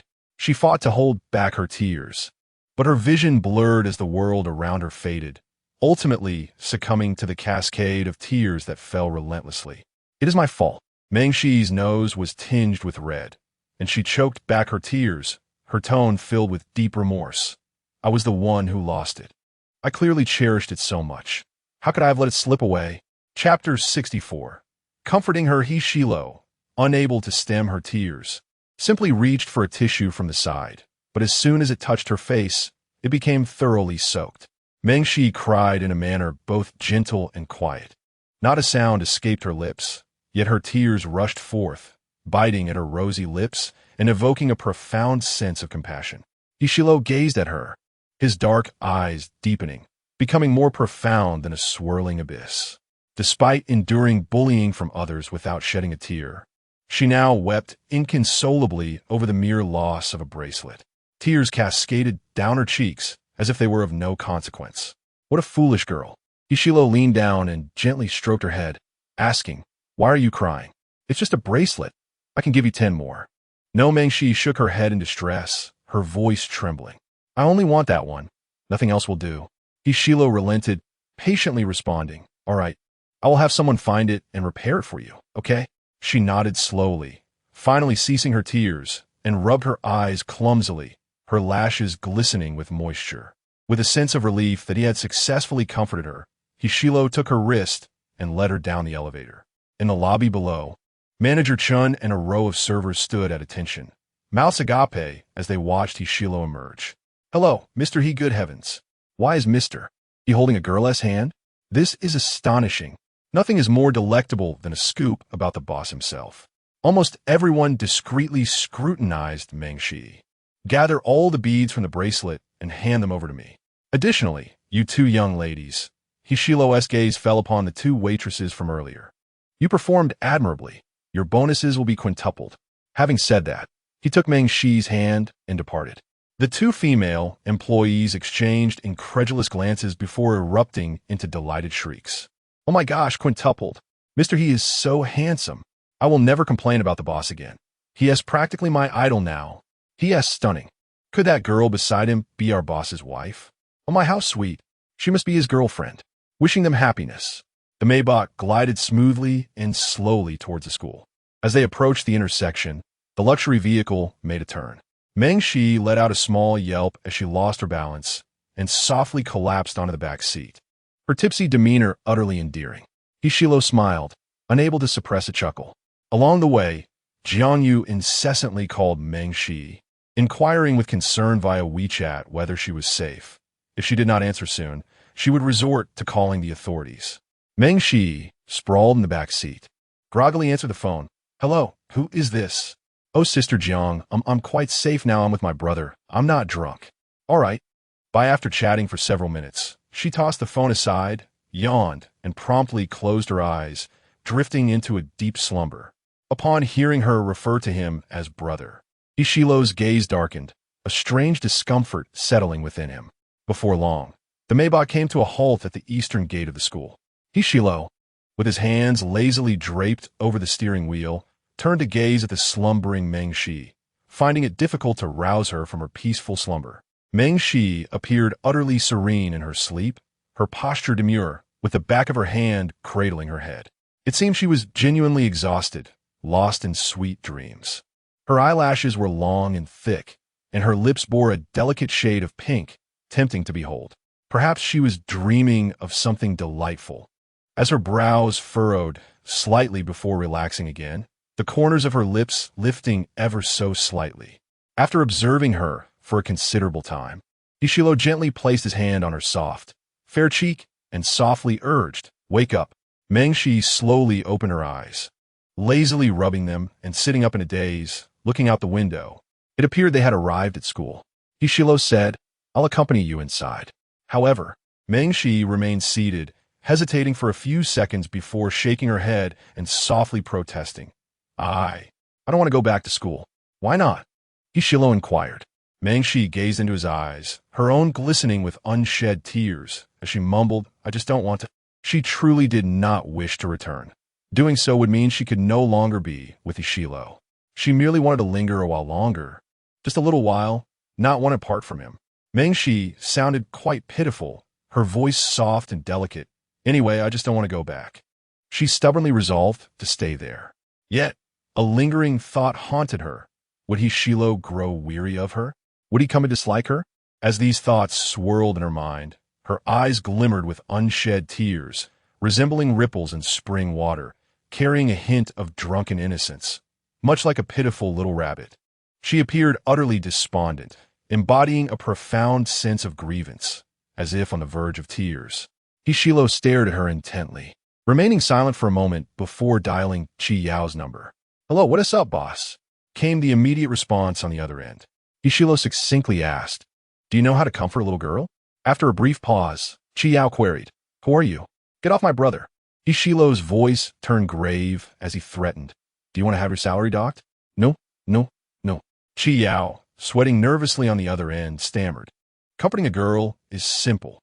"Wait, you mean you want to comfort someone?" The word comfort coming from Ishilo felt jarringly out of place, akin to a person with a mango allergy suddenly purchasing a truckload of mangoes. Ishilo maintained a stoic expression and asked, "Is there a problem?" "And no problem." "How old is she, 5? 8? Ishilo glanced at the intoxicated little girl beside him and calmly replied, 18. "What kind of little girl is that?" Chi Yao exclaimed. The simplest and most direct method to comfort a woman is to throw money at her. Buy her designer handbags, pretty clothes, concert tickets to see her idols. Limited edition items at exorbitant prices. "All right, thanks." Ishilo decisively ended the call. He then touched the steering wheel and turned to ask, "Would you like to join me for some shopping?" Meng Shi took a moment to respond, deep in thought, before eventually nodding in agreement. Her eyes sparkled brilliantly, resembling a sky scattered with resplendent stars, as she softly replied, "Sure." The destination mattered little. What truly counted was being in the company of Ishilo. For any place would be delightful as long as they were together. As the luxury car roared to life, Meng Shi once again succumbed to drowsiness, leaning back in the rear seat, her eyes gently closing in serene slumber. Ishilo took her to a distant shopping mall, a locale seldom frequented by students from the Imperial University, with a clientele predominantly comprised office workers, and the merchandise was considerably more expensive. Upon parking, Meng Shi awoke just in time, disembarking and closely trailing behind Ishilo. She discreetly tugged at the hem of his garment, and he immediately sensed her presence. He turned, leaning down with a teasing glint in his eyes, his brow arched as he playfully asked in a husky voice, "What is it? Have you developed feelings for me?" As the alcohol coursed through her veins, a bubbling fervor ignited within Meng Shi, compelling her to confess her long-hidden affection, to reveal that she had cherished him silently for many years. Yet, the courage she'd mustered was ensnared by the shackles of her innermost fears. Her throat felt constricted, rendering her voiceless. Even inebriated, she could not summon the audacity to profess her feelings. She was, after all, a quintessential coward, too timid to take the initiative to approach him. After what felt like an eternity, Meng Shi finally fortified her resolve, cautiously extending her hand towards him. Slowly, she entwined her pinky with Ishilo's, and in a hushed tone, she inquired, "Would you?" Hold my hand? Chapter 65. Do you crave my body? Hishilo was taken aback by her unexpected inquiry. The young girl, with a sweet and obedient tone, tilted her face up to him, her eyes filled with anticipation and anxiety, fearing his rejection. Hishilo cleared his throat, adopting a languid and casual tone. All right, I'll hold your hand. He intertwined his pinky with Meng Shi's, feeling as if he were a father indulging his daughter. He glanced at the content little figure beside him, his gaze gradually deepening with complexity. Fortunately, it was he who encountered Meng Shi when she was intoxicated. Otherwise, her pitiful demeanor might have attracted some reckless young man. The mall was not overly crowded today, spacious and bright. Hishilo led her to a luxury brand store, tapping her shoulder and speaking in a playful, flirtatious manner. Go in and choose for yourself. Take whatever bag you like. I'll cover the expenses. Off you go. Meng Shi, still in a daze, nodded and trotted inside. However, just as she reached the entrance, she unexpectedly veered off and dashed toward the claw machine on the opposite side. Hishilo narrowed his eyes and followed suit. There she stood, peering through the transparent glass at the plush toys in the display, her eyes brimming with longing and delight. A tumult of emotions stirred within Hishilo. Didn't Tishi want a bag? Meng Shi shook her head, her voice soft. I don't want that. I want to catch a toy. It was evident she had truly indulged in her drink. Here she was, disregarding expensive designer bags in favor of inexpensive, charming plushies. This little tipsy girl, how foolishly naive she was. What man would deceive her in the future? Hishilo scanned the pile of game tokens and dropped some into the machine. Meng Shi had her sights set on the most exquisite little rabbit plushie in the display, gripping the controls and aiming for the toy. Yet, despite her efforts, she repeatedly failed. Each time she managed to grasp the toy, the claw would inexplicably release it mid-air, causing the plush to tumble back down. Meng Shi's eyelashes fluttered as she gazed longingly at the toys inside. Shall I give it a try for you? Hishilo offered. No, I want to catch it myself. Yet, she was unable to succeed. Stopped in front of the claw machine, she suddenly grew still, biting her lip in frustration. No, I won't try anymore. I'm foolish, my luck is terrible. I just can't catch it. Hishilo chuckled softly. How are you foolish? It's the damn claw machine that has faulty. With that, he strode over to the nearby operator and succinctly stated, Please adjust the claw strength of this machine to the maximum. Set your price as you wish. The operator, initially ready to retort, immediately donned a smile upon hearing the latter part of his request. Sure thing, I'll set it to the highest strength. The claws will be sure to grab tightly, one catch after another. After adjusting the machine, the operator discreetly observed Hishilo and Meng Shi, secretly delighted.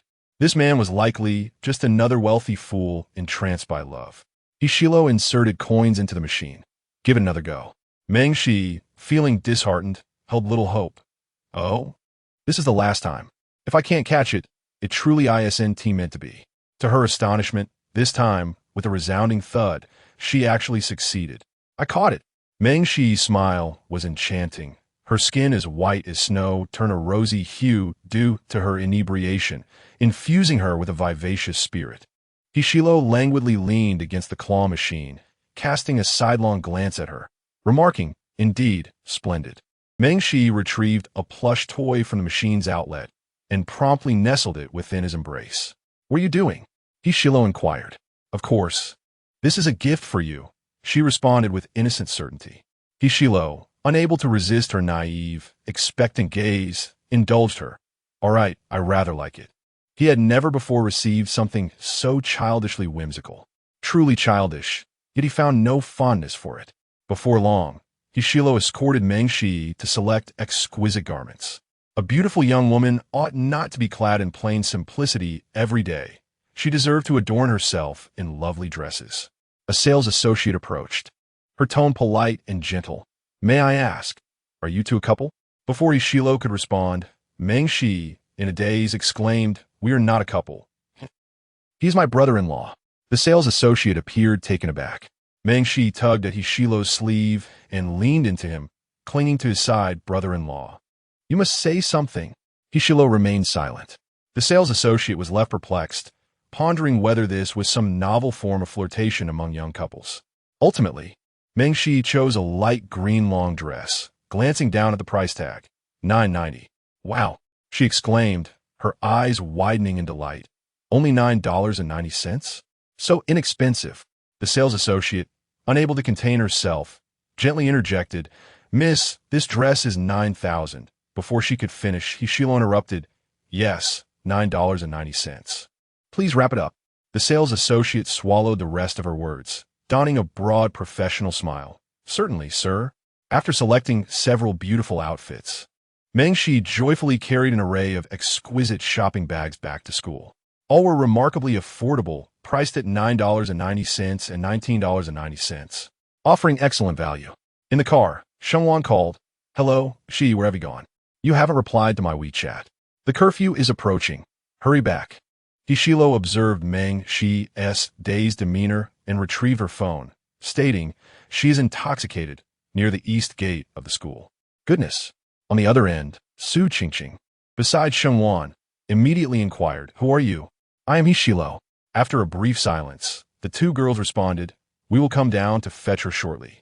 Please wait." With that, the call ended abruptly. This time, Meng Shi sat in the passenger seat, realizing she was about to leave. She turned, softly collapsing against Hishilo, brother-in-law. "Sob, I don't want to go." The lingering effects of the alcohol were potent, initially sweet and tangy, like a beverage. They gradually lulled one into a deeper intoxication. Yet, Hishilo had not anticipated such a strong reaction from Meng Shi. Last time, under the influence of drugs, she called him daddy, and now, in her drunken state, she referred to him as brother-in-law. What would happen next? Would she directly call him husband?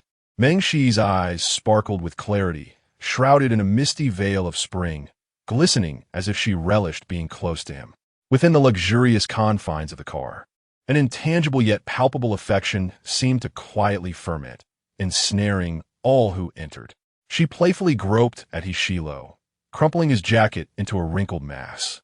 Her tone whimsically fierce. "You, come closer, let me touch you." The tone was undeniably commanding, reminiscent of a bold bandit seizing her prey. Hishilo, far from being vexed, bore a smirk of amusement at the corners of his lips, leisurely leaning in, allowing her to indulge in her whims, her hands exploring his attire freely. As he indulged her, he surreptitiously began recording a video, preserving the evidence. Meng Shi, unsated after caressing his abs through his clothing, sought to delve further, pressing her hand against his firm abdomen, yearning to continue. Suddenly, the air was filled with the low, magnetic sound of the man's sultry breaths. Meng Shi found herself momentarily taken aback. Hishilo swiftly seized her wrist, a glint of mischievousness dancing in his eyes, and teased languidly, "Sister Shi, are you so enamored with my physique?" Chapter 66, How many times have you violated me? I am quite tempted by you. Her hands were restless. Had they not been restrained by Hishilo, they would likely have wandered aimlessly. Meng Shi leaned closer, resting on him, obediently nodding, "I want to eat you." After speaking, she hazily lowered her head, collapsing between his abdomen and legs. Still face to face, she exhaled shallow breaths. Hishilo let out a muffled groan as his abdomen tightened suddenly, his throat going dry in an instant. With one hand, he grasped the nape of Meng Shi's neck, lifting her entirely, his gaze a mix of amusement and mockery. "Where exactly do you wish to indulge?" No sooner had he spoken than Meng Shi, in her dazed state, completely fell down. Eventually, she was carried back to the dormitory by Su Qingqing and Shengwan in unison. The next day was the weekend, and there were no classes to attend. Approaching noon, sunlight flooded the dormitory, making it exceptionally bright. Meng Shi lay on her bed, her mind foggy and muddled, as if enveloped in a thick haze. She turned over, burying her small face in the pillow, and slowly opened her eyes. It seemed she had experienced an extraordinarily long dream. In that dream, Hishilo took her to catch stuffed toys, bought her beautiful clothes, patiently held her to comfort her, intertwined his pinky with hers, and softly coaxed her, wiping away her tears. "Oh, you finally awakened?" Su Qingqing inquired from below. Meng Shi rubbed her eyes, pulled back the bed curtain, and cautiously peeked out to greet. "Good morning." Qi Yuexin often played outside and did not return to the dormitory. Now, only the three of them remained, and the atmosphere was pleasant and relaxed. Shengwan paused her variety show, puzzled, and asked, "Weren't you at the club's team-building event yesterday? How did Shilo end up bringing you back? It seems he didn't participate in any club." Su Qingqing complained. "Moreover, you were drunk last night, throwing yourself into my arms, calling me grandma, which scared me. I thought you had lost your mind." Calling her grandma? Meng Shi, after a considerable pause, she recounted the events of the previous night, from Zhou Changyuan's inappropriate intentions to Hishilo's timely appearance saving her. Su Qingqing was incensed, exclaiming, "What the hell?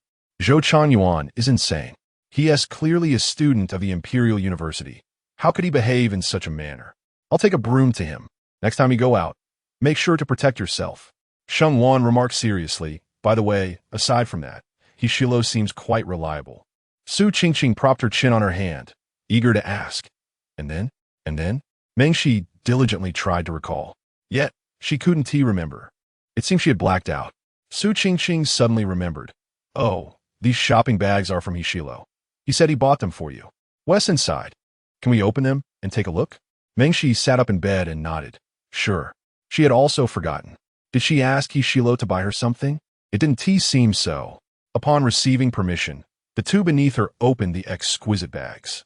Shengwan recognized the logo on the bags at a glance, quickly searching online, her face filled with shock. "Oh my goodness. All the latest high-end pieces are here.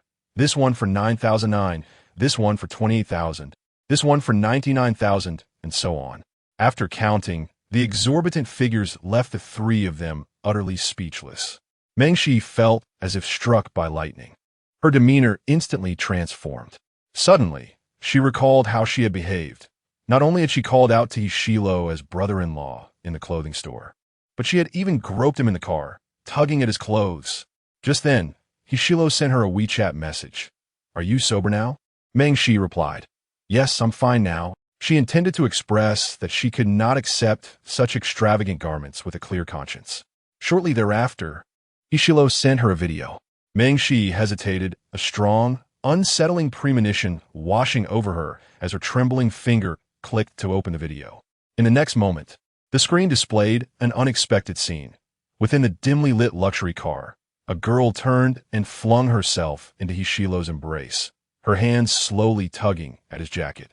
Wrinkling the shirt beneath, she playfully touched his collarbone and curiously pressed against his abdominal muscles, pouting as she complained, "Brother-in-law, you're so hard." Hishilo leaned casually against the driver's seat, casting a languid glance her way, his gaze smoldering.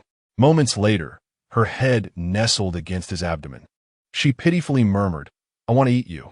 In that instant, it felt as if a bolt from the blue had struck Meng Shi, leaving her utterly frozen. Who was that girl? Certainly, it could not be her. Her face burned with embarrassment, and she hastily shut off the video, too afraid to watch further. The world had crumbled. Her innocence had shattered. After drinking, she had audaciously thrown herself at Hishilo and even claimed she wanted to devour him. Oh, help! As if anticipating her humiliation and despair, Hishilo suddenly sent a video call invitation. Meng Shi felt too ashamed to face him and immediately declined. "HXL, ignoring me?" "HXL, fine. Should I share this video with others?" Upon receiving this threat, Meng Shi panicked and quickly initiated a video call back. Hishilo answered almost instantaneously, clad in a sharply tailored black suit, exuding an air of austere elegance as he languidly leaned against the office sofa, his demeanor both noble and nonchalant. "Finally willing to answer?" he asked with a hint of playful sarcasm. Meng Shi's voice was muffled. "Brother Shilo." He smirked. "Oh, why not brother-in-law anymore?" His tongue was as sharp as ever. Meng Shi bit her lip cautiously, pleading, "Please don't share the video with anyone." Hishilo's eyes glimmered with amusement. "I was merely joking. Why take it to heart?" His lips curled into a teasing smile. "Such an R-rated video. How could I possibly let it circulate?" Meng Shi's eyes widened in disbelief. Her fair cheeks instantly flushed with a rosy hue. "Erratet. What R-rated?" They hadn't done anything improper in the car. It was merely hugging and playful banter. Overwhelmed with shyness, she felt as if she might spontaneously combust and urged softly, "Please delete the video quickly." Hishilo, with an air of nonchalance, raised an eyebrow. remarking that he ought to keep this as evidence. What evidence? You, infringing upon my rights. But I was intoxicated, Meng Shi protested. A man like Ishilo, if he were disinterested, could easily refuse. His strength was considerable, and he could effortlessly push her away. With her cheeks puffed, Meng Shi softly inquired, "Why don't you push me away?" "Because you insist on clinging to me like an octopus. The moment I push you away, you feel wronged and shed tears." Meng Shi, is it truly that exaggerated? On the screen of her phone, Ishilo, with a wicked charm, curved his lips, his gaze deepening as he quietly asked, "Meng Shi, count for yourself how many times you have taken advantage of me and assaulted my person." Chapter 67. You must be responsible for me. As soon as the words left her lips, Meng Shi felt her face flush even deeper, her eyes glistening with unshed tears. Memories of their encounters in the cave flooded her mind, particularly the moment when she had impulsively thrown herself onto Ishilo and the accidental kiss she had planted on his chin after the school celebration. All these intimate and suggestive actions had unknowingly surpassed the boundaries of mere friendship. Moreover, she could not deny the truth. She indeed harbored feelings for Ishilo that transcended the ordinary. Within the confines of the screen, Ishilo regarded her with a gaze that suggested he had long been aware of her desires, his smile both reckless and enchanting. Meng Shi bit her lip, stammering and struggling to articulate a single word. After a prolonged silence, she opted to change the subject, her tone earnest. "Brother Shilo, I must express my gratitude for last night. Thank you for being there. And these dresses are far too extravagant. I cannot accept them. May I return them to you tomorrow?" Ishilo lowered his gaze, dismissing her concerns. "If you dislike them, then discard them. I'm not a trash bin." Meng Shi quickly shook her head in explanation. "It's not that I dislike them. I simply believe such expensive items are unnecessary. And accept them if you like them." Ishilo interrupted, his tone firm. "To return them would imply that you look down upon me. Do you understand?" Meng Shi was taken aback. How did she ever look down on him? Although she recognized his intent was to make her feel justified in accepting the dresses, she could not shake the feeling of indebtedness. Ishilo raised an eyebrow, adding, "After all, I am the owner of this restaurant. In light of what occurred, I must be responsible for you." In truth, even if he had not intervened, the two female servers would have approached her to ensure her safety. As the restaurant maintained a robust security presence, with surveillance cameras installed throughout the corridors and routine checks in the dining area, Meng Shi paused, softly repeating, "Responsible? But surely that does not necessitate purchasing extravagant dresses worth hundreds of thousands." Ishilo's lips curled into a mischievous smirk. "By the same logic, you must also be responsible for me." Meng Shi was momentarily bewildered. "What? You've touched, held, and indulged in me. My innocence has been tarnished by you." Ishilo's eyes sparkled with playful mockery, his voice low and sultry. "How do you intend to take responsibility?" Just then, a respectful voice interrupted. "President He, the meeting is about to commence." Seizing this opportunity like a lifeline, Meng Shi quickly interjected, "Brother Shilo, you should attend your meeting now." "I'll hang up." Without waiting for his response, she abruptly ended the call. Breathing a sigh of relief, Meng Shi glanced at the chat history, unable to resist reopening the video once more. The footage was tantalizingly intimate, and with each viewing, her cheeks burned hotter. Ultimately, she lacked the courage to watch it to completion. Burying her face into her pillow and pulling the covers over her head, completely enveloping herself. Oh dear, how embarrassing. Moreover, she felt unworthy of wearing such luxurious dresses. Unable to don them with a clear conscience, she resolved to find another opportunity to clarify her feelings. 2 hours later, the internal meeting at Jinyuan Technology concluded, and the initially anxious executives collectively exhaled in relief. "Joan, do you find it peculiar? Usually strict and critical, why is he so amiable today?" Chiao shrugged. "Who knows? Perhaps he has recently adopted a little rabbit and is in a good mood." "What? He actually has a pet rabbit?" The questioner appeared utterly astonished. Ishilo sat in his private office, the computer screen displaying not a presentation, but rather a video from the car. Meng Shi was nestled softly in his embrace, tugging at his collar like a pitiable little creature. Ishilo idly twirled a pen in his hand, his eyes swirling with dark ink. A a faint smile gracing his lips. In a couple of days, I shall take you home. In the afternoon, after tidying up her new dress, Meng Shi lay down for a nap. When she awoke, the sky was nearly dark. Su Qingqing hurriedly burst into the room, flinging open the dormitory door with a loud bang. Sheng Wan, applying a facial mask, questioned, "Why are you so agitated, Qingqing?" Su Qingqing's expression was grim, her emotions running high. "I can't explain it. You must check the forum. Someone is spreading rumors about you." Meng Shi sluggishly opened the campus forum, only to find the hottest post titled directly with her name, exposing. The campus goddess you speak of, Meng Shi, a major in Chinese language, has repeatedly seduced my boyfriend. A homewrecker and a scheming girl, perish. Trending.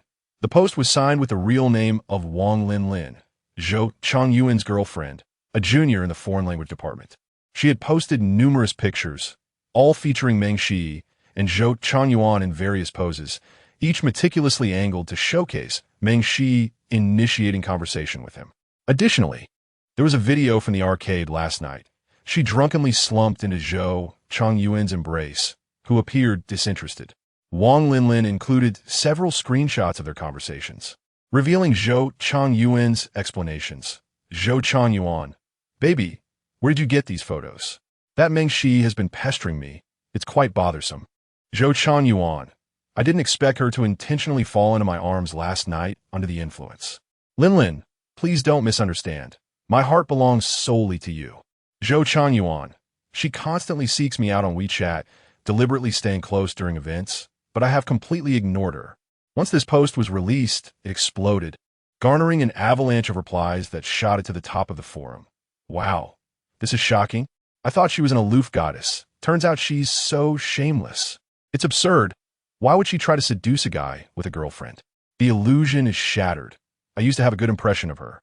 Vomit. "She must be after Zhou Changyuan for his wealthy background, right? No wonder I couldn't get her WeChat before. She must have looked down on me for being poor. TSK. What S with that pretentiousness? Yikes. How can the student council president be her cousin while they seem so different? Homewrecker. Get out of our university." The comments below are rife with various derogatory terms, utterly unbearable to behold. Some individuals are even maliciously stirring up trouble, resulting in a one-sided narrative that overwhelmingly mocks Meng Shi. Sheng Wan erupts in anger, exclaiming, "What is wrong with these people? Are they insane?" Su Qingqing has already powered on her computer, logging into her account, clutching the keyboard, declaring, "Let me at them. I'll unleash my wrath." The bed curtains of Meng Shi remain drawn, concealing her from view. Concerned for her well-being, Sheng Wan gently reassures her, "Do not worry. We will always stand by your side." "Thank you," Meng Shi murmurs, her eyelashes casting a slight shadow over her eyes. To claim she is entirely unaffected would be a lie. She cannot help but feel a twinge of sadness in her heart. This is the first time she has encountered such hostility, the first time she has faced widespread abuse, leaving her momentarily at a loss for composure. At that moment, Ishilo calls her. Meng Shi bites her lip, hesitating for a moment before answering the call. "Hello?" Sensing the heaviness in her tone, Ishilo inquires, "Have you seen the rumors on the forum?" "Yes. Did you call for something?" "I was concerned about your feelings." His deep voice envelopes her, soothing her. Meng Shi pauses, her throat slightly tight, feeling a gentle wave of security wrap around her. Ishilo's voice seems to possess a certain magic, calming her tumultuous emotions. "Just get some rest. I will take care of everything." Chapter 68. To his home unexpectedly, Meng Shi shook her head and declined. Taking a deep breath, she quickly composed herself. "It's all right. This is my affair, and I will handle it myself." Ishilo responded lazily, a rebellious smile gradually curling at the corners of his lips, his gaze becoming increasingly intense. "Fine." As the evening wore on, Meng Shi was busy gathering evidence. Concurrently, she began to receive messages of concern and comfort from various classmates, including Jiang Yu and Song Wenzhou, all of whom had unwavering faith in her integrity and character.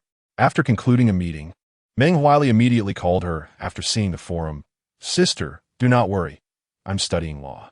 The poster is clearly committing public defamation, severely damaging another's reputation. In short, do not fret. I stand firmly behind you. Liu Shiji and Jiang Yu also lent their support from the other end of the line. With her eyes slightly moist, Meng Shi responded, "Thank you, brother. I will clarify and resolve this myself." An hour later, after meticulously editing a clarification post, every word was substantiated and each sentence was logically coherent. Furthermore, she tagged Wang Linlin's account to inform her that she had reported the matter to the school and demanded a public apology and compensation. Occasionally, club activities were recorded, and the footage clearly demonstrated that Zhou Changyuan had persistently approached her, while she had done her utmost to evade him. Meng Shi also released a screen recording of all their WeChat conversations. Zhou Changyuan, Jr., would you like to join me at a romantic restaurant this weekend? My friend can't make it, and you can take advantage of this opportunity, haha. Meng Shi, sorry, President, I have plans this weekend. Yet, Zhou Changyuan was relentless, sending another message. Meng Jr., check out these sneakers. Aren't they stylish? They cost over 20,000, but that's pocket change for me. Zhou Changyuan, sorry, huh? Did I hit a nerve? I suppose your living expenses are only 2 or 3,000, right? Meng Shi. After this, Meng Shi rarely replied, but to her dismay, he continued undeterred. Zhou Changyuan, Meng Jr., how do you think this photo of me looks? Am I handsome? By the way, do you have time to join me for drinks at the bar? This handsome guy is feeling quite lonely. Meng Shi could no longer tolerate it and calmly replied, President, unless it pertains to club matters, please refrain from sending me unrelated messages. Zhou Changyuan, what do you mean? Are you trying to act high and mighty? How can you speak to the president like that? She released all the chat logs. Many members of the literature club came forward to support Meng Shi, expressing lengthy opinions. I am Song Ran from the literature club. I've long been displeased with Zhou Changyuan. He is merely a president and thinks he is some high official, bullying young girls daily. Get lost. I am Shinning. During the team-building event last night, Zhou Changyuan even forced Meng Shi to drink. What a deep well of ice. The post, grounded in reason, quickly surged to popularity. Upon reading, the onlookers were instantly enraged. Damn, am I a fool? So this Zhou Changyuan is just a scoundrel. Wang Linlin, come out and apologize. The young lady, innocent and unblemished, finds herself unjustly labeled as a homewrecker. It is indeed a grievous misfortune for the beautiful Meng Shi. I maintain my belief that my goddess was certainly blameless. How tragic this situation is. Those who gain admission to the prestigious Imperial University are, for the most part, astute individuals capable of discerning right from wrong with a mere glance.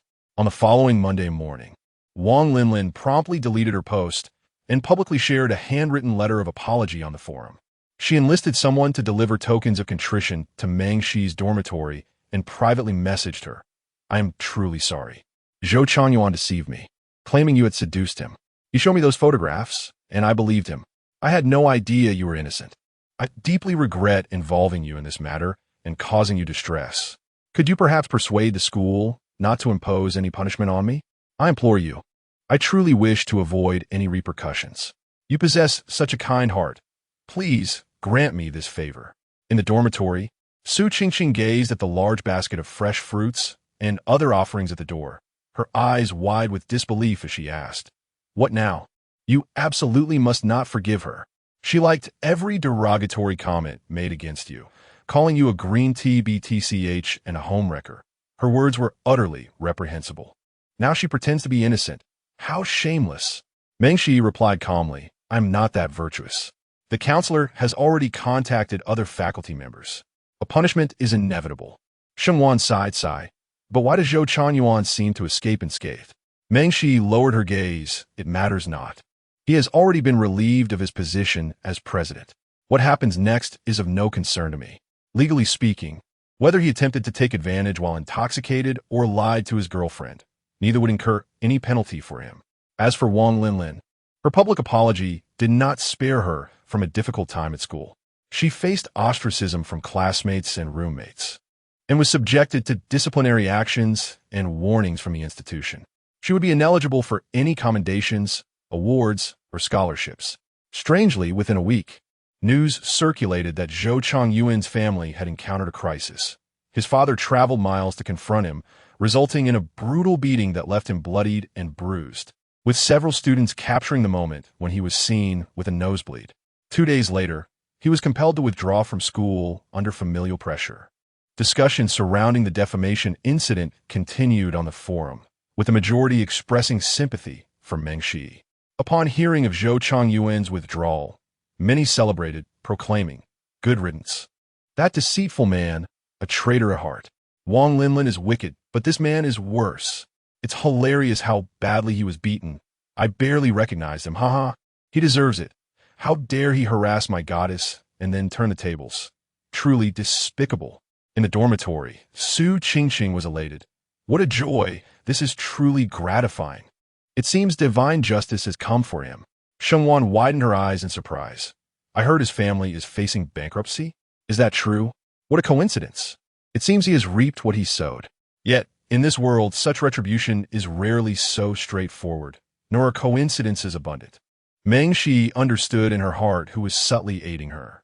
On Friday evening, shortly after 8 o'clock, she initiated a voice call to Hishilo. It has been nearly a week since she last saw him or exchanged a word. In truth, she yearned for him immensely, longing to hear the sound of his voice. When the phone rang for what seemed an eternity before being answered, a stranger's voice, tinged with urgency, spoke. "Hello? Your call comes at an opportune moment. Mister, he just finished attending a banquet and is now at home, utterly inebriated. Could you kindly come to his residence to look after him?" Meng Shi was taken aback, her voice soft and gentle. "He is drunk?" In the next moment, Hishilo took the phone, casually calling out to her, "Sister Shi." Merely hearing his voice made Meng Shi's cheeks flush with warmth. Perhaps due to the effects of the alcohol, Hishilo's tone sounded even more alluring and seductive, laced with a hint of playful teasing. "Come to my house, lend me a hand." Chapter 69. "Come here. Take a bite." The man's husky voice caressed her eardrums, both intoxicating and tinged with a hint of danger, drawing her into a web of allure. However, Meng Shi felt an inexplicable sense of unease, as if he were ensnaring her. She instinctively tightened her fingers, her concerns surfacing. "What about my brother? Let me check if he is free to take care of you." Almost immediately, a soft chuckle escaped Hishilo's lips. "Your brother is in class." At that moment, Meng Shi recalled that Meng Huili had a supplementary course on Friday evenings, with half an hour remaining until it concluded. "Then let me ask Lu Shiji and Jiang Yu to assist you," she suggested. "Just you I need," Hishilo replied, his tone deliberately elongated, the lazy timbre of his voice concealing a subtle hook that ensnared her heart with precision. Meng Shi's heart skipped a beat, her rationality dissipating as she responded with concern. "All right, wait for me. I'll come to your house right away." Upon hanging up, she hurriedly changed her clothes and gathered her small bag. Hearing the commotion, Shengwan turned to her, curious, "Where are you off to at this hour?" In a soft voice, Meng Shi replied, "A friend of mine is drunk. I need to check on him." Go on, Su Qingqing said, chin resting on her hand. "Just remember the dorm curfew and come back early." Yet, Meng Shi's heart was still heavy with worry for Hishilo. He must have consumed a considerable amount of alcohol, his awareness likely hazy, which was why he sought her care.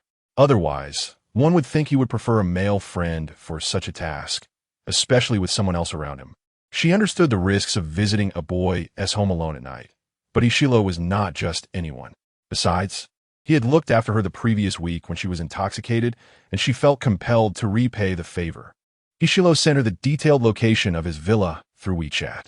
On her way, Meng Shi researched Silver Bay Villa, a renowned affluent area situated in a prime urban location, where every inch of land was worth its weight in gold. Her brother had mentioned that when Hishilo didn't stay in the dormitory, he often resided in the villas of Silver Bay. The string of zeros in the property prices alone was enough to intimidate anyone. After disembarking from the bus, Meng Shi walked a considerable distance before reaching the villa. Observing the opulent vintage decor surrounding her, she glanced down at her own attire, which was painfully ordinary and frugally simple. In that fleeting moment, a wave of melancholy washed over her, as if a damp cotton ball had lodged itself in her chest, highlighting the disparity between them. Before long, she arrived at Hishilo's villa.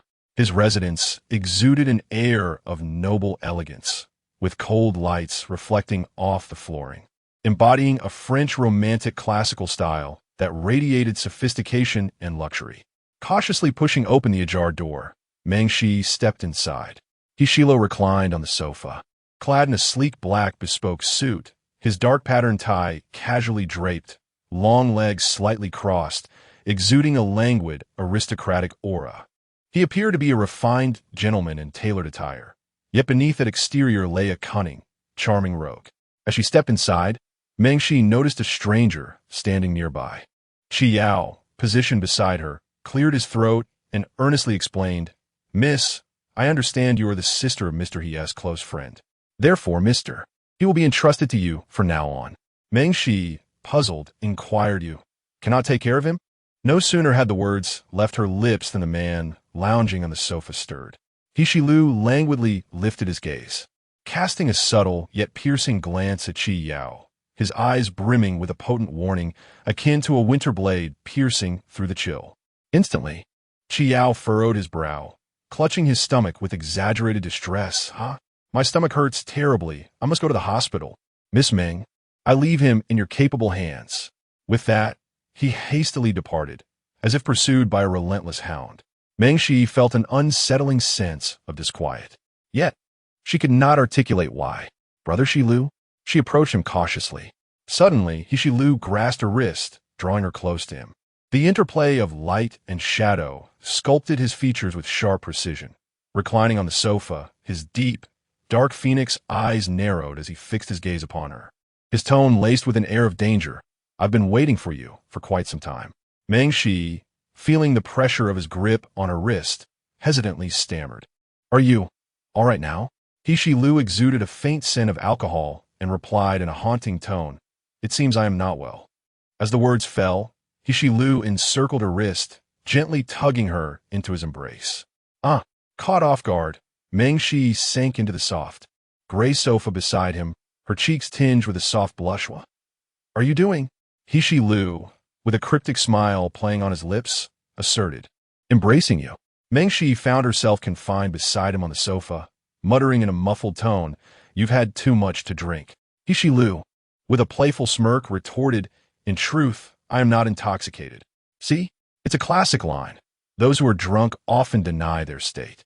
Firmly convinced of Hishilu's inebriation, Meng Shi attempted to push him away, but he tightened his hold.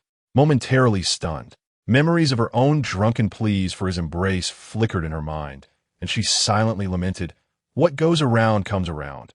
Who escapes the will of fate?" Resigned, she decided to indulge him for a while. With her head bowed, she was compelled to nestle into his embrace, extending a finger to assert, "You can only hold me for a short while, no more than that." Yet, Hishilu, seemingly unsatisfied, leaned closer, his arm brushing against hers, as if wishing to meld into her, his bleary eyes gazing at her with longing. "I feel like having something to eat." He appeared like a ravenous wolf, fixated on its prey. Unbeknownst to Meng Shi, the looming danger eluded her perception as she pondered earnestly. "Shall I prepare a bowl of congee for you?" Noticing his lack of objection, she attempted to rise, only to find Hishilu still holding her wrist firmly, as if afraid she might escape. Meng Shi once again tumbled onto the sofa, her ears burning with embarrassment as she gently coaxed him. "If you do not let me go, how can I prepare the porridge?" Hishilo lowered his profound gaze, staring at her intently. "I do not wish to eat that." Meng Shi blinked innocently, patiently reassuring him. "Then what would you like to eat today?" She was dressed in a minimalist yet versatile ensemble, a white knitted sweater that casually revealed a glimpse of her fair, delicate shoulder, her skin as smooth as jade, enveloped in a subtle fragrance of camellia. Hishilo's gaze drifted over her exposed shoulder, eventually settling on her alabaster neck, his tone laced with playful ambiguity. "How about I feast upon you?" As he spoke, he leaned in with interest, as if genuinely intending to nibble at her neck. "Come, let me take a bite." Chapter 70. "I quite like you." Meng Shi was taken aback, her eyes widening in shock as she instinctively recoiled, exclaiming, "No, I cannot offer you anything." What was this about biting her? Did Hishilo wish to consume her? It was utterly preposterous. A chill ran down her spine, and she trembled uncontrollably.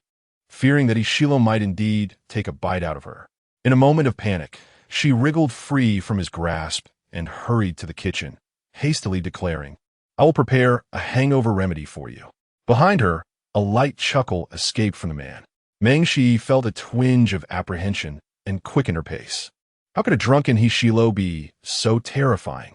Hishilo's residence was expansive, and the kitchen was well equipped.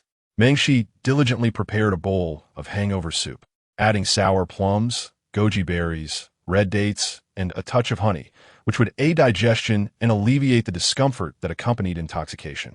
Once she finished cooking, she approached the living room, intending to call out to Hishilo, only to freeze in her tracks.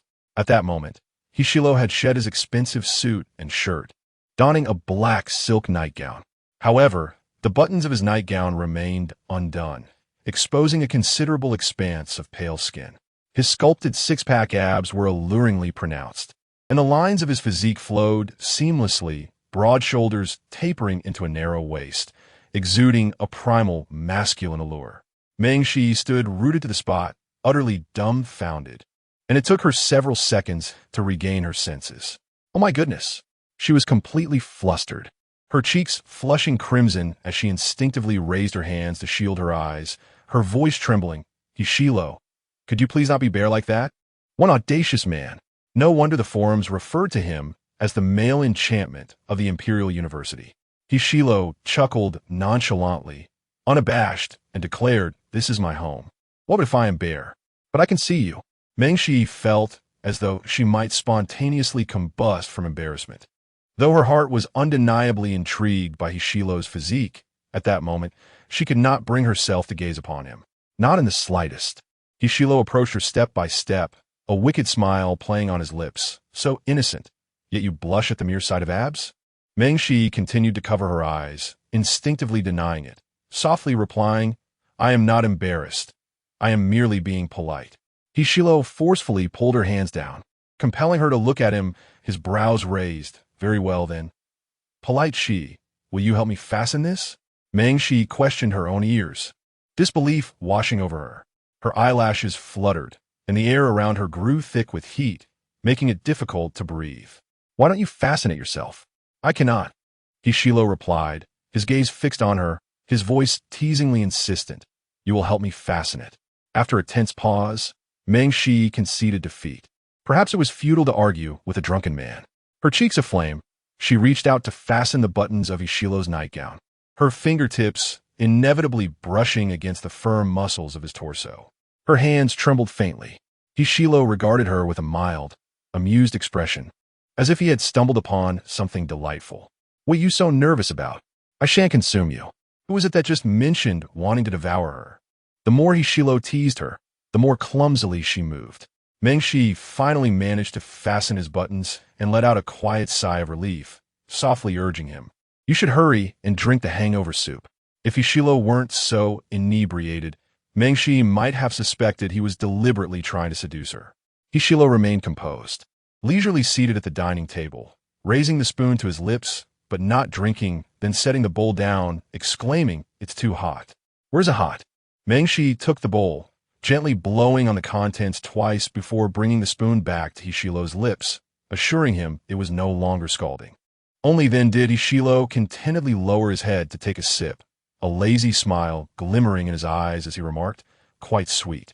Mengshi placed the spoon back in the bowl, saying, "All right, you can do it yourself." However, Hishilo insisted, "You must feed me the rest." Mengshi muttered under her breath, "You truly are a bother, drink it or not." Just like a young master, he demanded her service. The corners of Ishilo's lips curved into a teasing smile, and he ceased his request for her to feed him, instead lifting the bowl to drink himself. A subtle danger flickered in his eyes, as if he were plotting something. Meanwhile, Mengshi quietly leaned over the table, unabashedly watching Hishilo consume the soup she had prepared, a sense of fulfillment blossoming within her. Previously, she could only steal glances at Hishilo, but now, emboldened by his drunkenness, she dared to gaze openly at his face, noticing his pale skin, elongated and profound phoenix eyes, and the beautiful yet enchanting beauty mark beneath his eye. After Hishilo finished, his gaze settled upon her, his pupils deepening with a rich intensity as he languidly spoke. "Please assist me to the bedroom." "Thank you." Did he not have legs of his own?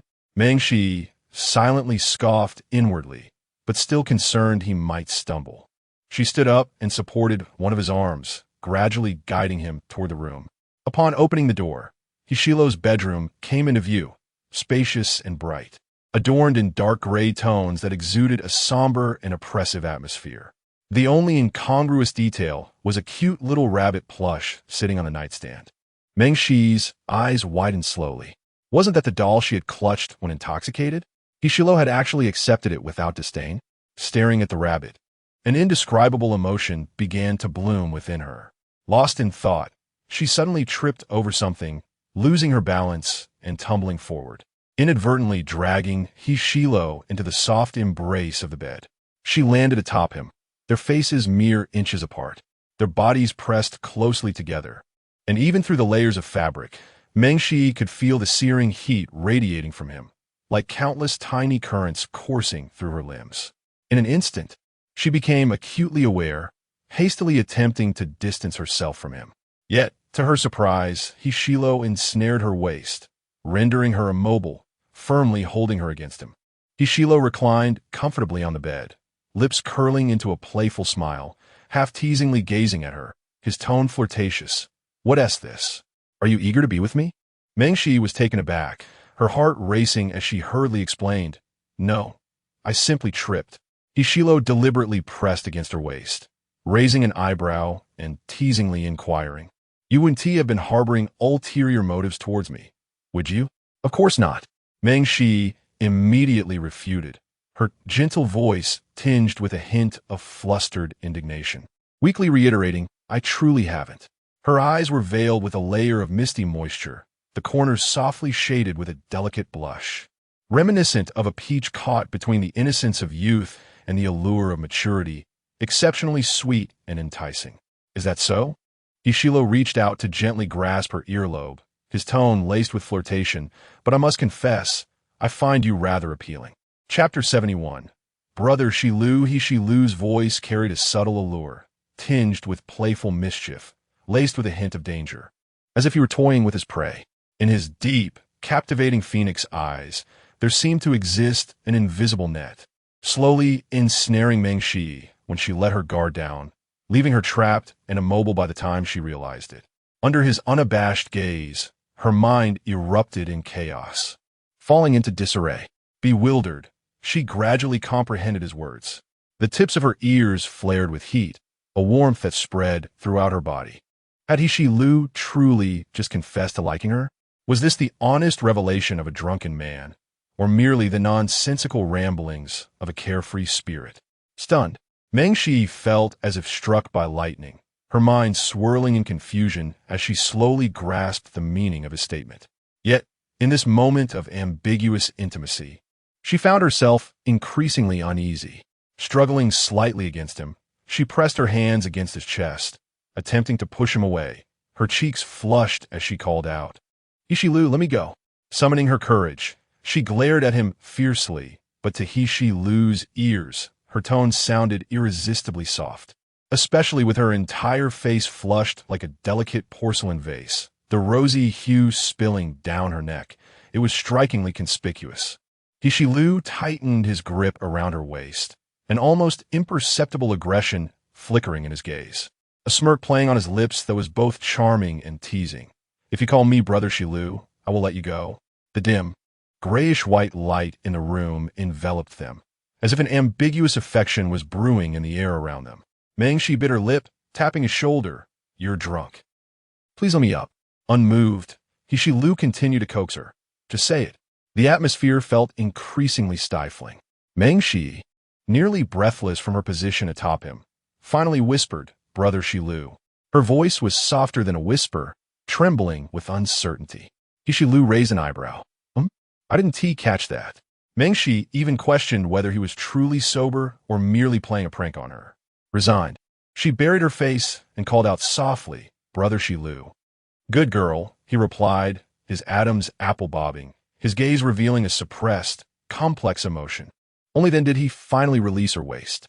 Meng Shi sprang up with unprecedented speed, bolting out of the bedroom to the kitchen to wash the dishes from earlier. The icy water coursed over her fingers, gradually cooling her flushed heart. She splashed cold water on her face, attempting to dispel the tumultuous thoughts swirling in her mind. Did Shilu genuinely harbor feelings for her? Surely, there must be some truth to it. Her legs felt weak from his teasing, her blood seemingly fizzing with effervescence. Bubbles swirling joyfully to the surface, sweet and intoxicating, as if she were lost in the clouds. However, after some time, a nagging sense of unease crept in. Shilu's bedroom was spacious, and when she had supported him earlier, she had been careful to note the path ahead. There was nothing that could trip her up. Was it truly an accident on her part? It hardly seemed so. Before departing, Meng Shi, concerned for Shilu's mental state, quietly pushed open the door to his bedroom. At that moment, Shilu lay upon his pillow, eyes closed, utterly still, not even covered by a blanket. With patience, Meng Shi tenderly tucked him in, her gaze lingering on his austere features. The man's chiseled, deep-set features, with a captivating allure and a hint of roguish charm, possessed a beauty that was both aggressive and irresistibly attractive to the opposite sex. Perhaps due to his slumber, his sharp contours appeared softened, driven by an inexplicable impulse. Meng Shi reached out, gently pinching his cheek. She dared not do anything more to the sleeping Shilu, only allowing herself the small indulgence of this playful gesture. After all, he had previously been rather excessive, holding her waist to prevent her from leaving, often teasing her by pinching her cheeks. A wicked yet dangerously fascinating man indeed. However, she quickly withdrew her hand, feeling a twinge of guilt for her audacity. Prior to her departure, she thoughtfully turned off the bedroom light, unable to resist casting one last glance back, silently whispering goodnight. As the night deepened and the clock struck 9:30, signaling the impending curfew at the dormitory, Meng Shi, her heart fluttering with excitement, stealthily left the villa, her steps light as she hurried back to school.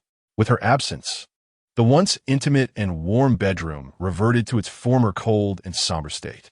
Shilu, lying on the bed, suddenly opened his eyes, his dark pupils resembling an unfathomable ocean, calm on the surface yet turbulent beneath. A wicked smile curled at the corners of his lips as images of the girl tenderly caring for him flashed through his mind. Meng Shi, clad in a delicate sweater that exposed one shoulder, her skin flawless and pale. When ensnared, her eyes, clouded with concern, resembled a frightened prey in the depths of a forest, blissfully unaware of her peril, wholeheartedly worrying for him, soothing him, fearful of his well-being. In the bathroom, Shilu lowered his gaze, turning on the cold water, unable to suppress a slight roll of his throat. His eyes narrowed slightly, lashes casting shadows over his gaze, desires overwhelming him as he extended his hand. Cold droplets splashed against his lean physique, slowly tracing the contours of his alluring muscles, delving deeper into uncharted territories.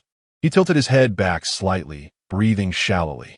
The veins on the back of his hand stood out prominently, accentuated against his pale skin with each motion. He lingered in the bathroom for an extended period. When he finally emerged clad in a bathrobe, the outside world had plunged into darkness. As his phone rang, he nonchalantly answered, "What is it?" Chi Yao's excited voice burst forth, "Bro, I just remembered. The girl you were watching in the military training video at the billiard hall. She must be the same girl from earlier, right?" Shilu's voice was still somewhat hoarse. "What's the issue?" As I pondered, it became apparent that she was merely an innocent and naive young girl. Chi Yao suddenly enlightened, realizing, wait a moment, the woman you previously inquired about how to soothe, could it be her? Shilu, uninterested, dismissed him. Chi Yao felt akin to Sherlock Holmes, growing increasingly exhilarated with each analysis. "Oh, I recall someone once stating they had no interest in well-behaved girls." "Very well, your bonus for this month is now forfeited." Shilu scoffed and abruptly ended the call, disregarding the frantic cries of protest emanating from the other end. Chapter 72. Last night you saw me in my undress as Meng Shi hurried back to her dormitory. Her cheeks were still flushed. Su Qingqing, holding a basin, was startled upon opening the door. "Goodness, why is your face so red? You look as if you just come back from a date." "Huh?" Meng Shi, feeling guilty, instinctively shrank her neck. Is it that obvious? Su Qingqing squinted her eyes, scrutinizing her closely, and nodded earnestly. You look like a freshly steamed bun, still steaming. Now tell me, what on earth did you do?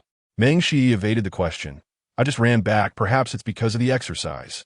Only then did Su Qingqing. Somewhat convinced, let her off the hook. All right. If I didn't know any better, I would think someone had kissed you against your will. Meng Shi replied. Of course not. Qingqing, please stop teasing me.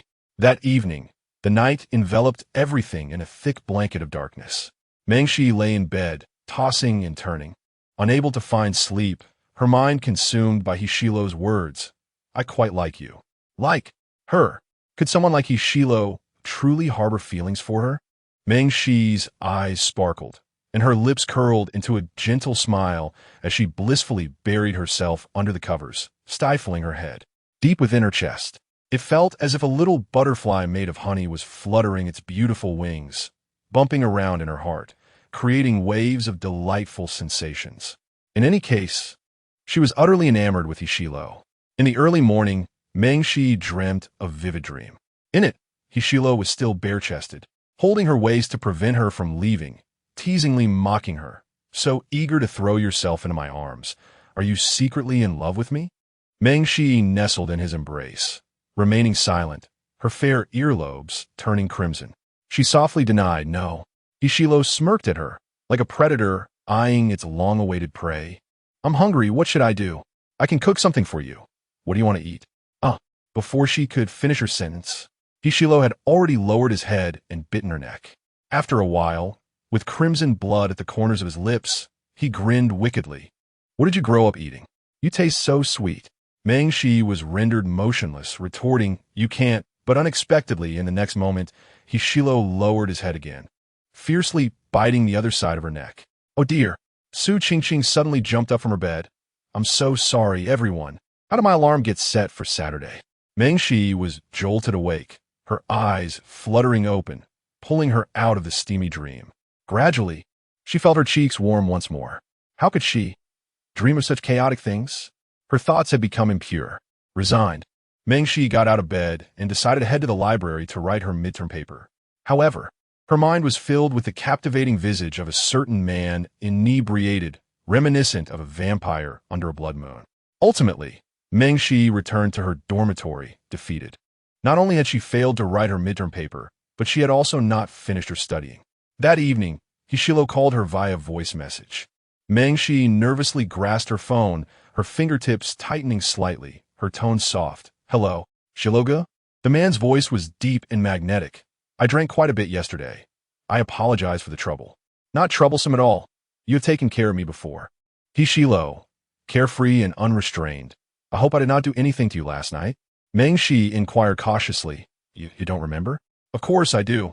Hishilo replied with a teasing tone.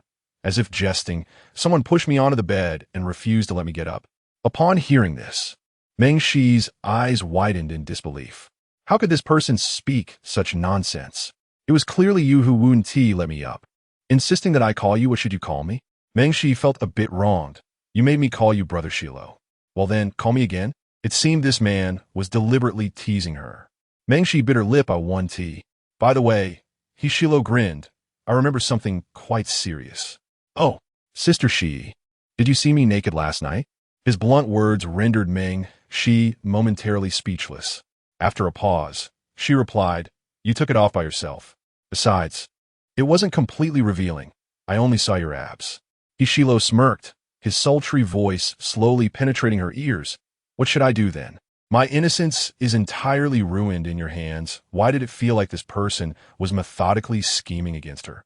Unable to respond, Meng Shi stammered and changed the subject.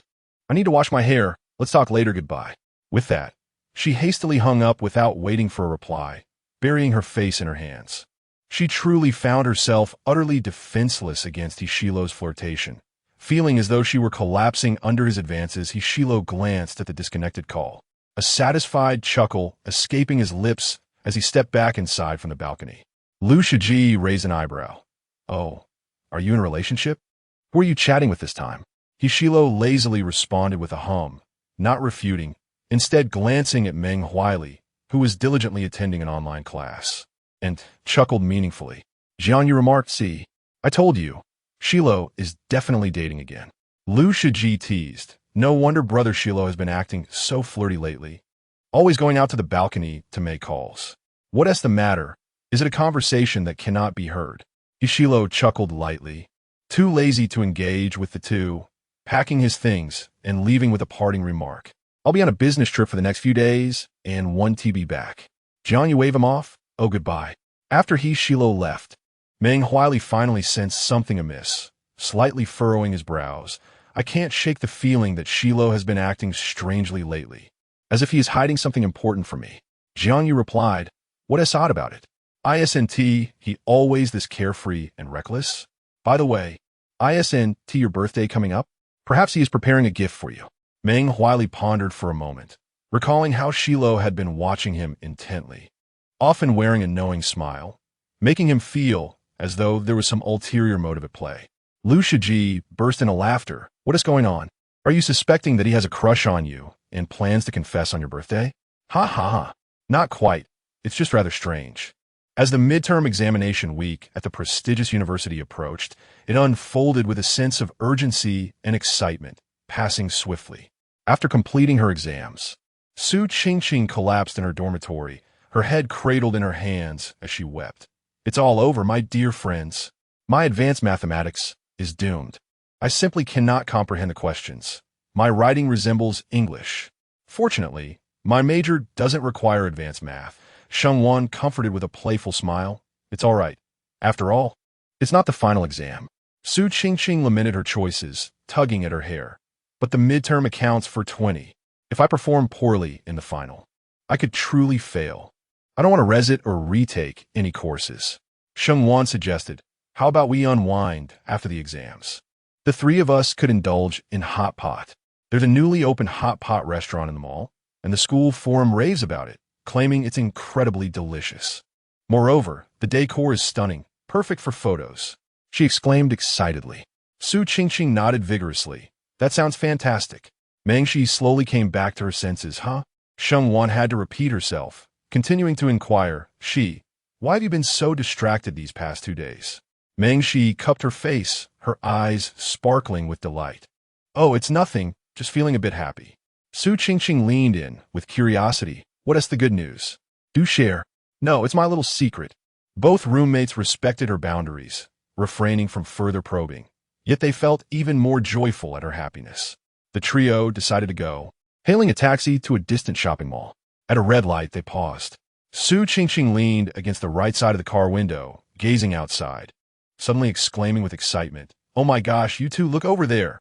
There's an incredibly handsome guy. His back looks like a male idol. I'm totally swooning." Sheng Wan, seated in the middle, quickly looked up, squinting her eyes. "Wait, isn't that Ishilo? What is he doing with a beautiful girl at the hotel entrance?" Chapter 73. She is not Cinderella. As Meng Shi's mind seemed to be equipped with a radar, she immediately leaned closer, gazing out of the car window. In that instant, she felt as though she were firmly pinned in place, utterly motionless. At the entrance of a luxurious hotel, on the lengthy staircase, a tall and striking figure commanded attention, effortlessly drawing the gaze of onlookers. Clad in a bespoke black suit, he exuded an air of exquisite nonchalance, a faint smile playing on his lips, both charming and alluring. Appearing to be in remarkably good spirits, it was Ishilo. Beside him stood a radiant and intelligent beauty, adorned in a meticulously crafted black and gold qipao. Her figure was mesmerizing, and she held an intricately carved ivory fan in her hand. Engaged in conversation, her red lips curved into a bright and captivating smile. Su Qingqing remarked candidly, "They actually look quite compatible." Her casual comment pierced through Meng Shi's heart like a sharp, cold dagger, striking at its softest spot. A lump formed in her throat as she blinked away the stinging tears, questioning whether it was merely her illusion or a dreadful nightmare. Yet, the reality lay stark before her. The beauty in the qipao stumbled slightly while ascending the staircase, and it was Ishilo who gently steadied her arm as they entered the hotel together. Their silhouettes gradually faded from view. Meng Shi remained frozen in the car, lost and disoriented. Su Qingqing, observing the couple's retreating figures, gossiped, Well, it seems Ishilo, the self-proclaimed king of seduction, hasn't been single for long, has he? That must be his new girlfriend. Shengwan commented matter-of-factly, of course. Otherwise, why would they be at a hotel late at night? Mengshi felt a wave of nausea. The implications were all too evident. Su Qingqing continued her musings. That woman doesn't look like a student, but she's quite beautiful, and her figure is stunning. Shengwan countered. When has Ishilo ever had an unattractive girlfriend? Mengshi's throat felt parched, rendering her speechless. She silently averted her gaze, staring vacantly at the trees outside the window.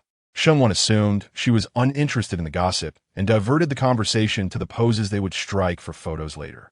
Mengshi, lost in thought, remained silent, her eyelashes fluttering as her fingers tightened around the fabric of her clothing.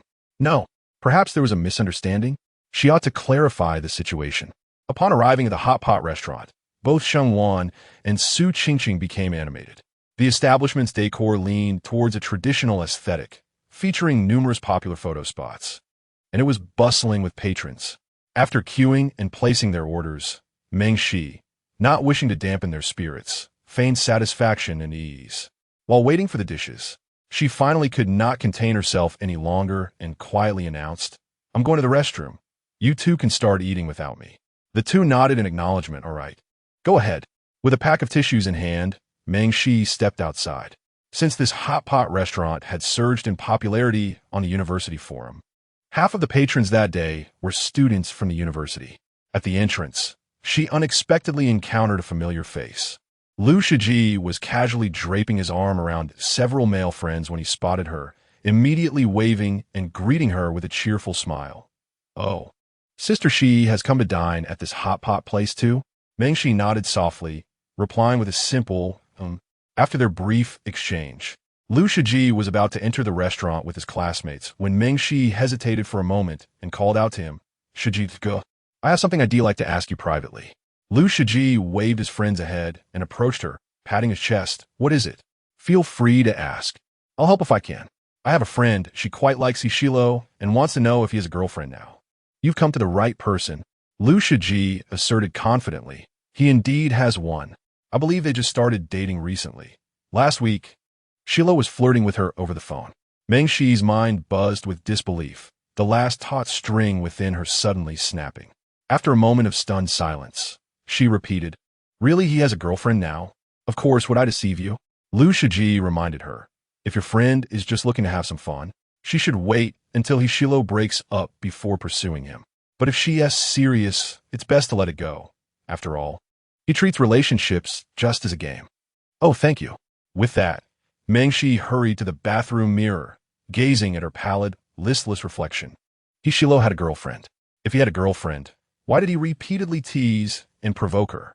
If he didn't harbor feelings for her, then why create such illusions time and again? Standing still, her mind played out a slow-motion reel of intimate moments that had transpired. Ishilo trapping her in the hallway, personally fastening a bracelet on her wrist while telling her to wear it well, Little Rabbit.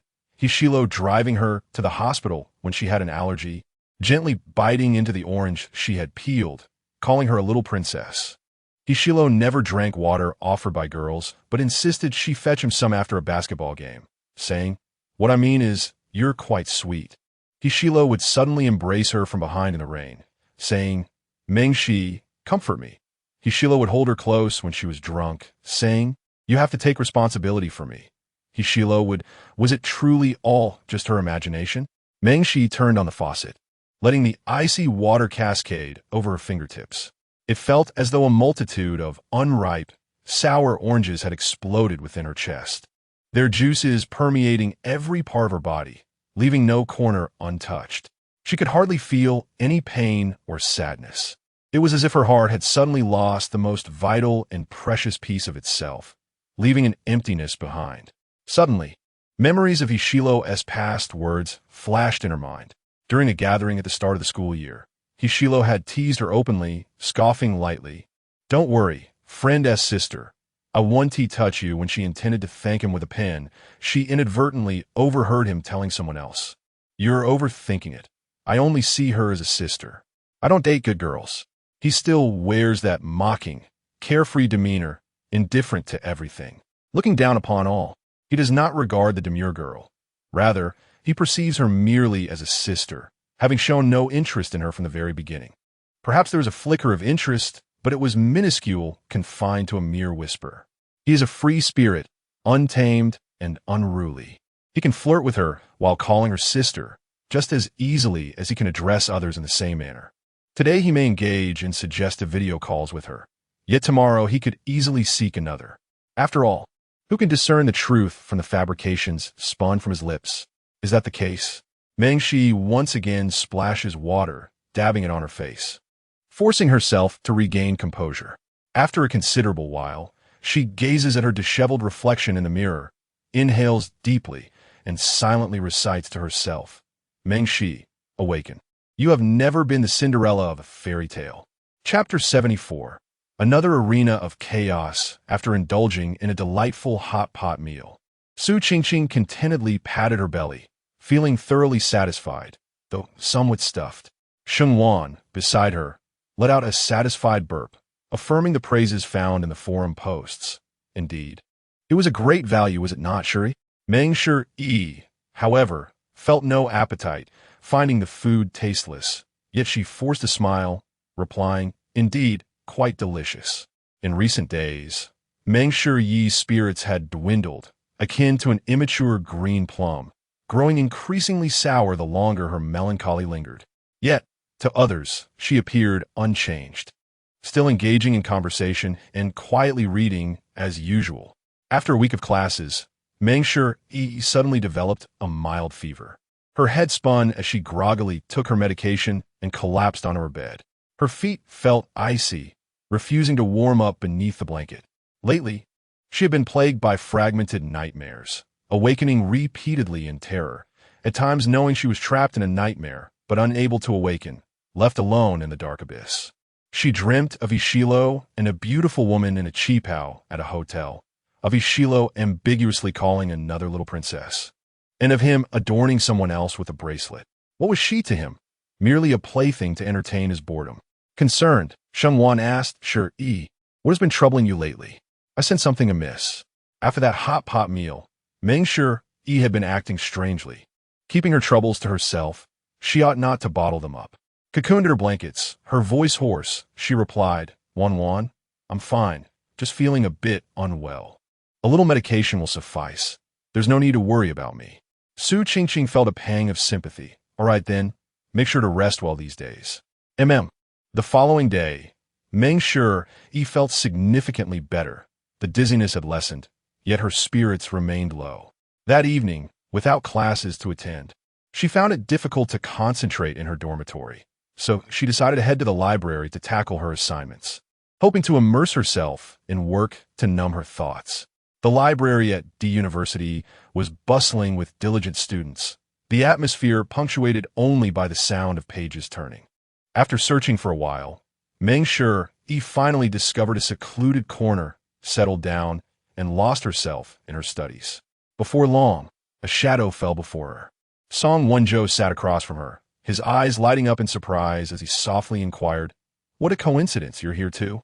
Meng Shi nodded in acknowledged, politely murmuring. Class monitor. The two of them quietly labored over their work for some time. Song Wenzhou had not anticipated encountering Meng Shi that day. He found it challenging to focus on his assignment, stealing glances at her with an indescribable sensation stirring within him. Meng Shi, seated opposite him, diligently worked on her problems, her head bowed slightly. The soft light caressed her delicate profile, reminiscent of a freshly blossomed white camellia, serene and tranquil, evoking an irresistible desire to draw near and pluck its beauty. After a while, Song Wenzhou's eyelashes fluttered, and he reluctantly diverted his gaze. Meng Shi had set her phone to silent mode upon arriving at the library. Once she completed a paper for one of her courses, she glanced at her phone to check the time, only to discover that Ishilo had attempted to reach her via a voice call half an hour prior. Ignoring the message would be rather impolite. Meng Shi sent a question mark, her tone somewhat indifferent. Is there something you need? The other party attempted to initiate a call once more, but was met with a decisive hang-up from Meng Shi. HXL, why aren't you answering the phone? Meng Shi replied, I'm in the school library. It's not convenient. If you need anything in the future, just text me. Hey, Chexel, the bracelet has been repaired. When are you free? Meng Shi paused, recalling the cool, elegant aquamarine bracelet. Yet, within mere seconds, the light in her eyes dimmed once more. Ishilo might be able to engage in flirtatious conversations with other girls, even while in a relationship. However, she found herself incapable of doing so. She could not bear to chat intimately with a taken man, even if he was the one she had cherished for many years. Meng Shi calmly responded, You don't need to go out of your way for me. I actually don't like wearing bracelets. I need to study. I won't chat anymore. After a considerable time, Hishilo sent a nonchalant reply. All right. Meng Shi glanced at the message, expressionless, and placed her phone face down on the table before returning to her studies. At 9:30 in the evening, numerous students gradually departed from the library. Meng Shi closed her book, quietly packed her belongings, and prepared to leave. Song Wonjo also stood up, softly suggesting, I'm done too. Shall we head back together? I want to discuss the group assignment PPT that Professor Lee assigned. The library was somewhat distant from the male and female dormitories. With a main road, they had to traverse. Although Meng Shi preferred solitude for a while longer, she nodded in agreement, thinking of their course group project. The two exited the library together. The night had fallen, casting a silvery moonlight upon the scene, as the leaves of the phoenix trees swayed gently in the breeze, creating a soft, rustling sound. Everything felt serene and beautiful.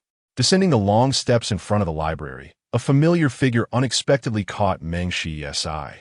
Hishilo leaned against the weathered brick wall, his shirt undone at the collar, revealing glimpses of his pale skin, his collarbone exuding a sensual allure, embodying a blend of sharpness and languor. It was unclear how long he had been waiting there. Shadows enveloped him, lending an air of mystery and danger. Moments latte. Hishilo lifted his gaze, fixing his intense eyes directly upon Meng Shi, then drifting towards Song Wonjo, who walked alongside her. His fervent stare unexpectedly turned somewhat frigid. Meng Shi had yet to compose her emotions and was uncertain how to confront him. She deliberately averted her gaze, avoiding Hishilo's eyes. She was not narcissistic enough to believe he was there specifically for her. As she walked parallel to Song Wonjo, she was taken aback when in the next moment, Hishilo strode directly towards her, his tall shadow enveloping her entirely. Meng Shi steeled herself and shifted to the right. Hishilo mirrored her movement, stepping firmly in front of her, his eyes dark and profound. The three of them came to a halt simultaneously. Hishilo raised his eyelids, casting a casual glance at Song Wonjo, his eyes swirling with intense and complex emotions. Standing beside Meng Shi, Song Wonjo suddenly sensed an unusual tension and proactively spoke up. His voice gentle. Meng Shi, aren't you coming back with us? Yet in the next moment, Hishilo leaned slightly towards Meng Shi, his voice low and intimate, each word deliberate. Sister Shi, I am waiting for you. The air around them suddenly thickened, the atmospheric pressure seemingly dropping. It felt as though some obscure and secretive emotion was surging and spreading among the three of them. Song Wonjo inadvertently caught a glimpse of the possessiveness and alertness in Hishilo's gaze. As a fellow man, Song Wonjo suddenly grasped the situation. Meng Shi stood silently, contemplating whether she should clarify matters with Hishilo to make it clear that he should not seek her out so casually anymore. Hishilo lowered his eyes, casually glancing at Song Wonjo, a smile curling at the corners of his lips. My dear classmate, I have something to discuss with her. Could you kindly make some space? After a brief moment of tension, unable to withstand the overwhelming pressure, Song Wonjo spoke gently. Meng Shi, I will wait for you up ahead. Meng Shi nodded in agreement. Once Song Wonjo had distanced himself from the two, Hishilo moved closer once more, his deep-set eyes fixed on her, searching for any sign of weakness, and half smiling. He asked, You're leaving with him again. Could it be that you are truly on a date? Chapter 75. How many X's the night breeze wafted gently. Hishilo casually draped a black windbreaker over his shoulders, exuding an air of rebellious charm. He took a step closer, prompting Meng Shi to retreat, avoiding direct eye contact as she murmured, What I do with whom is none of your business. Hishilo's gaze sharpened, his brow arching with an air of entitlement as he inquired, "How can it be none of my concern? I am merely interested in my sister's romantic affairs." Sister. Once again, those two words. Mengshi fell silent for a moment, instinctively creating distance between them, her tone calm. "Do you need something from me?" Hishilo retrieved a bracelet from his pocket, leaning in slightly as he softly coaxed her. "You promised to take it back after I repaired it for that little drunkard." "I'm a man of my word." The pale blue glass bracelet shimmered under the silvery moonlight, the diamond-encrusted little rabbit sparkling brilliantly. He lazily added, "I repaired it myself." Mengshi was momentarily taken aback. Then her thoughts drifted to the sight of him leaving for the hotel with the beautiful woman in a cheap how. She shook her head, regaining her clarity. "I don't want it." Hishilo chuckled, his tone laden with meaning. "Why not? Who is it that drunkenly declared their fondness for it? Who cried incessantly over a bracelet, clinging to me for dear life?" The string of questions brought back memories of that ambiguous night for Mengshi. She took a deep breath and stated clearly, "You know I was drunk then. It was merely drunken nonsense. You needn't actually give it to me. And those dresses you bought for me, I appreciate your kindness, but I cannot wear them with a clear conscience. I will return them to you tomorrow. I don't want to owe you too much." As her words hung in the air, a heavy silence enveloped them. Hishilo remained quiet for a couple of seconds, his gaze growing colder. After a moment, he masked his emotions with a playful smile. "Why return them? I have no particular penchant for wearing women's clothing." Mengshi lowered her eyes. "You could give them to someone else. They are all new. I've never worn them." It was no secret that many girls on the forum had mentioned Hishilo's generosity when he was in a relationship, lavishly gifting designer bags and clothes. Yet, she had never been in a relationship with him. It felt undeserved. Mengshi's voice was muffled as she said, "I'll be leaving now." Hishilo continued to gaze at her, silent, as if acquiescing. Mengshi sighed in relief and turned to leave. However, just after a few steps, she suddenly felt a firm grip encircle her wrist from behind. Hishilo held her gently yet firmly, pulling her back in front of him, closer than before. His narrowed eyes, sharp as a hawk's, seemed to pierce through her very essence. "What does this mean? Are you attempting to sever ties with me?" Before long, several students emerged from the library, some glancing their way as they passed. Hishilo abruptly released her wrist, his gaze fixed on her, waiting for her response. Mengshi pressed her lips together, seemingly pondering how to reply. In Hishilo's eyes, her silence was an unspoken acceptance. As more students poured out of the library, the tension hung palpably in the air. Mengshi, fearful of being seen and discussed on forums, swiftly diverted the conversation, uttering, "It's quite late. I shall take my leave now, Brother Shilo." She deliberately emphasized the term brother, and upon finishing her sentence, she turned and hastily trotted away. Like a timid little rabbit, instinctively fleeing at the sight of an approaching wolf, she scurried far away. Song Wonjo stood quietly by a nearby tree, patiently awaiting her return. After she concluded her conversation with Hishilo, he accompanied her towards the dormitory, engaging in a discussion about their group's presentation theme. The surrounding streetlights illuminated the scene with a warm, gentle glow, casting elongated shadows of the two, which appeared quite harmonious from a distance. Hishilo let out a scornful chuckle, leaning against the tree, his expression devoid of emotion as he observed the pair departing together. The two walked side by side, engrossed in conversation, with Song Wonjo's face alight with laughter. From afar, Hishilo watched, his fingers tightening around the little rabbit bracelet in his palm. His mood resembled a dark, tumultuous sea, deep and undulating, swallowing his restless emotions whole. Upon returning to her dormitory, Mengshi began to pack away her exquisite designer dresses. If they had cost merely hundreds, she might have felt at ease accepting them. However, with a value in the tens of thousands, anxiety gripped her, especially since her cousin was unaware of it. After organizing her things, fearing Hishilo might refuse the gifts, she made a special trip to the delivery service, sending them directly to his home. Fortunately, he had previously shared his address with her while inebriated. Once these matters were settled, a sigh of relief escaped her. The weight pressing upon her heart finally began to lift. In recent days, Hishilo had not messaged her, likely caught up in the throes of romance with his new girlfriend, leaving little time for others. As autumn deepened, the weather turned cooler, occasionally punctuated by sudden gusts of chilly wind. On that Saturday, it was Meng Huailie's birthday. The weather was dismal, with thick clouds overhead and a torrential downpour hammering the ground. As the president of the student council and the debate club, Meng Huailie was typically a busy figure at school, but he managed to carve out time to invite everyone to a KTV celebration. Liu Shiji and Jiang Yu were present, along with several close male friends. The only exception was Meng Shi. It was rumored that Ishilo had other commitments and could not attend. Meng Shi had been preparing a birthday gift for him, purchasing a beige scarf and a mechanical watch.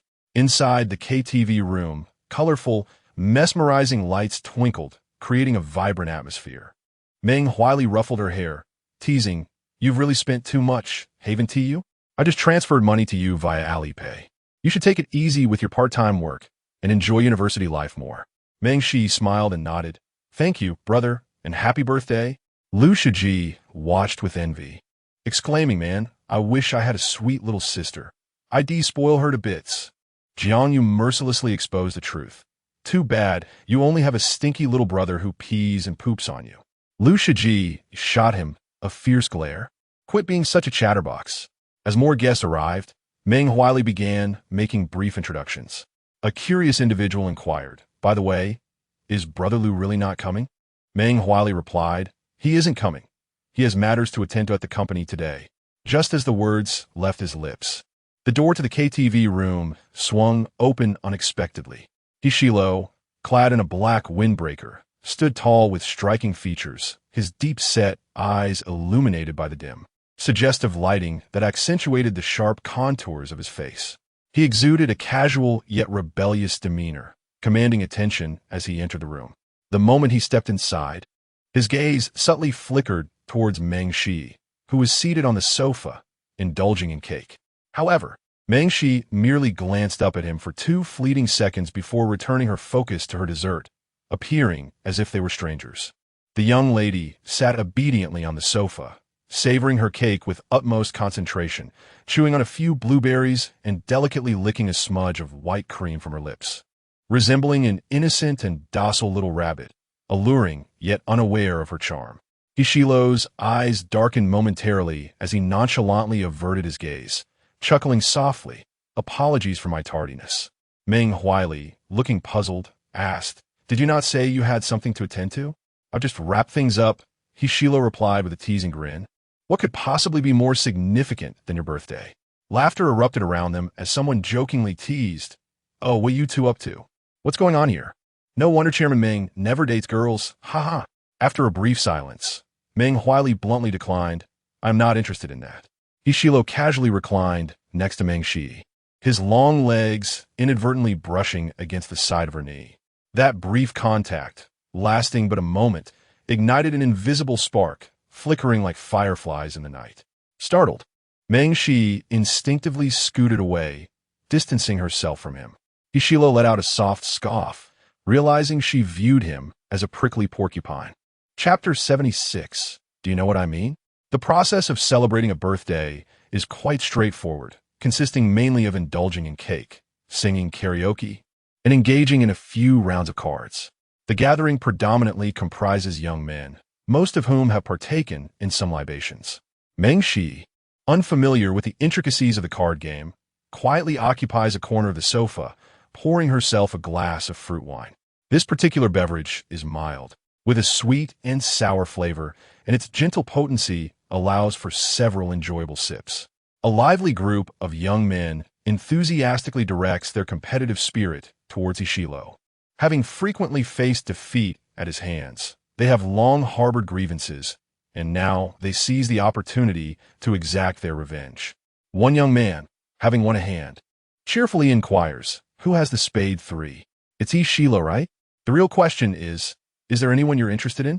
Liu Shiji, with a look of disdain, retorts, "Come on, man, that question is so cliché. It's the 21st century, for goodness sake." To which the young man snaps back, "You wouldn't understand. The more cliché the question, the more classic it becomes." Ishilo reveals his cards, lazily curling his lips in a nonchalant manner. "Yes, indeed." Liu Shiji leans in with curiosity. "Which girl?" Ishilo glances at him and quips, "I'm interested in you. Shiji, darling, the jest is apparent to all present. Lu Shiji nearly chokes, mimicking a retching motion towards the trash bin. Ishilo possesses a unique demeanor. At times he seems indifferent to those around him, while at other moments he flirts playfully with his words. Meng Shi, though not watching the boys, can hear their banter. With her gaze cast downwards, she remains silent, continuously sipping her fruit wine. Thoughts of Ishilo's girlfriend suddenly flood her mind, making the drink taste particularly sour. Before long, the young man poses another question. Next up, Shilo, I'm quite curious. How many exes do you actually have? Apologies, I can't recall, Ishilo replies, tilting his head back to down a shot of strong liquor, his Adam's apple bobbing up and down. Typically, Ishilo dominates the card games, his skill unparalleled. Yet today, he finds himself losing consecutively. Meng Huili, perceptive as always, quietly inquires, "Are you throwing the game on purpose?" Ishilo smiles carelessly, just giving them a chance.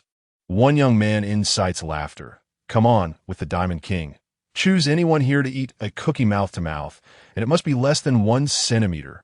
The room is filled with laughter among the boys, enjoying the light-hearted atmosphere. Ishilo displays his Diamond King, his gaze drifting briefly over Meng Shi before settling on Meng Huili, smiling with narrowed eyes. Meng Huili casually throws down a joker, stating, "I'm immune." Ishilo scoffs lightly. "You're thinking too highly of yourself. I'm not interested." He then shifts his gaze to Jiangyu. Jiangyu raises his hands in surrender. "I'm a straight man, don't call on me." Ishilo retorts mockingly, "Even if you were bent, I still wouldn't be interested." Finally, his gaze lands squarely on Lu Shiji. Feeling the intensity of Ishilo's stare, Lu Shiji trembles nervously. "What s with that look? I'm an artist, not a commodity." Ishilo smirked coldly, expressing his disinterest. "You are quite unappetizing." Lu Shiji erupted into a sharp, piercing sound. Meng Shi, having indulged a bit too much, sought to excuse herself to the restroom. After exchanging a glance with her brother, she pushed open the door to the private room. Once finished, she stood at the window at the end of the corridor, gazing into the distance and inhaling the fresh air. The rain outside poured increasingly heavily, the ominous clouds hanging low in the sky like dark ink, suffocating in their weight. Before long, she sensed someone's presence behind her and turned around. The dim, ambiguous light of the corridor enveloped them. Ishilo had halted just behind her, his fingers delicately holding a slender biscuit, not a cigarette as one might have assumed. He cast a playful glance at Meng Shi, his tone teasing. "What brings you here? Not singing anymore?" "I don't wish to sing," she replied. "What do you want, Shilo?" "I'm here to find you," he responded. Meng Shi met his intense gaze, feeling an involuntary urge to retreat. "No need. I just want to be alone for a moment." Ishilo stepped closer. "I came to share biscuits with you. Those men hold no interest for me. You, however, pique my curiosity." His words carried a subtle flirtation, like an intricate web ensnaring Meng Shi. Oblivious to how his actions diminished his appeal in her eyes, Ishilo remained unaware. Meng Shi yearned to confront him, questioning why he would engage in such ambiguous flirtation when he already had a girlfriend, why he lacked boundaries and sense. Yet, many words remained unspoken. She felt neither the position nor the right to challenge him. To him, she would forever be the immature little sister. Ishilo was astute, perhaps too astute. He likely sensed her feelings for him, which emboldened his playful teasing. She felt the urge to leave. A sudden pang of discomfort struck her. "I should return to the private room." As she took a step away, Ishilo leaned against the wall, intentionally blocking her path. "What, not pleased?" Startled, Meng Shi replied, "Please let me pass." "I won't." Nervously swallowing, she wished to avoid excessive interaction with a taken man and attempted to navigate around him. However, Ishilo was insistent, abruptly extending his other arm to brace himself against her side, effectively trapping her between the wall and his chest. "Still want to run?" he teased, before biting into one end of the biscuit, lowering himself to present the other end to her lips. It was an invitation. In that moment, an obscure, secretive sentiment seemed to spill from the depths of his dark gaze. With no retreat possible, she turned her head away, leaning against the cold wall. "Shilo, what do you mean by this?" Once again, she emphasized the term brother. "Ishilo, framed against the light, bore a strikingly alluring yet aggressive demeanor. His heated breath intertwining with hers. With a slight bite on the biscuit, his piercing gaze locked onto her, his voice low and ambiguous, you know what I mean. Chapter 77. Affection. The rain outside intensified, creating a symphony of droplets that cleverly masked the heartbeat of the two souls within the corridor. Meng Shi's eyes glistened with unshed tears as she clenched her fists, a tumult of indignation and sorrow overwhelming her. What did Ishilo truly consider her? Merely a plaything, akin to a stray kitten to be toyed with at whim? Suddenly, the sound of footsteps approached, growing ever nearer. "Oh, what you two up to?" Liu Shiji, flushed from excessive drinking, staggered towards them. He leaned against Hishilo's shoulder, lamenting, "Shilo, I feel a bit unwell," before promptly vomiting at their feet. "I truly owe you one," Hishilo remarked, casting aside a biscuit in disdain as he called over several male attendants to carry Liu Shiji away. However, when he turned back, Meng Shi had vanished. After celebrating her birthday, a group returned to campus. Meng Shi entered her dormitory, finding it desolate and empty. Su Qingqing had gone home for a wedding banquet, while Sheng Wan was off traveling for a few days. She was left alone, engulfed by an unsettling solitude. Reflecting on Hishilo's words in the KTV corridor, she felt as though her heart was suffocated by a heavy cloud, making it difficult to breathe. After a moment of contemplation, she irritably exited the school gates, unable to articulate the tumult of emotions within her. She craved a drink. A newly opened bar near the university welcomed students with a discount for those presenting their student IDs. Moreover, the security measures were commendable. With her umbrella in hand, Meng Shi made her way to the bar, quietly settling in a corner and indulging in drink after drink, oblivious to the passing time. The alcohol was not particularly potent. It was enough to ensnare her senses, gradually loosening the tautness in her mind. Outside, the rain poured relentlessly, its sound deep and resonant. Meng Shi leaned on the table, attempting to numb herself with alcohol, seeking a fleeting escape from her troubles. Before long, a man took a seat beside her, his familiar and alluring scent wafting into her nostrils. Startled, she turned her head, instantly recognizing the distinctive fragrance. Hishilo sat casually beside her, tilting his head slightly to regard her with a gaze that burned with intensity, as if he were trying to draw her in. A jolt of surprise coursed through Meng Shi, and she instinctively patted her cheeks. This could not be real. Had she imbibed too much and slipped into hallucination? Hishilo propped his head on one hand, languidly speaking, "What a coincidence, my dear Shi." It was not an illusion. He was genuinely there. How did this elusive man manage to appear so frequently? With so many empty seats available, why did he choose to sit beside her? Was he secretly following her? Meng Shi wished to ignore him and lifted her glass to depart. Yet Hishilo encircled her wrist from behind, drawing her closer as he inquired, "Out here, drinking alone at such an hour?" With her vision slightly blurred from the alcohol, she replied in a mumbled tone, "What does it have to do with you?" "How could it not concern me?" Hishilo replied, the soft, warm light of the bar casting an alluring glow on his features, rendering even his sharp, defined contours gentle and inviting. Hishilu gazed intently at her, a concealed affection lurking in the depths of his eyes, strikingly alluring. "Meng Shi, can't you see?" Meng Shi, perpliet, ripliet. Oh. Hishilu drew her closer, deliberately leaning down to whisper in her ear, articulating each word. "The person I wish to pursue is you. The one I cherish is also you." He set aside his usual languid demeanor, speaking with genuine sincerity. His elongated eyes brimmed with intensity, nearly consuming her, accentuated by a beguiling beauty marked beneath his eye. Meng Shi did not respond with the bashfulness he anticipated. Instead, she felt as if struck by lightning, her entire being seemingly on the brink of fracture. She recoiled slightly, her eyes reddened and glistening, appearing woefully vulnerable. "I dislike you. Keep her distance. What have I done to deserve such disdain?" Biting her lip, she choked back tears. "You already have a girlfriend, yet you still wish to pursue me. Don't you care about her feelings? Have you even considered mine?" Meng Shi unleashed her frustrations, softly cursing. "Hishilu, you scoundrel, despicable man, one day you'll be struck down by lightning." Though slightly inebriated, she maintained a clear sense of boundaries and propriety. She knew entanglements with someone already in a relationship were inappropriate. As her words settled, Hishilu narrowed his eyes. Where did this girlfriend come from? Who declared that? Meng Shi widened her eyes. Are you really claiming to be single? Yes, I'm single. I don't believe you, you deceitful rogue. I'm not lying. Hishilu pulled her closer, asking, which girl has claimed to be my girlfriend? Who is spreading these rumors about me? Meng Shi replied, the weekend before last. I saw you with her outside a hotel. She quietly added, you even helped her inside. Alone together at a hotel? What could they possibly be doing? It was obvious.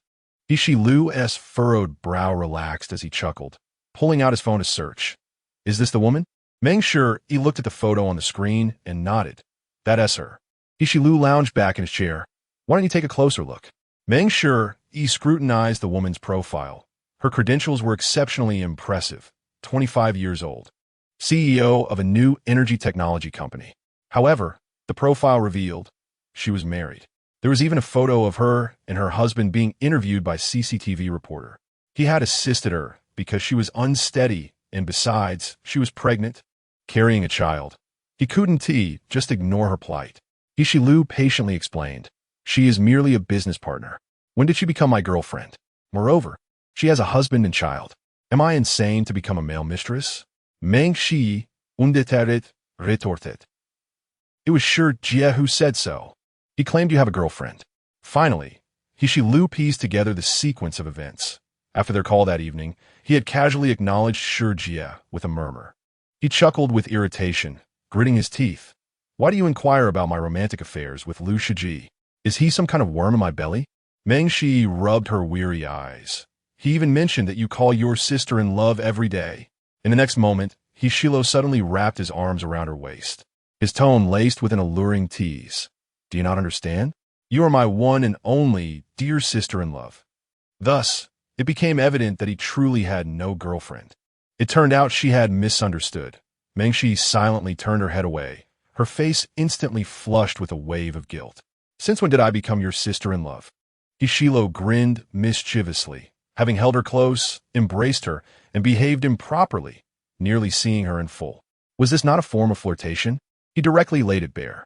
Meng Shi, do not tell me you genuinely consider me your brother? Chapter 78. Climbing into his bed, Meng Shi felt her ears grow warm, taking a while to process the events of the day. Was it all just her own wild imaginings? If so, she could hardly blame Hishilu. After all, his numerous scandals and a rather tarnished reputation in the realm of romance left much to be desired. His ambiguous remarks, laden with innuendo, only added fuel to the fire. Under the influence of alcohol, her mind became muddled, rendering her utterly incapacitated. She returned to her seat, pouring herself another drink, as if to deliberately erase the day's occurrences.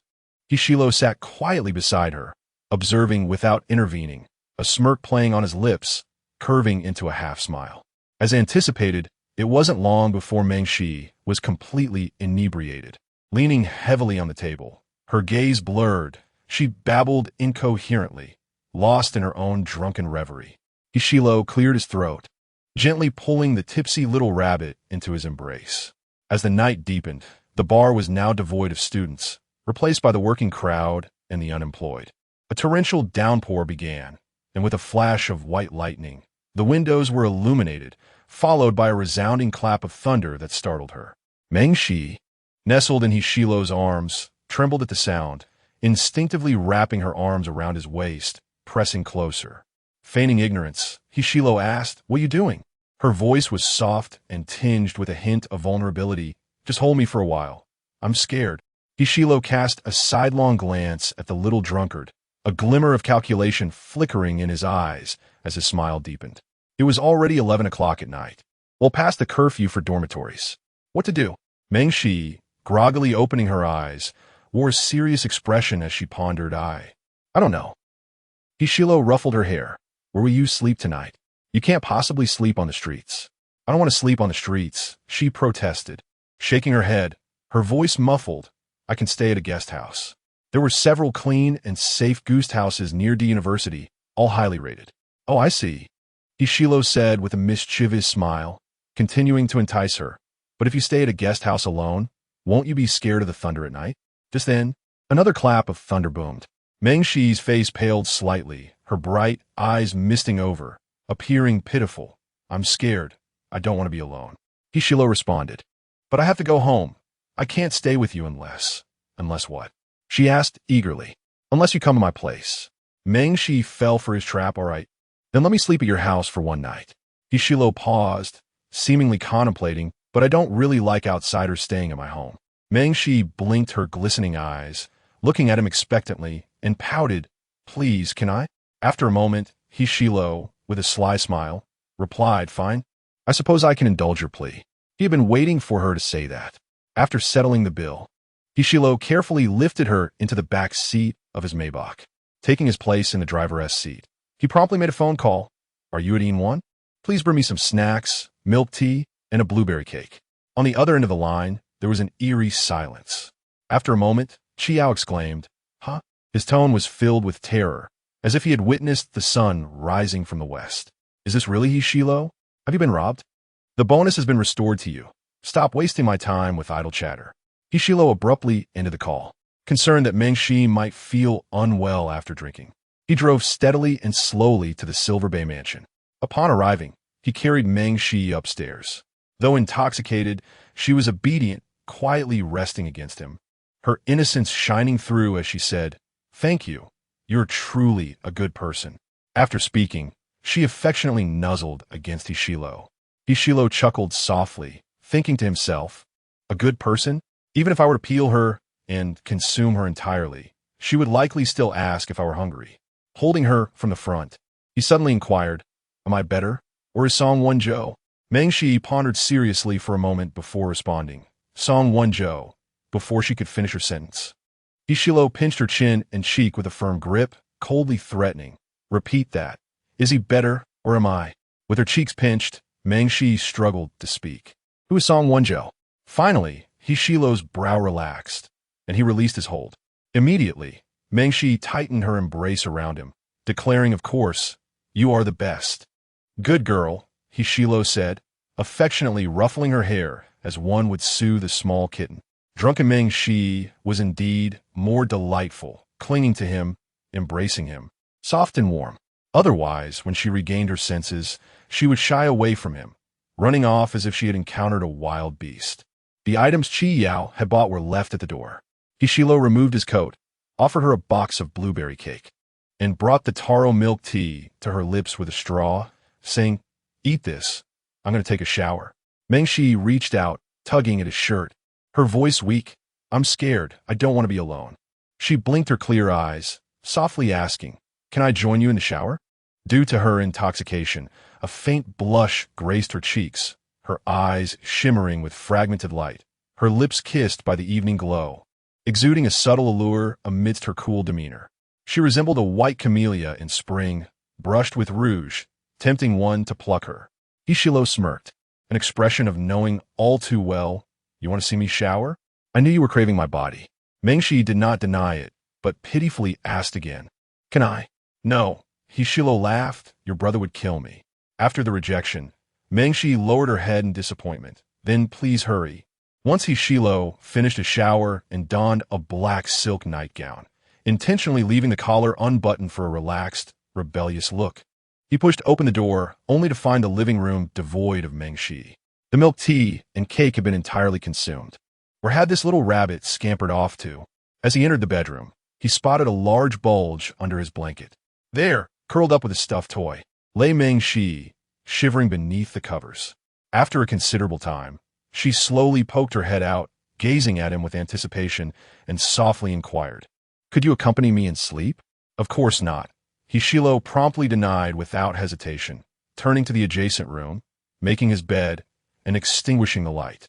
Outside, a torrential downpour raged, and a sudden clap of thunder roared, akin to a beast's furious growl, nearly tearing the sky asunder. Hishilo squinted slightly, a mischievous smile gracing his lips as he began to count in his mind. 3, 2, 1. In the next moment, the door to his room was stealthily pushed open by someone. In the darkness, Meng Shi tiptoed in, quietly climbed onto the bed, and nestled into his embrace. instinctively wrapping her arms around his waist. The two were pressed closely together, almost seamlessly fused.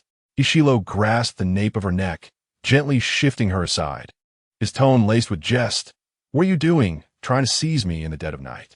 Meng Shi, feeling guilty as a thief, cautiously replied, "I'll just hold you for a moment and then leave. Please don't be angry, all right?" Like a clingy little creature, she insisted on burrowing into his arms to find solace. Ishilo allowed her to hold him, his eyes deep and enigmatic, his voice slightly husky. "Fine, just for a little while." Through the thin fabric, he could feel the soft, delicate touch of the girl. Not long after, Meng Shi let out a gentle whimper. Slowly releasing him, and in a state of confusion, asked, "What is stuck on me?" Chapter 79. Do you want me? In the pitch-black bedroom, visibility was nearly non-existent, with only the vague outlines of each other discernible. The atmosphere was thick with an ambiguous tension that grew wildly like creeping vines. The sounds of their breaths and heartbeats amplified in the tranquil, enclosed space, intertwining with one another. Upon sensing something amiss, Meng Shi instinctively created some distance, yet still nestled herself in his embrace to sleep. She sweetly murmured, "Good night." The thunder outside continued to rumble, albeit much softer than before. Inhaling the unique, cool fragrance emanating from Hishilo, Meng Shi's once empty heart was suddenly filled with a profound sense of contentment. Before long, she succumbed to slumber, her breath soft and even. Hishilo gazed down at the person in his arms, his throat dry, and in a hushed tone, confessed she, "I truly find myself at a loss with you." Once he confirmed she was asleep, he effortlessly lifted her in a princess carry and placed her in the cozy bed of the adjacent room, tucking her in snugly. He gently tucked away her disheveled hair behind her ear. After completing these tender acts, Hishilo swallowed hard, suppressing the peculiar desires simmering beneath the surface, and retreated to the bathroom. The shower head released a gentle cascade of water. In the bathroom mirror, the reflection revealed a man of striking physique, with skin a cool alabaster, broad and sturdy shoulders, a narrow yet powerful waist, and defined muscles, each breath hinting at a primal nature. Hishilo lowered his gaze, allowing himself to indulge in the turmoil of emotions surging within him. Flickers of unnameable images surfaced in his mind, him biting her fiercely, reducing her to tears. The night was thick as ink, with the torrential rain persisting for an extended duration. The following morning, soft golden sunlight filtered through the curtain seams, casting layers of gentle gossamer light. Meng Shi had slept blissfully. The dappled light danced upon her face as she turned over, groggily opening her eyes. In the next moment, she froze in disbelief. Before her was not the familiar pink bed curtain of her dormitory, but rather an unfamiliar gray-black environment. It seemed somewhat familiar. Was this Hishilo's bedroom? Meng Shi inhaled sharply, incredulous, and immediately shut her eyes, attempting to restart her mind. Half a minute passed. Upon reopening her eyes, something was amiss. Why was it still Hishilo's bedroom? A foreboding sense of dread crept into her heart. She abruptly sat up, her head pounding, her mind flooded with countless images that threatened to tear her apart. First, Hishilo had explained that he had no girlfriend and expressed his desire to pursue her. Then, she had drunkenly collapsed into his arms, insisting on staying at his place. Finally, she had stealthily crept into his embrace in the dead of night, holding him close as she slept. Was it a dream, or did it truly happen? She hesitated to open her eyes. Just then, the bedroom door swung open. Hishilo, still clad in his black pajamas, radiated an air of unrestrained desire, leaning casually against the wall with arms crossed. He gazed at her with an air of composed curiosity. Last night, care to explain? Meng Shi bit her lip, her fingertips tightening as she nervously clutched the quilt, murmuring softly, "I'm sorry, Shilo. I was drunk and I remember nothing." She had yet to process the overwhelming influx of information, struggling to discern truth from illusion. Her mind was still buffering, currently at 50. After speaking, Meng Shi rose from the bed, intent on leaving. However, just as she approached the doorway, Hishilo suddenly chuckled lightly, extending his hand to firmly shut the door with a resounding thud, effectively blocking her escape. Meng Shi had not yet grasped the situation when Ishilo leaned in closer, his hands bracing against the door on either side of her, trapping her securely. His gaze was deep and inscrutable, his heated breath brushing against her face as he spoke with an unmistakable ambiguity. "You secretly climbed into my bed last night, slept with me, and act as if nothing happened? You little vixen, I did not sleep with you." Meng Shi exclaimed, her eyes widening in shock, nearly losing her composure.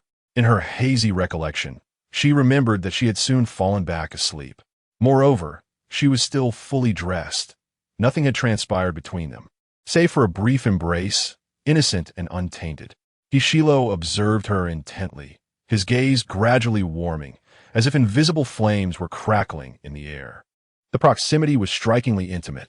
Meng Shi felt her scalp tingle under his scrutiny, her hands pressed against his chest as she gently pushed him away.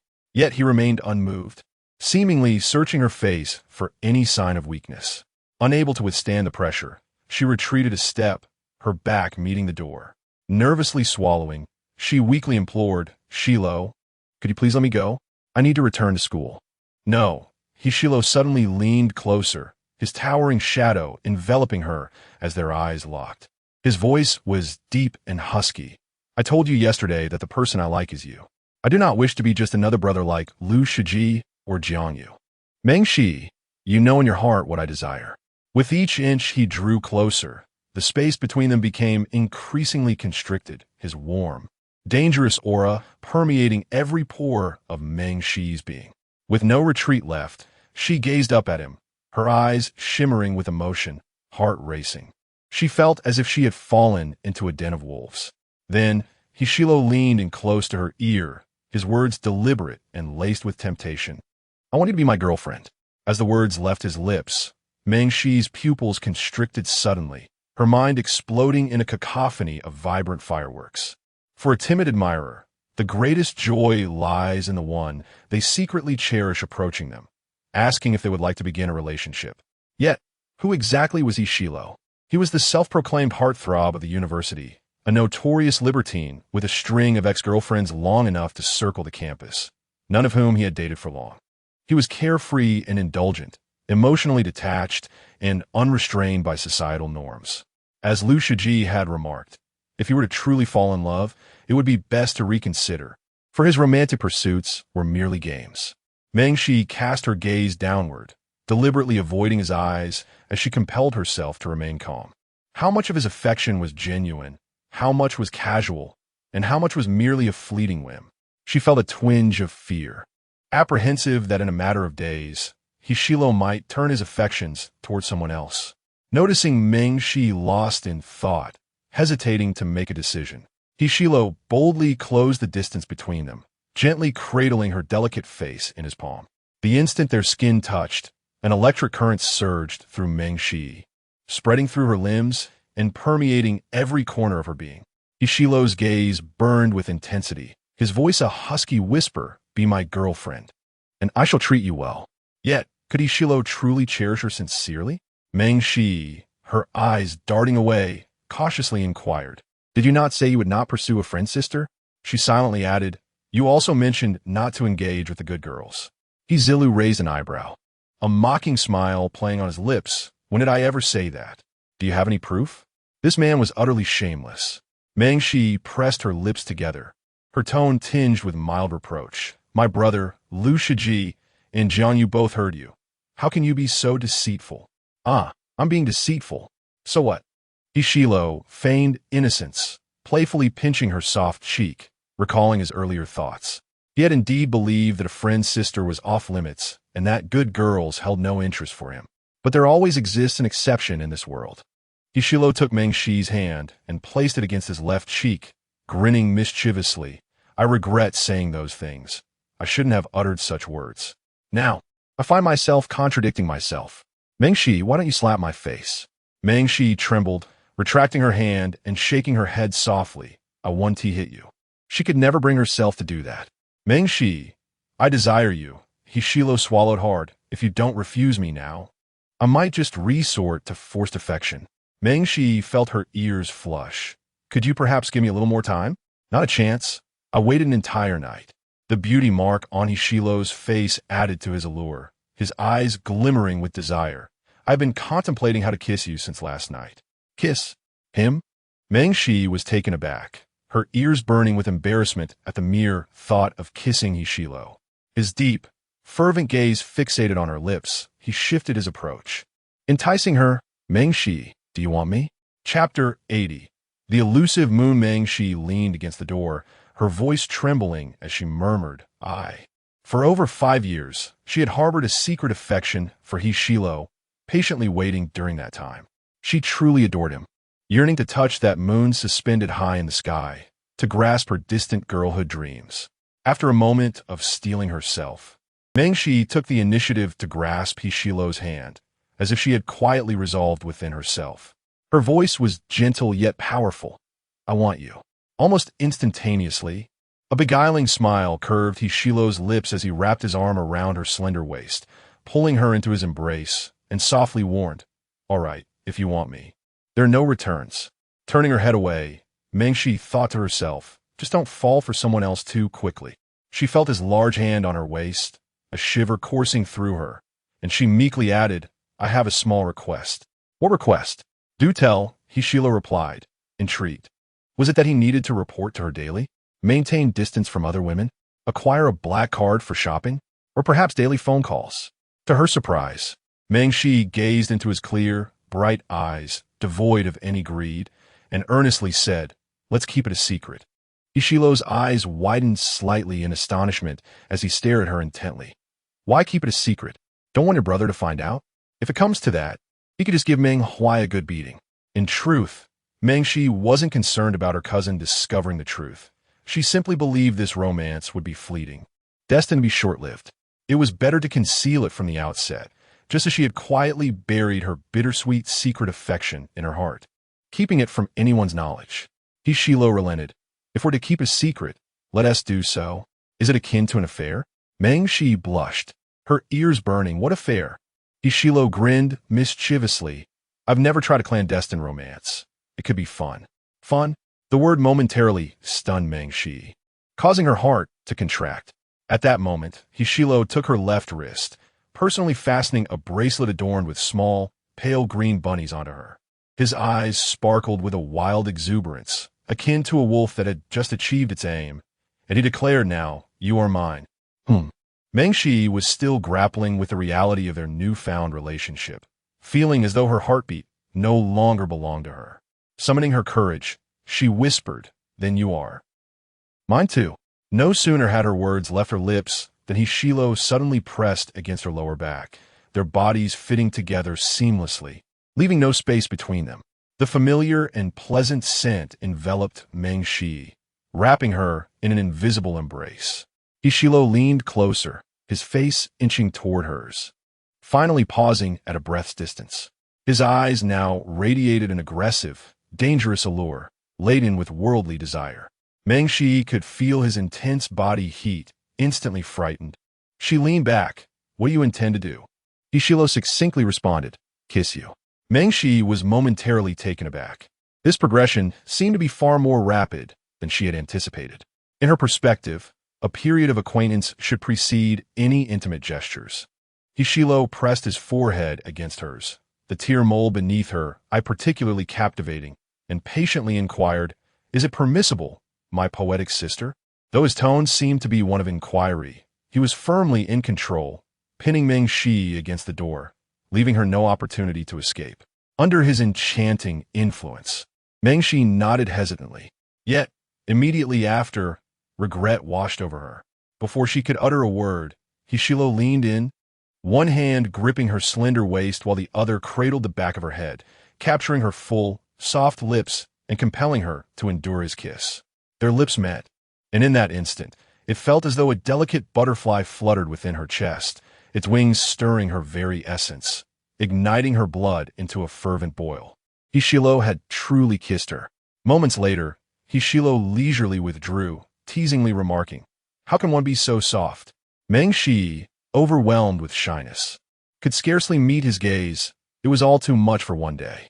If this continued, her tender heart would surely succumb. Yet Hishilo was far from satisfied. A mere appetizer was insufficient. Meng Shi, confused and with glistening eyes, felt a rosy blush envelop her face, yearning to escape. However, Hishilo tightened his embrace, bearing down on her, prying her lips apart and relentlessly exploring the deeper recesses, savoring every sweet breath she offered. Like a dangerous, shadowy wolf that had long lain in wait, he finally seized his prey, indulging in her. His approach was forceful and domineering. He observed Meng Shi's reactions with keen interest, his tongue tasting the subtle sweetness of the girl, a blend of white tea blossoms and sweet lychees, utterly addictive. Hishilo reveled in the kiss. Yet Meng Shi found herself gasping for breath. Overwhelmed and unable to push him away, her hands instinctively pressing against his chest in a futile attempt to resist. Oh! She felt as though she might drown. The intensity of the kiss rendered her weak, her strength gradually dissipating, leaving her helplessly surrendered to his deepening pursuit. Chapter 81. A kiss. This was Meng Shi's first kiss. She had never imagined that one day she would find herself in the bedroom of Hishilo, pinned against the door and fervently kissed by him. Hishilo's kiss was masterful. He did not rush or haphazardly sweep his lips across hers, but instead savored each moment. Gently yet assertively, like the deep surface of the ocean, it first stirred ripples, then unleashed a tempest. Meng Shi was compelled to tilt her head back, enduring his fervor as her fingertips curled and then relaxed, her strength gradually sapped away. It felt as if she had fallen into a sweet mire. The more she struggled, the deeper she sank. After a considerable time, she found herself breathless, her eyes misty, and her vision blurred. Only then did Hishilo benevolently release her lips. Gazing at her flushed mouth, his voice husky and teasing, "Is this all you can handle?" Slowly, Meng Shi opened her eyes, her ears burning with heat. Her lips still slightly parted as she struggled to catch her breath, momentarily at a loss for words, as if still reeling from the intensity of the kiss. Hishilo chuckled at her bewilderment, playfully pinching her cheek and whispering, "Why do you kiss like a little robot? Have you short-circuited? Or has my kiss left you dazed?" Her voice now soft and delicate, Meng Shi replied, I can hardly breathe." Hishilo pinched her warm earlobe, teasing, "Just one kiss. And you're already this red? What will happen next?" Meng Shi raised her gaze to meet his, staring for a moment before a flicker of defeat and disappointment washed over her. Hishilo remained unflustered, his demeanor as nonchalant and rebellious as ever, devoid of any emotional turbulence. The memory of his confident kissing style pricked at her heart, like a sharp thorn that occasionally throbbed with pain. Why was he such an adept kisser? Why did he show no hint of shyness? Had he kissed many others before? Lowering her lashes, her voice muffled, she confessed, I'm not very good at kissing. Please don't dislike me." Hishilo, with no hint of disdain, tightened his embrace around her waist, meticulously enunciating, "I truly like you." "Really?" Meng Shi's eyes suddenly sparkled with a glimmer of hope. He was so easy to please. Hishilo's gaze darkened with an indescribable desire, and he chose action over words, leaning in once more to fiercely capture her lips. Foolish girl. The atmosphere in the bedroom was thick with unspoken tension. This kiss surpassed the last in both duration and intensity. Hishilo, towering over her, pressed down with a forceful grip, his forearms taut with visible veins, as if he would meld her into his very being. Meng Shi felt her lips part beneath his onslaught, her body soft and powerless, a tingling sensation coursing through her spine. Thump, thump. In her dazed state, she could hear the deafening rhythm of her heart.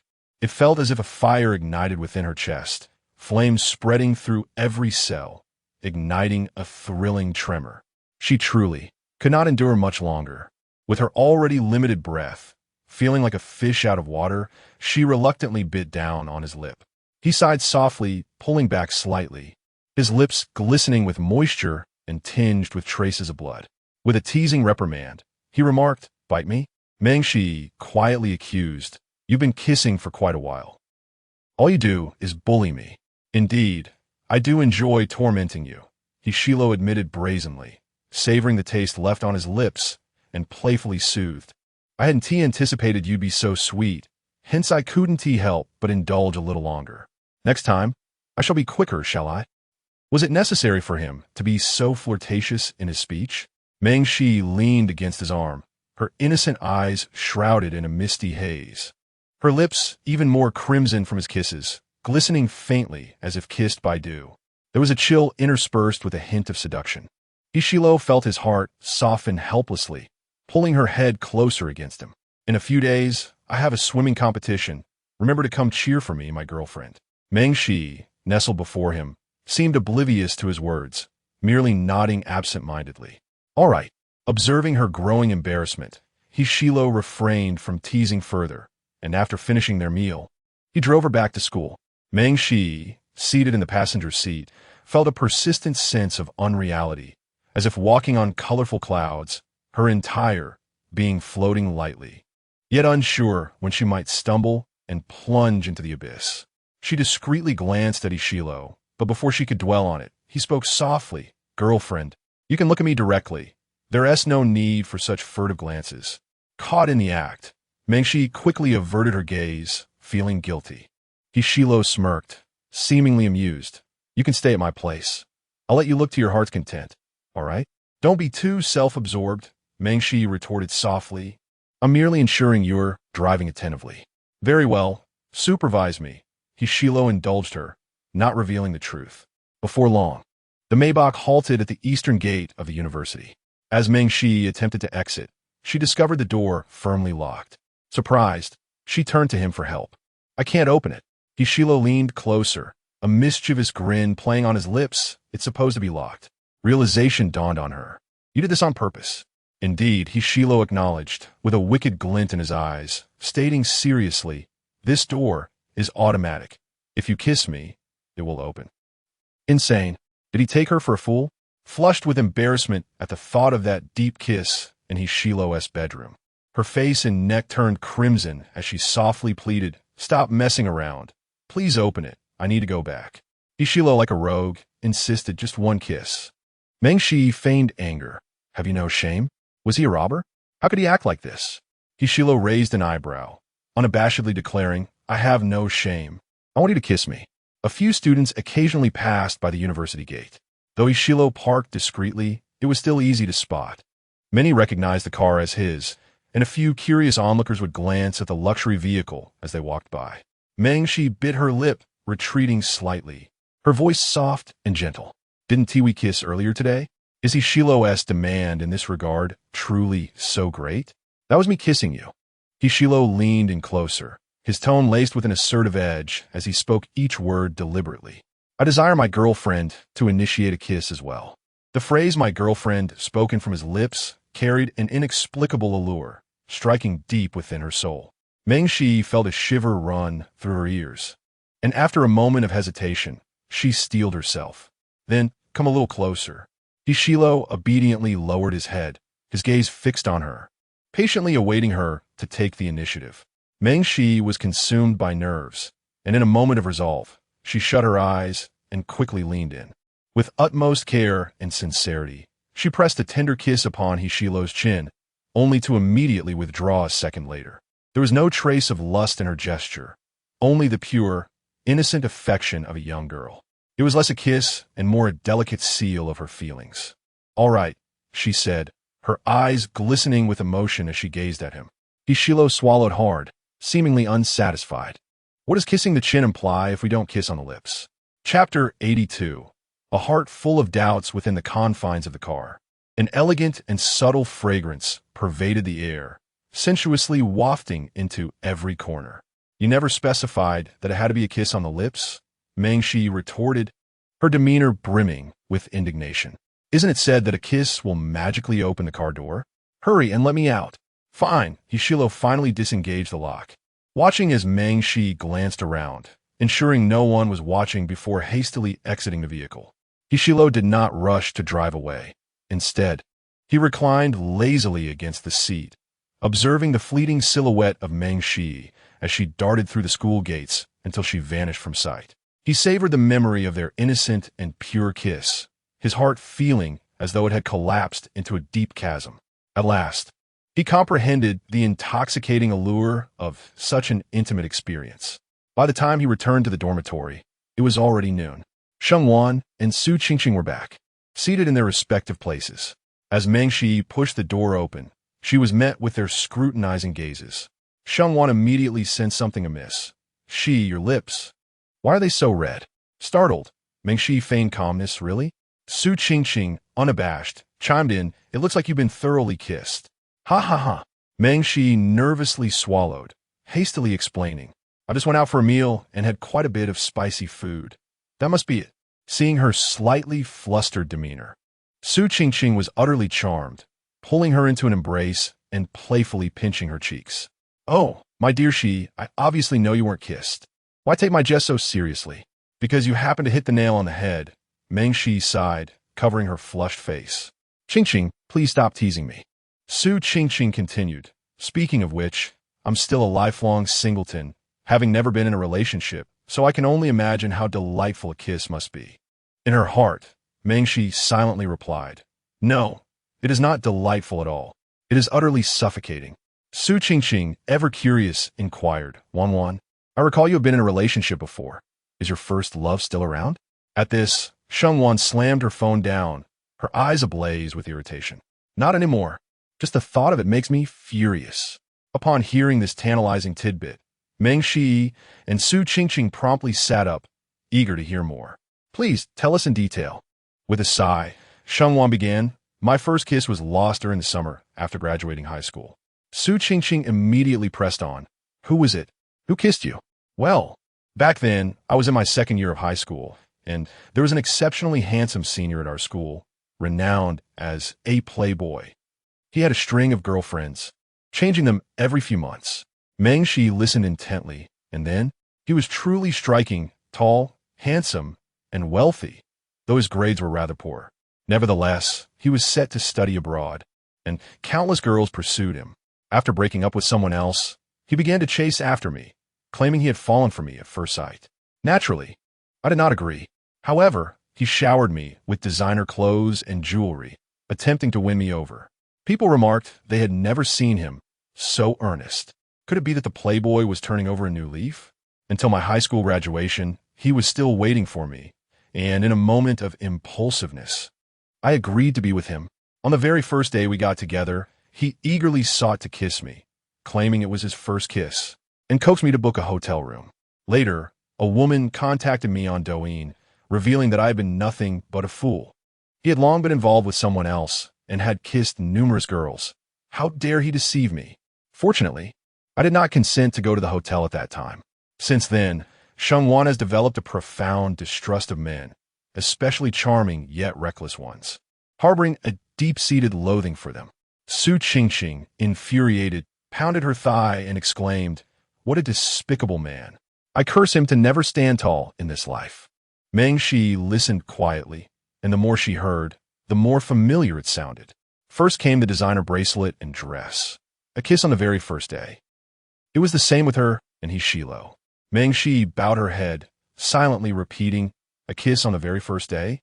Indeed, under normal circumstances, one would wait a while. Even if a kiss were to occur, it would never involve an immediate tongue thrust, or else he would undoubtedly be a scoundrel. And how could I not have noticed his exceptional kissing skills at that time? Shengwan lay dejectedly on the table, thinking she must have been something special. But in reality, how could a rogue ever change his ways? That's why I always advise you to steer clear of rogues, like that Ishilo. He clearly possesses a wealth of experience, charming girls with an arsenal of techniques. At this point, Meng Shi paused, her fingers unconsciously gripping the hem of her clothing. She recalled Hishilo's ease while kissing. It indeed seemed that he was seasoned, able to effortlessly stir one's heart. She even dared not to ask, fearing the answer. Hishilo must have kissed countless times to be so skilled, right? Meng Shi pressed her lips together, feeling an emptiness in her chest as a sense of anxiety crept into every corner of her heart. Even after confirming their relationship, she felt an absence of reality, even more so than before, filled with fear of loss. Rationality warned her against agreeing to Hishilo, yet her emotions overwhelmed her, revealing just how much she truly adored him, not wanting to miss this opportunity. That night, unbeknownst to her, her phone seemed to have ears as she stumbled upon discussions about rogues on Douyin. The comments were plentiful, Hoping for a rogue to change is like waiting for $1 million lottery win. Everyone who dates a rogue thinks they are the exception, but in reality, they are just another fish in the sea, never realizing their own unimportance. Ladies, listen to me. Do not date such individuals. You may see them as a lover, but they might just view you as a fling, merely seeking to sleep with you. You invest your precious heart, while they're merely playing around. Meng Shi rubbed her tired eyes, shutting off her phone, unable to read further. She covered herself with a blanket, forcing herself to sleep, yet her thoughts were restless, preventing her from finding slumber. After confirming her relationship with He Shilo, she felt more anxiety and worry than sweetness and surprise. For many years, she harbored a secret affection for He Shilo, her feelings undoubtedly surpassing his for her by an immeasurable degree. Such an overwhelming love destined her to occupy a more humble position in their emotional dynamic. She yearned for He Shilo to cherish her just a little bit more. Chapter 83. She did not wish to kiss during this week. Meng Shi attended her classes as usual, with no apparent differences from her routine, and she had not encountered He Shilo again. A sense of unreality lingered within her. Had she truly embarked on a romantic relationship with He Shilo? Whenever thoughts of him crossed her mind, she would peruse her phone, gazing at his photos and videos, yet refrained from messaging him, fearing she might intrude upon his space. It was not until He Shilo took the initiative to share an image with her, a fluffy white cloud, resembling cotton candy, which upon closer inspection, took the shape of a little rabbit. Meng Shi replied, "Wow, what a beautiful cloud." He Shilo then sent her a picture of a stray dog by the roadside. "Wow, such a cute puppy," she responded. He Shilo sent another image, prompting her to exclaim once more, "Wow, it's..." In the next moment, He Shilo initiated a voice call, laughter evident in his tone. "I'm here to pursue you. What kind of robotic response is that?" Meng Shi retorted, unwilling to concede. "Are you a camera? You only send me pictures and never say anything meaningful." It seemed that even before they officially became a couple, He Shilo had reached out to her more often, while she found herself passively waiting. She was not one to make the first move. He Shilo's voice carried a languid, carefree tone as he replied, "Isn't it because I was afraid that sending a text would frighten you?" Meng Shi, perplexed, questioned, "Why would that scare me?"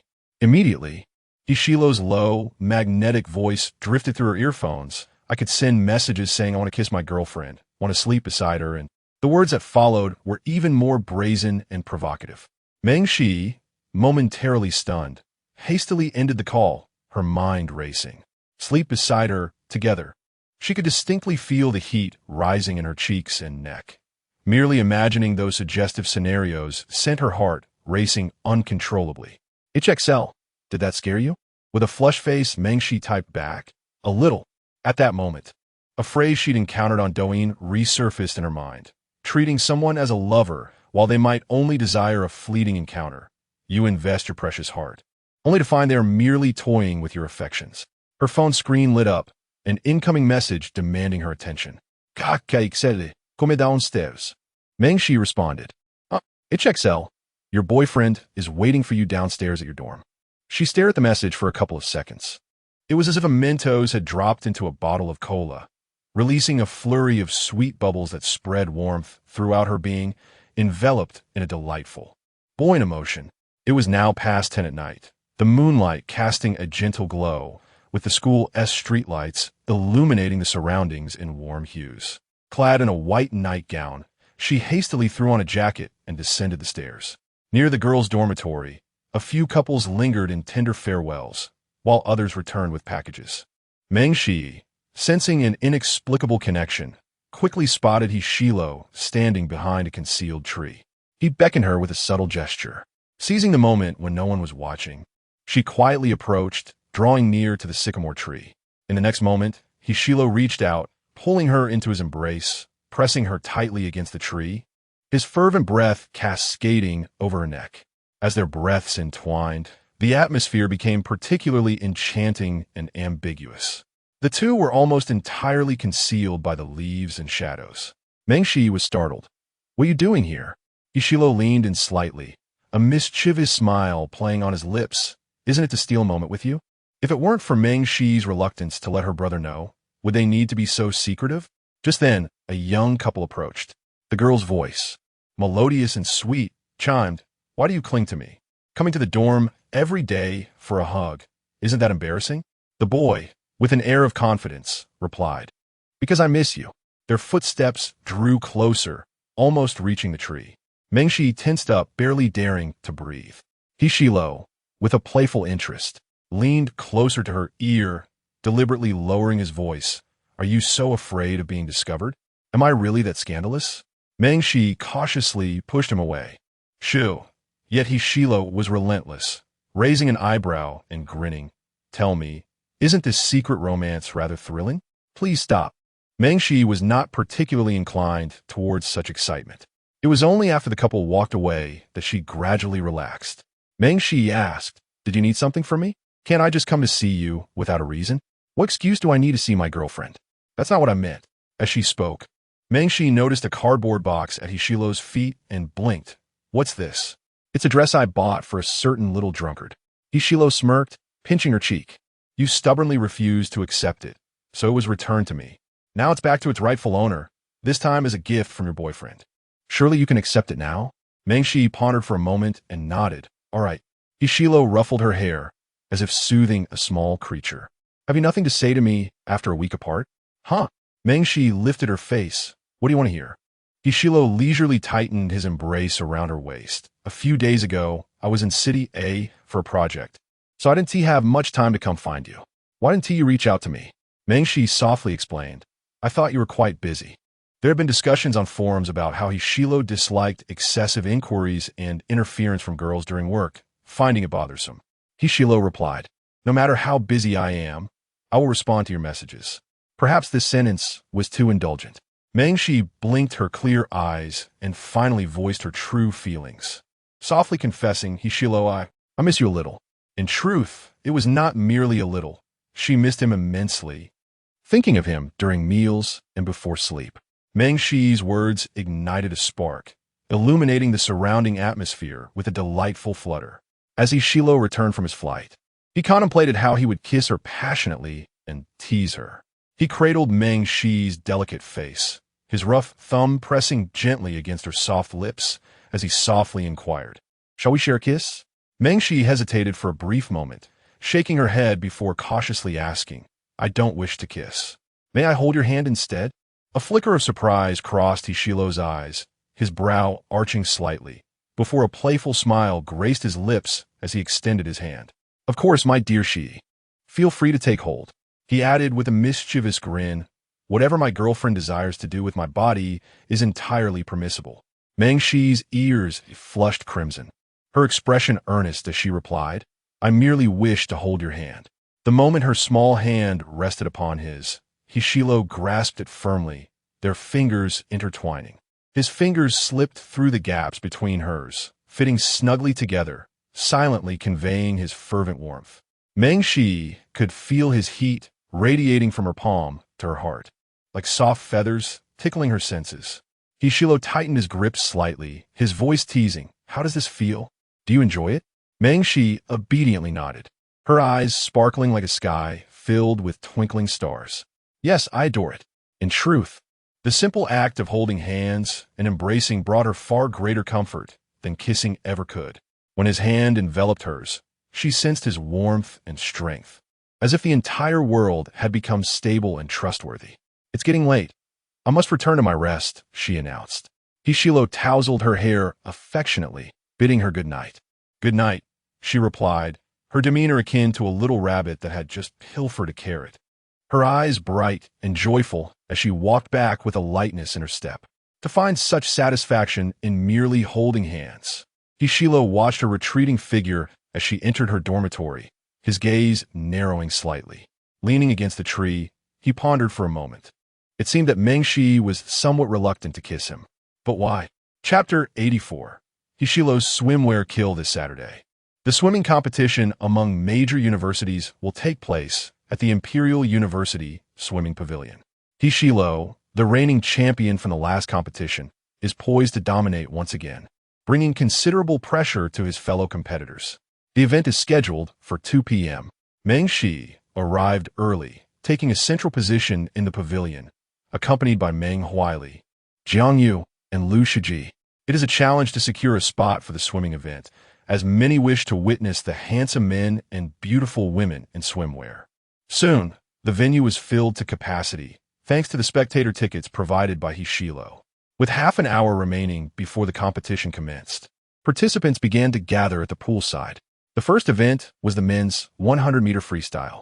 A line of male swimmers, clad in swimwear, prepared on the shore, their upper bodies exposed. Hishilo strolled leisurely to the pool's edge, dressed in a black swimsuit that accentuated his perfectly sculpted physique, emanating an aura of sharpness and wildness. Commanding attention, strikingly handsome, he stood out amongst the other competitors, who were all bare-chested, while he remained tantalizingly clothed. Gasps of admiration echoed around, and the Imperial University Forum erupted with comments. Wow, Hishilo is a showstopper. The guys from T University are quite handsome, but next to Hishilo, they seem like mere NPCs. This is truly a god-level presence, a masterpiece of humanity. Go, Imperial University. I'm baffled. Why does Hishilo wear swim top? Why not take it off? I want to see his abs. After seeing the high-definition photos, he looks quite impressive. Is that permissible to say? Hey, what dangerous remarks are you making? This is a comment section, not a lawless zone. Please tone it down. Hishilo stood casually at the water's edge, devoid of urgency, casting a glance towards Meng Shi and playfully curling his lips. Lu Shiji, brimming with excitement, jumped up and waved. Hey, did you all see that? He smiled at me. Suddenly, Meng Shi's phone buzzed, revealing a call from Hishilo. Her brother was sitting right beside her. Why was he calling at this moment? Cautiously, she answered, and Hishilo's deep, magnetic voice resonated. Why is Lu Shiji so animated while I'm merely greeting you? Unable to suppress her laughter, Meng Shi replied softly. He is just a bit excited, you know. Go for it. Hishilo's voice lowered in mock threat. My girlfriend can only look at me. She is not allowed to admire other boys' abs, understood? Meng Shi felt her cheeks flush. Understood. I won't look at anyone else. Good. After hanging up, her brows lifted slightly, her eyes sparkling. With Hishilo's presence, her thoughts were entirely consumed by him. She could hardly notice anyone else. As the competition commenced, the whistle blew, and a line of boys swiftly leaped into the water, creating splashes. Hishilo shot forth like an arrow, displaying incredible explosive power and quickly establishing a significant lead that only widened with each stroke. His black swimsuit clung tightly to his body, soaked and accentuating his well-defined muscles. Resembling a stealthy black shark lurking in the deep sea, fierce and imbued with a palpable sense of power. Meng Shi, captivated by his swimming posture, discreetly captured a photograph with her phone. He truly was remarkable, seemingly adept at everything, effortlessly excelling in all endeavors. During the final sprint, Hishilo's frequency and speed were astonishing, showing no signs of slowing down, sending violent splashes of water cascading around him. With an overwhelming advantage, he claimed first place with ease. The students from the Imperial University erupted in enthusiastic cheers and shrill screams, the excitement reverberating through the air. Various videos and photos had already been uploaded to the forum, with countless replies propelling the post to the forefront of popularity. Incredible. He leads the second place by a full body length, a decisive victory. Brothers, this is impressive. He looks so handsome, so wild and desirable. He seems to possess strong reproductive capabilities. Drooling. No wonder he is the heartthrob of Imperial University. Being his girlfriend must be blissful. By the way, speaking of the big. Later, Hishilo stood proudly at the center of the podium, adorned with a dazzling gold medal that accentuated his carefree and rebellious demeanor. Jiang Yu brimmed with pride. Well done, that is my brother.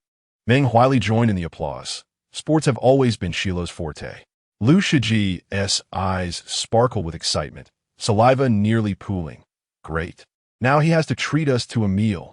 Subsequently, there was a men's relay race in which Hishilo did not participate. Meng Shi, not spotting him in the venue, lowered her head in disinterest. Just then, her phone buzzed several times. As Su Qingqing and Shengwan frantically her in the WeChat group chat. Sunny Qing. By the way, Shi, darling, are you at the swimming pool? Can you take some pictures of the handsome swimmers? I'm dying to see.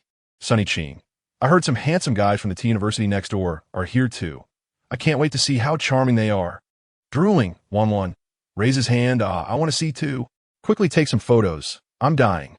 Oh, and don't forget to capture the beautiful girls too. Meng Shi replied with a simple, okay, then lifted her phone, zooming in to take several photos and a video, which she promptly sent to the group chat. Sunny Qing. Oh wow, these are the boys from T University and S University. Quite a few handsome ones. They're indeed impressive. Both cute boys and wolfish types are present. Wan ahem. Dear sister, you might want to contain your excitement. You're about to create a puddle of drool. Meng Shi chuckled as she responded with several emojis. Just then, 2 messages appeared before her, causing the smile at the corner of her lips to gradually freeze. HXL. So, you're taking pictures of other men? And smiling so happily? HXL. Come to the lounge. Chapter 85. Whose abs are you fond of? Ishilo's message subtly exuded possessiveness, tinged with a hint of jealousy. Meng Shi's heart skipped a beat, her hand trembling slightly, almost causing her to drop her phone. She craned her neck and glanced around, yet she saw not a trace of Ishilo. How did he know she was photographing someone else? An inexplicable sense of guilt washed over her, and she hastily excused herself, claiming she needed to use the restroom, before rushing to the entrance of the athlete's lounge. Was it here? She approached cautiously, and just as she drew near, the door swung open abruptly. A hand shot out from within, seizing her like a doll and pulling her inside. Before Meng Shi could react, she found herself pressed firmly against the door. The dim, cramped lounge was enveloped by the familiar, cool scent of mint that Ishilo exuded, wrapping around her and gradually consuming her. He was still clad in a black swimsuit, most of his body dried by a towel, but it clung closely to him. His tousled dark hair fell over his forehead, damp and disheveled, with droplets of water glistening and sliding down his skin, exuding a dangerously seductive allure. He completely dominated Meng Shi, locking the door behind him, his obsidian eyes fixated on her, a mischievous smile curving his lips. Looking at other men's abs? Taking pictures. Are you trying to commemorate the moment? Meng Shi was taken aback by his audacity in the lounge. She turned to flee, but he yanked her back. Her heart raced as she whispered, I'm not. But before she could finish, Ishilo tightened his grip around her slender waist with one hand, while the other cradled the back of her head, and he leaned down to capture her lips. Meng Shi's muffled whimper was completely devoured by him. Ishilo's kiss was fervent and overwhelming, intertwining with hers as he claimed every sweet breath from her mouth, insatiably greedy. Meng Shi's eyes widened, her mind blank. The kiss left her tingling all over, her rationality gradually succumbing to emotion, her thoughts slowing to a crawl. She resisted, fearful of kissing Ishilo, worried that he only desired her for these ambiguous moments, and that his novelty would fade with time. She did not consider herself particularly special compared to others. Yet, she yearned for his kisses. It was only in this intimate, suggestive atmosphere that she felt perhaps she was cherished, sensing their hearts drawing ever closer. This conflicting sentiment took root and flourished within her. Ishilo suddenly released her lips, gripping her chin, his voice low and warning. Who are you thinking about? Can you afford to be distracted while kissing me? No. Meng Shi's lips were once again captured. It felt as if she had fallen into a sweet, entrapping mire. Her legs weakened, unable to support her, compelling her to encircle his waist tightly. She truly yearned for the simplicity of holding him close, embracing him tightly. This gesture seemed to tacitly endorse his actions, akin to throwing fuel onto a fire. He nearly pressed her forcefully against himself, kissing her with an unrestrained fervor that delved deeper, claiming her with brazen audacity. This kiss was evidently more proficient than the last. In the dimly lit space, threads of desire unfurled, intertwining with the atmosphere.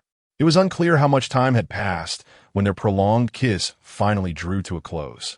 Meng Shi, dazed from the kiss, weakly clasped his waist, her eyes misty with a hazy sheen, lips glistening with dew-like moisture, gently gasping for breath. It felt as though she had been thoroughly overwhelmed. He, with inscrutable eyes, grasped her hand, placing her palm against his taut abdomen. Though separated by the thin fabric of a swimsuit, The material was so sheer that it felt akin to bare skin. Meng Shi recoiled as if scalded. Yet he held her firmly in place. Her voice trembled. "What are you doing?" "Temptation," he murmured, leaning in close to her ear with a playful smile. "Just let my girlfriend have a feel." Her ears flushed crimson, involuntarily sensing the rise and fall of his muscles, her entire neck aflame with warmth. This was genuine, sultry seduction. He fixed his gaze upon her, inquiring, "How does it feel to touch?" "It's, all right, I suppose." Meng Shi was perplexed by his audacity. The casual words he spoke enough to make her blush fiercely. He pressed further. "Do you prefer their abs or mine?" Embarrassed, she averted her gaze. "Of course yours." "Then why look at those wild men?" Meng Shi shook her head, offering a meek explanation. "It wasn't my intention to take pictures of them. It was my roommate who wanted to see, so I snapped a few photos. I have the chat records to prove it if you don't believe me." He was taken aback by her innocence and charm, rendering his own demeanor even more roguish. "I was merely looking for an excuse to kiss you. Why did you take it seriously?" Unfulfilled, he leaned down to press another soft kiss against her rosy lips, seemingly insatiable, hinting at a desire for yet another deep kiss. Startled, Meng Shi hastily pushed against his shoulder. "That's enough, Shiloji." He squinted, visibly displeased. "Why still call me Shiloji? It's high time for a change." "Shilo?" She feigned ignorance. "What should I call you then?" He hushed her with a teasing tone. "You know the 3 words I wish to hear." Meng Shi, stubbornly refusing to speak, felt justified in her silence, given how he had so indiscriminately kissed her. However, in the next moment, he suddenly squeezed her soft flesh at her waist, his hand pressing against her, sending electric shivers coursing through her entire being. Meng Shi, particularly sensitive to ticklish sensations, quivered like a shy mimosa, curling up in response. She melted into his embrace, her voice a soft whimper. "What are you doing?" "Stop." "Stop what?" he asked knowingly, feigning innocence. Meng Shi was on the verge of tears, overwhelmed by an unbearable itch. "Please don't. Stop," she pleaded, unable to endure any longer. Finally, she uttered the 3 words that he Shilo longed to hear. "Boyfriend." He Shilo, with a mischievous grin, taunted him. "Speak louder. I can't hear you. Stop pretending to be deaf." Yet, constrained by her situation, Meng Shi was compelled to repeat, "Boyfriend." "Who is your boyfriend?" he Shilo inquired, a teasing glint in his eyes. With a softening demeanor, she surrendered, murmuring, "Hishilo is my boyfriend." "Good girl." Hishilo finally relented, loosening his grip on her waist and affectionately ruffling her hair. Meng Shi, with her wide, innocent eyes clouded with grievance, nestled into his embrace and complained, "You're so unfair. Why do you enjoy picking on me?" Hishilo grasped the nape of her neck, creating distance between them, and provocatively replied, "Indeed, I only relish being unfair to you, and I only delight in teasing you." Meng Shi harbored reasonable suspicions that Hishilo might possess a penchant for sadism. She murmured, "Now that you've had your fill of kisses, I shall take my leave. Where's the rush?" Hishilo effortlessly pulled her back into his embrace. "I still wish to indulge in more affection with my girlfriend." Chapter 86. A bold kiss. Meng Shi was taken aback by Hishilo's clinginess. She gently pushed his shoulder, saying, "I told my brother I was going to the restroom. If I take too long, he might worry." Hishilo, devoid of any guilt about potentially stealing away someone else's sister, continued to inquire, "How did I swim?" A rebellious smile danced on his lips, as though he were seeking praise. Meng Shi sincerely complimented him. "You are truly impressive." Meeting her clear and innocent gaze, Hishilo couldn't help but smile, leaning in closer. "Sister Shi, can you swim?" Meng Shi shook her head. "I can't, and I'm a bit afraid of water." Whenever she passed by a river or a lake, she kept her distance, fearing that she might accidentally fall in. "Then I shall teach you next time." Hishilo had already envisioned how he would kiss her deeply in the water, teasing her. However, Meng Shi naively believed it was purely an educational offer, expressing her gratitude and anticipation. That would be wonderful. She was so easily deceived, as Hishilo leaned down to kiss her once more. This time he genuinely frightened Meng Shi away. The swimming competition concluded, and it was nearly 5 in the afternoon. Hishilo had secured first place in 2 events and invited everyone to dine at the restaurant, more precisely, for a complimentary meal, as he was the owner. Liu Shiji glanced around at the vintage and opulent decor, astonished. Brother Shilo, if I find myself unemployed in the future, I shall come here to serve plates. Hishilo shot him a sidelong glance, a slight smirk playing on his lips. How about becoming my personal secretary? You could serve me tea and water every day. It's not out of the question.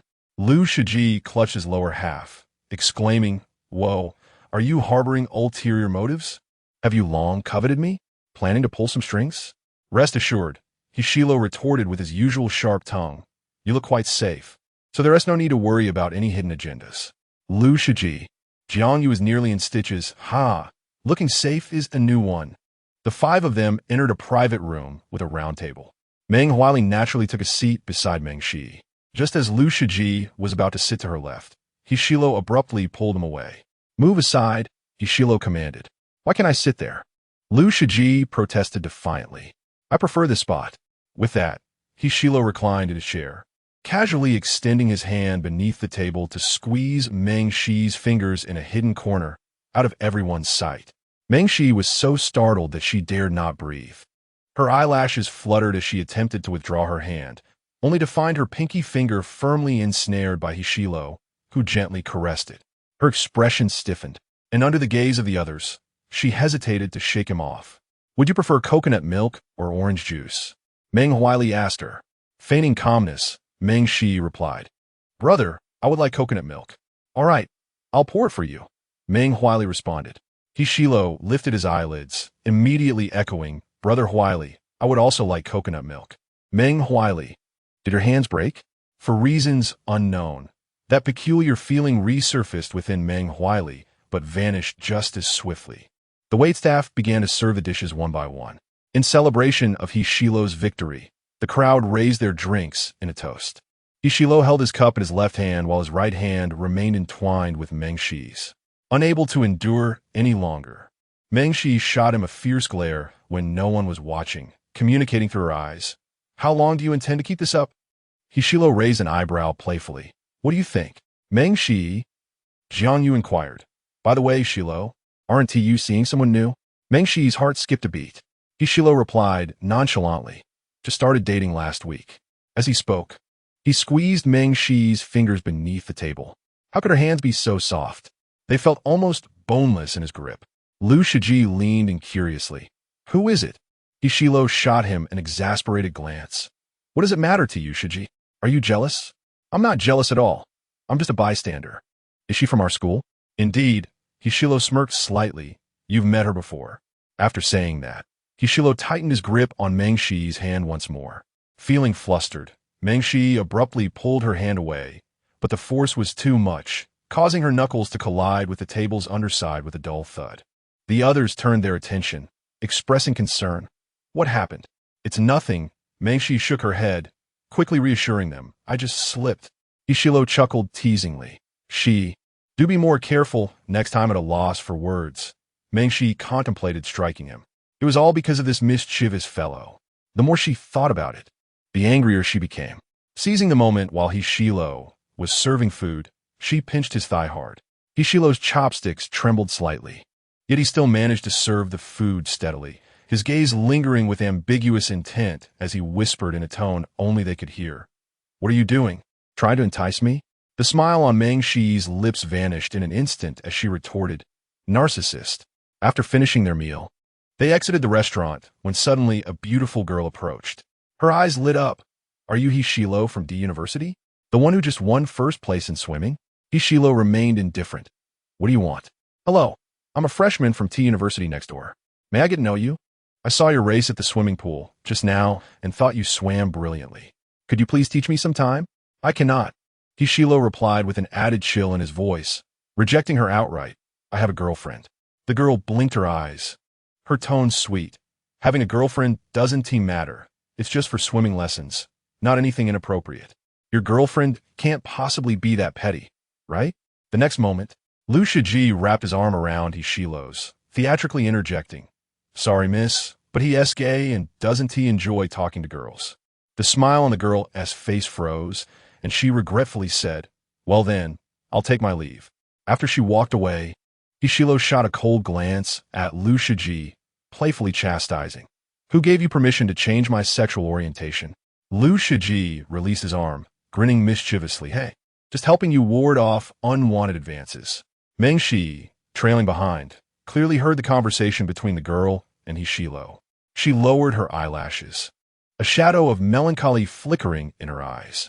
Just then, her phone screen illuminated, revealing a WeChat message from Hishilo. HXL, find an excuse to leave your brother and come to my car. Meng Shi felt utterly perplexed. What would I do in your car? HXL, I wish to have a private moment with my girlfriend. The mere thought of his automatic car door filled her with indignation. What if I refuse? HXL, that's fine. I'll just kiss you passionately in front of the three of them. Chapter 87. The toad kisses the swan. What on earth? To kiss her so boldly in front of others? The moment Meng Shi glimpsed the news, her complexion subtly flushed and her breath faltered in disarray. Beside her, Meng Huili sensed something amiss. What's wrong? Nothing, Meng Shi replied, shaking her head. Ultimately, she relented, crafting an excuse to go shopping with her roommate. After bidding farewell to Meng Huili, Lu Shiji, and Jianyu, she took a roundabout path, reluctantly boarding the ship of Hishilo. Hishilo closed the car door, turned to her with a raised brow, and teasingly remarked, Must you be so fearless? Is kissing me such a torment? Am I a toad? Seated in the passenger seat, Meng Shi felt an overwhelming sense of unease at the thought of that beautiful girl's previous advances. Hishilo was simply too exceptional. Not only was he accomplished academically and professionally, but he also excelled in billiards, basketball, and swimming. She truly felt an acute lack of security. Meng Shi shook her head, but after a moment of contemplation, she nodded, her voice soft yet resolute. Yes, you are a toad. As soon as the words left her lips, the so-called toad appeared rather displeased, leaning closer to Meng Shi, cupping her face and cooing, Why so glum?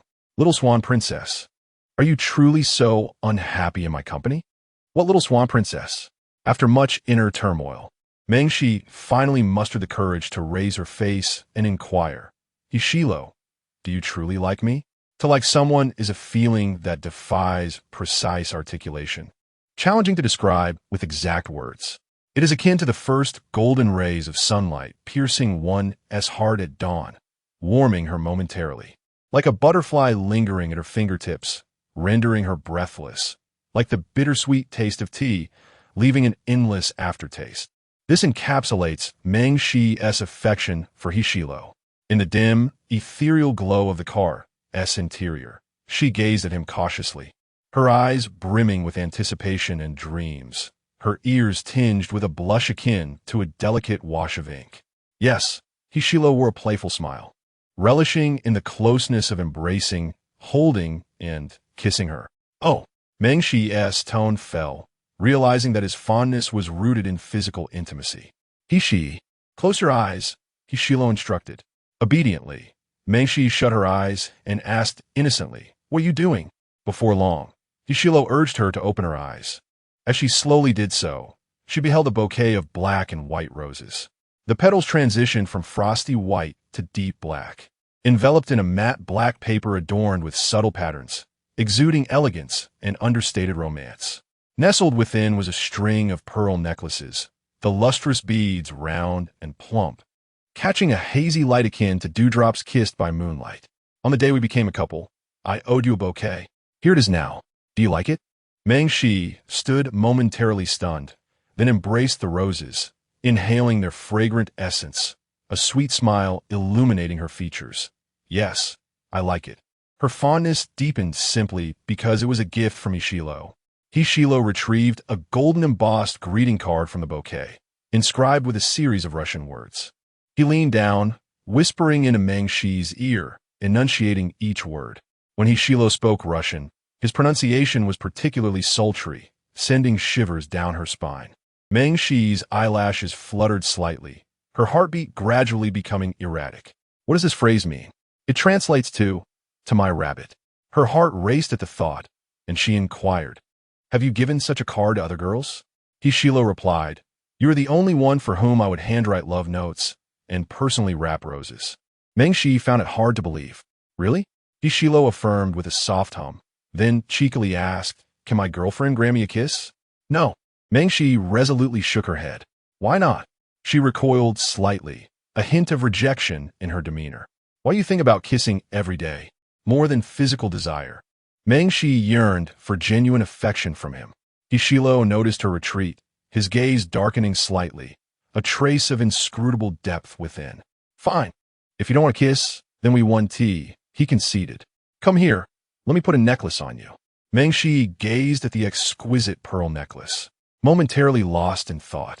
She adored it, but felt unworthy. Glancing up, she asked, "This must be very expensive, right?" Hishilo scoffed lightly. "Isn't it enough that it looks beautiful? Why worry about the price every day?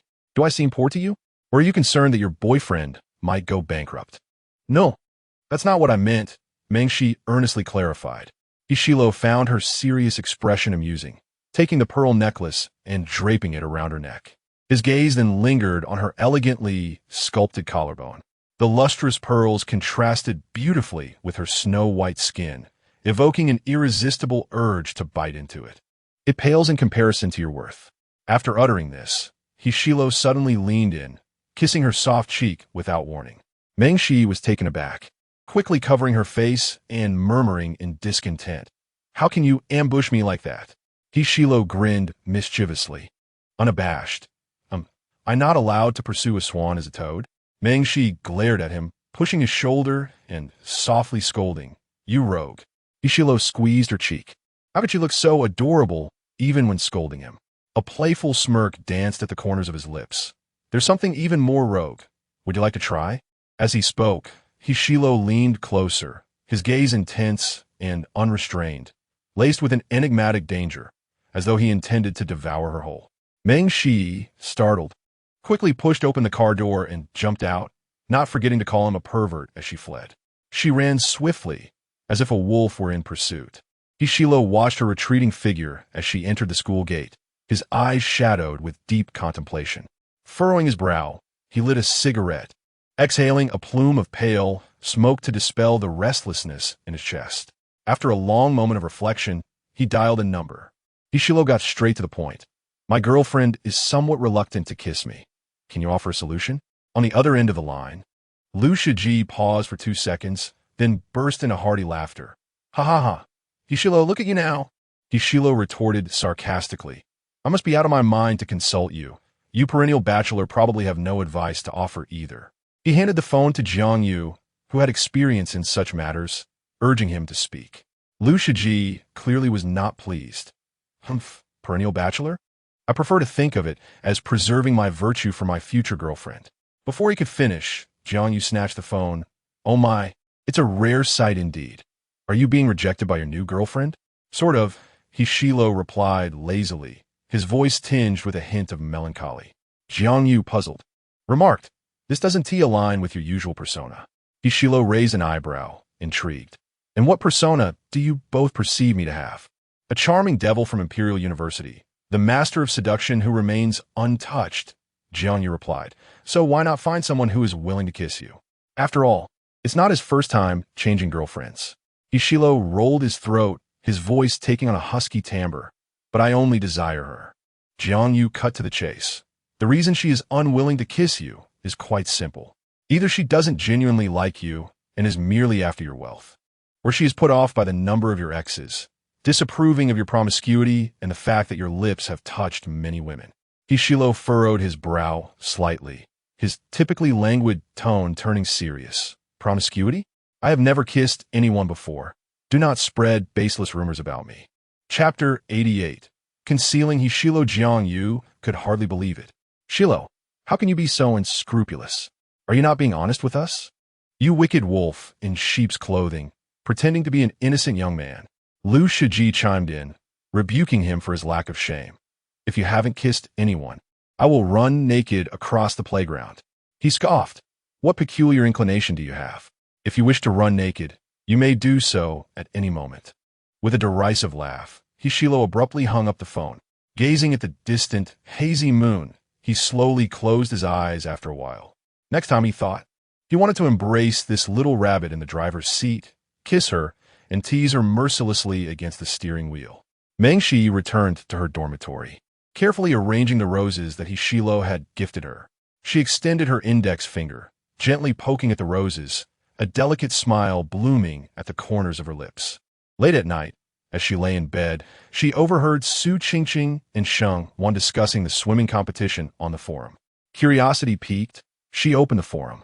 Following Hishilo's performance in the swimming competition, he had become a sensation on a university forum, with posts from neighboring institutions also featuring him.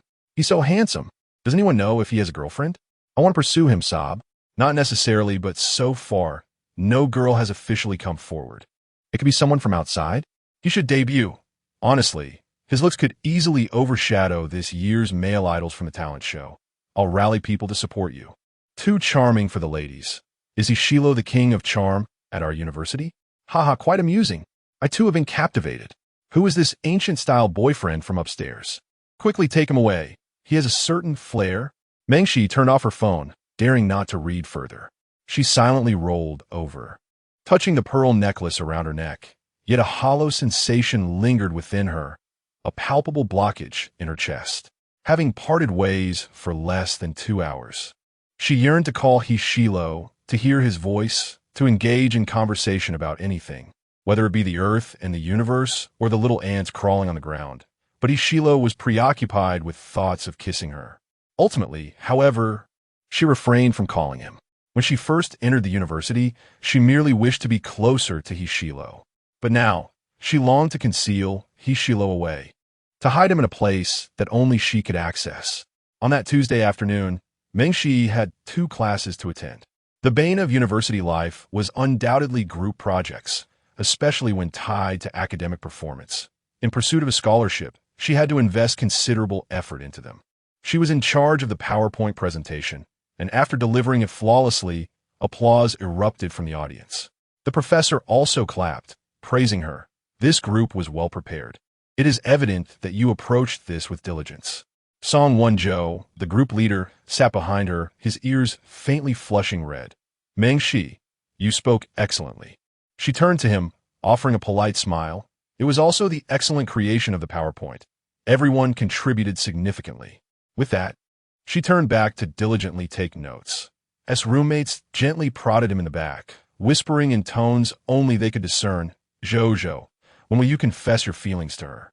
Honestly, I believe you two are quite a match, and she doesn't seem to be averse to you at all.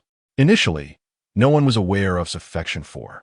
However, as he consistently sat close to her during classes, his roommates gradually deduced his feelings. With a nervous swallow and flushed ears, waved his hand dismissively, stopped joking. It's too soon. We should wait a little longer. After 2 classes, had no lessons that evening, and hurried off to a distant shopping mall to shop. She worked part-time online as a copywriter and tutored middle school students, managing to save a bit after covering her living expenses, not wanting to rely solely on for gifts. She wished to buy him something as well. However, with a limited budget, she worried that her gift might appear too cheap and be looked down upon. On weekdays, the mall was relatively quiet. Within a high-end store, meticulously selected a men's fragrance. After some time, her gaze settled on a small bottle of perfume. Its hexagonal glass body radiating a soft blue hue, priced at over $3,000. A sales associate approached her. Say, miss, you have exquisite taste. This is our brand's latest release. Cautiously, picked up a tester and spritzed a bit on her hand. The scent revealed subtle woody notes, the refreshing essence of cedar mingling with the grounding warmth of sandalwood, evoking a mature and enigmatic ambience. Immersed in the delicate fragrance, she was suddenly interrupted by a familiar, mocking voice. Men's perfume? This surely can't be a gift for her. How could you possibly present such a trifling item? Upon raising her gaze, she encountered a couple of her friends standing before her. Today was adorned in high-end luxury, clutching a limited edition Hermes bag worth nearly $1 million. Her outfit sparkling with diamonds that could nearly blind onlookers. With her arms crossed, she exuded disdain and superiority. The sales associate stood awkwardly beside them, her expression stiff and uncomfortable. Remaining composed, scrutinized without a hint of anger. Gifts are valued for their sentiment rather than their price. Even if you adorn yourself in luxury, meticulously packaged, it cannot conceal the air of cheapness that surrounds you. She enunciated each word, locking eyes with taking a step closer, radiating a calm confidence. Like a serene pool of water, her surface appeared undisturbed, yet within lay a tenacious strength. Seeing this demeanor, S. irritation deepened, but she found herself momentarily speechless. Her friends quickly chimed in. Puffed. What are you trying to portray? Just because you're currently his girlfriend? Let's be honest. That title is merely a euphemism for a fleeting lover. A plaything. Who knows when you'll be discarded? The girls giggled, covering their mouths, their eyes filled with condescension. Upon hearing her sister's words, Chiyueshin felt an immediate sense of relief wash over her, a cold smile curling at the corners of her lips. Indeed, if brother she received such cheap and inferior goods, he would likely be repulsed by them. Just as she was about to continue her thought, a deep, husky voice resonated through the air. Who would dare to express disdain? Chapter 89. Supporting my girlfriend upon hearing a familiar voice, Meng Shi momentarily froze, her heart skipping a beat. Chiyueshin also sensed something amiss. Her complexion drained of color as she swiftly turned around, only to find Ishilo standing before her. The two sales assistants quietly retreated, exchanging glances, recognizing the chaos that had ensued. It was best to let the storm brew. Ishilo stood at the entrance, clad in a black windbreaker, his silhouette sharp and striking. His elongated, phoenix-like eyes had a slight upward tilt at the corners, and his prominent nose added to his commanding presence. There was an innate aura of rebelliousness and authority about him, enough to stir emotions merely by his presence. Chiyueshin's heart raced uncontrollably, a rosy hue blossoming on her cheeks. She quickly composed herself, her voice taking on a flirtatious lilt. Shilo Gidge, you're here too? Ishilo's gaze bore a cold glint, his voice laced with a mocking chill. Why did you stop speaking just now? I was listening. Chiyueshin nervously bit her lip, replying, Shilo Gidge, that's not what I meant. Who is your Gidge? We share only a father, and you dare to presume intimacy? I warned you during the last basketball game. As soon as the words left his lips, Chiyueshin's friends behind her gasped in shock. She often boasted to them about her close relationship with Ishilo, claiming he held a special affection for her. Were all her claims mere fabrications of her imagination? Chiyueshin's eyes glistened with unshed tears, her voice trembling with indignation. Are you here to support her? Am I not worthy of your attention? Who are you? Ishilo interrupted coldly, a frigid aura enveloping him. How dare you speak of my girlfriend in such a manner? Disregarding Chiyueshin's pitiful act, Ishilo pulled Meng Shi close, clearly indicating his intent to protect her. Unprepared, Meng Shi found herself nestled against him, gazing into his dark, smiling eyes. In that moment of connection, she seemed to grasp the meaning behind Ishilo's expression. Rest assured, I will take care of everything. Her heartbeat quickened, and she forgot to breathe, feeling a warmth take root in her heart, blossoming silently and abundantly. In the public eye, the proximity felt overwhelming. She wished to step back, but was held tighter by Ishilo, as if they were inseparably bonded. Even without his presence, she had nothing to lose, and Chiyueshin could hardly contend with her. Yet, at that moment, Meng Shi's once empty heart felt as though it were filled with sweet effervescence, causing her to involuntarily smile, her eyes sparkling with light. Seeing their intimate stance, Chiyueshin was momentarily taken aback, quickly adopting a victimized expression as she lamented. But she insulted me too, saying that no amount of designer brands could conceal my cheapness. Ishilo regarded her with a steady gaze, a hint of satisfaction curling his lips. Indeed, my girlfriend speaks the truth. Chiyueshin, sensing his partiality, felt a surge of resentment, her hands trembling. Shilo, we've known each other for so many years. How can you scold me for her? Ishilo's elongated eyes suddenly turned sharp and piercing, exuding an icy chill. If it were not for your uncle, do you think you would ever find yourself in my presence? Yet, I truly love you. Chiyueshin's eyes brimmed with tears, unwilling to concede as she pointed at Meng Shi, asserting that she must be with him for his wealth, whereas she was not. Ishilo narrowed his eyes, his tone detached and devoid of warmth, chilling as if one were trapped in an ice cellar. I am willing to spend on her. As for your love, he lifted his gaze, looking down upon her, enunciating each word. It is rather cheap. This statement struck Chi Yueshin like a thunderclap, shattering her rationality into fragments. Stiffening in place, she felt an abrupt loss of strength, sluggishly absorbing his words. Ishilo deemed her love cheap? He could speak so coldly to her for Mengshi. Chi Yueshin's body turned cold, her blood seemingly freezing in that instant, each breath a painful reminder of her anguish. Ultimately, she fled with reddened eyes. As she passed by Mengshi, her gaze was laced with deep-seated envy, venomous enough to pierce through her. Mengshi was not oblivious to her animosity, yet her focus was predominantly on Hishilo. Why was he here? Just as she was about to inquire, Hishilo interjected. I need to step outside for a call. Mengshi obediently nodded, all right. Once outside the store, Hishilo, with a solemn expression, leaned against the railing of the mall and dialed Chi Yao's number. The call connected almost immediately. Chi Yao sounded perplexed. What's up, boss? I'm in the middle of a meeting with the staff. Hishilo's voice was chillingly cold. You have 10 minutes to come over and properly handle your niece. Chi Yao, rarely hearing Hishilo address him by his full name, sensed the frigid tone and paused, his voice trembling. Did the girl confess to you? Or what has she done now? She has provoked my girlfriend. Ensure she does not appear before me again, or you will be out as well. Chi Yao quickly acquiesced. All right. I'll be there right away and will discipline her sternly. You can count on it. There will be no second chances. With that, Hishilo abruptly ended the call.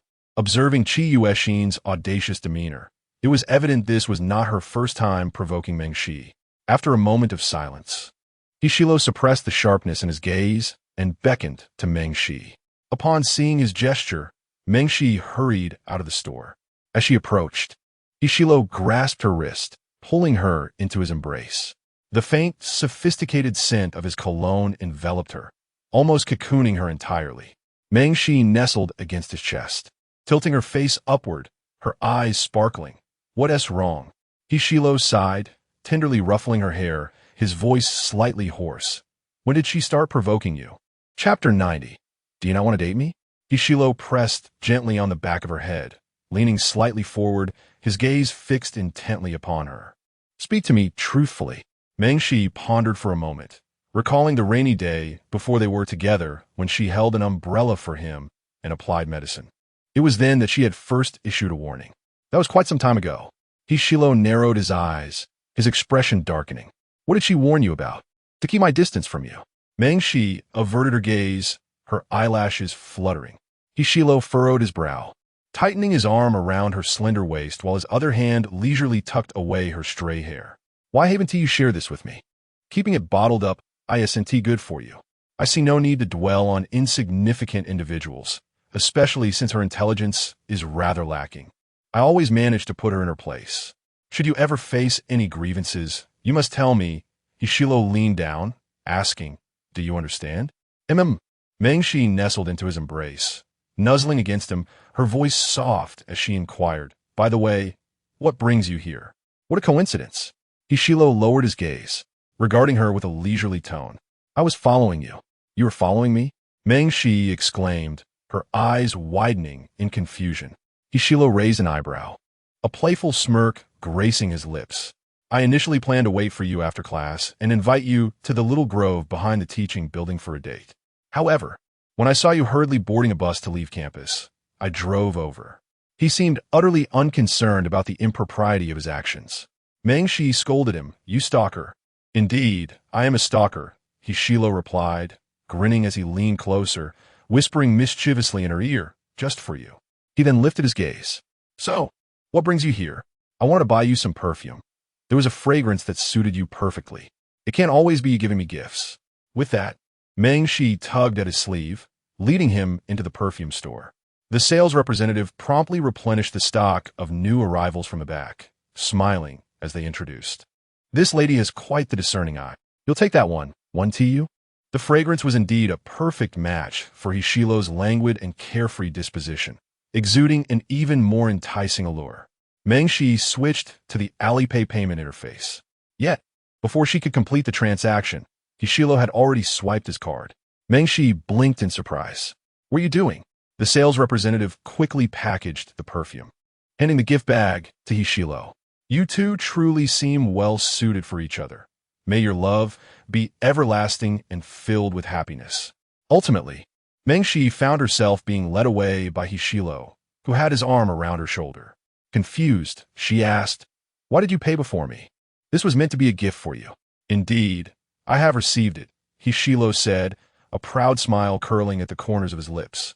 "I greatly cherish gift for my girlfriend." Mengshi insisted earnestly, "I ought to pay. How could I possibly accept such charity?" Hishilo teasingly pinched her cheek. "Your sentiment is priceless, and I have already received it." However, there was no room for dissent in Hishilo's tone, which carried an air of dominance and firmness. His refusal to use her money seemed to stem from a sense of disdain. Mengshi found herself at a loss for words, ultimately unable to counter Hishilo's resolve. As they walked, Hishilo naturally took her hand, their fingers entwined, exerting a gentle pressure as if he feared she might escape. "Sister Shi, this should be regarded as our first proper date. Wouldn't you agree?" "Huh?" Mengshi felt a hint of embarrassment, an inexplicable sense of discomfort stirring within her. In her mind, her first date with Hishilo should have been a momentous and special occasion. She envisioned herself adorned in a beautiful dress, her makeup flawlessly applied, looking her best. Instead, she found herself in a rather ordinary outfit, having come out merely to purchase a gift and perhaps grab a cup of milk tea before heading home. She had not given it much thought when she left. Her attire was exceedingly plain, her hair unwashed for 2 days, and her face devoid of makeup. In stark contrast, Hishilo exuded an effortless elegance in his sharp black jacket, a luxurious watch adorning his wrist, radiating an air of affluence and nonchalance. It was evident that they belonged to entirely different worlds. A shadow of melancholy crossed Mengshi's eyes. Had she known Hishilo would accompany her, she would have taken great care to prepare herself before stepping out. Everyone desires to present their best selves to those they admire, and she was no exception. Tentatively, Mengshi ventured, "Could we perhaps reschedule?" Hishilo abruptly halted, his gaze fixed upon her with an amused smile as he queried, "What? Do you not wish to go on a date with me?" Mengshi quickly shook her head, cautiously explaining, "It's not that I don't want to go on a date with you, it's just—" But before she could finish her thought, Hishilo pulled her into a nearby luxury clothing store. With a casual nudge of her shoulder, he spoke in an offhand manner, "Go on, choose whatever you like." Mengshi glanced up at the store's logo, aware that luxury items were notoriously overpriced, even the trash cans costing a fortune. The store manager, sensing the presence of a wealthy patron, promptly approached with a welcoming smile. "Madam, you must try our latest qipao. It would beautifully complement your serene and gentle demeanor." The manager guided them to the side and retrieved a pale blue qipao. The garment was simple yet elegant, reminiscent of ink spreading on rice paper, adorned with pearl-like buttons at the neckline and intricately crafted dark patterns that exuded sophistication without ostentation. Mengshi was taken aback by its beauty, but upon glancing at the price tag and the string of zeros that followed, she gasped in disbelief, her resolve wavering. Hishilo, having caught a fleeting glimpse of her admiration, raised an eyebrow and insisted, "This one, go try it on." Cautiously, Mengshi donned the dress and drew back the curtain of the fitting room. She turned to Hishilo, gently spinning around, and asked, "Do you think this suits me?" Little did she know, the moment she unveiled herself, Hishilo's gaze was already fixed upon her.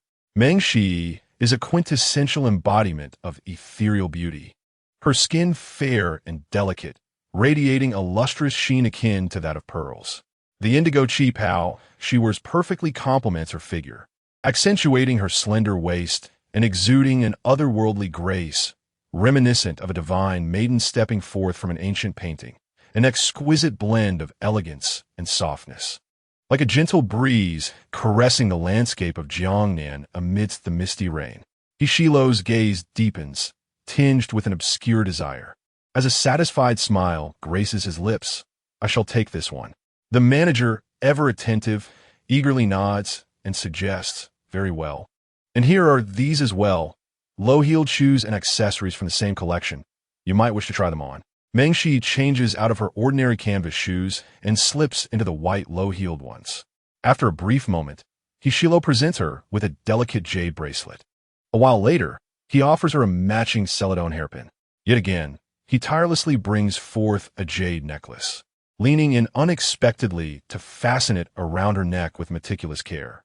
"These suit you splendidly," he murmurs, his voice imbued with warmth, accompanied by a palpable heat that envelopes her. The manager discreetly clears his throat, instinctively averting his gaze to grant them a semblance of privacy. While it is not uncommon to witness men purchasing garments and accessories for women, such earnest and patient selection is a rarity. One could almost feel the intensity of his gaze. Unaccustomed to such intimacy in public, Mengshi feels her ears flush as she whispers near his ear, "This is quite enough.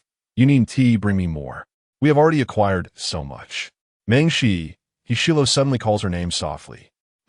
She looks up, unexpectedly caught in the depths of his dark eyes, her own reflection discernible within them. He slightly curves his lips and leans closer, articulating each word with deliberate clarity. "I delight in adorning you beautifully." In that instant, her heart races as if a beautiful butterfly flutters within her chest, stirring a delightful sensation. So Ishilo raises an eyebrow, unhurriedly inquiring, "Little princess, may I take you on a date now?" Chapter 91. I am her boyfriend. A gentle breeze swept across the lake, creating ripples that expanded outward. Mengshi found herself at a loss for words, overwhelmed by a warmth that enveloped her entire being, as if she were submerged in honey. Even her breaths tasted sweet. She was undeniably stirred, but she hesitated, saying, "Wait a moment, I need to use the restroom." "All right," Hishilo replied, giving her a reassuring pat on the back. Stopping before the mirror in the mall restroom, Mengshi scrutinized her reflection from every angle, leaving no detail overlooked. After a meticulous touch-up, she couldn't help but marvel at the image staring back at her. The pale blue chi-pao accentuated her ethereal elegance, making her appear enchanting, a stark contrast to her previously ordinary and inexpensive attire. Adorned with a luxurious necklace and hairpin, she sparkled brilliantly under the lights. Suddenly, she was reminded of the tale of Cinderella, the once ordinary girl, transformed by splendid garments and jewels, even blessed with the company of a prince. Yet, she knew that such opulence would vanish at the stroke of midnight. In the story's conclusion, Cinderella and the prince lived happily ever after, but she was no Cinderella and could not harbor illusions that Ishilo's affections would endure indefinitely. At that moment, she felt as if she were lying on a soft, fluffy cloud, dreamlike yet ephemeral, uncertain of when this cloud might dissipate. It was this very uncertainty that fostered her anxiety and unease. After washing her hands, as she stepped out of the restroom, she found herself surrounded by a group of young men. They appeared to be university students, their eyes brimming with naive enthusiasm for life. Yet they did not seem to hail from the prestigious Imperial University, as they appeared unfamiliar with her. The central figure among them, a stylish young man adorned with metallic earrings and a necklace, took a bold step forward, his ears flushed with embarrassment. Hello, can I add you on WeChat?" he stammered, immediately covering his mouth in mortification. What on earth? Usually, he's so articulate. Why is he stuttering today? His friends chuckled at his flustered demeanor. Before Mengshi could decline, a familiar, magnetic voice resonated from behind her. "I am her boyfriend." Hishilo strode over, wrapping his arm possessively around her shoulders, his smile a veneer over a stern expression, as if claiming his territory. He lazily lifted his eyelids, feigning ignorance. "What's going on here?" As soon as the group of young men registered that she had a boyfriend, their spirits deflated, and they hastily waved their hands, exclaiming, "Nothing, nothing. Sorry to interrupt." With that, they departed, visibly crestfallen, as if mourning their loss. Mengshi watched their retreating figures, a smile threatening to break through. In the next moment, Hishilo stepped forward, blocking her view. "So reluctant to part? Are you? Should I help you ask for their WeChat?" His tone was laced with an edge of possessiveness. Mengshi shook her head obediently, declaring, "I don't want that. I only want you." Hishilo clearly relished her response. Naturally taking hold of Mengshi's hand, his tone still laced with a hint of jealousy. "Come on, let's go have dinner." As Mengshi was led along, a sense of unease began to dawn upon her. Wait a moment. What was with Ishilo's earlier display of authority? Chapter 92. easily arousing a man's beastly desires at the top floor of a shopping mall in an elegant French restaurant. The private dining room exuded understated luxury, with the air filled with the delicate strains of a violin, perfectly blending with the essence of French romance. After placing their orders, Meng Shi noticed the slight frown on her companion's face and cautiously leaned in to inquire, "What's wrong? Are you not happy?" Hishilo's expression was far from cheerful. With a derisive chuckle, he replied in a low tone, "I nearly had my corner stolen just now. Do you think I could be in a good mood?" "Well, it seems you weren't stolen away," Meng Shi replied with a soft smile, her demeanor charmingly obedient. "Even if you hadn't come, I would have turned them down." Hishilo reclined lazily against the back of the sofa, his brow slightly easing as he spoke slowly. "I didn't realize my girlfriend attracted so much attention from other men. Their eyes were practically glued to you." A hint of jealousy lingered in the air. Hishilo closed the menu and gazed at her exquisite face, languidly remarking, "Had I known, I wouldn't have dressed you so beautifully. Perhaps I should have smeared mud on you to deter other males from staring." As he fixed his gaze on Meng Shi's clear eyes, he suddenly wished to shrink her down and tuck her into his pocket, hidden from the gaze of any other man. Meng Shi puffed out her cheeks, her voice muffled. "But when you swim, there are plenty of girls